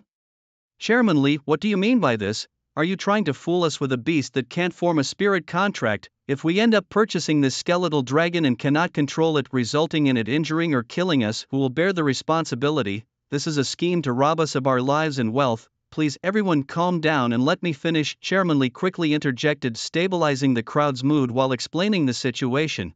Actually, our beast tamers discovered the bone-winged Tyrannosaurus by chance. It cost us a great deal to capture it and bring it back, hoping to make it our own tamed beast. However, during the process of trying to form a spirit contract with the bone-winged Tyrannosaurus, an unexpected incident occurred. Someone had placed a seal on the skull of the bone-winged Tyrannosaurus like an impregnable barrier. The dragon's soul inside cannot come out and no external soul can enter. Therefore, unless the soul seal is broken, it is impossible to form a spirit contract with the bone-winged Tyrannosaurus. But if the soul seal is broken, the soul of the bone-winged Tyrannosaurus will escape and the creature will turn into nothing but a pile of bones. Unfortunately, our beast tamers have no way to form a spirit contract with the bone-winged Tyrannosaurus without breaking the seal. Moreover, the bone-winged Tyrannosaurus is very aggressive and difficult to manage. Nearly every day over the past half-month, people have died at the hands of the bone-winged Tyrannosaurus, costing us tens of millions. In compensation, that's why we've decided to publicly auction the bone-winged Tyrannosaurus. It's not really an auction, it's more like a donation. Any guest here who is capable of forming a spirit contract with the bone-winged Tyrannosaurus or can control it, please take it away. All you need to do for us later is note just 2 favors in return. However, if any mishaps occur after taking the bone-winged Tyrannosaurus away, the black market will not be responsible. What, you mean, it's free? Such a high-ranking beast given away for free? As soon as Chairman Li finished speaking, it caused an uproar among everyone present. It was clear from Chairman Li's words that the bone-winged Tyrannosaurus was being given away for free to anyone capable enough to take it without a single penny required. Chairman Li nodded and added, yes, it's given away for free, no money needed. If you have the ability, just take it away, and later you only need to help us with 2 favors. If no one can take it away, we will have no choice but to destroy it. Now everyone can come up and try to form a spirit pact with the bone-winged Tyrannosaurus or find a way to control it using any means possible. Wow, I'll give it a try first. Everyone else back off, this bone dragon is mine. What do you mean yours? This bone dragon belongs to those who are capable. As soon as Li Kai finished speaking, people from below couldn't help but rush up to try to form a spirit pact with the bone-winged Tyrannosaurus. Drops of blood fell on the body of the bone-winged Tyrannosaurus, but nothing happened. There was no burst of light as happens when a spirit pact is formed, which meant they were unable to bond with the bone-winged Tyrannosaurus. Some people tried to start with the soul seal on the skull, but sadly they didn't understand the sealing array, so starting from the soul seal also didn't work. Of course, some people didn't even try because they had already formed spirit pacts with 2 or 3 beasts and couldn't contract with another. Even Xia Chuqing was in this situation. She was only an iron-grade beast master able to contract with only 2 beasts, but she was already on the phone to her family telling them about the situation and urging them to come over quickly. Zhou Chen sat in his seat unmoving, quietly watching the bone-winged Tyrannosaurus. He had already contracted 3 beasts and temporarily couldn't contract with the bone-winged Tyrannosaurus. Moreover, he didn't know how to form a spirit pact with the bone-winged Tyrannosaurus without breaking the soul seal, so he could only watch helplessly. However, as he watched, Zhou Chen noticed something odd. Why do I feel like this bone dragon is? What's wrong, Zhou Chen? Did you notice something? Xia Chuqing suddenly became excited when she saw Zhou Chen had discovered something. Well, no, but why do I feel like this bone dragon is always looking at me? It's kind of creepy. Zhou Chen glanced at the bone-winged Tyrannosaurus and saw its eyes were staring straight at him, its dragon soul quietly observing him. Really? Xia Chuqing also noticed the eyes of the bone-winged Tyrannosaurus were directly aligned with Zhou Chen, and it had been staring at him from the beginning. Zhou Chen tried to move a few steps, but unfortunately, the skull of the bone-winged Tyrannosaurus didn't move. It was then that Zhou Chen realized that the bone-winged Tyrannosaurus wasn't looking at him at all, but was always looking at the Myling sitting in his arms. Could it be Myling's charming soul talent? Zhou Chen then remembered Myling's charming soul talent had the ability to captivate souls. Myling had mentioned before that the bone-winged Tyrannosaurus had been looking at her. Surely it was fascinated by her. The charming soul could amplify the desires in people's hearts and probably did the same to the dragon's soul. And given the nature of dragons known for their lust in Western mythology, where evil dragons never failed to steal princesses or beauties, and the Chinese mythology, which speaks of the dragon's 9 offspring, including those born from a union with a wolf, a lion, and a tiger, creatures not typically known for their restraint, how could they spare women? Isn't that absurd? It was clear that the bone-winged Tyrannosaur was no different. Even without its flesh, its soul still lusted after beauty, which became its sole instinct. After all, the bone-winged Tyrannosaur neither needed to eat nor sleep, so pursuing beauty became its natural drive. The charming spirit, possessing the ability to enchant souls, was why the bone-winged Tyrannosaur kept gazing at her. I know what to do now, I thought. Charm spirit, fall in love with it and then control it for me. Hearing this, the charm spirit was dumbfounded, shaking her head frantically, her eyes wide and voice filled with grievance. I can't do this. Why not? Aren't you a succubus? I asked, perplexed. But I'm not that desperate, am I? If it were alive maybe, but how do you expect me to do anything with a pile of bones? Even a complete corpse would be somewhat manageable. That's true, I scratched my head, but the only breakthrough now seemed to be through charm spirit. Since the bone-winged Tyrannosaur was so enamored with her, perhaps letting charm spirit seduce it could work. Like the tactics of a pick-me girl or a gold digger, teasing the bone-winged Tyrannosaur, occasionally rewarding it but never fully committing, turning it into charm spirit's lifelong admirer. Pondering this strategy, I couldn't help but smile slightly, though the idea of manipulating a bone dragon seemed a bit improper. It's already dead, and now we're making it into an admirer. How about this, charm spirit? Try touching the bone-winged Tyrannosaur's skull, talk to the dragon's soul inside, and try to make it obey your commands. The bone-winged Tyrannosaur, now merely a brainless beast, should be controllable by you. Alright, I'll give it a try. Saying this, I led charm spirit towards the bone-winged Tyrannosaur. As we approached, it moved its head, its eyes fixated on charm spirit like a creepy stalker. Ew, how disgusting. Charm spirit looked at the bone-winged Tyrannosaur with disdain. Although she was a succubus skilled in seducing men, her interests were strictly in the living. Dead beings, especially not human, but just a pile of bones, held no appeal for her. Yet, since it was my command, charm spirit had no choice but to comply, knowing well that if she could tame the bone-winged Tyrannosaur, her power would surely increase. Charm spirit was adept at mental attacks, while the bone-winged Tyrannosaur excelled in physical combat. Together, they would be invincible. Gently flapping her demonic wings, charm spirit floated silently to the top of the bone-winged Tyrannosaur's skull, moving as gracefully as a nimble butterfly. Isn't that the charm phantom illusion? I wondered, captivated by her beauty. Was she always this beautiful? Wow, such a gorgeous succubus. But why did she look so hideous before? It must be a disguise spell. I recall most succubi can alter their appearances, even hide their true powers. Is it really that powerful? Well, women do transform dramatically with makeup, sometimes even unrecognizable to themselves, let alone to a succubus. I regret it now. If I had known she was this beautiful, I would have bought this charm phantom illusion myself. Now this young man has stumbled upon a bargain, worried that your back might not hold up. Such a stunning succubus, she must be wild at night. Righteous sight to die under the peony flower is to be a romantic ghost. But what exactly does this enchanting demon want to do? Surely she's not planning to seduce the bone-winged tyrannosaur, is she? Perhaps. At this moment everyone's eyes were on the alluring spirit. Some were shocked by her unparalleled beauty, others looked at Zhou Chen with envy, and some wondered what she was really up to.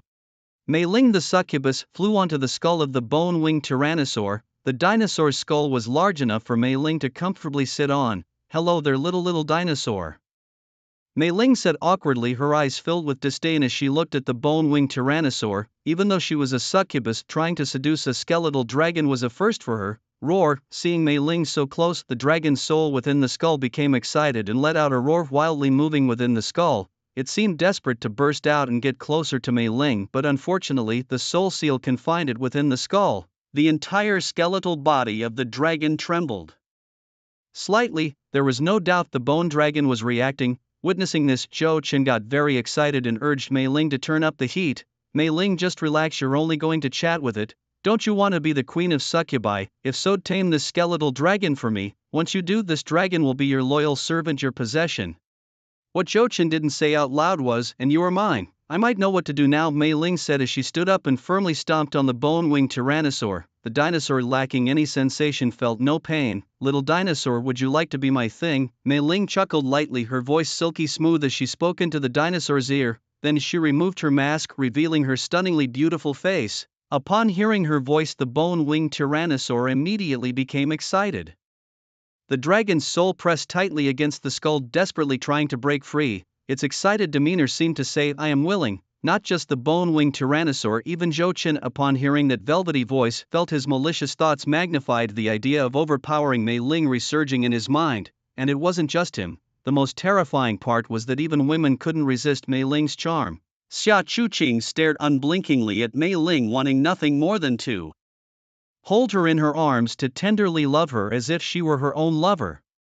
Purple charm illusion eyes. In Mei Ling's eyes, which shimmered like amethysts, a hint of purple light flashed. She cast an illusion on the bone-winged tyrannosaur, which, lacking intelligence, immediately fell for it and became immersed in the illusory world Mei Ling constructed for it. In this illusionary world, the bone-winged tyrannosaur and Mei Ling embraced intimately, spending a blissful life together. The illusionary world built by Mei Ling, like human desires, once one loses oneself in the abyss of desire, it becomes almost impossible to escape.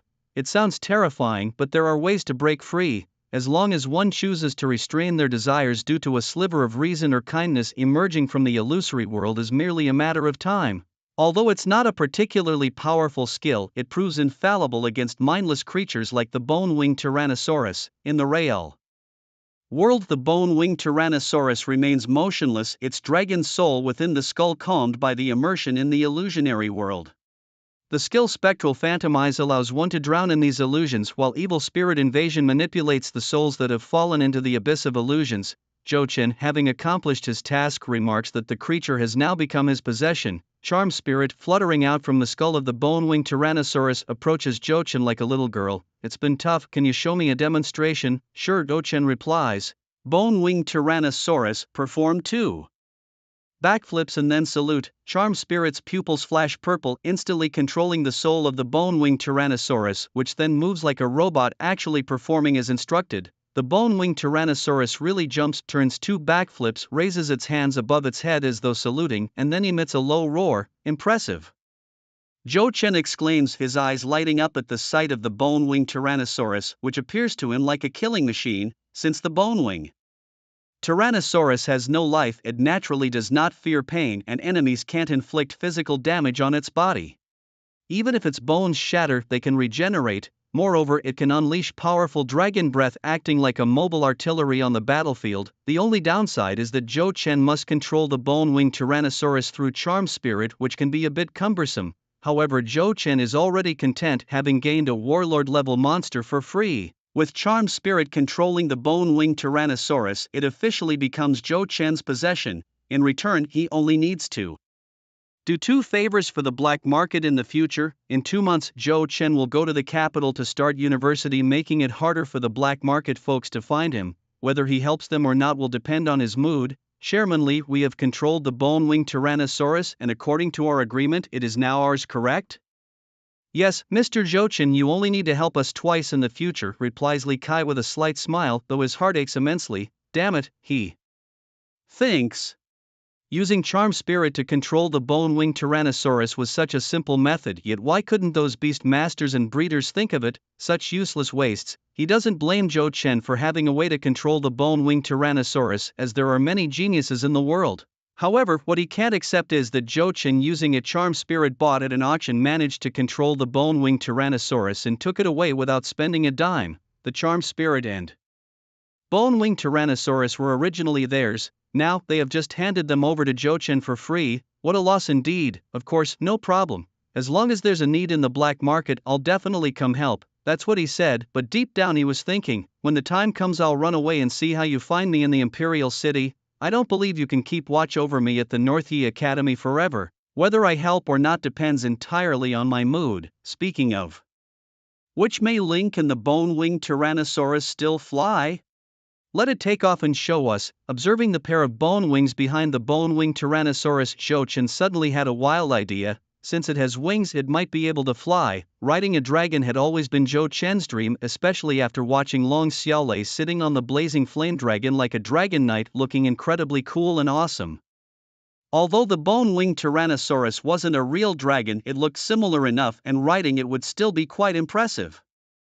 Okay, I'll give it a try. Bone-winged Tyrannosaurus, take off for me, Mei Ling commanded. Upon hearing Mei Ling's voice, the bone-winged Tyrannosaurus's body moved, and then its massive bone wings flashed with a pale blue firelight. Fluttering its gigantic bone wings, it slowly began to ascend. Zhou Chen took a closer look and realized that the bone-winged Tyrannosaurus didn't have a beast core. All its energy came from its bones. Its bones effectively replaced the beast core, or rather its entire body was a beast core.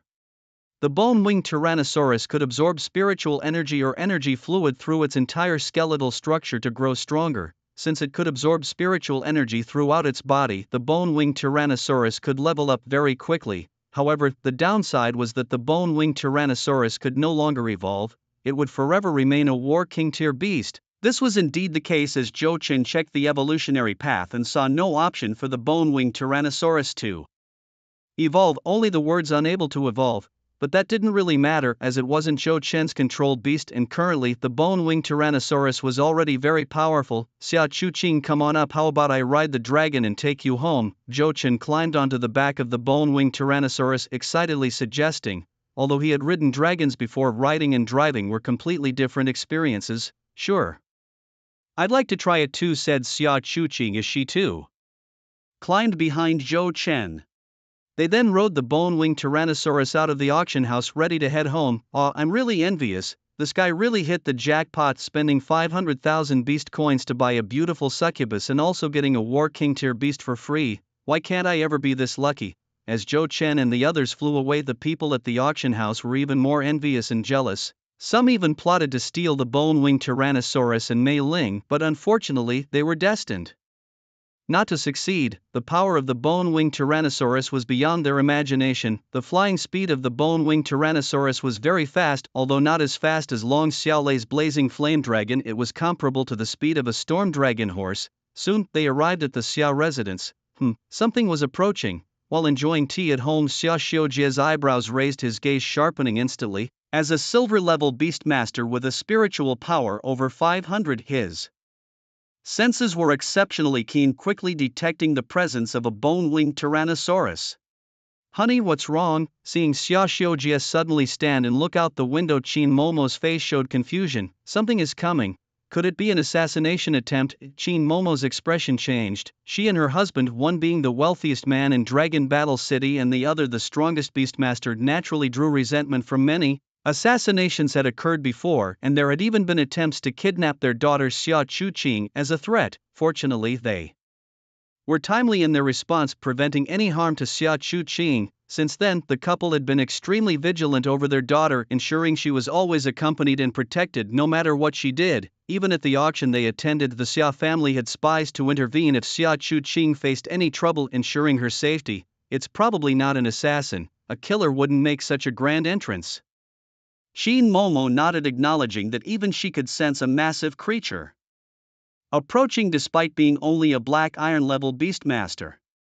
Whoever it is, if their guests will welcome them with fine wine and meat, if they're foes, we're ready with our guns and bullets, Xia Xiujie said with a light smile, unfazed. As the strongest beastmaster in Dragon Battle City, even Zhang Hongyuan, head of the city's defense forces, had to show him respect. Roar! Along with a dragon's roar, Zhou Chen arrived riding the bone-winged Tyrannosaurus, safely bringing Xia Chuqing back home.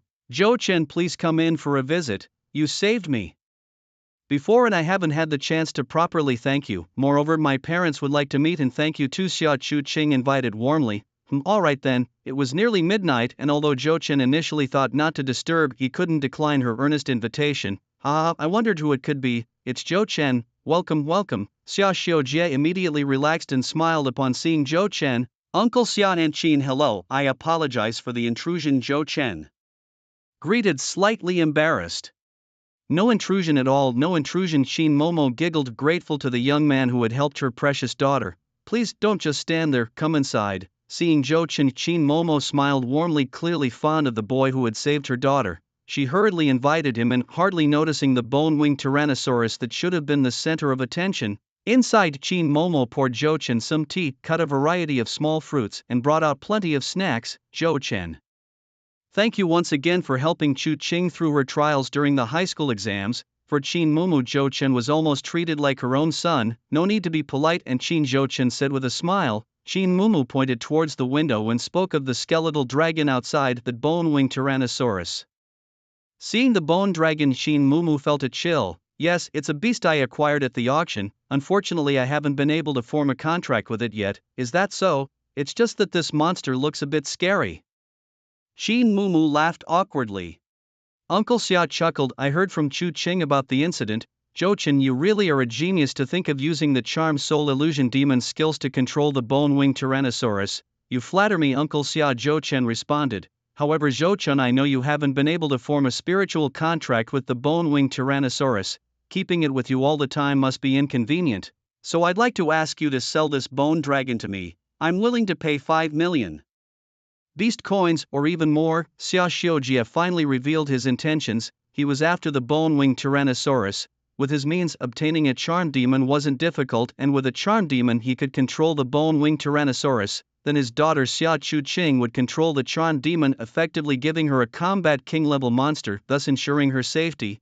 Xia Xiujie didn't plan to control the bone-winged Tyrannosaurus himself to increase his power, but rather he hoped to enhance the safety of his family. After all, a tall tree catches the wind and nobody knows if death or tomorrow comes first. However, if one becomes strong, even the king of hell must make a detour. Therefore, Xia Xiujie hoped that each member of his family could own a combat king-level monster. I'm sorry, Uncle Xia, but the bone-winged Tyrannosaurus is not for sale. I don't plan to sell it to anyone, Zhou Chen directly refused. The bone-winged Tyrannosaurus, being a combat king-level monster, was not something to be given away lightly. Moreover, it had significant research value, being made entirely of dragon bones, which are more precious than dragon blood. Zhou Chen had once searched the entire Battle Dragon City and hadn't found a single drop of pure dragon blood. If even dragon blood was scarce, dragon bones were even rarer. Really not selling? I'm willing to offer 10 million beast coins. Really not selling? Besides, this bone-winged Tyrannosaurus is already under my control. Even if I sold it to you, you wouldn't be able to control it. Zhou Chen stood firm, unwilling to budge, even though he was facing the strongest beast tamer in Battle Dragon City. Besides, with the bone-winged Tyrannosaurus, Zhou Chen wasn't afraid of Xia Xiujie. If it came down to it, they could just fight it out, each with their 4 monsters, and see who was stronger. At that moment, Xia Chuqing also stood up for Zhou Chen. Alright Dad, don't make it difficult for him. It wasn't easy for Zhou Chen to get this monster. Alright, since Zhou Chen insists on not selling, I won't force the issue. Xia Xiujie sighed, his eyes full of regret, then left the living room, leaving his daughter Xia Chuqing to entertain Zhou Chen. After all, the two were classmates and easier to talk to. I'm sorry, don't hold it against my dad. It's okay, I expected as much. Zhou Chen smiled, not taking it to heart. A combat king-level monster that hadn't yet formed a spiritual contract was coveted by many. Zhou Chen didn't stay long at Xia Chuqing's house. It was already late at night and it seemed rude to disturb others further. After a brief chat, he rode his bone-winged Tyrannosaurus back home. The dinosaur was incredibly fast and tireless. It took just a few minutes to reach his destination. Big brother, you're back. And who is this lady? Your new girlfriend? Zhou Jia hadn't gone to bed yet and was taken aback to see Zhou Chen return with Mei Ling staring wide-eyed at the enchanting woman. Being a woman herself, Zhou Jia could tell at a glance that Mei Ling was no good girl, and she couldn't help but feel indignant, looking at Zhou Chen, her face filled with disappointment as she scolded loudly. Not to mention it, big brother, but your kidneys probably aren't that robust, right? Aren't Si Chen and Bao Er enough for you? How can you do this to them? Do you realize they genuinely like you? I absolutely refuse to have her as my sister-in-law. Mom, you should also talk some sense into big brother. Yes, Xiao Chen, you must be careful with your marriage matters, said Wang Lin as she stepped forward, speaking softly. You are still young, only knowing about black stockings and mature ladies. When you grow up, you'll understand the appeal of a girl who works diligently during the day and cooks for you at night. I think Si Chen is a great girl, beautiful and likely good at cooking. Hearing the word cooking, Zhou Chen shivered. He remembered the time Yi Si Chen added eggs and ketchup to the braised pork. Yi Si Chen was good in many ways, but her cooking, it was truly hard to swallow. If one day Zhou Chen really married Yi Si Chen, he would definitely hang a sign on the kitchen door stating, "Restricted area, Si Chen and dogs not allowed." Hee mom, little sis, aren't you two being a bit too imaginative? Zhou Chen said as he took Mei Ling's hand, continuing, this is my third beast, the charm phantom demon, also known as the succubus. You can call her Mei Ling. Due to some extremely special reasons, she will be living with us for the next 2 months. Miss Madam. Mei Ling bowed slightly, then revealed her dark wings behind her, indicating her demonic beast identity. A succubus. Big brother, is this your demonic beast? Have you become a bronze-level Beastmaster? After realizing Mei Ling was a succubus, Zhou Jia was utterly dumbfounded, stuttering her words. Yes, you're already a black iron-level Beastmaster, so what's wrong with me being a bronze-level Beastmaster? Oh, I see, you scared me. Sorry Mei Ling, I misunderstood you. And Xiao Qin, you became a bronze-level Beastmaster and didn't even tell us. Let us be happy for you. Hearing that Zhou Chen had become a bronze-rank Beastmaster, Wang Lin couldn't stop smiling. Now that her son had reached the level of a bronze-rank Beastmaster, she felt assured of his prosperous and wealthy future. Her daughter had also achieved the rank of Black Iron Beastmaster, guaranteeing her a self-sufficient and happy life. For Wang Lin, she felt her life was complete with these accomplishments. All she looked forward to now was for her son to find a good wife and her daughter to marry into a respectable family, so she could soon hold her grandchildren in her arms and watch them grow up healthy. This was Wang Lin's idea of happiness as an ordinary person. She had no interest in power or wealth, which one can neither bring into life nor take away in death. By the way, Mom, do we have a chain at home? Yes, what do you need a chain for? To use as a dog leash. After this conversation, the family went out to see the bone-winged tyrannosaur lying outside the house. Fortunately, Zhou Chen lived in a single-story house with an empty lot next door, which provided just enough space for the massive creature. The sight of the gigantic bone-winged tyrannosaur shocked both mother and daughter, but their shock soon turned into joy and excitement. As time swiftly moved on, over a month had passed, during which Zhou Chen continuously explored the mysteries of the bone-winged tyrannosaur. Unfortunately, despite his efforts, he didn't uncover much. He spent his days playing video games at home, living a listless and idle life, holding his smartphone, munching on snacks, and cuddling with a charming and cute spirit, Mei Ling. He relished his comfortable lifestyle. Zhou Chen remarked, I've studied for 12 years, don't I deserve to enjoy myself? Then the music continued, and so did the dance. Now, with exactly 2 weeks left before he was due to report to university, Lin Bayer suddenly invited Zhou Chen and Yi Sikan to a hot pot restaurant renowned for being a couple's spot. The restaurant offered a 10% discount for couples, making it a popular choice for lovers to dine after shopping. What's going on, Bayer? Why did you suddenly decide to bring us to this place? Yi Sikan felt awkward amidst the couples around them, displaying affection and talking of love as it wasn't pleasant, feeling like a third wheel. Here, Zhou Chen, this is for you, said Lin Bayer as she handed him a bouquet of beautiful roses adorned with a pink heart. Seeing the bouquet, both Zhou Chen and Yi Sikan realized Lin Bayer's intention. She was using the opportunity to confess her feelings for Zhou Chen. Jo-chan, I like you, he accept my 12 years of love. For you. Lin Bear's cheeks were flushed as if she had a fever, but her face was filled with a happy smile. Jo-chan was incredibly surprised, not expecting Lin Bear, a girl known for her shyness, to confess her feelings in such a public setting. Meanwhile, Yi Si-ken felt an emptiness, as if something precious was being taken from her. She remained silent, but tears suddenly welled up in her eyes, spilling over as she tried to hide her emotions. She knew that one day Lin Bear would come to fight her for Jo-chan, but she didn't expect it to happen so soon. Now all she wanted was to leave this place and find a secluded spot to cry her heart out. But before she could do so, Lin Bear produced an even more beautiful bouquet of roses and handed them to Yi Si-ken. Si-ken, this is for you. Please take good care of Jo-chan for the next 4 years. He is in your hands. What does that mean? Looking at the beautiful bouquet in front of her and hearing Lin Bear's words, Yi Si-ken was very puzzled. Why would she give me roses? Could it be that Bear is trying to matchmake me and Jo-chan? Bear, what's going on? Why are you giving us roses? Jo-chan also asked, confused. I understand her giving me roses, but why Si-ken? Could it be that she's into girls? However, Lin Bear just gave a helpless, bitter smile and said to Jo-chan, I'm about to leave this city, but I can't let go of you. I'm afraid you'll be taken away by Si-ken and Xia Chuching, so I thought I'd strike first before leaving. It turned out that Lin Bear's scores were not high enough to join Jo-chan and Yi Si-ken at Bay College. Left with no other choice, she had to attend a university in the south. This was not surprising, as her scores in theoretical knowledge were low and she also performed poorly in the comprehensive exams. Even though Jo-chan had helped her improve her scores during the Secret Realm trials, the gap of 40 points was not easy to close. Bay College was a top university with extremely high admission scores, and naturally Lin Bear had no chance of attending.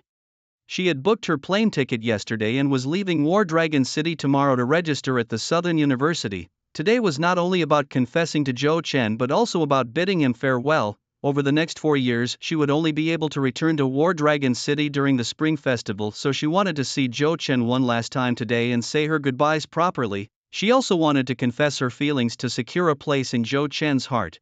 Therefore, Si-ken, I hope you can keep an eye on Jo-chan for me. Make sure he doesn't flirt around. Even if you end up stealing him from me, that's fine, because when I come back I will definitely be with Jo-chan. Even if it means being the other woman or a lover, I can accept that, to be honest. Yi Si-ken glanced at the rose in her hand, and hearing that Lin Bear was leaving, she felt a pang of sadness. Her feelings were conflicted. She wanted to be with Jo-chan but didn't want to part ways with her good friend. If only the three of them could stay together forever, Yi Si-ken thought to herself, looking at the rose in her hand as if she had made a decision. I don't mind you being Jo-chan's mistress or lover, but really you're setting your sights too low. If you're going to do it, aim to be his second wife. Darling, I appreciate your feelings, don't worry anymore. We will definitely be together in the future and have children, Jo-chan said as he gently ruffled Lin Bear's hair, feeling uneasy about the prospect of only meeting through video calls for the next 4 years. After all, having known each other for 12 years, it was hard for both of them to suddenly be apart. Don't forget you still owe me 5 children, Jo-chan joked, half serious. You know I never make a losing deal. If you don't give me 5 kids, I won't let you go anywhere. Lin Bear blushed instantly at the mention of children. Who owes you 5 kids? It was only ever 2, 2 is fine too. When do you plan to have them? You're so annoying. I'm trying to have a serious conversation and you bring up kids again. They both laughed, lightening the mood despite the impending separation. The gathering ended with laughter and cheerful voices. The next day, Jo-chan and Yi Si-ken bid farewell to Lin Bear, then awaited the start of the new semester at Bay Academy. As the 2 weeks passed quickly, Jo-chan's first day at Bay Academy approached. Bro, are you really planning to ride your Bonewing Tyrannosaurus to school? Jo-jil looked worriedly at Jo-chan, who was carrying his suitcase. From War Dragon City to the imperial capital, it was thousands of kilometers, a journey of several hours even for the swift bone-winged Tyrannosaurus. What else can I do? For your safety, I must take the bone-winged Tyrannosaurus with me, otherwise it might harm you and our parents. Okay then, have a safe trip. Thanks, Jia. And stop playing around, study hard and take good care of your guardian. Beast, maybe next year you'll also get into Bay Academy and we can be together again. I will. Jojo, confident in her abilities, waved her fist playfully. Don't underestimate me, my Iron Shell Magic Turtle is already level 16 and very strong. as Zhou Chen mounted his bone-winged Tyrannosaurus and took off towards the imperial capital. He had to rely on Mei Ling to repeat his commands before the creature would obey. It seemed that the bone-winged Tyrannosaurus responded only to Mei Ling, its true master. Zhou Chen wanted to remind it that even its master belonged to him, so it too should listen to him, but the stubborn creature couldn't understand human speech. After flying for 6 or 7 hours, Zhou Chen arrived in the imperial capital without any issues. On arrival, he worried the bone-winged Tyrannosaurus might attract too much attention, so he considered having it hover in the air to avoid any attacks. After arriving in the imperial capital, Zhou Chen realized he had thought too much. Indeed, Beastmasters were rare in Huagua, making up only about 1/10 of the population, but these Beastmasters were all concentrated in the imperial capital.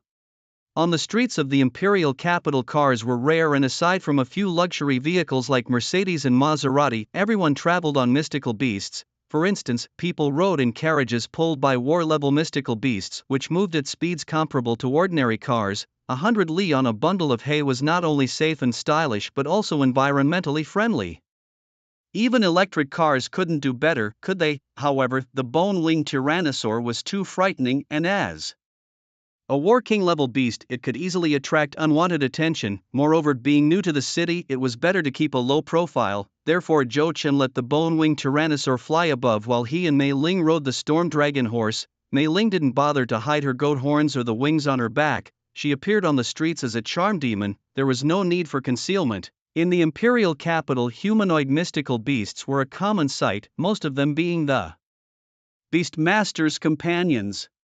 The imperial capital government allowed these mystical beast races from other worlds to live equally with humans, albeit subject to thorough screening and audits. Naturally, humanoid mystical beasts existing as Beastmaster companions didn't need to go through these checks. Like ordinary beasts, they were under the responsibility of their Beastmasters in case of any incidents. Thus, Mei Ling didn't need to hide herself and could enjoy life freely by Zhou Chen's side. Zhou Chen noted the imperial capital is bustling, isn't it? Yes, agreed Mei Ling. Humans and humanoid mystical beasts live together equally without fear or disdain for each other. The two wandered around the main streets, picking up some daily necessities, and then made their way to the entrance of Beiyang Academy, which was already crowded. Beiyang Academy was not hard to find. Anyone on the street could point out its location. After all, it was a prestigious university known to everyone. Zhou Chen and Mei Ling squeezed into the crowd, a seemingly ordinary act that nonetheless drew considerable attention.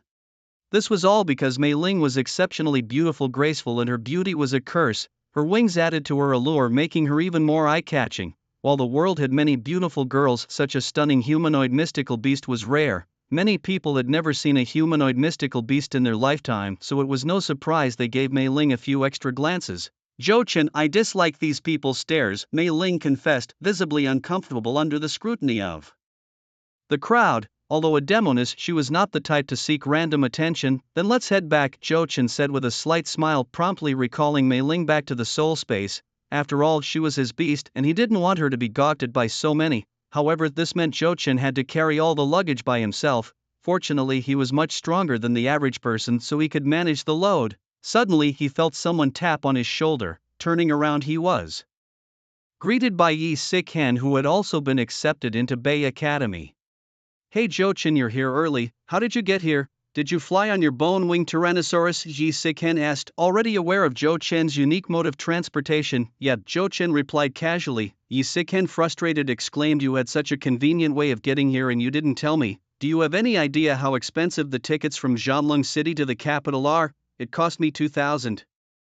The thought of her fleeting 2,000 yuan made Yi Sikhen feel like crying. You've ridden the bone-winged Tyrannosaurus before, right? It's hard and uncomfortable. I sat on its back for 3 hours. Anyway, let's drop it. By the way, when does the school open? Yi Sikhen tiptoed to see over the crowd, noticing that the school gates were still closed with students lined up all the way to the street. The doors open at 9 and official registration begins then. It's 5 to 9 now, so it won't be long, Zhou Chen replied as he looked around. On the edge of the school, he spotted a shed, though it was more of a stable than a shed, housing many beastly mounts as well as cars.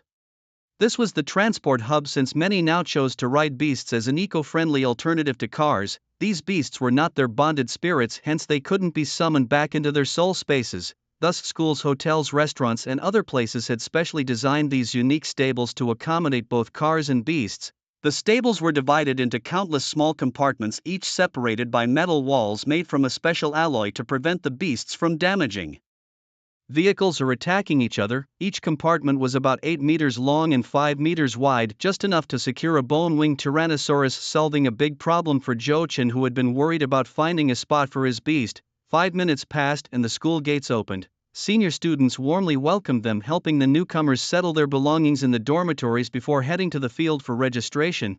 Seniors also guided new students to the stables to park their vehicles and beasts. Zhou Chen was among them. Bone-winged Tyrannosaurus, come here, he called. With a low roar under the command of its master, the bone-winged Tyrannosaurus descended from the sky, its massive skeletal body startling the other students. It slowly walked into a stable, a space that snugly fit the giant creature. Roar! The bone-winged Tyrannosaur tucked away in the garage inadvertently let out a roar, startling the other monsters in the vicinity, causing them to cower and tremble in the corners. Even the senior students, upon seeing the bone-winged Tyrannosaur, broke into cold sweats and shivered uncontrollably. Although the Tyrannosaur was now merely a pile of bones, it was still a beast of the War King tier, and its dragon soul still emitted a formidable dragon might, naturally scaring everyone considerably. At that moment, a senior student mustered her courage to approach Zhou Chen, her eyes filled with fear as she alternately glanced at the bone-winged Tyrannosaur and Zhou Chen, her face pale with fright. "Hey senior sister, don't be scared," Zhou Chen chuckled. "It's just my mount, a brainless fool who won't cause any trouble, though it does like to make some noise now and then." "Oh, that's good." The girl nodded slightly after seeing the bone-winged Tyrannosaur, still a bit frightened. However, the others were filled with curiosity towards the bone-winged Tyrannosaur, staring at it intently. For many, it was their first time seeing such an exotic beast. "Hey, what tier is this bone dragon? It must be at least of the War King tier, right?" "Definitely," another replied. "My fire-fierce dragon horse is a war commander tier beast, and this bone dragon's aura is much stronger than that. Not only that, but have you seen the beautiful woman by his side? She's not human, but a succubus, and those goat horns are the mark of a succubus. A War King tier bone dragon and a beautiful succubus. This guy must be the son of some major family, right?" "Probably. It looks like we'll need to figure out how to get on good terms with him, or at least keep our distance. We definitely can't afford to offend him." The students around Zhou Chen began treating him like the young master of a powerful family, carefully keeping their distance to avoid offending him inadvertently. Zhou Chen didn't pay much mind to this, and after settling his belongings in the dormitory, he headed to the new school's sports field. All the new students were gathered here. This year, there were about 2,000 freshmen. Zhou Chen spotted Yi Sikhan and Xia Chuqing from a distance. They were not gathered for an opening ceremony or a welcoming event, but for an entrance exam. The school would class students based on their performance, with high achievers even getting the chance to choose their class teacher. The dean of students, Wu Jie, took the podium on the sports field, responsible for the entrance exam every year. Pointing towards the mountain behind the school, she asked, "Do you all see the mountain at the back of the school?" Following her gesture, Zhou Chen saw a tall mountain approximately 2,000 meters high. This year's entrance exam will involve climbing that mountain. The school's mountain is 2,593 meters tall, and various tiers of monsters are bred on it. You can try hunting them, and the beast cores you collect can be dealt with as you see fit. And atop the mountain, we've prepared a generous prize for everyone, but only the first 10 students can receive the gifts I've prepared. Additionally, I personally declare that anyone who reaches the summit will be treated to a week's meals by me. And for the top 3, I'll treat you to a month's meals. How about that? Aren't these rewards exciting? Let me tell you, the cafeteria at Bay Academy serves food that's almost as good as what you'd find in a 5-star restaurant outside. So, I wish everyone the best of luck. Go for it." As soon as Wu Jie finished speaking, all the freshmen summoned their spirit beasts, and Zhou Chen did the same. Most of them were ordinary beast masters and could only form a spirit pact with one magical beast, becoming a black iron level beast master. There were no more than 20 such students. Since it's a mountain climbing race, then fine, come out, Charming Spirit." Zhou Chen immediately summoned Charming Spirit and then commanded, "Fly me to the top and snatch the first prize for me." "Alright." Charming Spirit smiled confidently. This mountain, just over 2,500 meters, was a piece of cake for her. She suddenly flapped her wings and soared into the sky. However, at that moment, something unexpected happened. A red light suddenly flashed at the top of the mountain, shining on Charming Spirit and rendering her immobile. What's going on? Why can't I fly up?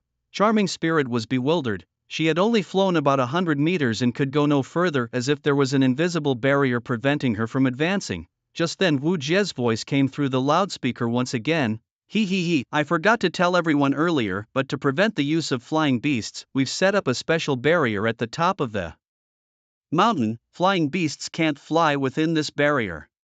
It's not a good habit to look for shortcuts, students. In school you might get away with taking shortcuts, but once you're out in society it won't be so easy. In the real world no one will coddle you like they do in school. You can rely on teachers here, but to succeed out there you'll have to rely on your own efforts, and remember, the strength of the iron comes from its own hardness, so keep going everyone. Treat it as a walk and exercise, and you can also enjoy the view of our academy from the mountain. Hearing Wu Jie's words, all the students gave up on trying to shortcut and began to climb seriously. Alright, Charming Spirit, come back, let's see how little snow does. Zhou Chen called Charming Spirit back to the soul space and summoned the Storm Dragon Horse instead. Hiss hiss hiss. The Storm Dragon Horse was very handsome, with wings on both sides and a single horn on its head. Paired with its snow-white fur, it looked both adorable and majestic. Little Snow, you are a dragon horse and we must not be left behind by others, understand?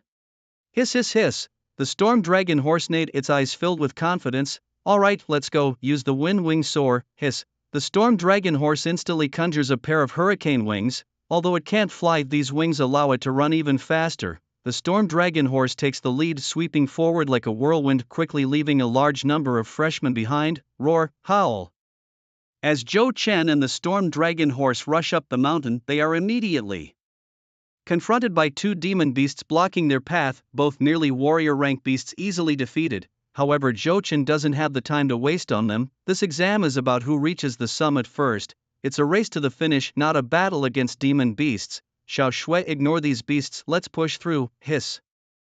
The Storm Dragon Horse accelerates instantly, overtaking thousands within a minute, now ranking 6th with just 5 people ahead. Yet the Storm Dragon Horse's speed is swift, soon overtaking the woman in front, who was none other than Xia Chuqing. Good morning, Chuqing. Sorry, I have to go ahead. Long time no see, Zhou Chen. By the way, why aren't you using the bone-winged Tyrannosaurus? I left it in the shed. Hey, Xia Chuqing wanted to say more, but Zhou Chen's figure was already out of sight. Her explosive rock mastiff was not suited for long sprints and was gasping for breath, gradually slowing down. Meanwhile, Zhou Chen had already passed another rider, this one on a ghost horse, its body aflame with eerie blue ghost fire, giving off a sinister vibe. Despite its fearsome appearance, it was just a warrior rank beast, level 35, no match for the Storm Dragon Horse. Damn, what kind of beast is this? It's so fast. The male student looked at the Storm Dragon Horse, his face a mixture of surprise and envy. Following this, Zhou Chen successively overtook the third and second place riders. Now, there was only one person ahead of him. This rider was a tall, imposing young man, even taller than Zhou Chen. His beast was a War Marshal rank peak Poison Flame Dragon Serpent, level 75. Beast name, Poison Flame Dragon Serpent. Beast rank, War Marshal rank peak, beast level 75. Beast attributes, Poison Fire. Beast weaknesses, the spot 7 inches behind its head. Beast status, highly combative. Beast talent, Poison Flame. The flames it spews carry a potent poison, powerful in effect. Beast skills, Fiery Poison Fang. The fangs can be shot out like missiles, the potent poison on them corroding the enemy upon contact. Poison Flame Spray. It can spray a flame infused with deadly poison from its mouth, incinerating anything it touches. This formidable War Marshal rank serpent-type beast is powerful, its scales incredibly tough, and it moves swiftly. Although it only has a trace of dragon blood, it enhances its recovery ability. Poison Flame Dragon Serpent, such a high level, but still not quite up to my little Tang, Zhou Chen thought. Over the past 2 months, although he had mostly stayed at home, he had still gone out to hunt beasts and earn beast coins, which he used to buy energy liquids. Now Zhou Chen's Dragon Blood Vine was at level 85, the Storm Dragon Horse had been upgraded to level 64, and his Charm Spirit was at level 73, significantly boosting his overall strength. Where did this wild boy come from, daring to compete with me for items? Do you even know who I am? I am the second young master of the Zhang family, Zhang Hu. My elder brother Zhang Long is ranked first in our school. Daring to compete with me for items is akin to seeking death. Oh, what now, can't beat me and planning to tell your parents? How old are you? You should learn to solve your own problems. Zhang Hu exclaimed indignantly. However, Zhou Chen did not give Zhang Hu any face and commanded his storm dragon horse to accelerate, quickly leaving him behind. Although the venom flame serpent was not slow, it still couldn't match the speed of the storm dragon horse. Furthermore, the storm dragon horse had the bloodline of the azure dragon, which endowed it with great stamina, whereas the venom flame serpent was already tired. "You fool!" Seeing Zhou Chen's figure getting farther away, Zhang Hu gritted his teeth in anger. "Wait and see. I won't let you get that item. That item belongs to our Zhang family. Venom flame serpent, use your blazing poison fangs. Even if it kills him, he must not finish first." Hissing violently, the venom flame serpent spat out its forked tongue and then shot two venomous fangs like flying needles, making them nearly impossible to defend against. What? Zhou Chen is already a bronze-level beast tamer with a spiritual power breakthrough of 300-inch, and his perceptive abilities have also been enhanced. He instantly sensed the impending danger and swiftly dodged the two venomous fangs. Overestimating your abilities. Zhou Chen's eyes hardened, and since the opponent had initiated a fight, he was ready to retaliate. "Come out, little vine." Immediately Zhou Chen summoned the dragon blood vine to aid him, and behind him a beast-taming magic array appeared from which hundreds of crimson vines extended. Compared to 2 months ago, the dragon bloodvine's tendrils were now tougher, and its dragonic aura was second only to that of a bone-winged tyrannosaurus. As soon as it appeared, it seemed like the air around it was trying to avoid it. A plant-type beast with dragon lineage. Seeing the dragon bloodvine, Zhang Hu was astounded. Their Zhang family was a prominent clan in the imperial capital and had seen many exotic beasts, including those with dragon bloodlines. The formidable dragon aura was a hallmark of having dragon lineage. "I didn't expect you to be a black iron level beast tamer with such a powerful beast. It seems I need to bring out my real skills." Sandstorm Battle Bear, it's your turn. Zhang Hu, also a black iron level beast tamer, immediately summoned his second beast, a robust bear with a sand-colored body. If hit by its pot-like bear paw, one would likely be smashed into a pulp. The beast, named Sandstorm Battle Bear, was a commander-level beast of level 92 with an earth attribute. Its weaknesses were wood types, and it was in healthy condition. Its innate ability, petrification, made its skin extremely hard, reducing its speed but significantly strengthening its defense and attack. Its skills included Sandstorm Strike, which enhanced its attack power by gathering the force of wild sand, and Sandstorm Tornado, which could create a sandstorm as destructive as a tsunami, especially powerful in desert areas. Ancient wisdom says one cannot have both the fish and the bear's paw, but today I intend to feast on both. Is he a black iron beastmaster? A wild sand battle bear? Is its level that high? Upon seeing the level of the wild sand battle bear, Zhou Chen was slightly surprised, but he quickly came to terms with it. Given that Zhang Hu is from a prominent family, it's likely that the family has no shortage of meditation techniques for cultivating mental strength and various potions to enhance it. It's not impossible for one's mental power to break through 100. It's not over yet? Let me show you my true power. Zhang Hu clenched his fists, veins bulging in his hands, as a dull yellow light burst forth from his knuckles. Is this beast martial arts? You've trained in beast martial arts too? Seeing the yellow aura swirling around Zhang Hu, Zhou Chen instantly realized this was beast martial arts, something he had seen before only Youyu and Long Xiaolei. As a member of a prominent family, Zhang Hu had clearly also trained in beast martial arts. Although his skills were not as formidable as Li Youyu's and Long Xiaolei's, they were more than enough to deal with ordinary folks. Die! Mountain crushing fist. There's nothing in this world I cannot smash. Zhang Hu leapt off the back of the venomous flame dragon serpent, charging like a massive gorilla. Seeing Zhang Hu's fierce momentum, Zhou Chen dared not take the punch head on. "Xiaotang, block him for me." The dragon blood vine instantly whipped its tendrils, wrapping around Zhou Chen's body. Roar! As the dragon blood vine made its move, the wild sand battle bear charged at it aggressively.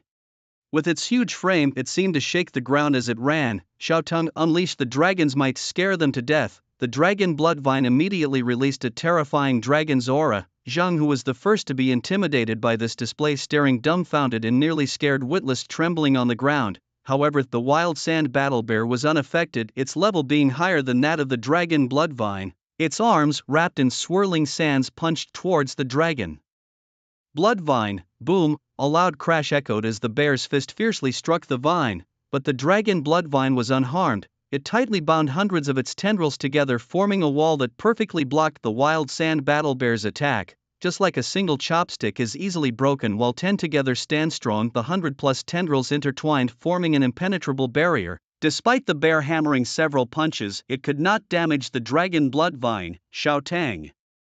I'll leave this to you, be careful. Xiao Xuan, I will go ahead. The dragon blood vine with its tendrils that bore roses seemed to say, Master, go and come back quickly, I'll be waiting for you. Zhou Chen then mounted the storm dragon horse and raced towards the mountaintop. It took him less than 10 minutes to reach it, and upon arrival he found many teachers gathered there, about 20 of them. Men and women stood in a row ready to welcome the students. Among them Zhou Chen spotted Long Xiaolei, who had previously saved him, and the student director Wu Jie. Zhou Chen wondered if Wu Jie had flown here, as it seemed impossible for her to have arrived before him otherwise. Perhaps the barrier around the back mountain didn't affect her, or maybe she had a way around it. He guessed that his future class head teacher must be among these people. After glancing at the teachers, his thoughts quickly turned to the priority of claiming the first place prize. He hoped the reward wouldn't be too disappointing. After all, the greater the expectation, the greater the potential disappointment. He only hoped that Wu Jie's reward wouldn't be too lackluster. Approaching Wu Jie, Zhou Chen noticed the table in front of her laden with various items: beast cores, monster eggs, living monsters, and even beast bone soldiers. Congratulations, Zhou Chen, you are the top student in this entrance exam. Here, this gift is for you and I believe you will like it, Wu Jie said, her gaze intentionally or unintentionally sweeping over him. Despite being in her 40s, her skin was well maintained. She picked up a book from the table and handed it to him. A book? Zhou Chen felt a twinge of disappointment. The prize for coming first was just a book. Reluctantly, he accepted the book with a mix of disappointment and surprise. But then he looked closer. These weren't ordinary textbooks, but a volume on plant-based beast martial arts titled Myriadwood Spirit Heart, a beast martial art. Indeed, this was Myriadwood Spirit Heart, a high-tier plant-based beast martial art. Zhou Chen had already encountered beast martial arts before, so he could start learning and practicing this one. Moreover, since he had formed a contract with a plant-based monster, he was well qualified to learn this beast martial art. As the top student in the entrance exam, if he encountered any difficulties in his cultivation, he could seek guidance from Wu Jie, who chuckled lightly. Wu Jie, smiling gently, handed over the high-tier plant-based beast martial art book to Zhou Chen, specially prepared for him, perhaps also because he might need to help Long Xiaolei in the future. Beast martial arts have ranks ranging from low to high, low tier, mid tier, and high tier. It is said that there are even more powerful beast martial arts yet to be discovered by humans. The low, mid, and high tiers correspond to warrior level, commander level, and martial level monster beasts, respectively. Practicing a beast martial art to its ultimate level could grant power comparable to that of the corresponding monster beast. For instance, if Zhou Chen could master Myriadwood Spirit Heart to its ultimate level, he could possess strength comparable to a 1000 level martial tier monster beast, or perhaps even stronger.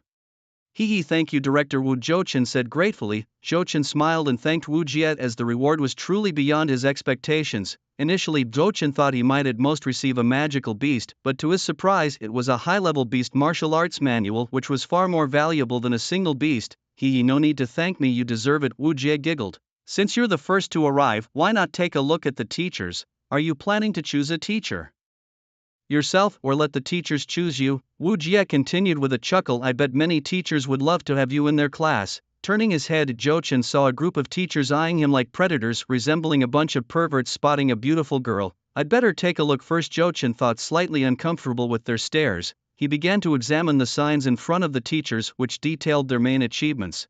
For instance, a young male teacher named Wang Chang, who appeared to be in his 20s, was not only a bronze-level beast master but also a second-tier breeder capable of evolving a commander-level magical beast into a general level. This was impressive, especially since not everyone could achieve such feats at a young age like Zhou Chen, who had special advantages.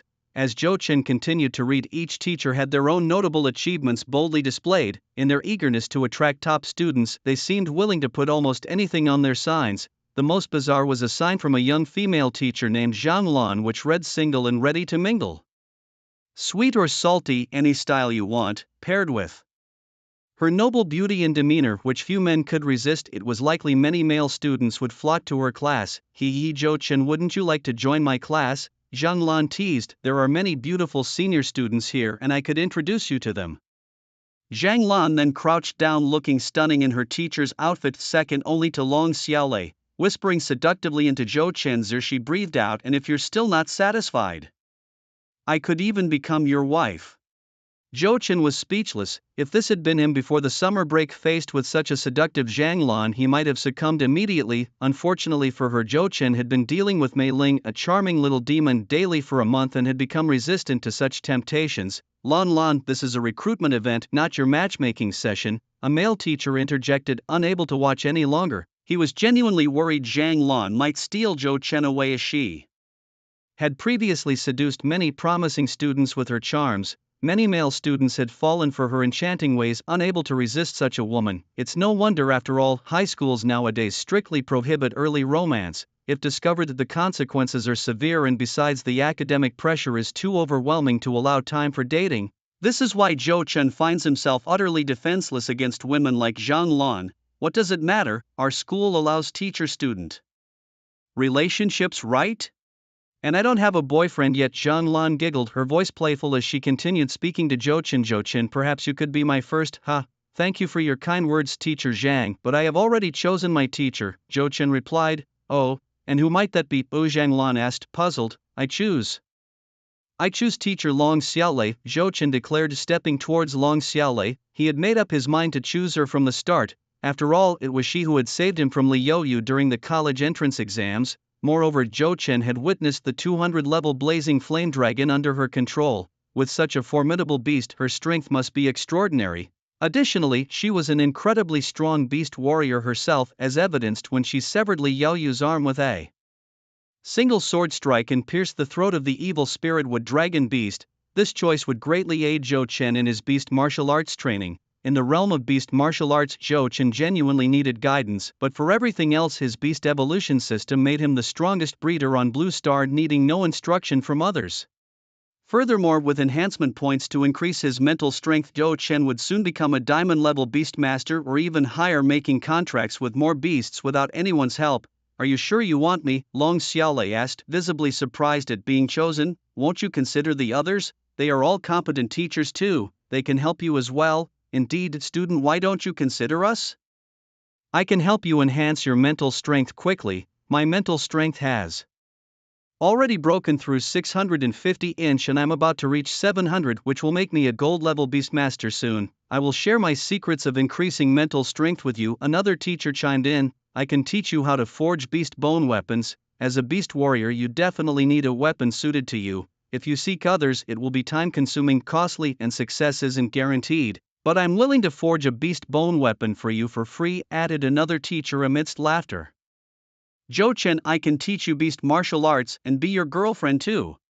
Thank you for your kindness, but I still choose Teacher Long Xiaolei, Zhou Chen replied firmly. Why? All the teachers asked in unison. Because Teacher Long saved my life, and also, she's beautiful, exactly my type, Zhou Chen admitted, causing a speechless reaction among the teachers. The most embarrassed was Zhang Lan, who wanted to say, aren't I pretty? And I'm younger than her. She's over 30, you two aren't suitable.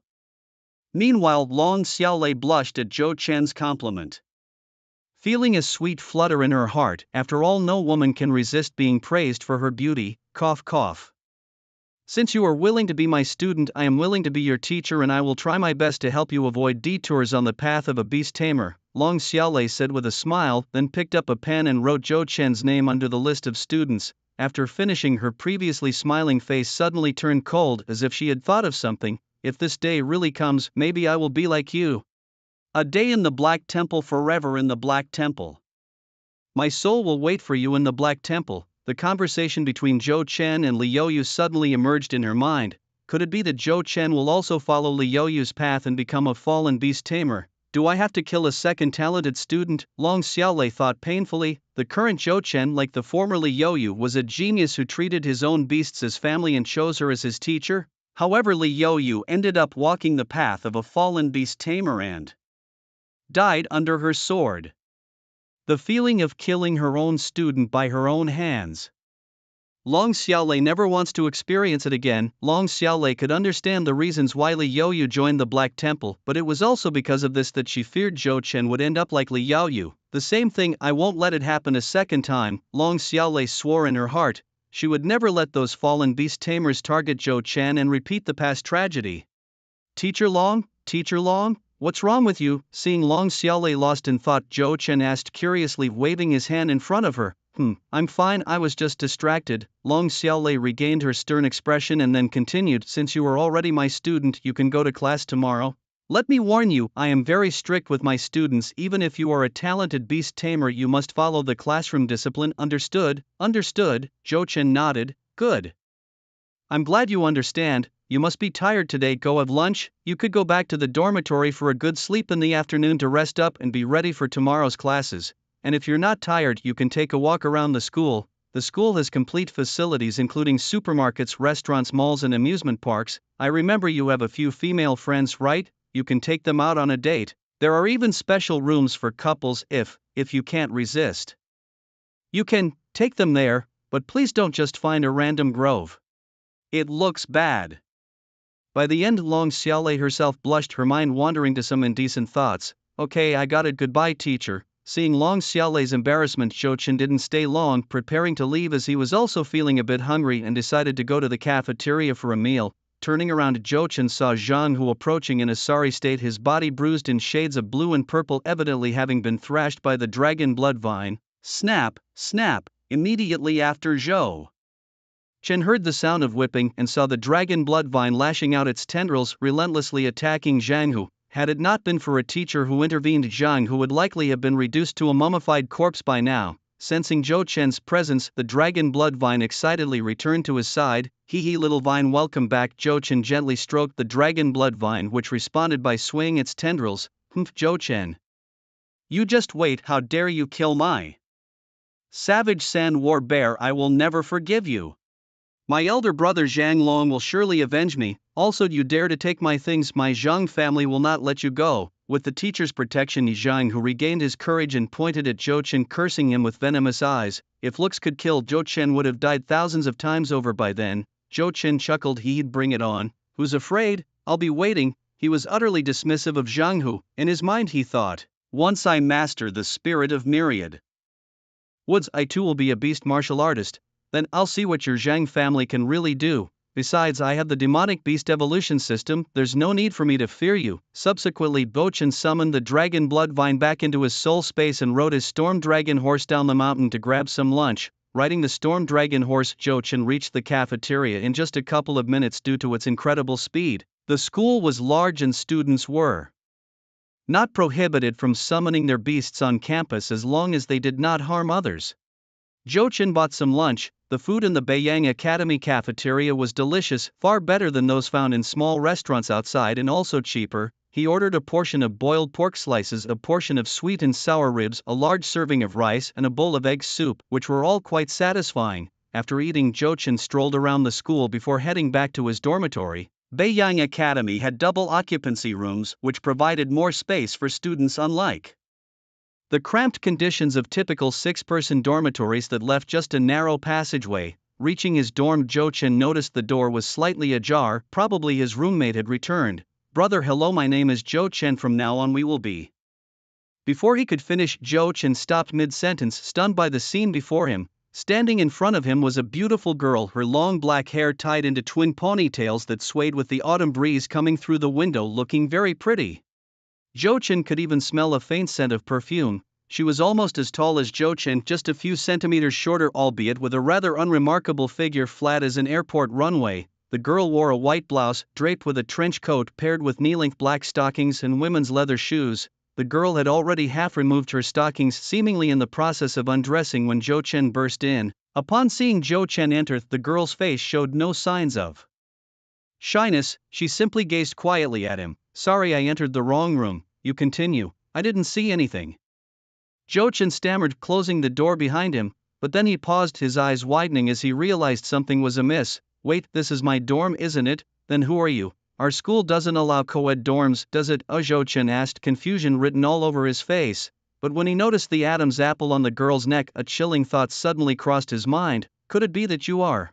Yes, exactly what you're thinking, the girl, or more accurately, the man, responded with a smile. My name is Tang Yao. Nice to meet you, classmate Zhou Chen. His name was clearly feminine, and his voice, though magnetic and not as high-pitched as a typical female's, could easily be mistaken for one. If Zhou Chen hadn't noticed his Adam's apple, he would have definitely mistaken him for a woman. Why on earth is my roommate a crossdresser? Zhou Chen exclaimed. since you're a man, why do you wear women's clothes?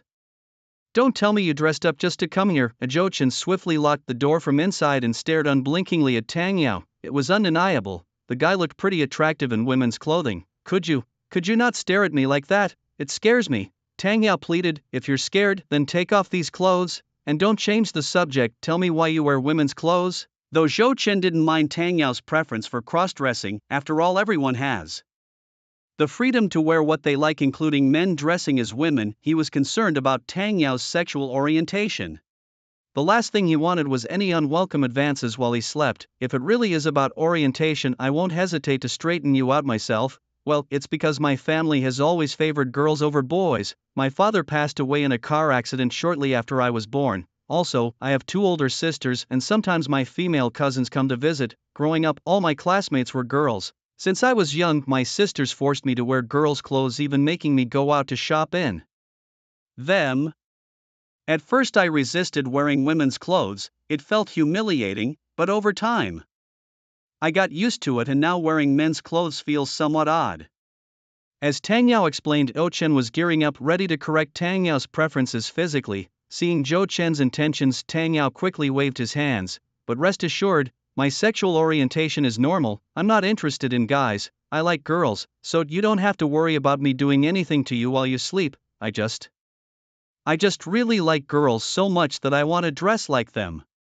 It seems there's only 0 or countless times for cross-dressing, isn't it? With a sigh of resignation, Zhou Chen accepted his cross-dressing classmate. Compared to a foot-picking brute, a cross-dresser didn't seem too unacceptable. After chatting with Tang Yao for a while, Zhou Chen learned that Tang Yao was a black iron beastmaster capable of bonding with 2 magical beasts and was also a beast warrior. Brother, I have no issues with you wearing women's clothes. In fact, I'll even support you if that's what you like. But let's set some ground rules. If you try anything funny at night, don't blame me for being rude. Oh, I won't do anything, you can rest easy. Tang Yao hurriedly waved his hands, looking incredibly cute, his actions and reactions just like a girl's. By the way, Brother Chen, do you have a girlfriend? Since Zhou Chen was older, Tang Yao addressed him as Brother Chen. No, why? Tang Yao smirked and said, if you don't have a girlfriend, I could be yours. He. What? Aren't you uninterested in men? No, wait, I think it's about time I beat some sense into you. Wait, don't get worked up. Let me finish speaking. Tang Yao leaned against the door, posing pitifully like a little girl cornered by a ruffian. I think I mentioned it before. I'm also a beast warrior. Yes, you did mention that, but what about it? Actually, the beast martial art I practice can turn boys into girls. When performed by a girl, this beast martial art can increase its power by at least 3 times, so being your girlfriend isn't entirely out of the question. Zhou Chen was utterly speechless, but it was also an eye-opener. Was there really a beast martial art that could turn men into women? Although it seemed odd, it wasn't too surprising. Zhou Chen remembered chatting with Xia Chuchu before, who told him that there were many kinds of beast martial arts in the world, some even capable of granting eternal life or unrestricted longevity. Compared to those, a male-to-female transformation martial art really wasn't that strange.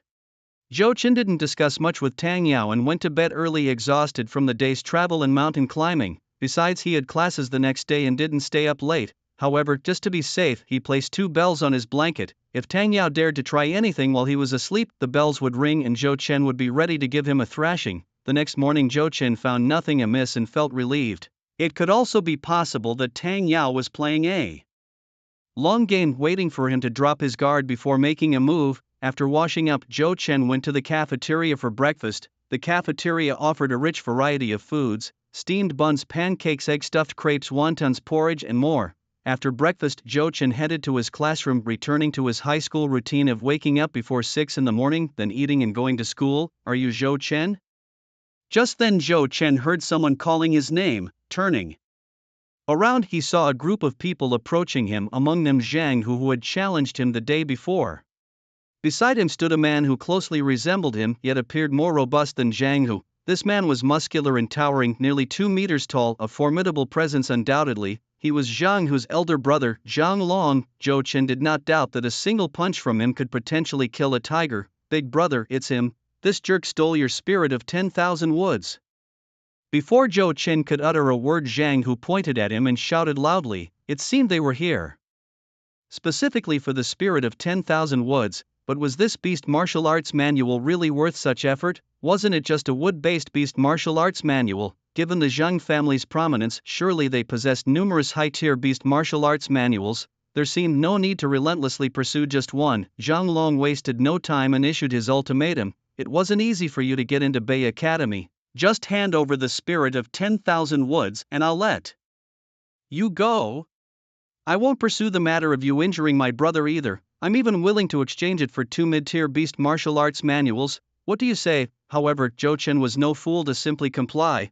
Do you think I'm stupid? Who doesn't know that the power of a high-tier beast martial art is 10 times that of a mid-tier? Why would I exchange with you? If you had 2 high-tier manuals to offer, I might consider it. Humph. Stubborn fool, I'll ask you one last time, will you hand over the spirit of 10,000 woods, yes or no? I won't give it to you. What can you possibly do to me? Then don't blame me for taking it by force. Attack. With Zhang Long's command, the menacing group behind him started advancing towards Zhou Chen with weapons in hand, their malevolent intentions clear. Yet Zhou Chen was not one to be easily bullied. These men were evidently not beast martial artists, just ordinary people. To someone like Zhou Chen, even 100 of such ordinary men were no threat. Zhou Chen clenched his fists, swiftly moved in front of one man and delivered a powerful punch straight to his chest. The man cried out in pain. Zhou Chen's strength was overwhelming, not something an ordinary man could withstand. Struck by the punch, the man was sent flying, landing on the ground writhing in agony. What? How is this kid so fast? Quick, surround him, don't let him escape. Realizing Zhou Chen's speed, the others were taken aback, and even Zhang Long, who had been observing from the side, frowned slightly. In reality, Zhou Chen wasn't exceptionally fast, it was just that these men were exceedingly slow, utterly unable to react in time. You think surrounding me will do any good? Zhou Chen leapt up, executed a forward somersault in midair and landed behind another man, swiftly kicking him in the shin. The man screamed in agony, feeling as if his calf had been struck by an electric scooter, the pain unbearable, almost like a fracture. And he was just the first. Soon after, a series of pitiful screams followed, and within less than a minute a dozen tall men were knocked down by Zhou Chen. Humph, I underestimated you. Your skills are not bad, he noted. Seeing several of his henchmen defeated, Zhang Long decided it was time to make a move. Behind him materialized a bright green beast controlling magic circle, seemingly ready to summon his beast. Zhou Chen, let's see your beast if you dare, he taunted. PSH, I'm not scared of you. Come out, Xiao Tong. In just an instant, Zhou Chen's body was entwined by bright red vines, with the dragon blood vine appearing on his shoulder. It was there to protect Zhou Chen and to eliminate the opponent in front of him, a plant-type monster. Interesting, let's see whose is more powerful, Zhang Long roared, summoning a tree. Yes, a literal tree, but this was no ordinary tree. It had facial features and limbs resembling a wooden man. The giant spirit tree monster towered at 5 meters high, making it a colossus among beasts. The monster's stats flashed. Name, Giant Spirit Tree Monster. Rank, Battle Martial. Peak, on the verge of becoming a Battle King. Level 135. Attributes, Wood. Weaknesses, Fire Ice. Status, Healthy. Talent, Essence of Wood, absorbs life energy from other plants to become stronger. Skills included Ultra Speed Wooden Fist, a fast movement to strike a deadly blow at the enemy's vital spot, and Green Trace Mystery, releases plant essence to transform the surrounding area into a sea of forest, causing enemies to lose their way. Zhang Long's giant spirit tree monster was a peak battle martial class plant type monster, not only a plant but also highly intelligent. It possessed immense destructive power and an extremely hard body that ordinary attacks couldn't damage. Zhou Chen was somewhat surprised. This was only the third plant-type monster he had ever encountered. The first was the dragon blood vine and the second was the ancient man-eating flower. Since both are plant-type monsters, don't accuse me of bullying you. How about a one-on-one duel? If I win, the spirit heart of 10,000 woods is mine. If I lose, I'll give you 3 mid-level beast martial arts books, Zhang Long boasted confidently, fully trusting in his giant spirit tree monster. Brother, you have to be careful. His vine monster isn't so simple. Zhang Long's brother Zhang, who warned, yesterday my 2 monsters attacked it repeatedly and couldn't inflict any effective damage, and this monster, it has dragon lineage. Hearing his brother's words, Zhang Long's expression changed, looking at the dragon blood vine with a mix of shock and greed in his eyes. His giant spirit tree monster was about to evolve into a Battle King class monster, and if it could absorb the dragon lineage within the dragon blood vine, it would surely evolve to the Battle King level. With this thought, Zhang Long became even more eager to engage in a duel with Zhou Chen. What's the matter? Do you dare or not? Let's not beat around the bush. Who's afraid? bring it on. Both of you stop right now. Just as Zhou Chen and Zhang Long were about to start fighting, a stern shout suddenly came from the side. It turned out to be Long Xiaolei stopping the two from fighting. Don't you know that summoning beasts for personal fights is not allowed in school? Call your beasts back now. Seeing Long Xiaolei appear, even the defiant Xiaolong didn't dare to go against her will. After all, Long Xiaolei's strength was well known. Reluctantly, he summoned the giant spirit tree demon back to the soul space, giving Zhou Chen a cold look as if to say, "This isn't over," then turned and left. You should also recall your beast. His beast is so strong, what are you fighting him for? You'd definitely be at a loss. Looking at Zhou Chen, Long Xiaolei's tone softened. Zhou Chen was her student, and like any teacher, she had a special affection for her own students. It was evident with Long Xiaolei as well. Just because it's bigger doesn't mean my dragon bloodvine will lose, Zhou Chen argued honestly. The dragon bloodvine possessed a blood-devouring talent. If it could just create a wound on the giant spirit tree demon, the battle would essentially be over. You. I know your beast is special, but it's not your brawler. Don't you think of it as family? Long Xiaolei reminded Zhou Chen sternly. Since it's your family, then protect it well, don't let it fall into danger. Oh. Zhou Chen was taken aback by Long Xiaolei's stern tone. Noticing her tone might have been a bit frightening, Long Xiaolei continued in a gentler voice. All right, go to class now. Yes, teacher. Upon entering the classroom, some students were already there, totaling 25 in all. As the class bell rang, Long Xiaolei walked into the classroom. Today she was dressed in a soft white blouse and a blue checkered skirt, her high beauty making any attire look stunning. Indeed, a beautiful person looks good in anything, and clothes are just the icing on the cake. Today is the first day of school, we won't have a regular lesson. Let's talk about the school and class rules. Let's start with the class rules. There aren't many, just that everyone should study well together and not bully classmates. And I'm quite lenient with teaching. You can even skip homework in classes, but you must pass the final exams.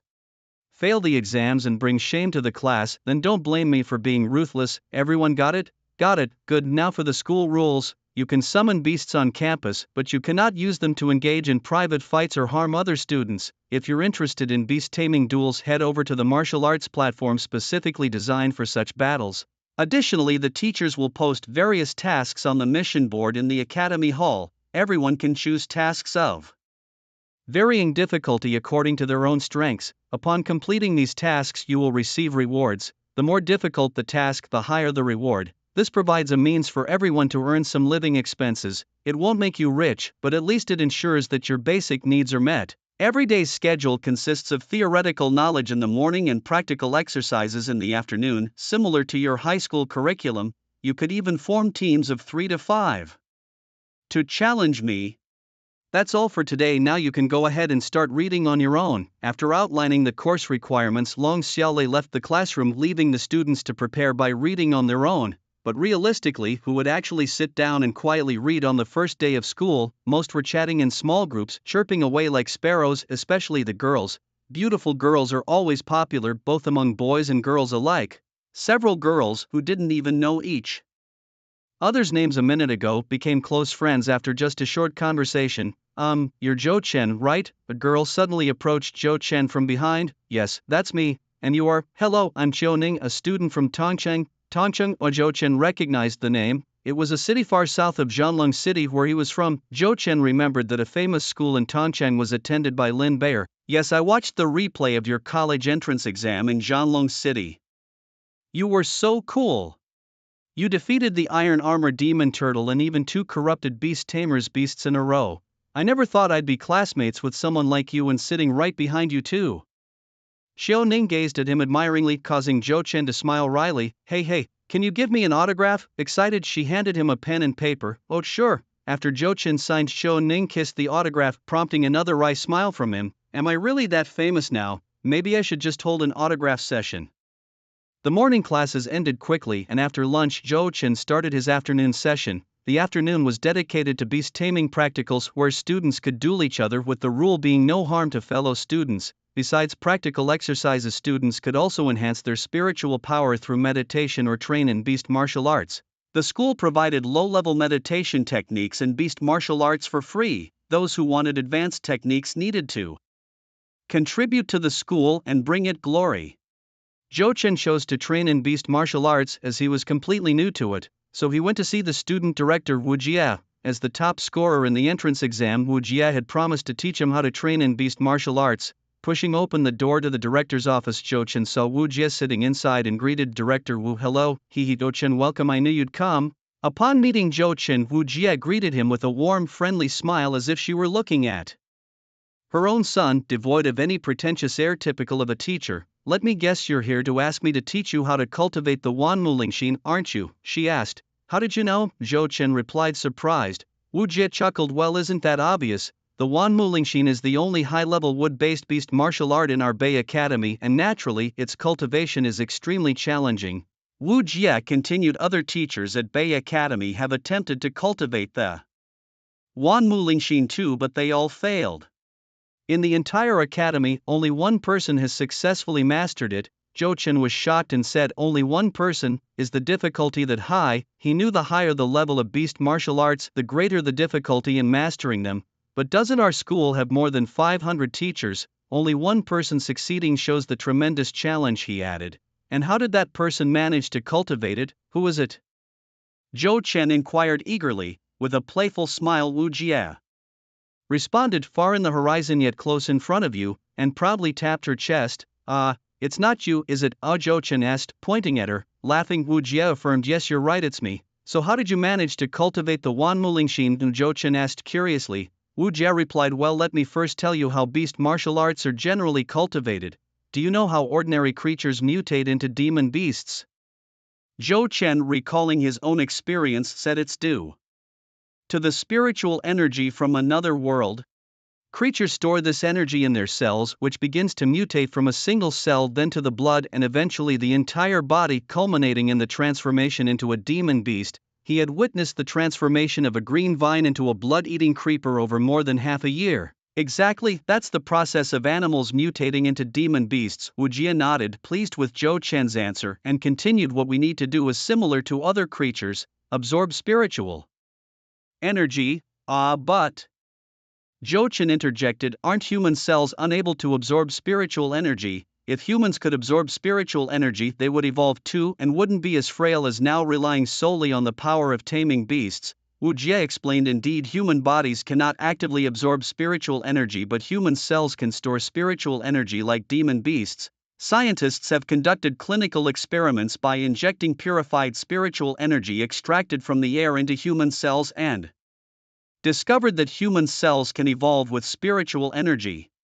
Moreover, they found that human cells can store spiritual energy, allowing humans to unleash formidable power. Simply put, humans can't actively absorb spiritual energy but can indeed evolve and become stronger through it. To use a somewhat inappropriate analogy, you cannot actively control the secretion of stomach acid, but your stomach indeed secretes it.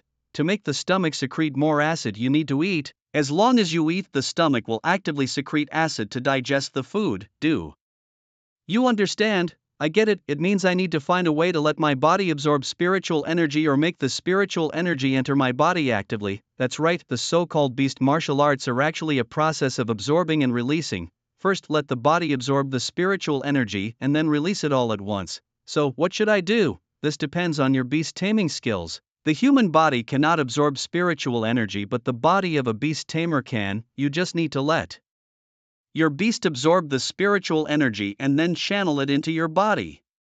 This is why only beast tamers can cultivate beast martial arts." "I understand.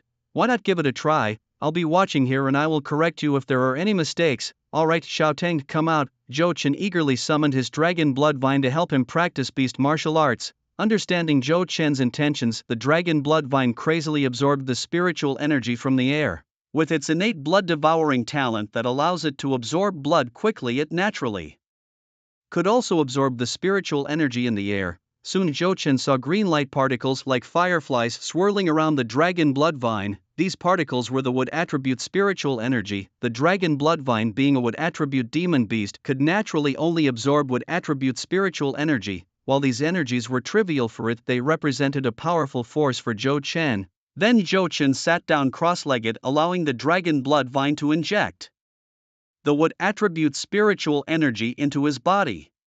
As a large number of light particles entered his body, Zhou Chen underwent a transformation. Due to the enhancement of his mental power, Zhou Chen's perception became very sharp. he could distinctly feel the wood attribute spiritual energy merging with every cell in his body. The cells absorbing the spiritual energy slowly transformed as well. The wood attribute spiritual energy was mild, so the process was not painful. Zhou Chen did not know what the cells that had absorbed the wood attribute spiritual energy would become, but there was no doubt they were becoming stronger. As more would attribute spiritual energy entered his body, Zhou Chen felt himself changing, starting with his strength increasing significantly. If previously with 100-fold enhanced strength Zhou Chen could lift a ton by himself, now he could lift 2 tons and his strength would continue to grow. The spiritual energy not only enhanced his strength but also his agility and constitution, but his mental power did not increase. After all, mental power involves the soul level and cannot be changed merely by strengthening the physique. As time passed, Zhou Chen continued to cultivate in silence, slowly emitting a green glow from his body. This green glow gave off a warm feeling. Looking at Zhou Chen now, it seemed he was no longer a person but a blade of grass, a flower, or even a large tree. The most shocked was Wu Jie, who, seeing this scene, had her face filled with awe. This kid is truly a genius, isn't he? It took me 3 days to achieve this, but I never expected this kid to manage it in just 3 hours. This guy, he's a freak, even more bizarre than me. Wu Jie couldn't help but exclaim, her eyes showing a hint of envy. In fact, she didn't know that Zhou Chen's physique was over 100 times that of an ordinary person, which is why he was able to withstand so much spiritual energy without bursting. As more and more would attribute spiritual energy fused with his cells, his body could accommodate even more spiritual energy, and Zhou Chen began to crave even more.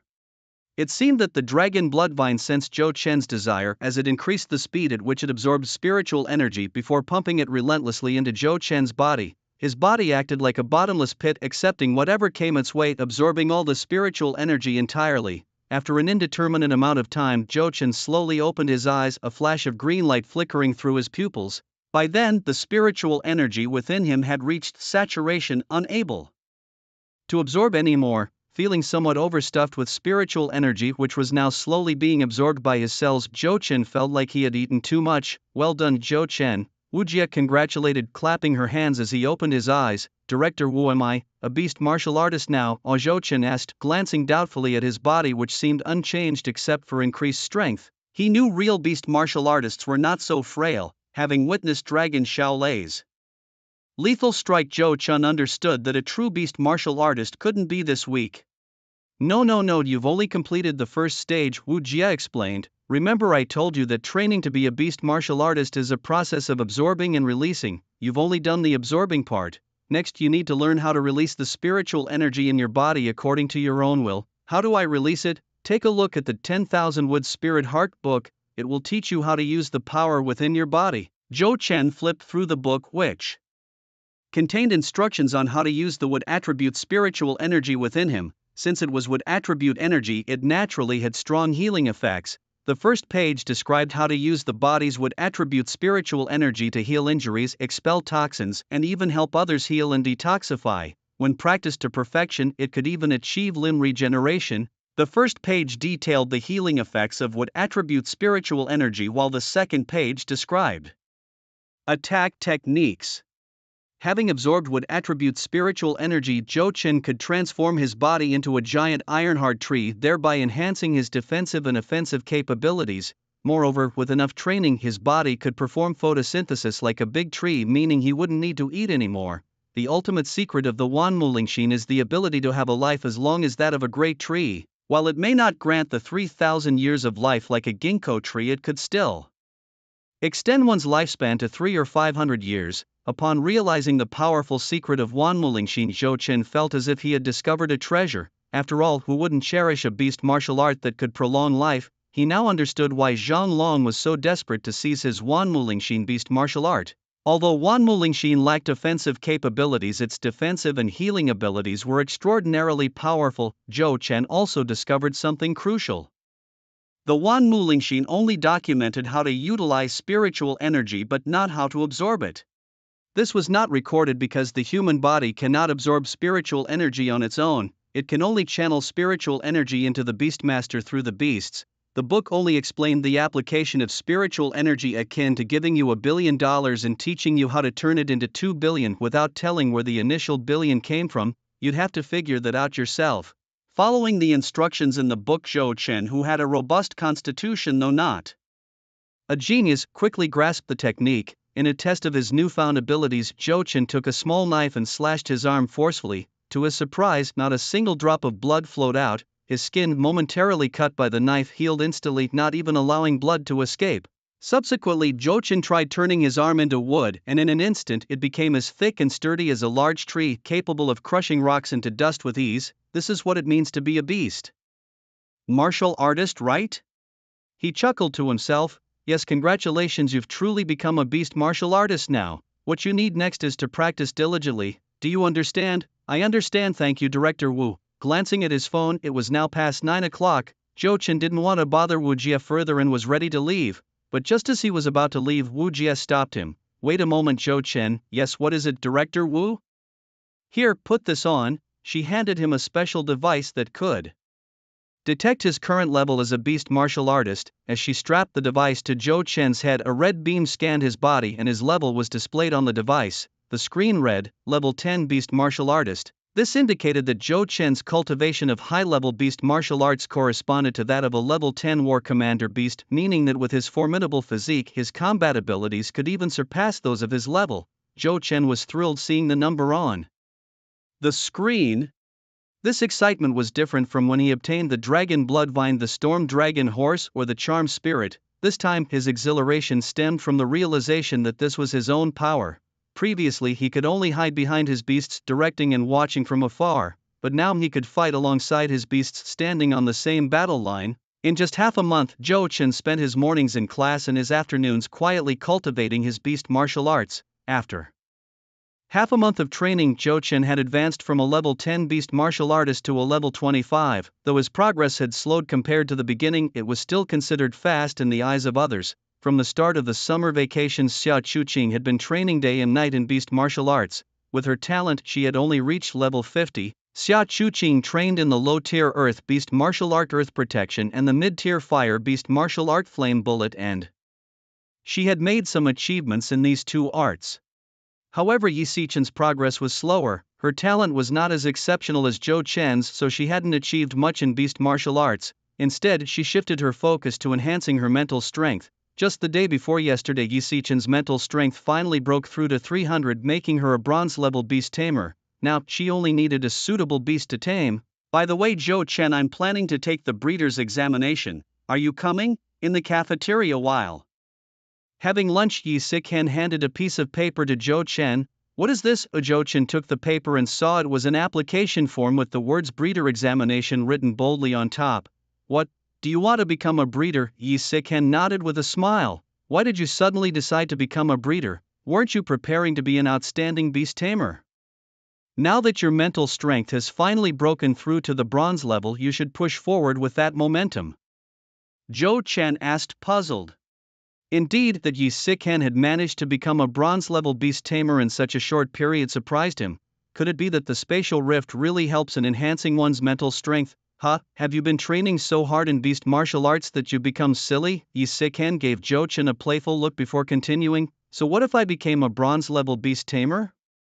Without a suitable beast, I'm just a commander without a battalion, hardly different from a black iron level beast tamer. Yes, that makes sense, Zhou Chen acknowledged. But the beasts in the capital are too expensive. I simply can't afford them. That's why I thought of taking the breeder's exam to become a monster breeder and have a stable income. Now Zhou Chen understood. Monster breeding was indeed a more lucrative profession than beast taming. As long as one could become a breeder, even just a first-tier breeder, they would receive a subsidy of 10,000 beast taming coins every month, which essentially solved any financial worries. Additionally, breeders could enjoy various discounts and special services simply by presenting their breeder's license when shopping. If one luckily became a second-tier breeder, they could receive a monthly subsidy of 100,000 beast taming coins, 10 times that of a first-tier breeder. Moreover, the Breeding Association housed many wild monsters which were available for research by breeders within the association for free, and Yi Xichen could choose a suitable beast from among them to become her third tamed beast. I see getting a monster for free is indeed quite a good deal, Zhou Chen realized, so I asked if you would go or not, as there's really no loss even if you don't pass. Alright, let's go then. It would be great if I could become a second-order breeder, Zhou Chen said with confidence. He had already successfully evolved the demonic blood vine into the dragon blood vine and also evolved the wind-winged dragon horse into the storm dragon horse, with 2 successful experiences under his belt. Passing this minor test should be a breeze, right? What Zhou Chen really valued was the subsidy of 100,000 beast taming coins. For him, that was no small amount. Moreover, that was just the base salary. If he could help others heal their beasts, he could earn much more, possibly even hundreds of thousands or millions. Great, the assessment is tomorrow afternoon, let's go together, Yi Sikan said excitedly. With Zhou Chen, a top-tier expert, accompanying her, she might also benefit from his presence. That night Yi Sikan was studying while Zhou Chen slept. After all, Zhou Chen had his unique advantages. The following afternoon, Zhou Chen and Yi Sikan arrived at the entrance of the Breeders' Association. The place was bustling and crowded with people queuing from the entrance to the street, and Zhou Chen noticed even more people heading their way. Wow, Zhou Chen, there are so many people here. Yi Sikan was somewhat overwhelmed by the hectic atmosphere. It was supposed to be a cool autumn, but the crowd made it feel like the peak of summer. Today Yi Sikan wore a fresh green dress with patterns that suited her well and a sun hat, looking like a fashionable young girl. Zhou Chen, on the other hand, dressed very casually in plain leisure wear, yet standing together, they looked like a young couple. Yet, there are quite a lot of people. Zhou Chen nodded, realizing he had underestimated the popularity of beast breeders. He had thought that maybe 10 or 20,000 people would attend the breeder assessment, but the crowd appeared to be around 50,000 and was still growing. But then again, it made sense given that this was a profession that could lead to great wealth and comfort. How could it not attract people? The examination was scheduled for 2 o'clock in the afternoon and it was already 1:30. In half an hour, the doors of the Breeders' Association opened, allowing those attending the breeder assessment to enter. The Breeders' Association's premises were vast, with the first floor alone capable of accommodating tens of thousands of people, and the entire association consisted of 5 floors. On both sides of the building stood rows of armed soldiers with real guns and live ammunition, ready to shoot anyone causing trouble without needing further orders. This was to protect the breeders of Huagua, as each beast breeder was considered a treasure of Huagua, the future of Huagua's beast tamers. At this moment, everyone waiting to take part in the breeder assessment was quietly waiting, as no one dared to make noise for fear of being shot by the soldiers. About 10 minutes later, an elderly man with white hair slowly walked onto the stage. Despite his advanced age, the old man walked with a vigor that belied his years, not at all resembling a typical elderly person. Could this man be a beast martial artist? Zhou Chen wondered immediately upon seeing him, convinced that the man must be a high-level beast martial artist, which explained his robust physique. As the old man approached the stage, he flashed a kind and friendly smile, much like a teacher greeting his students, while the examinees below seemed like pupils in his class. Good afternoon, everyone. Let me introduce myself. My name is Wang Qingde and I am a 4th-tier breeder. No sooner had the old man introduced himself than the room was struck by a wave of shock. Wang Qingde, why does that name sound so familiar? Are you kidding me? You don't recognize President Wang, and you dare to attend the breeder's certification exam? He's the president of the National Breeder Association headquarters in China. It was unexpected for him to be here. Strange, isn't this just a minor breeder certification exam? Is it necessary for the president himself to proctor it? Indeed, the elder standing on the stage was the president of the Breeder Association, and this certification exam was indeed being proctored by him personally. Hey Zhou Chen, that's the president of the Breeder Association. I didn't expect him to come himself. Yes, indeed. What do you think brings him here? It's just a regular breeder exam, right? Besides, with his age, is it necessary for him to come personally to proctor? Who knows? Maybe there's more to it than meets the eye. Zhou Chen felt that there was more to this certification exam than appeared. As for the content of the exam, I won't go into details. The breeder's certification consists of a written test and practical operations. The written test involves theoretical questions, and as for the practical operations, well, you'll see soon enough. They are a bit different this time. The written test accounts for 40% of the total score, while practical operations make up 60%. Finally, I wish everyone good luck on the exam and hope you all become breeders who will contribute greatly to our nation. As soon as Wang Qingde finished speaking, thunderous applause erupted from the audience. Shortly after the written exam began, all examinees were randomly distributed among various examination rooms, and then the test papers were distributed. The examinees began to answer the questions. The written exam was not difficult, covering only basic theoretical knowledge appropriate for a first-tier breeder's exam.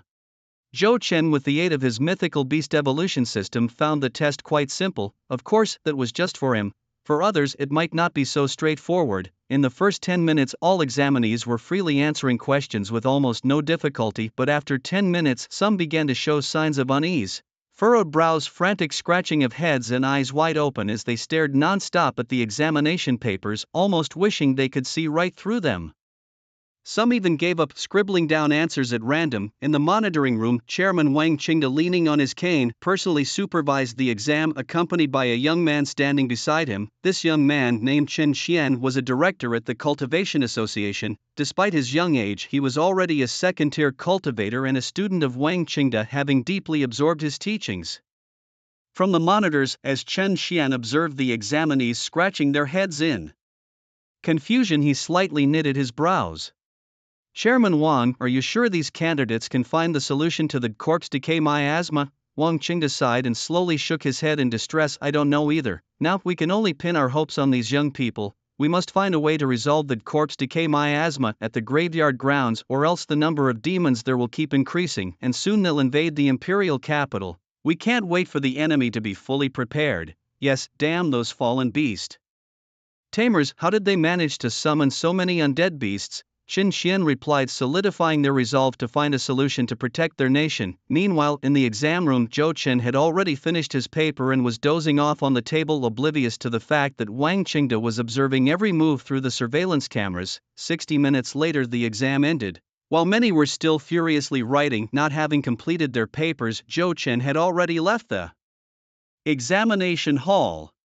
Hey, Zhou Chen, how did you do? Yi Siken asked with a sweet smile, and from her expression it was clear she had done well. Laughing, Zhou Chen replied, who do you think I am? It was a piece of cake. Those questions were trivial for me. They giggled, hopeful about becoming cultivators, just awaiting the practical exam next. After a 20-minute break, the practical examination began immediately. Zhou Chen and the other candidates were taken to the second floor of the cultivation association. Here Zhou Chen saw various beasts, including those above level 300 in the War King tier, all securely caged, posing no threat to humans. Upon reaching the second floor, everyone was amazed by the scene. It was like a massive laboratory, but their goals were not these beasts. The group moved forward where Wang Qingde was already waiting for them. Welcome to the second part of the examination, he announced. As I mentioned earlier, this year's practical exam will be different. Everyone please look.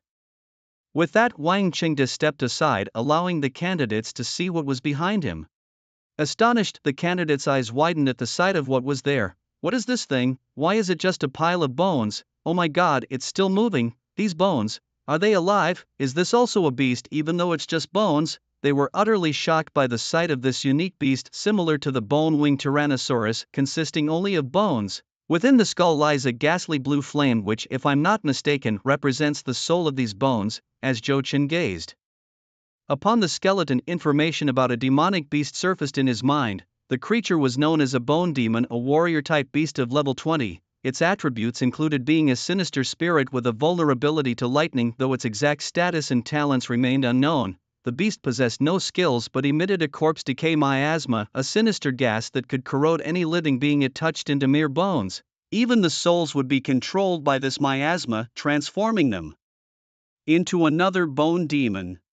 This kind of beast, with its soul sealed within its skull, boasted weak combat abilities but exhibited tenacious vitality. If one failed to destroy its soul, it would continuously resurrect. The potent corpse decay miasma could assimilate humans or beasts into bone demons similar to zombies, weak yet horrifyingly formidable. Consumption was strongly advised against, lest it dissolve your teeth.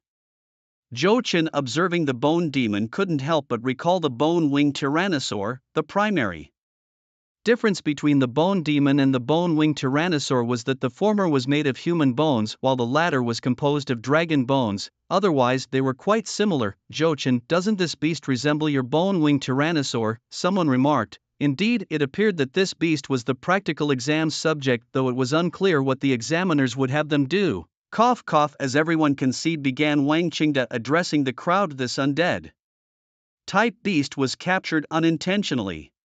What's fascinating is that although its flesh has decayed entirely, its soul is sealed within its skull. We aim to study this beast, but its bones emit a colorless gas that can corrode anything. Observe. Wang Qingde instructed his assistants to throw a basketball-sized chunk of gold into the barrier. Hissing sounds filled the air as the gold instantly corroded into liquid upon contact with the corpse decay miasma. Next, a piece of wood was tossed in and similarly disintegrated instantly. Successive tests with various other materials yielded the same result. Everything was liquefied by the miasma. As you can see, Wang Qingde continued, the miasma exuded by this bone demon is highly corrosive, capable of disintegrating virtually anything, leaving us without a solution. For this practical exam, we invite you to brainstorm and propose a method that could render a beast immune to the corpse decay miasma. Look over there, Wang Qingde said as he pointed to the cages on both sides. Each cage housed a different type of demonic beast. One type was the fire wolf, a common beast used by the city's defense forces. The other type was the war wolf, a degenerate form of the fire wolf. The war wolf is a warrior-class demonic beast without any elemental attributes. After evolving through the fire element, it becomes a fire wolf, also a frequently used beast in the city's defense forces. The task for your practical exam is to choose one of these beasts, either a war wolf or a fire wolf, and evolve it so that it can adapt to the decaying demonic aura. You may select the materials needed for this evolution yourself. Additionally, I know that the war wolf is a warrior class and the fire wolf is a higher warrior class beast. Evolving a fire wolf is much more challenging than evolving a war wolf. Therefore, the exam is divided into two parts. Those who can successfully evolve the war wolf and enable it to adapt to the decaying demonic aura for a prolonged period will be granted a first-class breeder's certificate. Those who can successfully evolve the fire wolf and ensure its prolonged adaptation to the decaying demonic aura will be awarded a second-class breeder's certificate. Of course, these certifications are only awarded if you pass the overall exam. If the written test scores are too low to achieve an overall pass, then the breeder's certificate cannot be granted. Do you understand? Understood. As soon as Wang Qingde finished speaking, the crowd below responded in unison, all very excited, rushing to claim a fire wolf. After all, a successful evolution of a fire wolf would secure their livelihood. However, some doubted their own capabilities, opting for the safer choice by selecting the lower-tier warwolf. Only Zhou Chen stood staring at the bone demon, his brow slightly furrowed. Zhou Chen, what's wrong? Why are you daydreaming? Hurry and go claim a fire wolf before others take them all, Yi Sikan urged, pulling on his arm to snap him out of his daze. It seems that the Imperial City's defense forces and the Breeders' Association are in trouble, Zhou Chen finally said slowly after a while. Huh, why? I don't see any trouble. If there really was an issue, why would President Wang take time out of his busy schedule to proctor this minor exam? Yes, why is he here to oversee this exam? Zhou Chen continued, his brows tightly knit as he kept his gaze fixed on the bone demon. Unless he has nothing better to do, which would indeed highlight the seriousness of the situation to the point where even he cannot resolve it. The bone demon, devoid of intelligence, possessed only a primal urge for slaughter. Hearing Zhou Chen's words, Yi Sikan was completely baffled, asking in confusion, what are you talking about? What trouble? What does all this mean? I suspect there are already thousands of such bone demons and they are about to attack Huagua, probably reaching the Imperial City soon. How could it not be? Zhou Chen explained. These bone demons are like zombies. Once they encounter the decaying demonic aura, not only their bodies but also their souls will corrode and eventually assimilate into bone demons. It's not just humans. Demonic beasts are affected in the same way. I suspect Huagua's army has already clashed with this horde of bone demon troops, but the decaying demonic aura is too bizarre. It transformed them and their beasts into bone demons. The Cultivation Association was at its wits' end and desperately seeking help, hoping that we could figure out a way to counteract the poisonous miasma emitted by the undead corpses. Zhou Chen openly shared his genuine thoughts, and if Wang Qingde had heard him, he would have gained a new respect for Zhou Chen, as his guesses were remarkably accurate. If that's the case, what should we do? Should we leave this place immediately? Upon hearing that she might also turn into a skeletal demon, Yi Sikan was terrified. She certainly did not want to end up as a pile of bones, unable to rest even in death. No need to panic just yet, nothing immediate is likely to happen, and if we can find a way to clear the miasma from the skeletal demons, we should be fine. Alright, although I'm not sure if it will work, let's give it our best shot. With that, Yi Sikan chose a battle wolf, her confidence shaky, so she opted for one of warrior rank. She planned to help the battle wolf evolve into a war beast. Whether or not it could withstand the undead miasma after evolving, the enhancement would still be beneficial. Zhou Chen on the other hand picked the last fire wolf available, which was the weakest and lowest level among them. He had no choice but to take it since it was the only one left. Zhou Chen then selected some evolutionary materials and began assisting the fire wolf in its evolution. He unlocked the fire wolf's commander rank evolution by spending 750 enhancement points following the evolutionary path. Light Flame Battle Wolf with materials required being 5 Commander Rank Light Attribute Beast Cores, 5 Commander Rank Fire Attribute Beast Cores, 5 Light Magic Stones and 5 Fire Magic Stones. As Zhou Chen was busy with the Fire Wolf's evolution, some people had already completed their exams.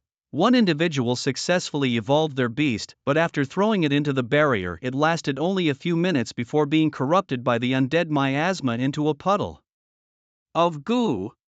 This undoubtedly failed to meet Wang Qingda's standards, resulting in an exam failure. Others even faced direct evolutionary failures, significantly diminishing their beast's potential and leaving incurable defects that would demand much more effort and resources for any future evolutions. Once failed, the beast was essentially ruined. However, some managed to evolve their beasts successfully, allowing them to endure half an hour in the barrier before showing signs of weakness, though they were not corrupted into goo. The most impressive was someone who evolved their battle wolf into a thunderous blue battle wolf, a war beast capable of emitting high-voltage electricity throughout its body. When the undead miasma came into contact with the high-voltage electricity, it was disrupted at the molecular level, rendering it harmless to the beast. Ha ha ha, I did it! Thunderous blue battle wolf, well done!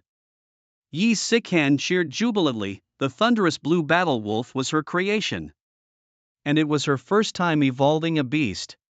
She hadn't expected to succeed. Little girl, what is the name of this beast you have evolved? How is it so powerful? Upon seeing the Qingdian war wolf, Wang Qingda's eyes lit up immediately. This was exactly the beast he needed. He couldn't help but look at Yi Sikan with new respect and personally came over with his cane to ask for the name of the beast. This is called the Qingdian war wolf. It is a thunder-type battle beast that can release powerful high-voltage electricity from its body. Capable of inflicting damage on enemies, Yi Sikan slowly revealed the name of the beast. The reason she was able to evolve this beast was inspired by Zhou Chen. Previously, when Zhou Chen had flaunted his bone-winged Tyrannosaurus in front of her, Yi Sikan had asked if there was anything such undead-type beasts were afraid of. Zhou Chen had told her then that they were afraid of thunder and lightning because it was the only thing that could harm the soul. Experts had even studied that the soul is nothing but a type of conscious special frequency electromagnetic wave. Thunder and lightning could stimulate the soul with electric shocks, causing it to dissipate. Therefore, Yi Sikan used a lot of thunder stones and various thunder-type beast cores to forcefully evolve a non-attribute war wolf into the thunder-type Qingdian war wolf, with a bit of a fluke element involved. Very good, little girl, you did extremely well. Wang Qingda said good 3 times in a row, which was enough to show how satisfied he was with the Qingdian war wolf. Excellent. With this kind of beast, we can fight against the thousands of bone demons in the land of bone burial, Wang Qingda thought excitedly, and a rare smile appeared on his face. He then regarded Yi Sikan with newfound respect. Alright little girl, what is your name? President Wang, my name is Yi Sikan. Yi Sikan, what a nice name. Congratulations, you have successfully passed the exam and are now officially a first-tier breeder, Wang Qingda said, then turned to his assistant and ordered Xiao Chen. Quickly issue the first-tier breeder certificate to Miss Yi. Yes, right away. Chen Gong was also very excited and immediately ran out to bring back a card with Yi Sichan's photo on it, which was the first-tier breeder certificate. From now on, Yi Sikan was a true first-tier breeder. Looking at the breeder's certificate in her hand, Yi Sikan was very excited. Ha ha ha, I didn't expect to actually pass. I'm so lucky, now I can finally choose a beast that suits me. Oh? Little girl, do you want to choose a beast? Wang Qingda asked with a smile, his mood visibly good. Yes, I just became a bronze-level Beastmaster. Since I couldn't afford the beast I wanted, I thought of taking the breeder's test to choose one from here. A bronze-level Beastmaster, Wang Qingda and Chen Gong exclaimed in unison. At 18 years old, a bronze-level Beastmaster was a rare talent even in the imperial capital. Today we really found a promising talent. Xiao Chen, go and help this young lady choose a beast. Don't hold back, let her choose whatever she wants, even if it's a War King-level beast, just put it on my tab. Wang Qingda thought to himself, such outstanding talents must be nurtured. The Cultivation Association is in desperate need of powerful beast tamers. Those higher-ups are really too much, treating us as if we were slaves. Do they think we are at their beck and call? Yes, President. Chen Xian took his sick hand to choose a demonic beast, and their conversation just now had set the whole examination hall abuzz. Who would have thought that the first to become a beast tamer would be this young girl? She's even younger than my daughter, but she really is incredible, isn't she? The thunderous electric warwolf, not only can it withstand the decay aura of the corpse demon, but it can even decompose it, and an 18-year-old at the bronze level of beast taming. Tisk truly a freak. Why don't I have such talent? Others were envious of Yi's sick hand, and as more and more people completed their evolutions, many couldn't withstand the corrupting decay aura and were turned into corrupted liquid. Up to this point, only Yi Sichen's thunderous electric warwolf could withstand the decay aura. 2 hours had passed and Zhou Chen was the only one left who hadn't completed his evolution. Zhou Chen was doing his best to help the firewolf in front of him evolve, but others were growing impatient and began to urge him on. Hey there brother, can you do it or not? If not, step down and don't waste our time. Yeah, even if you fail no one will mock you, just hurry up and come out of the evolution chamber. Despite the pressing voices from outside, Zhou Chen ignored them and continued to assist the firewolf in front of him. The firewolf was too thin looking, malnourished, and evolving it required a lot of time. It was already at its maximum speed. Cough cough, everyone please be quiet, there's still some time left, maybe he will surprise us? Wang Qingde spoke out to calm the others down, though he didn't really take Zhou Chen seriously, thinking that such a long time without success surely meant failure, but that didn't matter, the goal had been achieved, whether Zhou Chen succeeded or not was irrelevant. Upon hearing Wang Qingde speak, everyone else fell silent. Zhou Chen, you can do it, I believe in you, you'll definitely make it. Yi Sichen cheered for Zhou Chen from outside the evolution chamber. Oh, Missy, do you know this young man? Yes, he's my friend, I managed to evolve the thunderous electric warwolf thanks to his guidance. Really? Hearing this from Yi Sichen, Wang Qingde suddenly took an interest in Zhou Chen and began to wait patiently for Zhou Chen to successfully evolve the demonic beast. About 10 minutes later, a dazzling golden flash erupted from the evolution chamber. Without a doubt, Zhou Chen had succeeded in his evolution. That's great kid, you finally evolved. The evolved fire wolf jumped down and affectionately nuzzled Zhou Chen's chest, acting like a puppy, while at the same time, the information about the fire wolf flashed through Zhou Chen's mind. The name of the beast is the Luminous Flame Demon Wolf, ranked as a war marshal in the demon beast hierarchy and at level 50. Its attributes include both light and fire, with a specific weakness in its waist area. Currently, the beast is in an excited and healthy state. Its innate talent incineration allows it to unleash intense flames that can disintegrate the flesh and souls of its enemies. The beast possesses skills such as Flame Shot, which involves spitting hot fireballs from its mouth, causing substantial damage to opponents. Another skill, Luminous Flame Burning, emits flames infused with light that can purify all impurities. The Luminous Flame Demon Wolf is an evolved form of the Fire Wolf, now possessing both fire and light attributes, significantly enhancing its power. Interestingly, it's also mentioned as being perfect for barbecuing, seasoned with cumin and chile and paired with beer, making it an unparalleled delicacy. Compared to the Fire Wolf, the Luminous Flame Demon Wolf boasts a hint of gold in its appearance, giving it a very noble aura. Young friend Zhou Chen, what is the name of the demon beast you have evolved?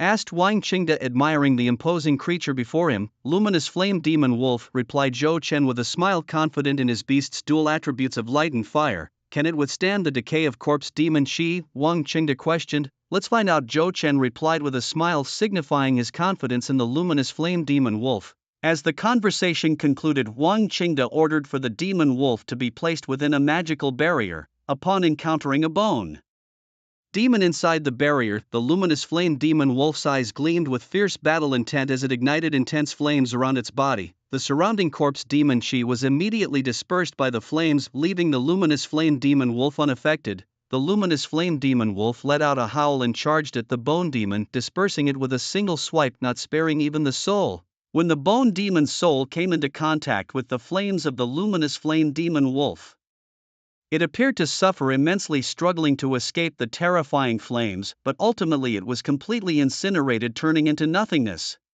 What a formidable beast, exclaimed Wang Qingde, impressed by the demon wolf's resistance to the corrupting corpse demon chi and noting that it was much stronger than the Qingdian battle wolf. Seeing the Luminous Flame Demon Wolf's fearsome combat abilities, Wang Qingde's face lit up with joy, clearly very satisfied with the beast, even more so than with the Qingdian battle wolf. Although both were immune to corpse demon chi, the luminous flame demon wolf was much stronger. If we could evolve many more luminous flame demon wolves, dealing with the bone demons in the burial grounds would be much easier, thought Wang Qingde. Chairman Wang, have I passed the assessment now? Zhou Chen asked with a smile, noticing Wang Qingde's astonished expression and knowing he had surely passed. Of course you've passed, and you're the only one in this assessment to become a second-tier breeder. Wang Qingde sincerely thanked him, even bowing slightly. He then turned to his assistant and said, Xiao Chen, go and issue the second-tier breeder certificate to young friend Zhou Chen. Yes, right away. Watching Zhou Chen, Chen Xian looked bewildered, previously thinking Yi Siken was exceptional, yet Zhou Chen had outdone her by becoming a second-tier breeder, a feat even he had only achieved at the age of 21, already considered a prodigy. Most others became second-tier breeders in their early 30s. Zhou Chen, why does this name sound so familiar? As Chen Xian was preparing the second-tier breeder qualification certificate for Zhou Chen, he kept muttering Zhou Chen's name. Gradually a look of astonishment appeared in his eyes. That's right, it was him, the top scorer from the National College entrance exam in Dragon City, who was rumored to have single-handedly defeated 2 fallen Beastmaster's monsters during the exams. Even back then he was already at the level of a second-tier breeder, no wonder. While Chen Shen was preparing Zhou Chen's second-tier breeder qualification certificate, Wang Qingde looked at Zhou Chen with a beaming smile. Young friend Zhou Chen, since you are already a second-tier breeder, according to the regulations, we ought to give you a gift as a commemoration. What gift would you like? Oh, what gifts are there? Hearing about the gift, Zhou Chen was pleasantly surprised, especially since he had just seen Chen Xian taking a sick hen to pick a beast, and from the cheerful expression on Yi Sichen's face he knew she had found a suitable beast. We have all kinds of gifts. Just now Miss Yi chose a beast. How about I also give young friend Zhou Chen a beast? No need, I already have 3 beasts and I don't need another one for now, Zhou Chen declined. Without a second thought, Dragon Bloodvine, Storm Dragon Horse and Charm Spirit, all 3 were top tier among commander-level beasts, and since Zhou Chen was still some distance away from becoming a silver-level beastmaster, he didn't need a 4th beast. Well, okay, since you already have 3 beasts. What did you just say? 3 beasts? Could it be that you are also a bronze-level beastmaster? Wang Qingde exclaimed in surprise again. An 18-year-old second-tier breeder was already extraordinary, and being a bronze-level beastmaster on top of that, wasn't he even more exceptional than Yi Siken? Yes, Chairman Wang, Zhou Chen has been a bronze-level beastmaster for 2 months already, even earlier than me. Yi Siken smiled, feeling a sense of pride as Zhou Chen's friend. Bronze-level beastmaster, another bronze-level beastmaster. What on earth is going on? Are bronze-level beastmasters that common now? Are the young people nowadays just this exceptional? A second-tier breeder, a bronze-level beastmaster, my goodness. Hearing that Zhou Chen was also a bronze-level beastmaster, the others were even more astonished, including Wang Qingde. Ahem. After recovering from the initial shock, Wang Qingde composed himself and then asked, since young friend Zhou Chen doesn't need a beast, then what would you like?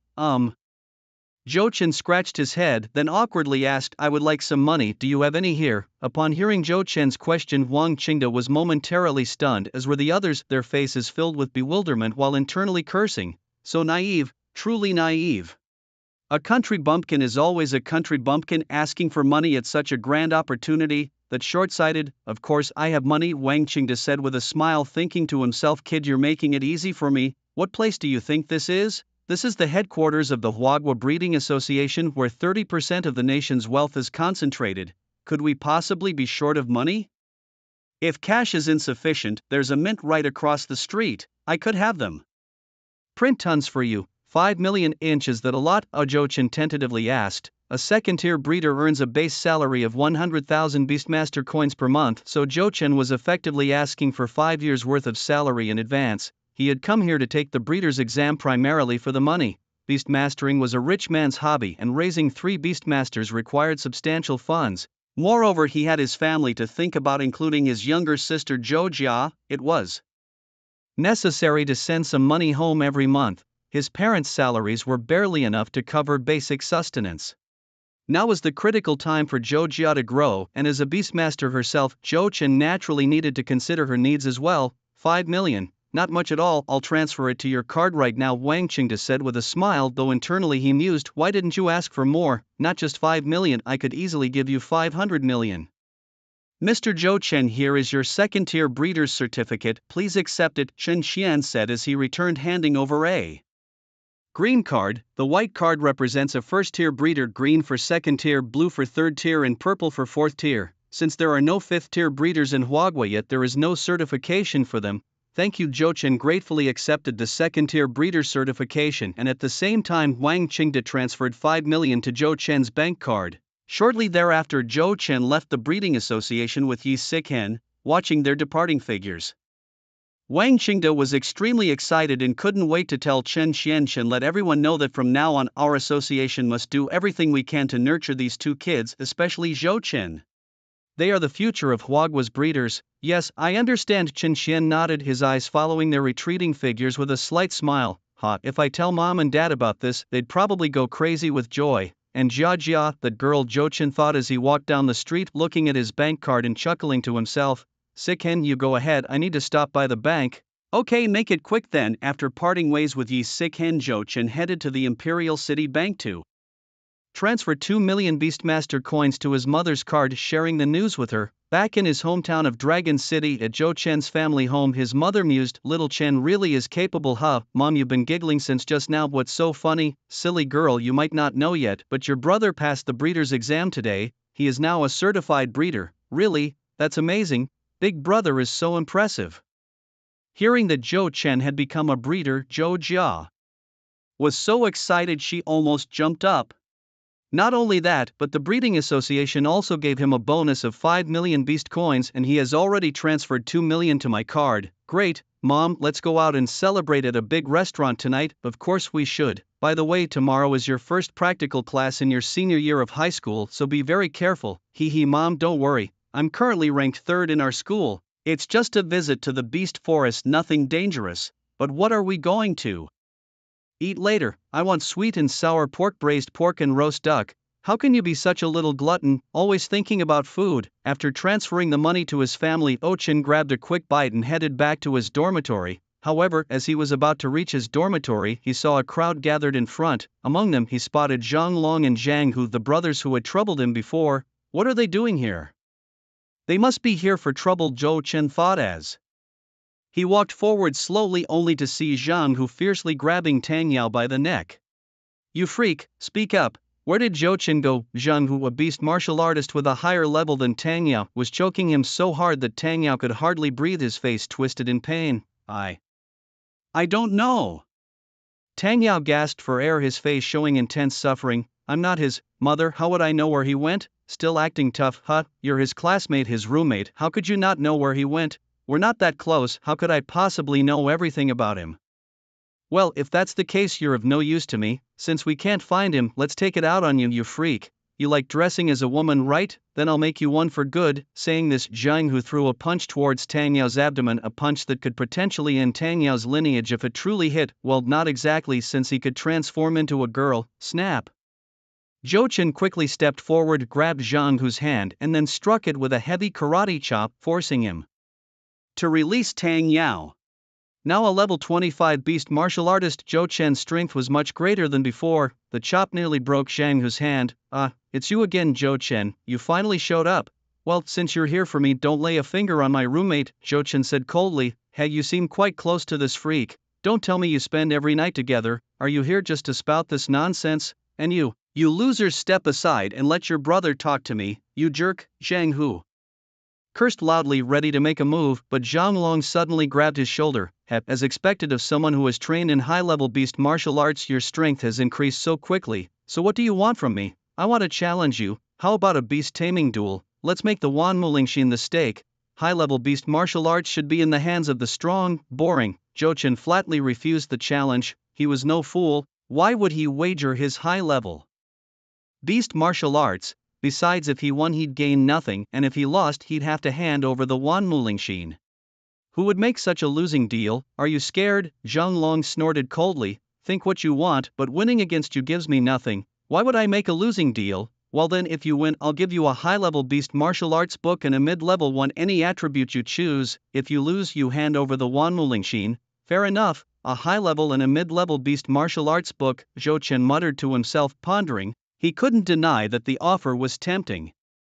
exchanging high-level beast martial arts for another plus gaining a mid-level one if he won was indeed a fair trade. I'll take a wind attribute for the beast martial arts and a dark one for Jia to use. Fine, when do we start?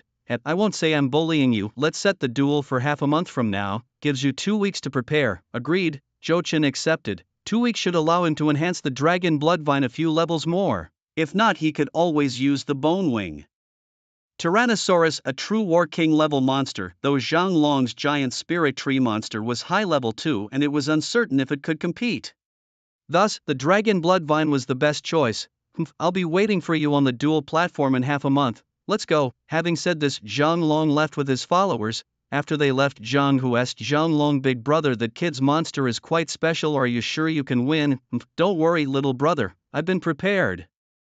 A sinister smile appeared on Zhang Long's face, and he said viciously, this time I'm not only going to take the Wan Mulingxin, but I'll also devour his vine monster. That way my giant spirit tree monster will become even stronger. Then let me congratulate you in advance on your victory. Tang Yao, are you still alive? Zhou Chen gently placed his hand on Tang Yao's body, a green light flashing from his hand, healing his injuries. Cough cough, I didn't expect Zhang Hu to be quite strong, he almost strangled me. Tang Yao spoke in a soft voice, and if it weren't for him being in the male dormitory, no one would have guessed he was a boy. Tisk, I'll remember this, Zhang Hu. Next time I'll make sure he pays back double. Tang Yao glared fiercely in the direction Zhang Hu had left. Brother, stop boasting, he thought. If you were truly his match, you wouldn't have ended up so miserably beaten, right? Just by transforming into a girl, my strength would triple and dealing with him would be as easy as flipping my hand. Zhou Chen retorted, if that's the case, why didn't you transform into a girl just now? Tang Yao's face turned awkward. Well, even if I turn into a girl, I'm still no match for Zhang Long. Plus, once I transform, I can't change back for 5 hours. If Zhang Long defeated me, the consequences would be more severe than just a beating, right? That makes sense, Zhou Chen muttered, though he found Tang Yao's reasoning sound, especially since their surroundings were filled with desperate bachelors. Tang Yao was already quite attractive. Turning into a girl would indeed make it hard for anyone to stay seated. Get up, Zhou Chen said, helping Tang Yao off the ground before heading inside. With a giggle, Tang Yao said, Brother Chen, thanks for saving me just now, where I might have ended up severely injured. It's nothing, don't mention it. Chen, you're such a good person. How about I become your girlfriend? Tang Yao teased with a chuckle. Get lost, you freak. Be careful or I'll make sure you can't have kids either. No worries, I can turn into a girl. That wouldn't make you uncomfortable, right? And I wouldn't even ask you to take responsibility. Zhou Chen just rolled his eyes and looked away, fearing he might actually tackle Tang Yao if he kept looking. The next day Zhou Chen went to class as usual, continuing with his regular life. Brother Chen, speaking of which, I snagged a 5-star mission yesterday. Do you want to team up with me? During the break, Tang Yao approached Zhou Chen with a mission sheet. As he spoke, everyone else automatically fell silent. Tang Yao had become the class belle, and many boys liked him. Not just the boys, even some girls had confessed to Tang Yao. Though everyone knew Tang Yao was male, his ability to transform into a girl had also attracted a number of male suitors. Thus, Tang Yao had indeed become the class belle, something no one would have ever imagined a boy could be. A 5-star mission. Zhou Chen perked up. The academy issued missions of varying levels daily, with each completed mission offering different rewards, including the chance to battle high-ranking beasts and a substantial bounty. Zhou Chen was no longer short on money, but he needed resources to evolve his beasts. To acquire resources, one could either buy them or hunt down beasts to seize theirs. Let me see that, Zhou Chen said, taking the mission sheet from Tang Yao. It read, hunt the blood shadow wolf, with 5 small stars printed next to it, indicating a 5-star level difficulty. The mission details stated that the blood shadow wolf had attacked Qingshi village in the western part of the empire. Many have fallen victim to the blood shadow wolves, prompting the locals to request a Beastmaster from Bay Academy to address the issue. Blood shadow wolves are warrior tier monsters, true to their name and their bloodthirstiness. Those that have tasted human flesh develop an even keener appetite for it, making them particularly brutal creatures. Additionally, these wolves hunt in packs, which means spotting one usually indicates the presence of many more. Despite being warrior tier, the sheer number of these wolves has elevated the task to a 5-star mission. The mission briefing noted that the reward for completion would be 100,000 beast coins, and each participant would receive 2 extra points in their student handbook. These points are not trivial. They signify a contribution to the school and the nation. More points indicate greater contributions, which can significantly benefit one's career prospects, whether in job applications or further studies. So Chen-gu, are you interested?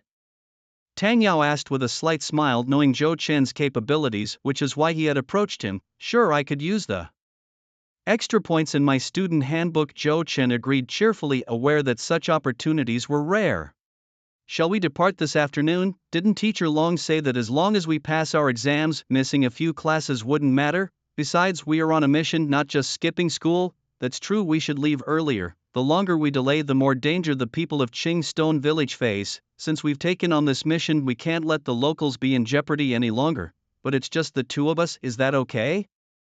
Yeah, I only got the assignment yesterday myself. I meant to tell you last night but forgot. What about it, Chen-gu? Wanna pull in a few more people? Well, there's strength in numbers. Up to you, I'll follow your lead, chuckled Tang Yao, looking quite charming. Zhou Chen felt a fleeting moment of attraction but then shook his head, breaking out in a cold sweat. No way, how could I possibly like guys? During lunch, Ochen roped in Yi Siken and Xia Chuqing. Xia Chuqing, a level 50 beast warrior, was quite capable and her beasts were strong, although Yi Siken wasn't a beast warrior. She had recently acquired a king-tier beast, significantly boosting her strength.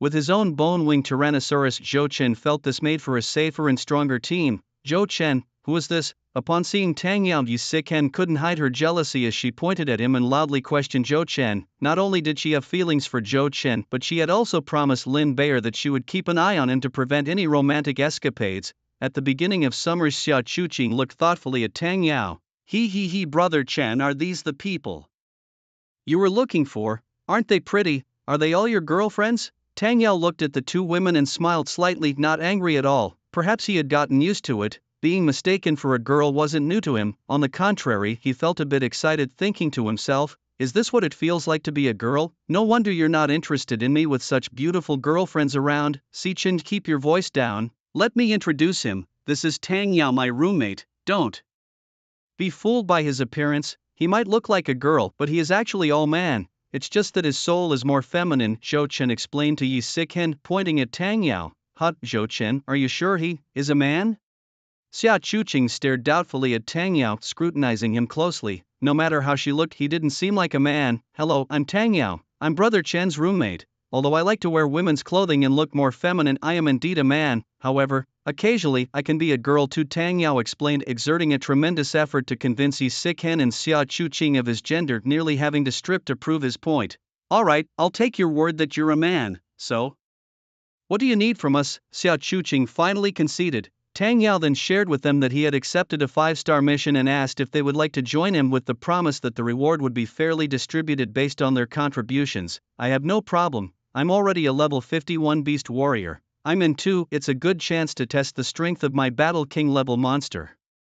The two women readily agreed, their current abilities not to be underestimated. Great, thanks. I'll call a cab then. What cab? Qing Stone Village is in the western part of the Imperial City. Even a taxi would take at least 3 hours, Zhou Chen interjected, leading the group to a formidable bone-winged Tyrannosaurus. Wow, this bone dragon is yours, Brother Chen. I saw it at the beginning of the semester and it's so cool. Are we riding it to Qing Stone Village? Exactly, the bone-winged Tyrannosaurus is very fast. It will get us there in less than 10 minutes, Zhou Chen replied, summoning Mei Ling, who now was the only one able to command the bone-winged Tyrannosaurus, which would not respond to anyone else's orders. Wow, Brother Chen, you're amazing. Not only do you have a Battle King level monster, but you also have a humanoid monster and such a beautiful siren at that, Tang Yao exclaimed, his eyes sparkling with admiration. Although he dressed as a woman, he still fancied girls and was instantly mesmerized by Mei Ling, whose charm was irresistible to both men and women. Mei Ling giggled, her breath as sweet as orchids, and with a captivating voice, she gently lifted Tang Yao's chin and teased, Tang Yao, you're already a big boy. You should wear beautiful makeup and spray some nice perfume. In this prime of your life, why not go out and compete for men with other girls?